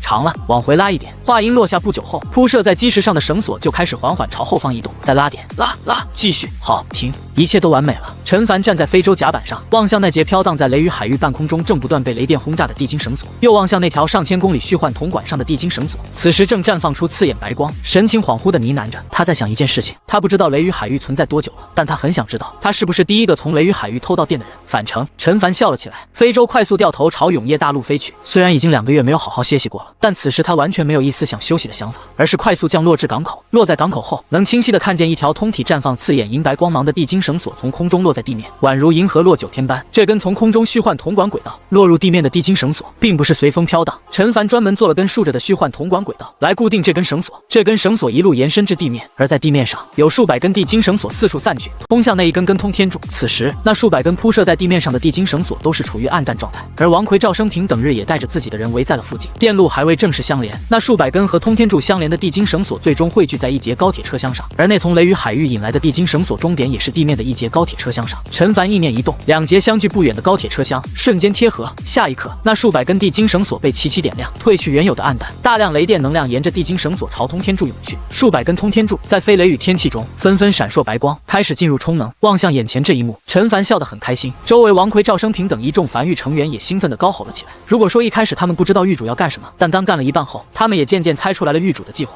如今那数百根进入充能状态的通天柱，意味着狱主的计划成功了，梵域的底蕴又得以增强。此时已经近黄昏，在一众梵域成员的兴奋高吼声中，陈凡也笑得很开心，望向旁边那2辆对接在一起的车厢，这是他做的一个开关。当这2节车厢断开链接时，末尾那数百根地精绳索便会断开导电，这样可以方便接入更多的精绳索。他最终还是没有将通天柱运到雷雨海域去，但他将雷雨海域运到梵域来了。他走向那群通天柱，开始查看面板，就这样看了足足半个时辰。半个时辰后，他得出来了结论：雷雨海域的雷电果然不一般，充能速度比以前快了不少。原先需要足足在雷电洗礼下持续3年才能充能完毕的满级通天柱，如今只需1年，而且他隐隐感觉威力可能会更大。毕竟雷雨海域里的那雷电明显比日常雷电看起来威力要大得多。6级通天柱原先需要充能90日，现在只需30日，30日便能充满一根6级通天柱，一个战略性的武器，在这条生命线的补给下，快成为日常武器了。而他也终于可以看看6级通天柱的威力如何。可惜陈凡微微有些遗憾，新大陆那边的星火燎原计划消耗了梵域大量鬼石储备，暂时不足以打造更多通天柱储能，需要先等星火燎原计划完毕的。不过也要不了多久了，预计今年雨季前，新大陆那边的星火燎原计划就能彻底铺设完毕。时间飞逝，9天后是梵域6级通天柱第一次试爆的日子。这一天，7号防线迎来了客人，陈凡带着王奎、赵生平、瘸猴、王麻子等一众梵域核心人员暂时放下了手中的所有工作，抵达7号防线。早已收到消息的七老早已在站台上等候着，只是在看到这一幕后，还是有些茫然。陈狱主，七老走至陈凡面前，望向那一众梵域核心人员，有些迟疑地试探道：“这是倾巢而出啊！没事儿。陈凡乐呵呵地望向七老，过来支援下7号防线。支援？七老一时有些摸不着头脑，这又不是雨季，就每天晚上那日常鬼潮，7号防线怎么可能守不住？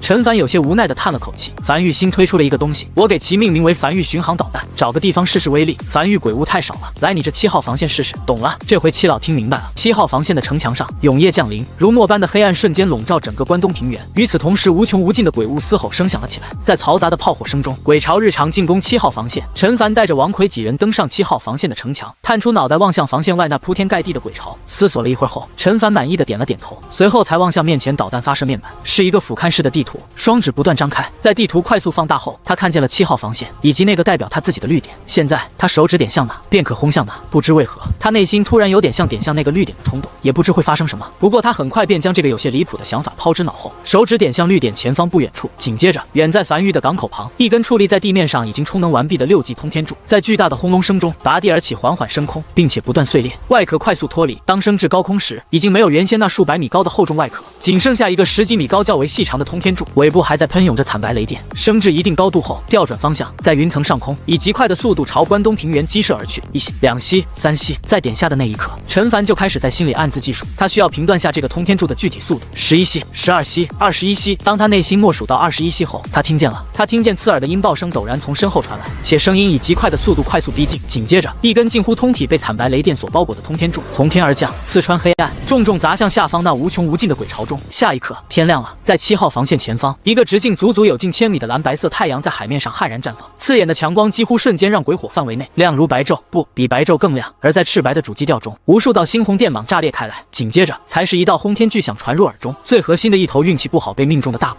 几乎瞬间被吞噬，而周围那些鬼潮也被猩红电蟒快速席卷。几乎在同一时刻，原本数不清朝7号防线发起冲锋的鬼物，突然齐齐炸开，化作一朵朵幽绿色火花，一眼望去极其壮观。当爆炸渐渐结束后，海面上漂浮着一层焦黑且厚厚的鬼物残渣，并隐隐升起水雾，由各种味道组成的刺鼻味道飘向陈凡等人。爆炸范围足足有上万米，具体有多少鬼物死在了这一次攻击，没人统计得出来，但肉眼可以直观的看到，原本如蝗虫般的鬼潮突然清空了一大片，极其显眼。陪同在一旁的七老僵在原地，望向7号防线外那迟迟没被填充满的空白区域，双眼茫然的愣在原地，良久后才神情恍惚呢喃着：“陈狱主。”这时，陈凡笑了起来，同样望向那片被瞬间清空的一片区域，嘴角带着笑意，轻声道：“樊玉巡航导弹，不过我给它取了个更好听的名字，天罚。只需付出一定鬼石，便可向樊玉申请天罚援助。这是6级通天柱第一次试爆，威力他很满意，比1级通天柱威力大了不知道多少倍。而这仅仅只是6级通天柱，如果是10级通天柱呢？如果是拥有天道赐福效果的10级通天柱呢？10级通天柱会拥有一个满级效果，威力大幅提升。所以10级通天柱比9级通天柱威力可不仅仅大在一个级别上，还多了一个满级效果。6级通天柱的威力比是神炮要大，最重要的是可远距离支援，且可瞬间清空一片区域。在防线某处即将失守时，一发通天柱下去就能争取到足够修缮防线的时间。而跟着陈凡一起来的周末几人纷纷对视了一眼，都看见彼此眼里的兴奋和自豪。这是樊玉巡航导弹第一次正式试爆，完美落幕。走了。陈凡望向七老笑了笑，我回去还有事，就不多留了。樊玉的传音范围覆盖了江北4地和关西2地，如果需要支援，你直接通过传音符联系我就行。这种品级的天罚，在我们樊玉内部叫做6级天罚。以咱俩这关系，前3发6级天罚，我算你免费，3发之后就得给我一点鬼石了。毕竟这玩意儿打造出来可不便宜，还挺麻烦的。他有些感慨的唏嘘道，他花费了足足2个月才铺设好了生命线，在此之前，这玩意儿他自己都不够用，怎么可能支援别人？如今有了生命线，产能才增加了不少，就等星火燎原那边结束，就可以多储备一点通天柱了。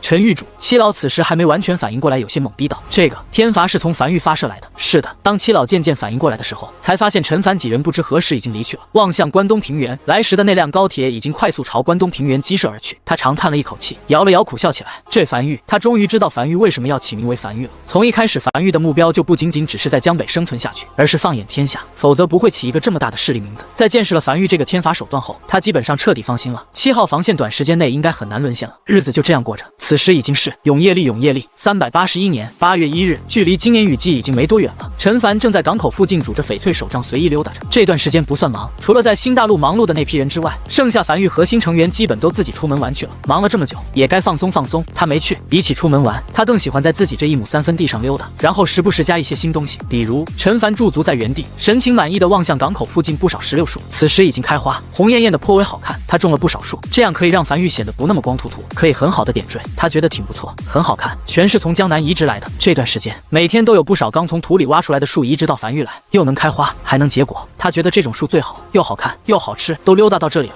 自然要去看看那批通天柱。他走到矗立在地面上数百根通天柱面前，挨个查看储能面板。在视察完通天柱集群后，他继续朝远处溜达而去。没多久，溜达到无名山后山的陈凡望向这里的加工厂，旁边堆积着大量鬼物尸体，这里有不少繁育成员正在处理鬼物尸体，将有用的鬼骨鬼才收集起来后，尸体放置一旁，时不时还能发现几枚鬼石一宝之类的，全都统统入库。这段时间，樊玉一直在从7号防线采购鬼物尸体，采购了不少，而采购来的鬼物尸体全都堆积在这里，在经过2次加工后，会送往祭塔。祭塔一个献祭鬼物尸体，便可获取特殊资源的建筑。陈凡走至面前这座小巧的祭塔面前，望向祭塔面板，大量鬼物尸体正源源不断的化作液体，完全涌入祭塔内，从而消失不见。999221100万献祭点，当本次献祭完成，可获得一件黄色品级的特殊资源，再差一点就可以获得一件黄色品级的特殊资源。片刻后，进度条突然被填满，眼前这座祭塔外表第3层的颜色突然变成淡黄色，内部发出机括转动声，并且祭坛顶部突然弹起，流露出摆放在里面的一个东西，一枚看起来极其简陋，丢在路上都无人会捡的石头。陈凡笑了起来，甚至他还没看面板就知道这是什么异宝了。果然，不出意外，又是一枚天道石，挺好。与此同时，祭塔面板上的信息也开始发生缓缓变化，黄色品级的特殊资源已经耗尽，不可再通过献祭获得该品级特殊资源。122亿万献祭点，当本次献祭完成，可获得一件蓝色品级的特殊资源。接下来就只能通过献祭获得蓝色品级的特殊资源了，价格也重置了，重新回到了1万献祭点。不错，陈凡将天道石塞进怀里，乐呵呵的坐在一旁等待着。他要等在这里看看第一个蓝色品级的特殊资源会是什么，反正就1万献祭点，以这里加工仓的效率，很快的，要不了多久。以及他得好好想一想，这一枚天道石用在哪里。老实讲，他有点想直接砸在祭塔上，但想了想，还是砸在最重要的建筑上吧。樊玉目前有不少满级建筑，得认真考虑下。关西平原最东边连绵山脉中的一处缺口，此时这里人头攒动，人来人往，一道明显崭新的防线矗立在这里。这是新打造的黄泉口防线，这道防线的主要作用就是当江北和关东平原沦陷时，可以将登陆的鬼巢拦在黄泉口峡谷外。雨季即将降临，这道防线也开始加快准备。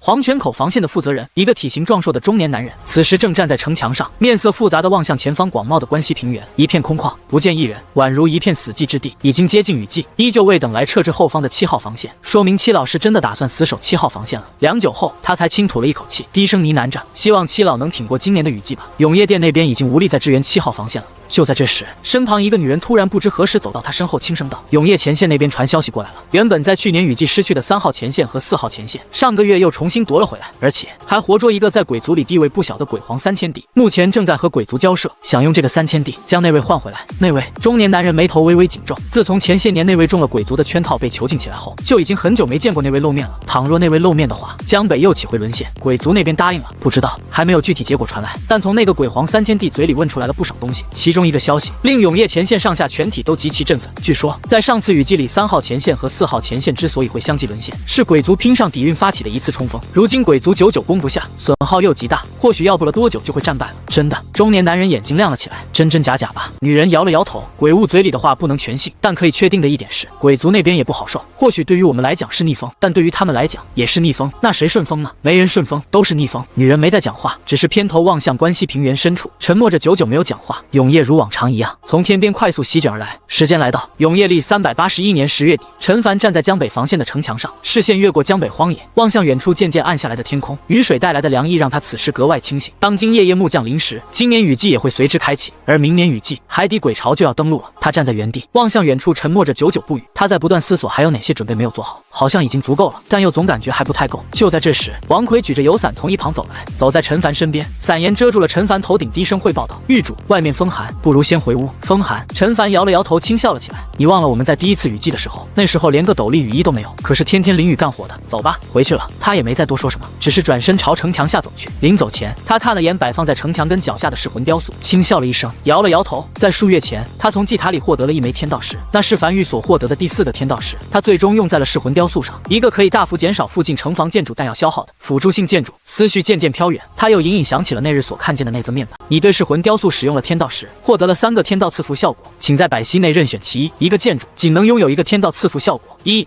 天道赐福效果，但无虚发，提升范围内城防建筑的准头。2.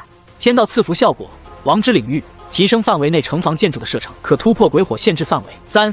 天道赐福效果，弹尽粮绝，当暂无鬼石为范围内的城防建筑提供能量支撑时，可继续持续开火3个时辰。之后是魂雕塑和范围内的城防建筑一同碎裂。他最终选择了第3个天道赐福效果，弹尽粮绝。他不需要准头，也不太需要射程。相比之下，第3个要好点。虽然只能在弹尽粮绝的时候持续3个时辰，但就是这3个时辰，基本上也就能再扛过1晚。多了一波容错，重新回到无名山1号洞穴的陈凡，再次如往常一样坐在城墙上，听着耳边王奎的汇报。狱主王奎望向手里的小本本，低声道：“这1年里，繁育稳步发展，多个工程都在有条不紊的推进。新大陆星火燎原那边基本上已经进入尾声了，预计雨季结束后就可彻底铺设完毕。”陈凡坐在摇椅上轻点了下头。星火燎原这个工程总算结束了。简单汇报完毕后，王奎便走下城墙，陈凡一人继续独自坐在城墙上。夜幕于此时正式降临，如融化黑巧般的黑暗从天边袭来，快速将整个世界笼罩进去。他低头望向手里一直把玩的一个小物件，一个琉璃把玩剑，一个小人，外貌有他3分像，看起来就像是民间方式里售卖的小玩具。这是他从祭坛里通过献祭获得的一个蓝色品级的特殊资源。特殊资源有很多种，有可能是鬼石，有可能是异宝，也有可能是建筑蓝图等等。这1年了，他通过献祭共获得了4件蓝色品级的特殊资源，前2个和最后一个都是鬼石，总共获得了3000万枚鬼石，数量并不少，但并不是他特别想要的，反倒是第3件运气不错。异宝名称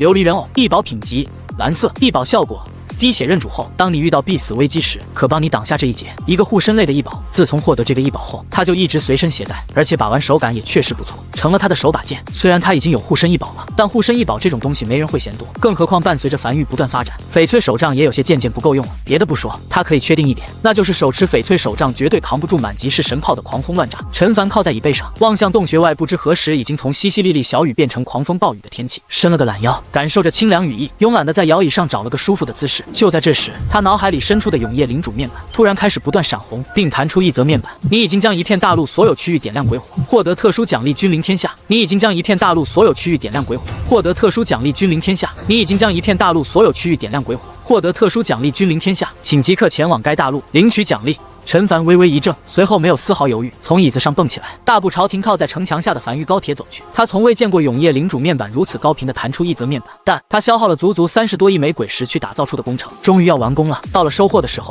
狱主这时王奎有些急促的从一旁冲了过来，手里还捏着一枚传音符。新大陆那边传信说星火燎原工程提前完工了，我刚收到消息。狱主知道了。陈凡摆了摆手，没有丝毫停留，你留在繁育守家，我去新大陆一趟。说罢，停靠在城墙口的那辆繁育高铁很快在雨幕中疾驰在江北荒原上，很快便消失在港口。新大陆已入夜，本来已经到了休息的时刻，但今夜新大陆1号据点所有核心人员都聚集在调度室内，神情亢奋，眼里一点睡意都没有。摆放在调度室中央的那个天眼沙盘上，此时一眼望去，密密麻麻的黄色光点有规律的铺满了整个天眼沙盘。绝侯神情极其亢奋，不断扫过天眼沙盘上的每个细节，生怕漏过一个区域。他已经通知繁育了，少爷正在赶来的路上。1年，繁育这1年的时间，几乎所有力量和资源都投入在了这件事情。星火燎原，在此之前，这座屋子里的所有人都没想过自己有朝一日可以完成一个如此大规模的工程，可以将鬼火铺满一整个大陆。但他们做到了，他们真的做到了这个堪称奇迹一般的工程。不知过去了多久，屋内的亢奋依旧久久没散去，而人群中突然传来一道狱主快到了的声音，众人顿时纷纷冲出调度室，朝站台冲去。恰逢此刻，陈凡所乘坐的那辆繁育高铁驶入站台。当陈凡走出高铁，真正站在这片大陆上的那一刻，奇迹发生了。新大陆1号据点，无数人发疯一般的涌出城，临走前还不忘将还在睡梦中的同伴叫醒。各个后勤站点、海岛上的监测人员也齐齐走出屋子，正在原地抬头望向空中那堪称震撼的一幕。当陈凡的双脚落在这片大陆上的那一刻，安置在新大陆上包括那数百个海岛上，总共169988座满级鬼火，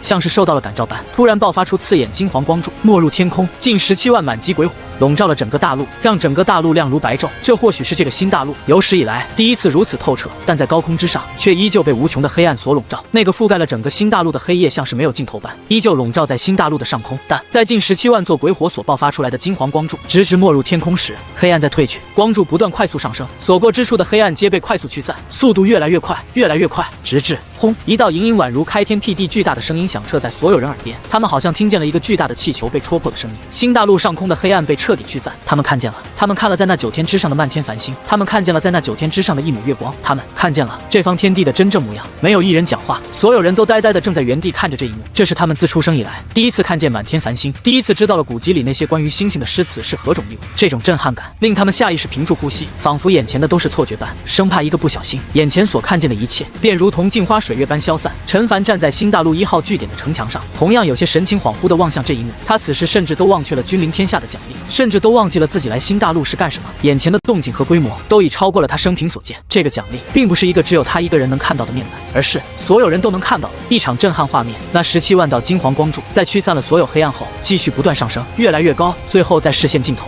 反复汇聚成了一道金黄光柱板，直冲9天之上。下一刻，17万道金黄色光柱猛地炸开，彻底碎裂。新大陆迎来了它的雨季，一场金黄色的大雨，1万颗雨滴从9天之上均匀地洒向整个新大陆，洒在所有梵域成员身上。在众人看不见的地方，上古战场所留下的数十条深达1000丈、涌动着混沌恶臭气体的裂谷开始快速生长合拢，伤口处流淌出银白泉水的瀑布和河谷，虽依旧保留嶙峋的轮廓，却褪去了戾气，覆盖上了苍翠紫黑色的毒土，在金色雨水下重新化作包含灵气的肥沃土壤，无数柔嫩的绿芽破土而出，就连那些河水也在雨水落入的瞬间，从源头处开始变得清澈可见。原本有些疲惫的梵域成员，在金色雨水落在身上时，身上的疲惫瞬间消失不见，并且一些暗疾等也被瞬间修复。少爷，少爷！站在陈凡身后的瘸吼低头望向自己那已经可以站得笔直的腿，眼眶瞬间通红，颤声道：“我不瘸了，不瘸了！”一些原本有些断肢的梵域边外成员，此时在断肢处也重新长出了新的肉芽，不一会儿竟然断肢重生。而一些年龄较大的梵域边外成员，此时头顶的银发突然根根转黑，脸上的皱褶也消散不少。吼，那是微微的吼声。微微正神情兴奋地在金色雨水里不断打滚，身上的鳞甲正在不断脱落，并快速长出一片泛着金黄色的鳞甲。这是一场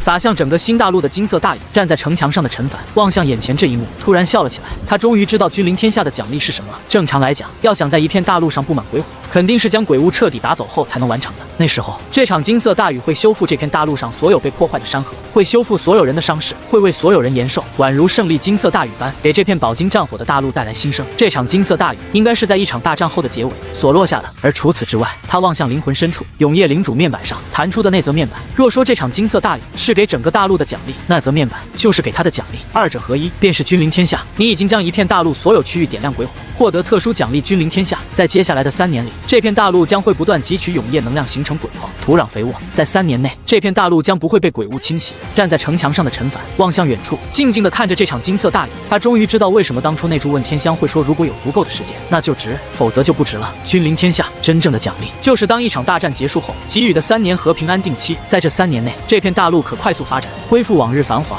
并且不会受鬼物侵袭。他不知道形成的鬼矿数量会有多少，但他可以确定，不是一个小数目。值吗？他觉得值了。至于现在最重要的是，他从怀里掏出传音符，通过安置在海底隧道内的信号塔联系上了王魁，即刻带着所有梵域成员全部前来新大陆，速度要快。这场大雨可以延寿，修复暗疾是一场大机缘，势不可得。他不知这场金色大雨会持续多久，但还是先让梵域成员都来了再说。至于江北防线完全可自动化运作，寻常雨季也无需太多人守在梵域。在这道命令下达下去后，梵域开始动了起来，一辆辆高铁载满梵域成员，快速驶向海底隧道。这是很多梵域成员第一次踏进海底隧道。新大陆在梵域一直是最高机密，虽然很多梵域成员都隐隐猜到一些，但毕竟无人亲眼见证过。在吩咐完这一切后，陈凡才继续站在城墙上，望向这场金色大雨。这场金色大雨本应在击退鬼潮、收服所有大陆后才能降下来，3年的安全期，这意味着哪怕击退鬼潮，在这片茫然大海上还有更多敌人虎视眈眈地盯着他们。这3年的安全期或许才是最大的奖励。有很多敌人吗？他望向远处海面上那数百个被鬼火点亮的海岛，呢喃着：“那就来吧。”3年，他能感觉到，当自己获得了君临天下这个奖励后，他和新大陆隐隐产生了一种联系。比如他现在能依稀感觉到，原本因失去天道正在不断溃散的大陆，此时那些缝隙正在这场金色大雨下被快速修复。换句话说，这座大陆在很长一段时间不会再崩溃了，这里将会是他们的大后方。2个时辰后，梵域成员陆陆续续赶来，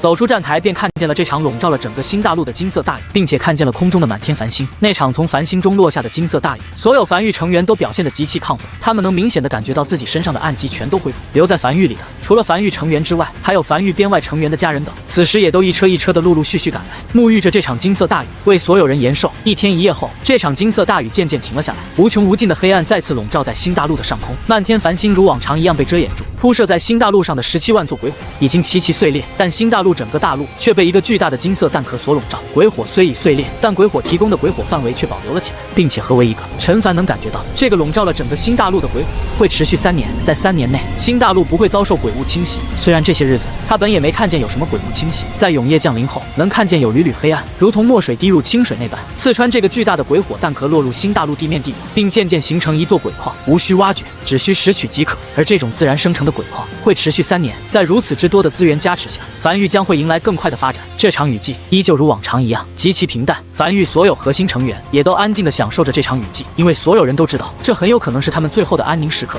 也是他们度过的最后一场安宁雨季。就这样，1年很快过去，陈凡站在江北防线上，单手拄着翡翠手杖，望向远处波涛汹涌的死海。距离梵域获得君临天下奖励已经过去1年了。如今的时间是永业历382年10月底，距离今年雨季降临只有几日功夫。今年雨季将不是寻常雨季，将是那位气息消散、海底鬼潮登陆的时刻。长达170公里的江北防线矗立在江北海岸线上，不少梵域成员在其中奔波忙碌着，为鬼潮袭来做最后的准备。4年了，陈凡长吐了一口白雾，天渐渐凉了下来，比以往凉得更早一点。自从他来到这个世界也有4年多。4年前，他得知江北海底鬼潮即将登陆，这4年他一直为此在做准备。如今终于迎来了这一刻，梵域上下全都动了起来，齐心协力，就为了这一战。狱主王奎大步走至陈凡身旁，低头望向手里的本子，刚才已经派人检查过了，江北防线所有炮塔和噬魂雕塑都在指定位置上摆放着，没有破损，且在后方还有100座备用噬魂雕塑，准备随时填补。除此之外，在无名山大后方共200座祭坛都处于正常状态，可为江北防线提供足够的修补。且如今梵域储备鬼石已经来到了78亿枚鬼石。陈凡轻点了下头，本来梵域储备鬼石是没有这么多的，光开采新大陆的话，1年功夫是开采不了这么多鬼石的。但在拿到了君临天下的奖励后，君临天下所自然诞生的鬼矿，仅仅是1年就给他们诞生了30多亿枚鬼石，已经回本了。还有一件事，王奎继续汇报道，江北防线足足有170公里，我们需要大量人手，才能像7号防线那样，在每晚抵御鬼潮结束后，出城收集鬼物尸体，并挖取鬼石。但我们如今人手不够，如果要大肆招收梵域边外成员的话，王奎话音未落，陈凡便打断了王奎的话，不用招收，发出通告，让江北4地和关西平原所有势力派出人手前来支援，主要负责部分后勤以及战后收集工作。不是我们的人会不会有？王奎有些迟疑道，不会。陈凡摇了摇头，让每个势力的势力之主亲自管理自己手下的人，并进行监督。若是出了什么岔子，我们找势力之主问责。他们平日就是干监督和管理这种事的，这也是他们擅长的，这样可以大大减少比如将鬼石塞进自己怀里这种情况发生。去吧，明白。陈凡看了眼王奎远去的身影，双手搭在江北防线的垛墙上，长吐了一口气后，心神一动，储备在梵域仓库的数亿枚鬼石，突然一瞬间齐齐碎裂，化作乳白液体，沿着铜管快速朝江北防线涌来。江北防线开始如多米诺骨牌一样不断被齐刷刷点亮，城墙开始依次升高。在8.5亿枚鬼石加持下，江北防线原本清一色的5级城墙，如今齐刷刷的升至6级，面前不断弹出一则面板，城墙升至6级，坚固强度增加，请选择升级方向。1. 城墙可自爆，并爆发出巨大威力，威力取决于城墙的坚固程度和等级。2. 近距离攻击城墙的敌人有较低概率遭到一定伤害反弹。3.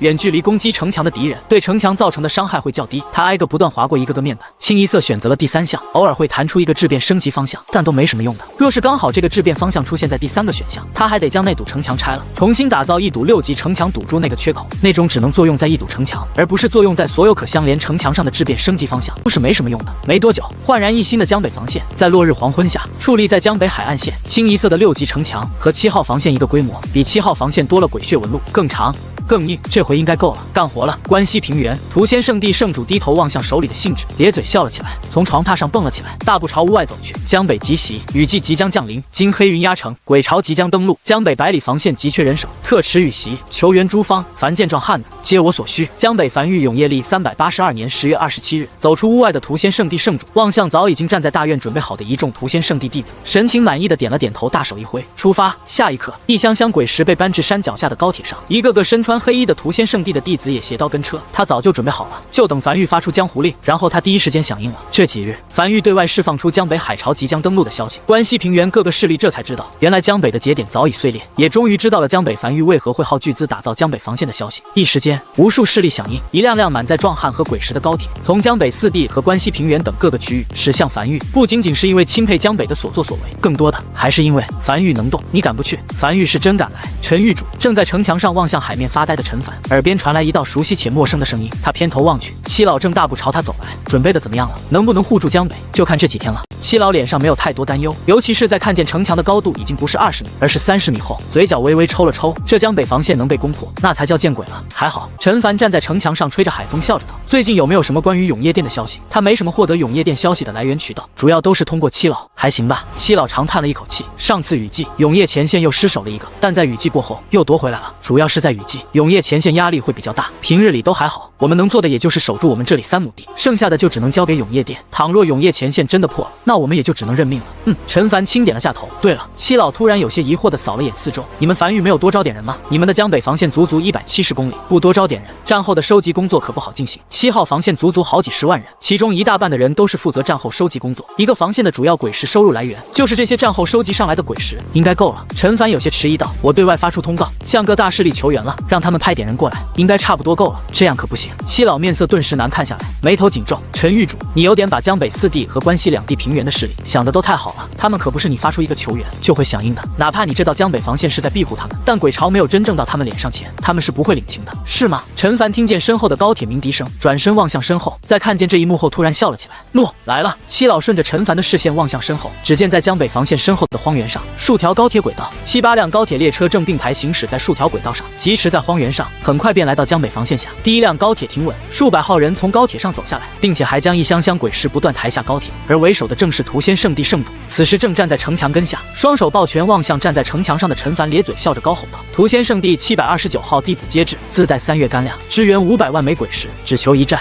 围江北，围关西，谢了。”站在城墙上的陈凡双手抱拳回了一礼，同样笑道。站在一旁的七老微微一怔，才下意识到屠仙圣地圣主本就是个识大局的人，上次他就支援了7号防线500万枚鬼石，但其他势力可……话音未落，剩余几辆高铁上也走下来不少人，并都带着鬼石。江北李家7房青壮接至，任凭樊玉调遣。关西平原明尊教3000教徒悉数在此，任凭樊玉调遣。江南药王谷所有弟子接至，任凭调遣。关西平原越来越多的势力赶来，并且在江北荒原尽头还能看见更多辆高铁正在不断疾驰而来。七老望向眼前这一幕，彻底懵在原地。他们上次求援可没这么多势力响应他们的，不由偏头望向陈凡，下意识的呢喃道：“怎么响应你们樊玉求援的这么多？可能是樊玉人缘好吧？”陈凡笑了起来，他一一谢过后，王奎出面带着樊玉成员，开始给各个前来支援的势力之主分发传音符，并根据人手安排负责防线地段。七老也没久留，又看了一会儿后，才乘坐樊玉高铁赶回7号防线。毕竟雨季即将降临，7号防线也有不少事要处理。永业大陆某处常年被黑暗所笼罩的区域，一人2恶待在黑暗中央，身穿灰袍的中年男人，这些日子越来越心神不安，不断偏头望向江北的方向。虽然他什么都看不见，但他还是下意识不断望向江北方向。他能清晰的感觉他在江北留下的气息，尚有几日就要熄灭了。江北那些被他气息镇压在海底的大批鬼巢即将登陆了。就在这时，黑暗里传来一道有些苍老且疲惫的声音：“那位，你当真还不愿说吗？只要你现在离开，你便可重新回到江北，继续镇守你的江北。你真的愿意看见江北无数生灵因你而死？”原本心神有些烦躁的中年男人，在听见这话后低头陷入良久沉默。过了许久后，才轻声道：“江北无数生灵不是因我而死，而是因你们而死。”他对江北是有感情的。当年他来到永业大陆的第一站便是在江北，是江北的人将他从海里捞了上来，给了他一口饭吃。他以前是没有感情这种东西存在的，自从上次自爆后，就渐渐有了感情。但一些事情是原则性的问题，倘若让鬼族得知他以前所在的那块大陆具体位置，而对方又真的做到了穿过雷雨海域，那对于永业大陆来讲就是必死之局。那个大陆已经接近崩碎了，鬼族想要栖息在一块大陆上，就必须要找一块完整的大陆。永业大陆依旧是他们的第一目标，并且还会通过消化那块大陆上的大量鬼石，大幅增强鬼族实力，永业大陆就更挡不住了。双方再一次谈崩，一时间这片被黑暗笼罩的空间再次陷入沉默。不知过了多久，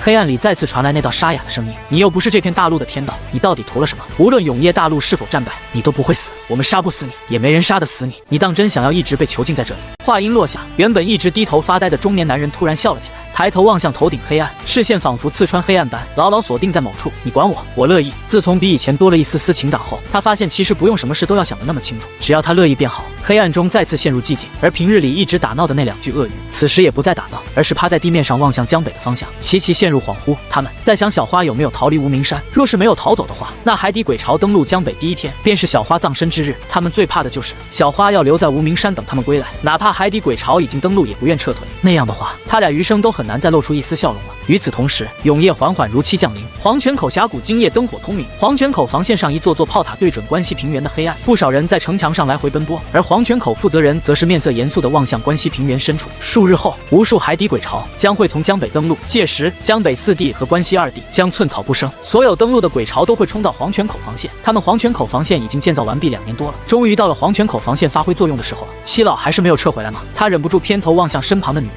没有。女人摇了摇头。七老给我们最后的一则消息是，7号防线将会死守关东平原，以及还有一句我听不明白的话。什么话？乱世出枭雄，苦难但奇迹。江北有人镇守，江北不会沦陷。江北有人镇守。中年男人眉头紧皱。什么叫做江北有人镇守？能一人镇守一片区域的，除了那位之外，再无他例。他没见过任何人可以一个人镇守一片区域的。但要说势力的话，他们永业殿又没派出任何支援，意思是江北四地和关西两地崛起了一个可以镇守江北的势力。他还说什么了？没说了，但听起来语气里并没有太多绝望，像是信心十足一样。中年男人沉默良久后，才低声沙哑道：“那就看看雨季降临后，会不会有鬼巢冲到黄泉口防线下方吧。”时间一点一点推进，长达170公里的江北防线城墙根下，修建了3条高铁轨道。这些3条轨道将会负责战时的后勤快速补给以及鬼物尸体收集。每个势力都领到了自己的号段，他们将会负责自己号段城墙外范围内的战后清理工作。监督人都是各个势力的势力之主以及部分繁育成员。这些挖出来的鬼石会全部再次投入到江北防线。毕竟海底鬼巢登陆可不是打1晚，或者是打1个雨季就结束了，而是会一直打，只要防线不沦陷，就会一直打3年。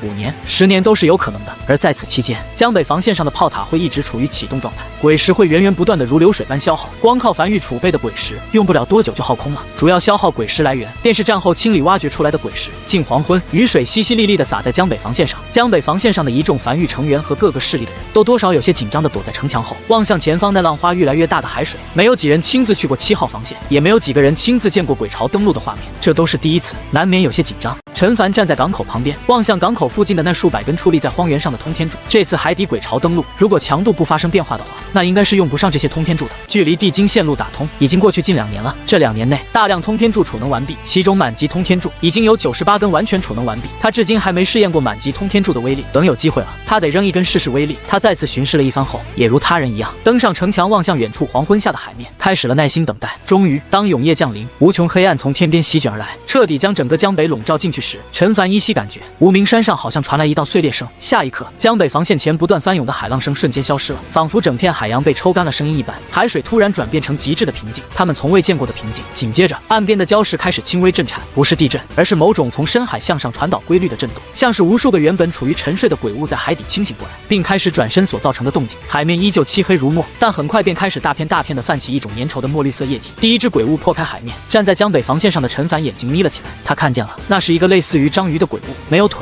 底部是无数蠕动的触手，但这仅仅只是序幕，如同一篇故事的序言般，真正的恐怖紧随其后。海平面在这一刻突然整体抬升了，一道极其恐怖的海浪突然升起，重重拍打在江北防线上，无数浪花溅起的同时，数不尽的鬼物借着浪花宛如黑色潮水般，以一种不可阻挡的姿态，眨眼间便覆盖了江北整个海岸线。鬼潮来袭。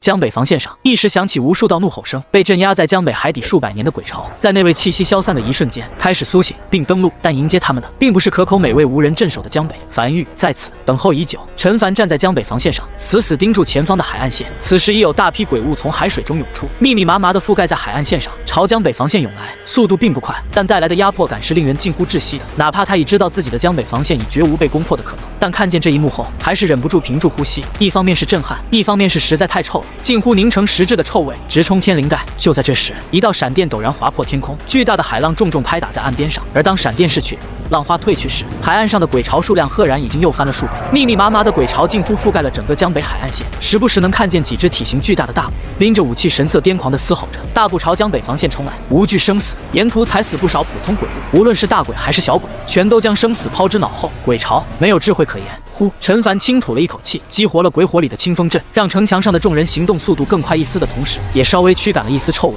下一刻，江北防线上足足8500座式神炮近乎同一时间被启动，刹那间8500颗猩红色能量炮弹落在鬼巢中，无数道震耳欲聋的爆炸声汇聚在一起，宛如大地塌陷般。爆炸的灰尘连同鬼物碎片夹杂着海水飞扬在空中，溢出的猩红能量如蟒蛇般化作一缕缕快速朝四周涌去。8500门式神炮的齐射，这个威力要超过任何通天柱所能爆发出来的威力。摆放着长达170公里江北防线上的8500门式神炮的齐射，几乎笼罩了整个江北海岸线，覆盖了整个区域。长达170公里的这片区域，此时已然变成死亡领域。仅仅只是一轮齐射，第一批登陆的鬼巢，包括大鬼，都被彻底清空，近乎不见一只漏网之鱼。但从海底登陆的鬼巢，真正恐怖之处就在于近乎无穷无尽。当浪花再次拍来时，更多的鬼巢踏浪而来。陈凡望向面前这些登陆的鬼巢，他甚至都没办法做到仔细看见一头鬼物的模样，数量实在太多了，他很难将视线锁定在一只小鬼上，对方很快就会被其他鬼物压在身下。在这种数量下，准头没有任何意义。一枚猩红炮弹精准地落在这段鬼巢里，无数猩红能量如血蟒般朝四周激射而去，再次清空一片。他笑了起来，看起来有些过瘾。而这些鬼物死亡后的血液，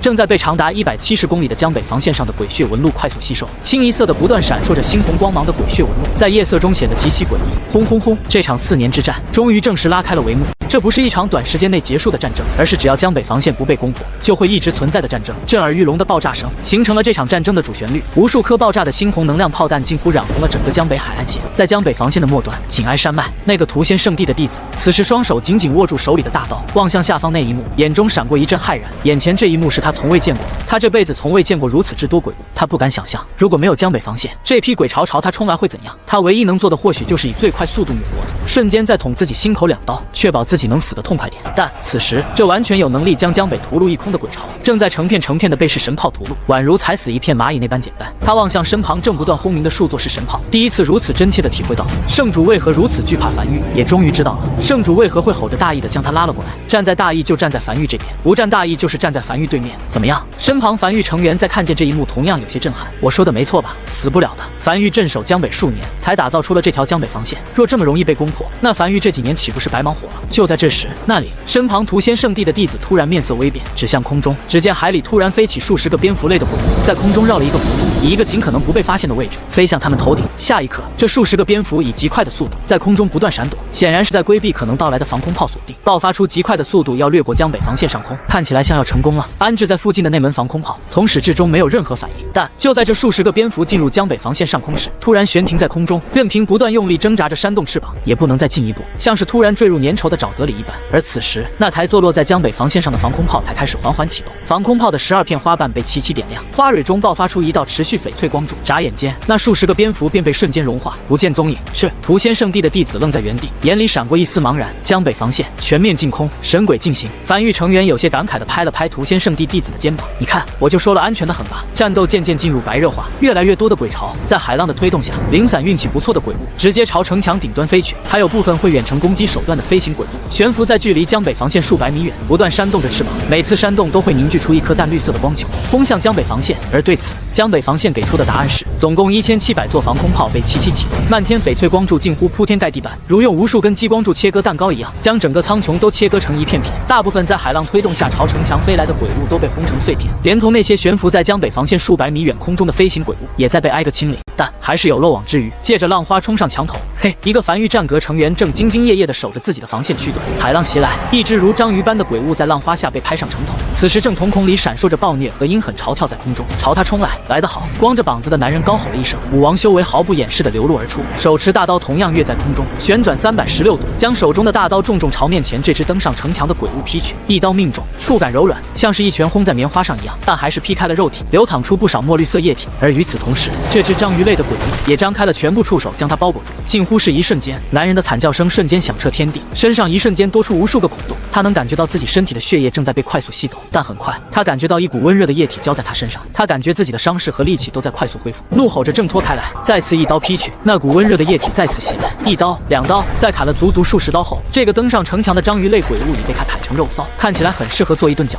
呼哧呼哧，男人气喘吁吁，有些后怕地看了眼身后那根正在不断喷溅圣水的铜管，幸好有这个，否则他刚才可能就要死在这里了。喂！身旁负责另外一个区段的樊玉成员正不爽地望向他，怒吼道：“老子差点就要帮你呼叫支援了，能不能别装逼，把甲胄穿上？”好，劫后余生的男人此时也不敢嘚瑟了，急忙将刚才拖在一旁由地精制造的甲胄披在自己身上，将身体完全包裹着。刚才若是有这甲胄，不至于那么困难，主要是他第一次经历这种大场面，实在是有些激动。刚才他甚至想跳下防线去砍个痛快。而在江北防线后方，数十艘满配的非洲正在不断巡逻，一旦有拿堵城墙有较多鬼物登上城墙，便准备开始火力支援。很快，当炮弹轰鸣声终于缓缓停下来，且如幕般的涌液渐渐退去时，大批鬼巢消失在海水中。天亮了，海底鬼巢登陆的第一站，他们渡过去了。当黑雾退去，蒙蒙亮的天空笼罩江北荒原时，长达170公里的江北防线上涌出一阵阵兴奋的高吼声。站在城墙上的陈凡望向江北防线前方那无数具鬼物尸体，笑了起来。江北好像真的守住了，毕竟是第一夜，他也有些紧张。全程守在城城墙上，准备迎接突发情况，但完全没有任何突发情况。他准备用于支援的非洲，甚至压根没有用到。通天柱也未启动，他还准备了充足的鬼石，可以随时将江北防线升至7级，也没用到。目前来看，一切都在掌控着。无数个被轰出来的炮坑覆盖了江北海岸线，基本上看不见一具鬼物尸体，散落着不少鬼石和异宝。江北防线的数道城墙引入地面，数十万人浩浩荡荡的在指挥下，开始有秩序的铺满江北海岸线，开始拾取鬼石和异宝，并将那些碎片鬼物尸体能带走的也全带走。天亮的一瞬间，他也收到了来自七老的传音：陈狱主，你那边如何？一切安好，那就好。传音符那面，七老长松了一口气。就这样，时间一点一点的来到了15天后，从一开始的紧张到现在已经持续15天后，樊玉已经对海底鬼巢登陆习以为常，哪怕是其他势力派来支援的那些人，此时也不紧张，并且隐隐和樊玉成员打成一片，见到熟悉的还能笑着打声招呼。这15天内，没有一只鬼物突破江北防线，江北防线矗立在这里，宛如天堑般将海底鬼巢牢牢镇压在江北外，伤亡率也很低，少数的伤亡率还是有人探出脑袋看热闹，看得过于投入，不幸从防线上坠落下去，当场摔死的。正值黄昏，庇护所的真正意义是庇护。站在江北防线上的陈凡，远眺天边大海，神情恍惚地轻笑着。此时他才感觉樊玉好像真的庇护了很多人，有很多人因他而活，这种感觉还不错。在永夜大陆，雨季是一个很难露出笑容的季节，谁能在这个季节笑出声来，基本上可以被判定为失心疯了。而此时江北防线上的笑声却不少，樊玉白骨骼成员正乘坐非洲，将一桶桶热乎的饭菜按份分发在江北防线上的一众人。这15天的经历让大家彼此信心都足了不少，隐隐间不少人好像看见了希望，好像看见了永夜大陆真的能抗得过鬼巢入侵的希望。陈凡站在城墙上轻笑着，这批鬼巢没有智慧，只知道冲锋，鬼巢也无法将消息传递给其他区域。有时候他其实也在想，这么多鬼巢都是从哪来的，总不能是凭空冒出来的吧。就在这时，他再次收到七老的传音：陈狱主，永夜殿黄泉口防线在雨季降临后的15天内都没有鬼巢袭来，已经将你这边的消息上报上去了，过一段时间可能会有永夜殿的人来找你。陈凡轻点了下头，他知道这件事情樊玉的崛起是瞒不住的，顺便也了解下永夜大陆前线是个什么状况。实际上在雨季降临的5日后，黄泉口防线那边就猜到是什么情况了，真的有一个势力守住了江北，甚至打造了一条防线，并迅速将这条消息汇报上去。而此时雨季降临后第15日，一架非洲停在了黄泉口防线上空，一个满身疤痕的光膀中年男人，身后跟着一个披着黑色斗篷看不清面容的胖子从非洲上走了下来。信息属实，男人是此次行动带队的，径直走到黄泉口防线的负责人面前，望向关西平原深处询问着。属实，黄泉口防线负责人陈声道：如今雨季已经过去15天了，江北依旧尚未沦陷。好，光膀中年男人眼睛紧闭，深吸了一口气，低声呢喃着：希望给我一点惊喜吧，永夜大陆太需要一个奇迹了。下一刻，男人走向非洲，非洲升空，朝着江北防线疾驰而去。永夜降临，无穷无尽的鬼巢再次从海底浮现出来，密密麻麻地冲向江北防线。早就已经习以为常的江北防线应对自如。陈凡站在城墙上俯瞰着这一幕。狱主少秋从陈凡身后浮现出来，低声汇报道：关西平原的站点在天黑前看见有一艘非洲朝江北飞来，不是我们樊玉的非洲，估计1个多时辰后就会抵达江北防线，要任凭对方进入樊玉地界吗？陈凡面色平静地望向远处鬼巢。关西平原没有哪个势力拥有非洲，那看来应该是黄泉口防线那边，或者是永夜殿那边的防线派人来了。保持警惕，盯住，在对方没有多余动作之前，不用阻拦。明白。少秋点了点头，身子缓缓隐去。1个多时辰后，永夜殿非洲驶入江北上空，直逼无名山，并缓缓降低高度，进入樊玉鬼火范围，悬浮在江北防线上空。当周围黑暗被鬼火驱散后，眼前瞬间开朗起来。站在甲板上的光膀男人瞳孔骤缩，他看见了一道长达170公里的6级城墙矗立在江北，海底鬼巢早已登陆，此时正不要命般的朝江北防线发起进攻，但全被江北防线上凶猛的火力给打了回去。这里真的多出了一道防线，一道不是由他们永夜殿所打造的防线。他看了不知多久，才望向周围不知何时升在空中将他隐隐围在中间的数十艘非洲，以及防线上几座已经调转炮口瞄准他的防空炮。深吸了一口气，高吼道：永夜殿天一，求见此方势力掌权人。声音震耳欲聋，几乎压下炮火的轰鸣声，响彻在天地间。很快，一艘非洲停在他面前，甲板上一个身穿势力服饰的男人望向他：跟我来。这艘非洲开始在前方引路，没一会儿，他脚下的非洲和江北防线的城墙齐平。他从甲板上走到城墙上，望向站在城墙边缘背朝他的陈凡，双手抱拳，沉声道：永夜殿天一，求见。听见身后声音的陈凡缓缓转过身来，望向永夜殿派来的这两人，停顿了一会儿后才轻笑道：江北樊玉。陈凡身旁则是跟着一个体型巨大的黑袍男人，看不清面容。见过陈狱主。男人再次行了一礼，客套了几句后才表达了来意：我想知道樊玉是哪来的如此多鬼师打造江北防线。陈凡笑了起来，以这是樊玉核心机密，不方便多说为由拒绝了回答。光膀男人面色沉重的点了点头，实际上他也就是例行一问。江北樊玉8成是找到了上古留下来的鬼矿，数量也不会有太多，打造完江北防线后应该也剩不下多少。最重重要的是，就算江北繁育真拿出来20-30亿枚鬼石交给他，也改变不了什么局面。了解江北繁育能如此快速崛起，想必肯定有独特的地方。我这次前来，一方面是查看是否真的有江北防线，另一方面，永业店希望可以获得你们一定的支持。如果你们有的话，需要哪方面的支持？我对永业店了解并不多，说说你们需要哪些？什么都需要。男人沉声道：“没有永业店不需要的。比如……”就在这时，他突然在淅淅沥沥的雨水中嗅到了一丝饭菜香味，肚子不自觉地咕噜咕噜响了起来，下意识地偏头望向后方，只见不远处的西洋城，一个巨大的棚子撑在西洋城上空，而在下方，无数道蒸汽冲天而起，饭菜的香味飘到城墙上，甚至盖过了鬼潮来袭的漫天臭味。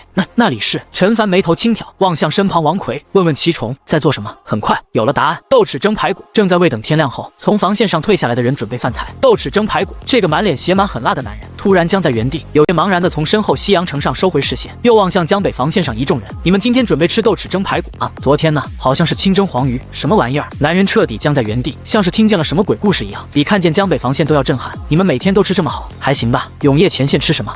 我们吃炒面，就是将面粉炒熟后浮水下咽。有一瞬间，他甚至想留在江北防线了。那我知道樊玉可以为永业店提供什么支持了。陈凡笑了起来，樊玉或许可以先为永业店提供粮食和线路支持，但需要一点鬼石作为报酬，毕竟铺设线路挺费鬼石的。男人眉头紧皱，永业店现在拿不出一枚鬼石，除非你可以自提。自提是什么意思？就是去永业前线自提。永业店现在的运输线路被破坏了不少，余下的线路很紧张，再加上有内部叛徒泄露情报，大额鬼石很难运输至其他区域。但倘若你要去永业前线自提鬼石的话，就没什么问题了。他一边说着，一边紧紧盯着在江北防线墙根下快速疾驰奔波的高铁。他好像隐隐知道樊玉说的可以提供线路支持是什么意思了。陈凡走至一旁搭建在江北防线上的小屋里，外面雨大，进屋聊吧。茶屋内，陈凡给男人倒了一杯茶，讲讲你们永业店的运输线路以及为什么线路被破坏。好，光膀男人双手端着茶杯停顿了一会儿后，才开始讲述。原来永业大陆存续的核心秘密是在这片大陆之下沉睡着一座无形大阵，海岸边连绵山脉便是这座大阵的阵纹显现。有山的地方就是节点完整的地方，鬼潮永远不可能翻过连绵山脉，正是它的庇护，才将汹涌鬼物隔绝在外。唯有而失去连绵山脉的地方，就是大阵节点碎裂之处，就是鬼潮撕开防线之地。这个时候就需要防线补齐这些节点碎裂的区域，比如江北防线和7号防线。随后，男人从怀里掏出一张鬼皮地图铺在桌面上，将大那些出现阵纹碎裂的区域指给陈凡看。明白了。陈凡看着鬼皮地图点了点头，靠在椅背上轻揉着太阳穴，没有讲话，陷入沉思。这番交谈让他对永业大陆的格局有了一个初步的了解认知。简单来说，永业大陆此时就像是一件有些破烂的衣服，而他们防线的作用便是查漏补缺，补住那些缺口。大陆破破烂烂，他们缝缝补补，情况就是这么个情况。而在这种情况下，运输物资线的重要性是不言而喻的。只是每多这样一个防线沦陷，就会导致运输物资的难度再翻一番。一旦3-4个区域被沦陷，那接下来便会是滚雪球般的沦陷，短短数月可能就会全部沦陷。陈凡望向坐在男人身旁的那个穿着黑色斗篷的肥胖男人，轻声道：“守夜人。”肥胖男人点了点头，从喉咙里挤出一道应声，听起来极其刺耳，如刮玻璃一般。我是隶属外出行动组的。光膀男人沉声解释道：“永业店外出行动组的一个主要职责，就是碾碎那些可能燃起熊熊大火的火苗，故而我们出门在外必须有一名20级以上的守夜人陪同。20级的守夜人自爆后所诞生的威力，可足以将一个20公里内缺口的鬼物瞬间全部清空。而且守夜人的自爆不会摧毁防线和波及到人类。”陈凡把玩着手里的琉璃小人，这威力可比6级通天柱大多了。他甚至有点怀疑，或许比满级通天柱的威力都要大。坐在一旁披着偌大黑袍的肥胖男人，身体没有任何多余反应。这种有点将人物化的说辞，并没有让对方起任何波澜。或许是感知到了陈凡的情绪，这个肥胖男人有些沙哑的一字一句道：“守夜人的宿命就是启动。”陈凡微微一愣，他听人说过这句话，大鱼曾经也和他说过这句话。沉默许久后，他才起身望向光膀男人：“一路奔波辛苦，我先安排2位找个地方歇息一下，具体事我们明天再聊。对了。”他看了眼男人那露在外面的光膀子，有些迟疑道：“你不冷吗？还有这些伤痕是？”男人顿时笑了出来：“我是特殊修行者火行孙，五脏六腑一直会喷射火焰，不怕冷，怕热。至于这些伤痕……”话音刚落，一团火苗从男人手中的伤痕上冒出，男人熟练的一巴掌拍灭了这团火苗。诺，就是这样，火焰会时不时往出冒，就会留下些伤痕。痛吗？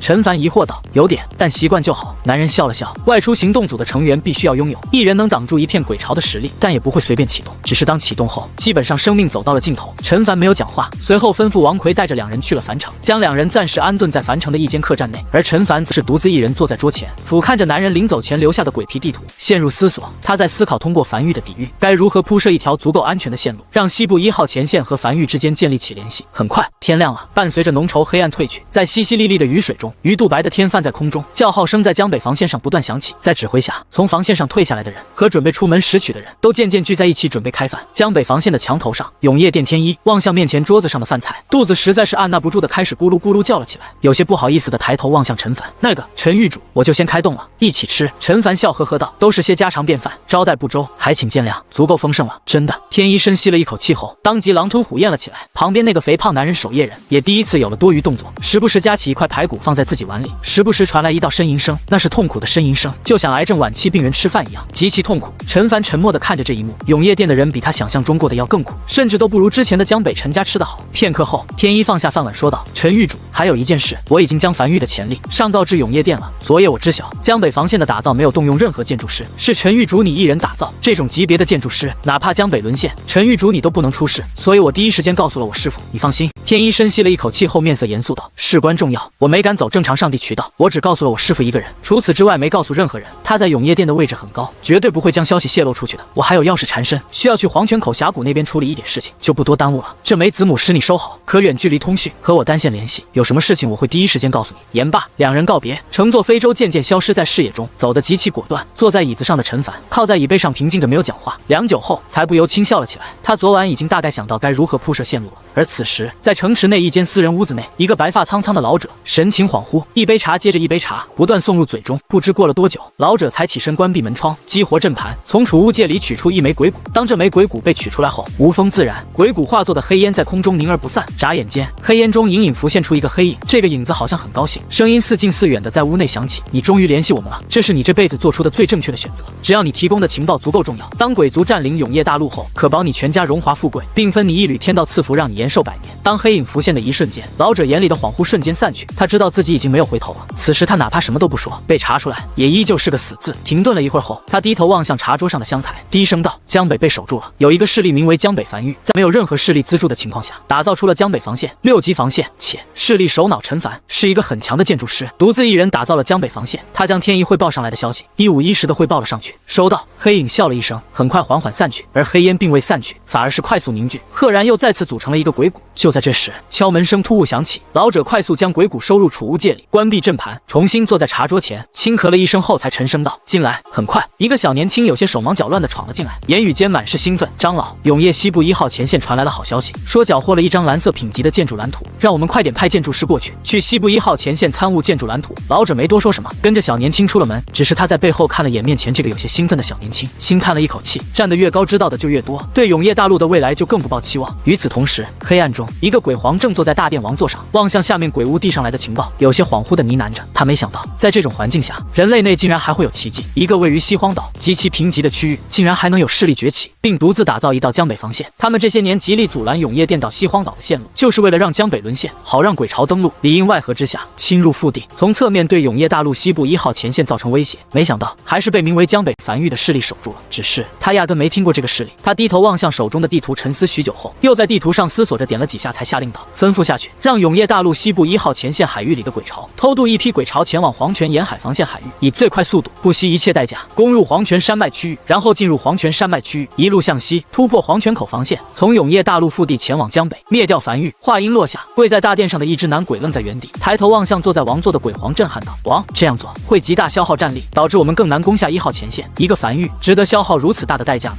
鬼皇坐在王座上，面色平淡的冰冷道：“只要不发生奇迹，永夜大陆必败无疑。我们要做的就是将那些可能是奇迹的事物全都掐灭在摇篮里。”鬼皇缓缓起身，走至王座身后，望向挂在墙壁上的对联，嘴角带着一丝笑意，轻声道：“人类文化中有一种兵法，叫做兵贵神速。那么就让江北樊玉体会下何为鬼族的兵贵神速。”明白。跪在地下的这个男鬼也不再说什么，只是应声退下。永夜降临，天色再次暗了下来。长达108公里的永夜大陆西部1号前线前方那片广袤海域中，无数鬼巢从海水中涌出，开始朝防线发起冲刺。伴随着爆炸声漫天响起，新的一夜守城又开启了。但在海域深处，大批鬼巢正聚在海面上，整整齐齐的聚在一起，边界线极其明显。其中一个悬浮在空中的大鬼偏头望向北面那片空无一只鬼屋的海域，面色冰冷的下令道：“方向北前进。”下一刻，海水里的大批鬼巢遵从命令，铺天盖地的在海里朝北边不断游去。就在这时，轰！冲在最前方的一头鬼屋刚踏入那片空无无一只鬼物的区域，突然一道闪电没有任何征兆的劈下，将这只鬼物连同周围一片鬼物全都劈为灰烬。当越来越多的鬼潮涌入这片区域时，密密麻麻的闪电不断劈下，空气中飘荡着浓郁的焦香味，整个场面就像是用电银拍灰像极其密集的蚊群，噼里啪啦的声音不绝于耳。无惧生死的鬼潮压根无视了那漫天闪电，遵从命令继续一路向北。哪怕无数鬼物死于雷电之下，但终有一批幸运儿穿过这片区域，在冲刺了数十米后，头顶上已再无雷电。约莫1个时辰，这批数量极其庞大的鬼潮终于彻底穿过了这片死亡区域，但活下来的已经10不存1。这只悬浮在空中的大鬼有些心痛地望向眼前这一幕，这得白白损失多少兵力啊！他望向悬浮在死亡区域对面空中的那只大鬼，这批鬼潮已经顺利抵达丘明盆地海域，他的任务已经完成了。2只大鬼隔空对视了一眼，点头示意了然，如接力棒一般。处于丘明盆地海域悬浮在空中的那只大鬼带着这批鬼潮继续在海面上一路朝北疾驰而去。没过多久，再次抵达一处不见一只鬼物的区域，方向北前进。大鬼再次下达命令，下方鬼潮再次涌向这片死亡区域，漫天雷电不断轰下来，侥幸通过第一个死亡区域的这些鬼潮再次义无反顾地冲向眼前这片死亡区域。约莫半个时辰，这批鬼潮再次穿过这批死亡区域，成功抵达黄泉山脉海域，但再次10不存1。站在黄泉山脉海域上空的一只大鬼已经成功接收到这批鬼潮，和负责运送鬼潮的这只大鬼对视一眼，再次点头示意求援求援。长达27公里的黄泉沿海防线突然爆发出刺耳且夹杂着浓郁恐惧的高吼声。黄泉沿海防线的负责人对着手里的子母狮高吼道：“今夜鬼潮数量突然骤增，请求支援，请求支援！”夜色下，近乎无穷无尽的鬼潮从海底登陆，以一种比往日更加狂暴肆虐的姿态朝防线涌来。防线上的炮塔近乎拼命般的不断开火，但依旧无法挡住。越来越多的鬼物踩着同伴的尸体冲上防线求援。就在这时，位于防线城墙上的指挥室突然被一只鬼物撞开。黄泉沿海防线负责人眼中闪过一丝绝望，声音有些发颤的最后高吼道：“黄泉沿海防线已沦陷，无需派援，请去支援黄泉口防线。他们的目标是……”声音戛然而止。这只脑袋巨大的鬼物张开布满锋利牙齿的巨大嘴巴，流淌着粘稠且恶臭的液体，一口将男人脑袋连同那枚子母石吞入腹中。黄泉沿海防线今夜全部告破。越来越多的鬼潮登上城墙，并汇聚在一起，在夜色大雨中一路深入黄泉山脉区域腹地，朝黄泉口峡谷防线冲去。而他们的目标极其明确，前往黄泉口防线，攻破黄泉口防线，进入关西平原，前往江北。快快！刚收到消息的黄泉口防线此时极其嘈杂，他们一直以来防守的区域都是关西平原，此时后方沦陷，他们得快速调整。炮塔开始快速旋转，瞄准黄泉山脉区域腹地。夜色中一片寂静，只能在鬼火范围内看见汹涌大雨，看不见任何一只鬼物。黄泉口防线负责人此时有些焦急不安地对着手里的子母狮不断高吼道：“黄泉口防线负责人，呼唤黄泉沿海防线负责人。”不断重复3遍，但无人应答。哪怕他已经收到消息说黄泉沿海防线已经沦陷，但他还是抱着一丝希冀去呼唤，问题不大。就在这时，永夜殿天一拍了拍负责人的肩膀，沉声道：“黄泉海域的鬼潮数量不算太多，能摧毁黄泉沿海防线，这意味着鬼潮数量已经不多了。黄泉口防线守得住，更何况还有我俩在。”黄泉口防线负责人在看见天一和跟在身旁的那个肥胖男人，这才稍微松了一口气，也知道自己有些失态。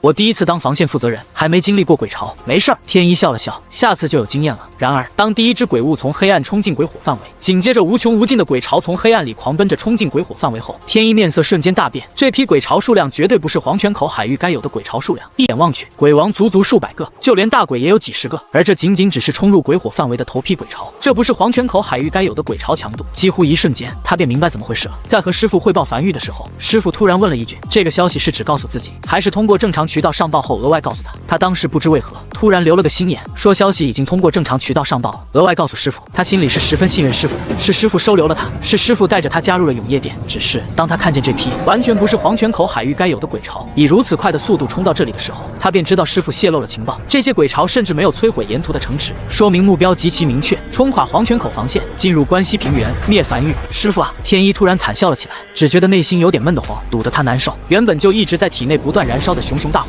此时燃烧得更加猛烈起来。他从未想过师傅会背叛永夜大陆。师傅，明明你才是那个最想赢的人啊！他从怀里掏出子母石，联系到自己的上级，声音发颤的一字一句道：“永夜殿，天一，汇报一个重要消息，江北繁育崛起，打造了一道6级防线镇守江北，且江北繁育之主是一个实力极其强大的建筑师。我昨日这个消息仅汇报给师傅一人，他泄露了消息，鬼族不惜一切代价派出鬼潮偷渡至黄泉口海域，现已突破黄泉沿海防线，正在进攻黄泉口防线。”在汇报完这个消息后，他又联系上陈凡，有些羞愧的颤声道：“陈玉主，消息泄露，我师父是内奸，鬼族已派遣大军进攻黄泉口防线，预计很快便会突破，请樊玉尽快做好准备。当看见这批鬼巢强度后，他就知道黄泉口防线挡不住。黄泉口防线打造出来就不是为了应对这种强度鬼巢的，这种强度的鬼巢已经远超7号防线和江北防线所面临的鬼巢强度。下一刻，越来越多的鬼巢已经冲入鬼火范围内，黄泉口防线上的炮塔开始不断开火，但在面对如此数量和强度的鬼巢时，显得有些孤木难支。呼，天一缓缓闭上双眼，拎着一把刀站在黄泉口防线的城墙上。当他再次睁开双眼时，无穷怒火如实质般爆发出来，身体表面密密麻麻的突然浮现出无数裂缝，如碎裂的洋娃娃般，猩红色的火焰不断从裂缝中喷射而出。天一深吸了一口气，将大刀握在手中，望向防线下方那无穷无尽的鬼巢，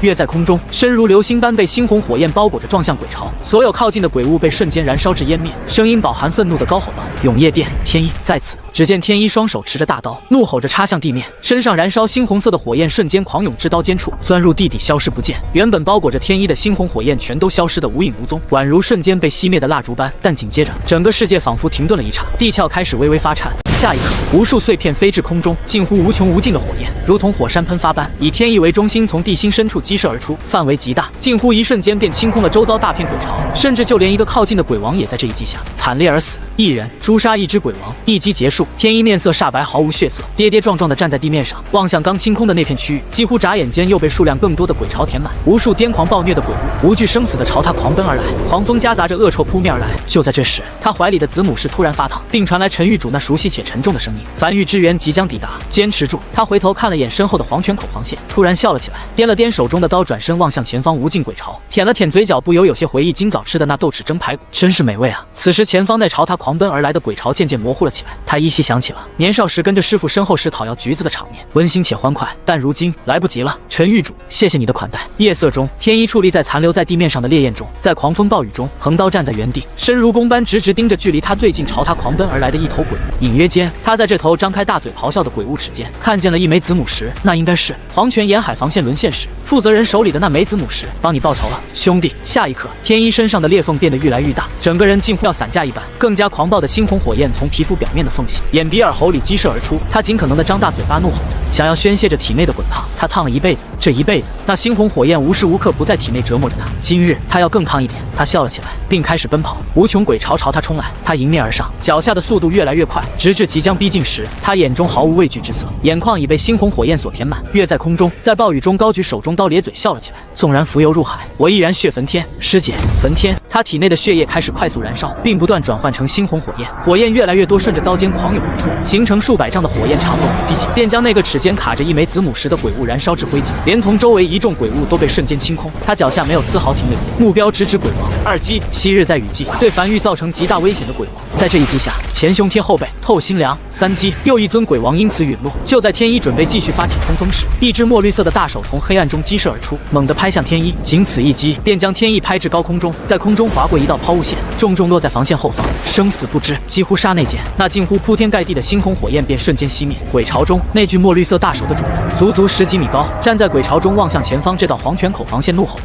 这是一尊大鬼，是比鬼王要更强一个档次的鬼物，绝非人力所能挡。这片区域短暂被清空的区域，已经再次被鬼巢填满，并狂奔着冲向黄泉口防线，再次发起无惧生死的冲锋。黄泉口防线上，负责人将这一幕尽收眼底，眼眶泛红的沙哑道：“守住，守住！”防线上的炮塔开始最大功率的不断对下方的鬼巢狂轰乱炸着，但在越来越多的鬼物尸体堆积之下，大量的鬼物距离墙头已经越来越近。天一被大鬼拍飞前，用子母石告诉他，樊玉的支援即将抵达。他不知道樊玉如何在短时间内给出支援，但如今他唯一能仰仗的希望就是樊玉了。黄泉口防线足足数十公里，他所在的这处区域因天一的爆发，压力稍微减轻，但其他区域却已随时可能会沦陷。这批鬼巢的数量和强度都已远超黄泉口防线所承载的上限。一直跟在天一身后的披着黑袍那个肥胖男人，此时步伐轻盈的在墙头上不断快速奔波着，最后视线停留在了一个抡起巨锤已经大步走到防线前，准备抡锤砸下去的大鬼上，突然停了下来，身上一直披着的黑袍无风自脱，露出他的本来面貌，皮肤内流淌着白色的能量。这个肥胖男人站在暴雨中，转身望向天一被大鬼拍飞的方向，深深看了一眼后，才从喉间挤出一丝破风且沙哑的声音：“守夜人97号启动。”男人踏在空中，一步一个脚印走出防线，悬空而立，身体内的白色能量如沸腾般开始不断翻涌，直至当所有皮肤表面都浮现出裂缝后，他缓缓张开双臂，最后看了眼眼天地间，从怀里掏出从樊玉偷摸带走的一个红糖馒头，将挡住嘴的疙瘩往上抬了抬，艰难地塞进嘴里咀嚼着，刺耳声音中夹杂着笑意，低声呢喃着：“甜，终于可以不疼了。”下一刻，幽绿色的光芒如极光般瞬间绽放开来，并不断朝夜色中涌去。长达27公里的黄泉口防线，近大半防线被幽绿色极光所笼罩，所有人都看见了这一幕。幽绿色极光所到之处，无数鬼巢连同鬼王纷纷陨落，只有大鬼能逃过一劫，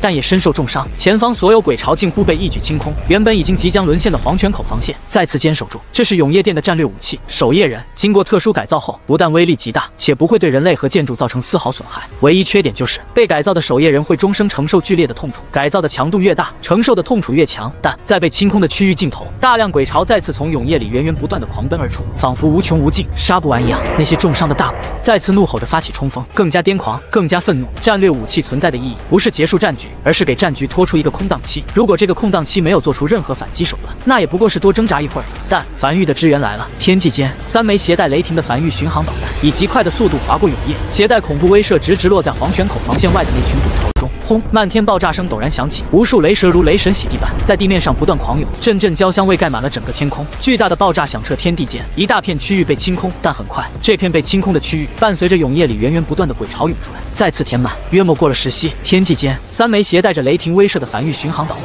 再次从天地间划破夜空疾驰而来，重重落在鬼巢中。无数具鬼物尸体碎片和幽绿液体绽放在空中，区域再次被清空。永夜里的鬼巢再次源源不断涌来。10息后，3枚樊玉巡航导弹再次如期而至。黄泉口防线后方，生死不明躺在荒原上的天一怀里的子母时，不断传来陈凡那急促且沉重的声音：“天一，汇报前线战况。”天一，但却无人回应。声音孤零零的在夜色中响起。樊玉100艘满配飞舟在收到球员信息第一时间连夜升空，以最快速度朝黄泉口防线赶去，但